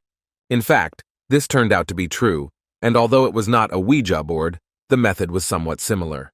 However, he always deliberately ignored these options, believing that even if they were constellations, they still remained strangers, whom the guy from the back streets simply could not trust. All this time, he relied on his own judgment and did not change his principles until the moment when the choice seemed too difficult. He believed that only he was responsible for his life, yet he genuinely enjoyed signs of support and kindness without any meaning during those moments when he was not risking his life. When he was an orphan, he never received so much attention. He was afraid of losing hope in himself if their dialogues with the constellations became more frank, and he stopped feeling their support as before. Noticing the behavior of his former ward, Ha-Jin said with understanding that he was aware of such hesitations, because it was scary to face the judgment of the constellation. He asked the guy to come to terms with such a risk, and clarified that he was not the only hunter who experienced this feeling. According to him, the constellations in the heavens draw master plans in which the hunters are just cogs that move according to their grand plans. He believed that when humanity truly understands what the constellations want, the pressure will be enormous. Ho-Ming himself could not know for sure what the intentions of his constellations were, so he interacted with caution, knowing that in matters of saving his own life he was his best assistant. At the same time, Ha-Jin added a new detail about how he had to be torn between his mistress and many constellations. Since there are constellations that hate the lady, he became a disgusting hunter for many of them and just an eyesore. Looking into the student's eyes, he asked him to perceive the guidance of messages as something that would help him take a step forward. He stated that if Huo-Ming was afraid that the constellations would control him, then by knowing this, he could try his best to fight back. For the first time, the mentor's words touched the guy so much, and he admitted that this was the solution to his problem. With a smile on his face, he remarked that he didn't know Ha-Jin was so good at talking. Still, he admitted that it would be better for him to resolve this issue of mistrust once and for all. Gathering all his determination together, Ho-Ming felt a surge of energy and proposed to do so, after which he warned the Constellations that his first question would soon follow. Watching this, the Constellations were sincerely glad that their stupid Ho Ming had nevertheless received advice from a smarter comrade, and thanks to the actions of the Hunter ruler, events in the tower would significantly accelerate. It was just a historical moment, and the guys were immediately confused, not knowing what they should say. Miori joked that they should ask him to eat a balanced diet and drink a lot of water, but the one did not appreciate her humor, since he took this issue extremely seriously. Turning to the great wizard with panic, the alchemist asked him to hurry up, because Ho Ming was about to put the Ouija board aside. Still, he didn't want to take on this burden and asked the rest of Baek Ho Min's personalities to share what they would like to say to the guy they look up to with great hope. In the end, they managed to gather their thoughts and convey a message. But Ho Min and Ha Jin could not understand what they were talking about. On a piece of paper, it was written that they were his past. Still, the guys didn't understand how deep the meaning was behind the Constellations, so they took it as a joke and decided to ask something more specific that would not seem like an ambiguous question. But after a moment, they completely forgot about their idea because everything around them began to shake violently, as if an earthquake had begun. Huo Ming began to feel a strong burning sensation on his hand. His seal began to heat up even though he did not use his ability. Watching this, the Constellations were excited because the situation was extremely unexpected. The one remained calmer even in such a situation. He said that most likely the tower noticed their actions, and it was only a matter of time. He knew it would happen sooner or later as soon as Baek Ho Min changed his seal.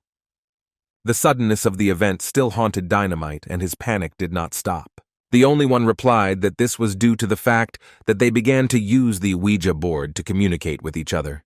Previously, the great wizard was thinking about what they could do in such a case. He warned that they had no guarantee that any course of action would work, because in the world of images he was not a constellation or a hunter, but just another person. Grabbing his head, the excited alchemist asked if the magician believed that if the tower assumed that Baek Ho Min tried to cheat, he would destroy everything around him. In response, the one said that at least the tower would try to get rid of them, since they had been a source of problems lately. The guys had already died once when they lived their human lives in the body of Baek Ho Min, so they did not want to be defeated at such an important moment for all of them. Raising his hands to the sky, the one stated that he would make sure this didn't happen anyway. Addressing the Constellations, he confidently stated that the tower's anger was due to the fact that they had sent a message to a person, which meant that they had to pay for such direct contact. Still panicking, Dynamite suggested that the more they got into this, the more they would have to pay. The only one confirmed his words, but stated that he could use this to negotiate with the tower, after which he began to cast something wildly. As expected, the cracks in the surface and the terrifying noise from all sides shocked the guys, and they assumed that the tower had gone crazy. The ruler's hunter squad was also at a loss. The frightened student Yu turned to the vice captain in horror to find out what was going on. Looking closely at his hand, which was already on the verge of destruction, the guy himself suggested that this was due to the fact that they communicated with Constellations. He decided to use the seal to see if it was true. After that, the memory of the one appeared before him. At that moment, he saw a new message. In the print interaction interface, he noticed a new section called Experience. On top of that, there were also words that he couldn't read because they were still encrypted. The pain in his hand only became stronger and the guy could no longer stand it. To see the condition of the seal, the guy took off his glove, which protected his hand from prying eyes. At that moment, he was shocked by what he saw, because his seal was badly damaged. Based on this, the guy thought that this way he could lose not only all his strength, but also his connection with the mysterious Constellations. Although Huo Ming did not hear it, at that moment, the one spoke to him with the words that they would once again repair his seal, even though this was a crime against the tower. The Constellation took a big risk, and the man immediately noticed the changes. Before his eyes, the broken seals began to connect. The only one fixed his seal in an instant, and the pain subsided. In addition, it completely changed its form, just like the previous time when the great magician personally corrected his diagram. Looking around, Huo Ming noticed that after correcting the seal, the shaking of the earth suddenly stopped. The guys still didn't understand what had happened, but they seemed to feel much calmer. After all the horror was over, Huoming received some kind of alert that he had never encountered before. He received a personal task from the Miori constellation. Her test was to kill the fallen star Taboo, and the reward for completion will depend on the result. Huoming did not understand anything, neither what was happening to the tower, nor why the task came from Miori. After receiving the unexpected message, the guy also received inclined reactions from all the friendly constellations except Miori herself. He didn't understand what was happening and began to worry about what might happen to her. At the same time, the shaking in the Baek Ho Min constellation world also stopped. The warlike king was surprised and asked his most experienced comrade if they could really now give tasks to their reincarnation. With a confident smile, the one confirmed this information. Everyone knows that constellations can give hunters tests or tasks, and it is worth clarifying that Miori provided precisely a test. This way, people can repay the debt they received for communicating with the deity. In any case, no one in particular gave the task to Baek Ho Min. Although they are called constellations, they were all just a figment of his imagination. The shocked warlike king was far from such interactions with the tower system, so he demanded some kind of explanation. The smartest among them explained that he managed to talk to the tower, and these tests are a solution to the problem according to the cost they must pay for interacting with a person. Dynamite was clearly not happy with the news that Baek Ho Min now had to pay off a certain debt. The only one confirmed his words, after which he noted that although they can now give him tests, the tower will still ask for more.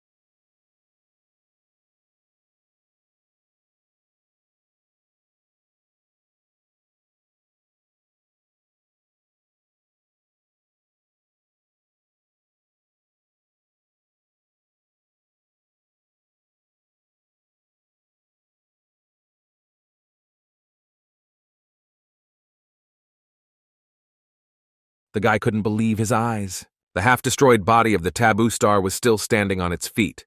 What's more, this terrifying monster and engineering genius was still able to carry out attacks. The guys quickly frolicked to escape, and at that moment, Haru was suddenly able to lift the heavy armored plate of the tank that was attached to its base with one blow. Her decision turned out to be their only salvation at that moment, and the enemy attacks did not harm them. Looking behind the piece of armor with which they were covering themselves, the guy noticed that the enemy began to fight much more aggressively, and it would have been impossible to hide from these bullets if not for Haru's flexible thinking. A way out of the situation seemed somewhat unrealistic, but at the same moment, the system reported that his synchronization with the dynamite constellation had reached an increase in level. At that moment, the guy no longer thought about which reward to choose, and taking into account the message of the constellations, he chose the memory item. Within a moment, a huge amount of information changed the guy's perception. For a moment, he completely forgot about the battle due to the fact that he could not believe that he could acquire such incredible knowledge. Addressing the hunter, Taboo stated that there was no use in trying to gain time, after which he continued a series of powerful shots from his weapon. Opening the inner compartment of the tank, the guy politely apologized for his refusal to accept death, and stated that he was still too young to die. After that, the guy began to destroy the components of the chassis of this car in search of the right thing. After several blows, he managed to gain access to the control panel. Thanks to his knowledge of the constellation, he realized how to cope with the control of the tank's muzzle, because Dynamite had previously studied the engineering solutions of his idol. Within a moment, one of the tank's guns was redirected to Taboo. The terrifying enemy hardly expected that his weapon would be used against him. A moment later, a powerful explosion occurred. This time the tank could not survive and the guys flew away from the blast wave. Watching this, Jeomuk and Hajin could not understand why the enemy tank, which was an impregnable fortress of the Taboo constellation, suddenly exploded like this. Ho Ming lost his last trump card, while the body of the monster that had transformed itself with the help of engineering knowledge looked destroyed to the very limit. The guy only hoped that during this attack, the beating heart was also destroyed, which was the last in his test. The carriage and Taboo himself looked as if they had already lost all their strength. If you compare the two alchemists, it is worth noting that Dynamite is powerful due to his memories, unlike Taboo, who relied on his beating heart. The fallen stars have lost their light, and therefore cannot use as much power as before. However, Taboo was still strong enough to distort the tower. After receiving the heart, he finally gained his body and control of the tank. Gathering his remaining strength, Ho Ming decided to make sure that he completed his task. The wounded guy clutched his dagger tightly and approached Taboo's destroyed body. Addressing the legendary alchemist, he spoke of the hope that his sacrifice would become invaluable for future generations. The fallen constellation was dealt with while the fighters of the first group continued to fight the dead, whose leader had fallen during the battle inside the tank. Within a moment, Hajin noticed his comrade. He felt that the battlefield had changed greatly. Addressing his comrades, the vice captain asked the soldiers to protect the surrounding area without fear of a threat from the fallen star. Sir Jeomuk went to scout the scene and met an exhausted comrade with a shadow beast hiding behind him. First of all, the master called the hunter a crazy idiot who made some kind of bait out of the main forces of humanity. Despite this, he thanked the guy for finishing a task that was beyond their power. The old man's unexpected sincerity and his frank words touched the guy. Stretching his hand forward, Sir Jeomuk uttered the cherished words, saying that using his own power, he was rewarding the hunter with a blessing. Ho Ming was able to obtain the blessings of a strong will, which ensured that his weapon would never slip from his hands as long as his will was strong. The guy admitted to himself that he did not expect a blessing from the master, even though he deserved it. Before the eyes of the ruler's hunter, Ho Min was again able to miraculously cope with a hopeless situation, although he was forced to use a very vile trick. Looking at the legendary alchemist for the last time, Sir Jeomuk said that thanks to Baek Ho Min, Taboo finally received his long-awaited funeral. Meanwhile, a fierce battle continued on the battlefield, which is why the fighters really needed the support of the Constellation. Since Taboo was dead, they all focused on the Humanity Squad, but at one moment a ringing knock spread, after which the dead stopped. The guys who were immersed in the heat of battle suddenly experienced a feeling of fear, as they did not understand why the dead froze. A moment later, A girl with red hair and a long staff in her hands appeared in front of them. She greeted all the people, and then said that the elder sent her because he was disappointed in the parasites and their ability to cope with the assigned tasks. The girl appeared out of nowhere and greatly surprised the hunters, while Sir Geomuk continued to maintain his usual calm. The seemingly friendly girl said with a smile that she was not here to fight a group of hunters, because there was no need for that. As it turns out, this is the constellation Syzygy. Sir Geomuk asked directly what brought her to the battlefield. Hearing this name, the guys were shocked to find out who was in front of them. Syzygy is one of the 4 living constellations. No one knows anything about her other than her age and gender because she never came down to the city after receiving her status. Why she appeared at that particular moment remained a mystery. Geomuk assumed it was because of the black ghost, then admitted that he thought she didn't care about what was going on in the city. The girl replied that she really came because of the black ghost, since the elder was stupid enough and asked the parasites for help. She reported that in the end, his starlight was taken away from him, and she felt that he was being used and could not cope with the consequences. So she told him that parasites couldn't be trusted. Next, Geomuk asked what exactly the goals of the black ghost were. The girl boldly replied that he wanted a better fate for humanity, after which she explained that this meant returning life to the one they had in the past. The black ghost wanted to return to a time when the tower stood firm and impregnable, and when humanity existed in harmony. According to her, the elder simply wants to return to the boring and outdated way of life when constellations rose and fell like stars. A dissatisfied Geomuk asked if the madman really believed that this was the right path for humanity, while Hajin claimed that his dreams were just an invention of some cult from the past. The ruler's hunter added that those who opposed the tower would not be able to enjoy a peaceful, quiet life. Sygyzy urged the guys not to rush things and allow those who want to climb the tower to do so. She believed that people who were able to climb the tower deserved to receive a star and become a constellation. At the same time, she did not understand why humanity was so vehemently opposed to the existence of the tower. Geomuk asked the girl not to delay and get closer to the point. He believed that she was here to make sure that people could not climb the tower, but the girl replied that she had only come to convey a message from the black ghost. She reminded that after the ascension, the constellations can only shine to communicate something to those who still remain on Earth. Her goodwill was also the fact that, unlike her elders, she valued human life and was not going to take it away just like that. It seemed incomprehensible to her that some people kill each other because of differences in worldview. But at the same moment, Ho Min intervened in the conversation and confidently stated that every word she said was a blatant lie. Hearing this, the girl continued to maintain her image and said that it was rude from a guy she personally did not know, after which she declared that she was not a liar. After this, Ho Min asked her to swear on the stars that she was only telling the truth. The guy had already completed Miori's task, so he was again able to use her fact-checking skills, and the constellation did not stop sending him likes, which indicated that Sygyzy was lying. Taking a good look at the man, the girl said that she now realized that he was the same rising star about whom there was so much noise. But with a manic look, the guy replied that she shouldn't change the topic of conversation, and it was time to swear if her words were true. At that moment, the girl said that she was happy to continue the conversation, but this was not the most appropriate time and place for conversation. Within a moment, using her magic, Sygyzy brazenly and rudely taped the mouth of the impudent and talkative hunter.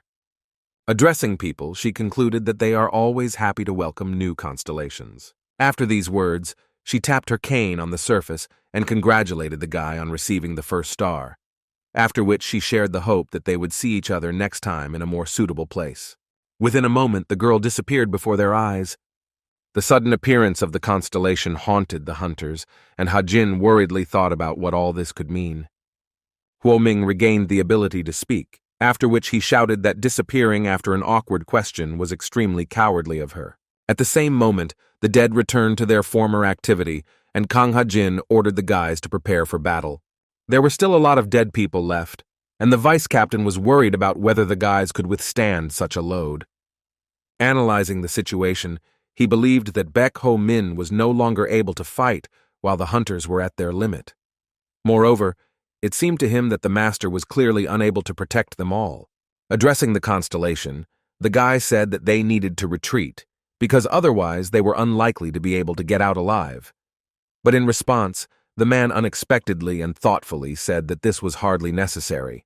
A moment later, an unexpected explosion occurred on the battlefield. Hajin had already begun to understand what was happening. Smiles appeared on the faces of his comrades, and they could breathe a sigh of relief. The legendary godless paladins came to their aid, a squad whose strength was incomparable to ordinary hunters. Kang Hajin clearly did not expect such a turn of events, since the ruler told him that they were unlikely to receive any reinforcements. In response, the master asked, since when the executioner doll listens to the orders of the ruler. He was one of the few who could say for sure that the hero of humanity never completely trusts or obeys anyone, and does what he simply thinks is right. Seeing the breathtaking girl's cheerful appearance, Ho-min only confirmed his expectations that she was insanely dangerous. Continuing to fight, the girl began to ask the master questions about why he was not in the fortifications of this floor and why they launched an attack, knowing that the situation was not in their favor.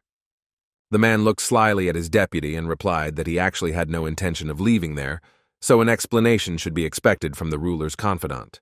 Ha-jin, as usual, was not taken aback and redirected all his rage to his comrade, saying that he simply had no choice due to the recklessness of one of the ruler's former subordinates. The girl was surprised that Baek Ho-min was again involved in the hype that was not planned. Addressing the unauthorized hunter, she warned him that he would have to account for this. After these words, the area suddenly began to change on its own, and the dead simply began to disappear. Looking around, Ho-min noticed that even the stars in the sky began to rearrange themselves. At that moment, Ha-jin assumed that he already had an idea what was going on. The area changed and the sun rose above them. Sir Geomuk said it was most likely the work of the Platinum Monarch. He believed that Miss Yun had destroyed the last remaining pulsating heart, and the second level had returned to its original state. At the same moment, the teleportation essence of a black ghost appeared in front of the guy, and he worriedly thought about what would happen this time. But after a moment, he was shocked by what he saw. Mrs. Yun appeared in front of him, accompanied by her charges. She immediately asked the master why he left his fortress. The man did not want to repeat himself and asked to contact the ruler's hunter for an explanation. Looking at Madame Yun, Ho-min couldn't believe that they had met again. Approaching his lady, Ha-jin showed his utter surprise by saying that he thought she would be able to join them much later. The Platinum Monarch replied that she was dealing with issues related to the Black Ghost and Hearts. She explained that if the beating hearts had not been destroyed, then sending a second expedition team would have been useless. Once she took apart the last of the hearts, they ended up in this place. After looking around, she said that they had arrived on time. Considering the fact that the lady destroyed the last heart, the guy assumed that now she would receive a star for this. Hearing the words of his comrade, the guy was very confused, because he considered it unfair, since he was the one who got rid of the strongest among the hearts, while the Platinum Monarch only dealt the final blow. Kang Ha-jin clarified that he meant the reward from the Black Ghost. With a smile on her face, she sincerely said that you would have to be an idiot to agree to such a proposal, because the tower cannot give you a star, just because you destroyed the beating hearts. On the other hand, it seemed to her that in such a case, the Dark Ghost was offering his star, but at the same time doing everything possible to prevent its loss.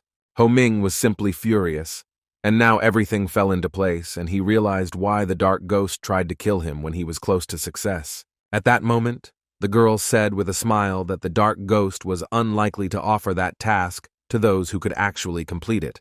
Her words simultaneously hurt the pride of both her beloved hunters, because they both received an offer from the vile Constellation. As expected, Sir Geomuk did not receive such an offer, although he could cope with it without much difficulty, not taking into account the destruction of Taboo. Of course, the Constellation did not address the Platinum Monarch either. After that, Miss Yun decided to frankly ask who was the idiot who fell for the Black Ghost's lie. Ho-ming was deeply depressed. It had been a long time since their last meeting with the Platinum Monarch, but this time he wanted to avoid her gaze. While the guy was silent, Sir Geomuk surprised the ruler with the words that their stupid comrade killed a fallen star and managed to earn 1 star. Hearing how much the Constellation devalued his work, Ho-ming flew into a real rage and roared like Haru. Addressing the lady, Student Yu said that the guy was simply incredible, and at first seemed to them simply a madman, touched by his mind, as he thoughtlessly rushed into the crowd of the dead. Despite this dubious beginning, she also reported that he soon reached the beast of the apocalypse and decided to fight it.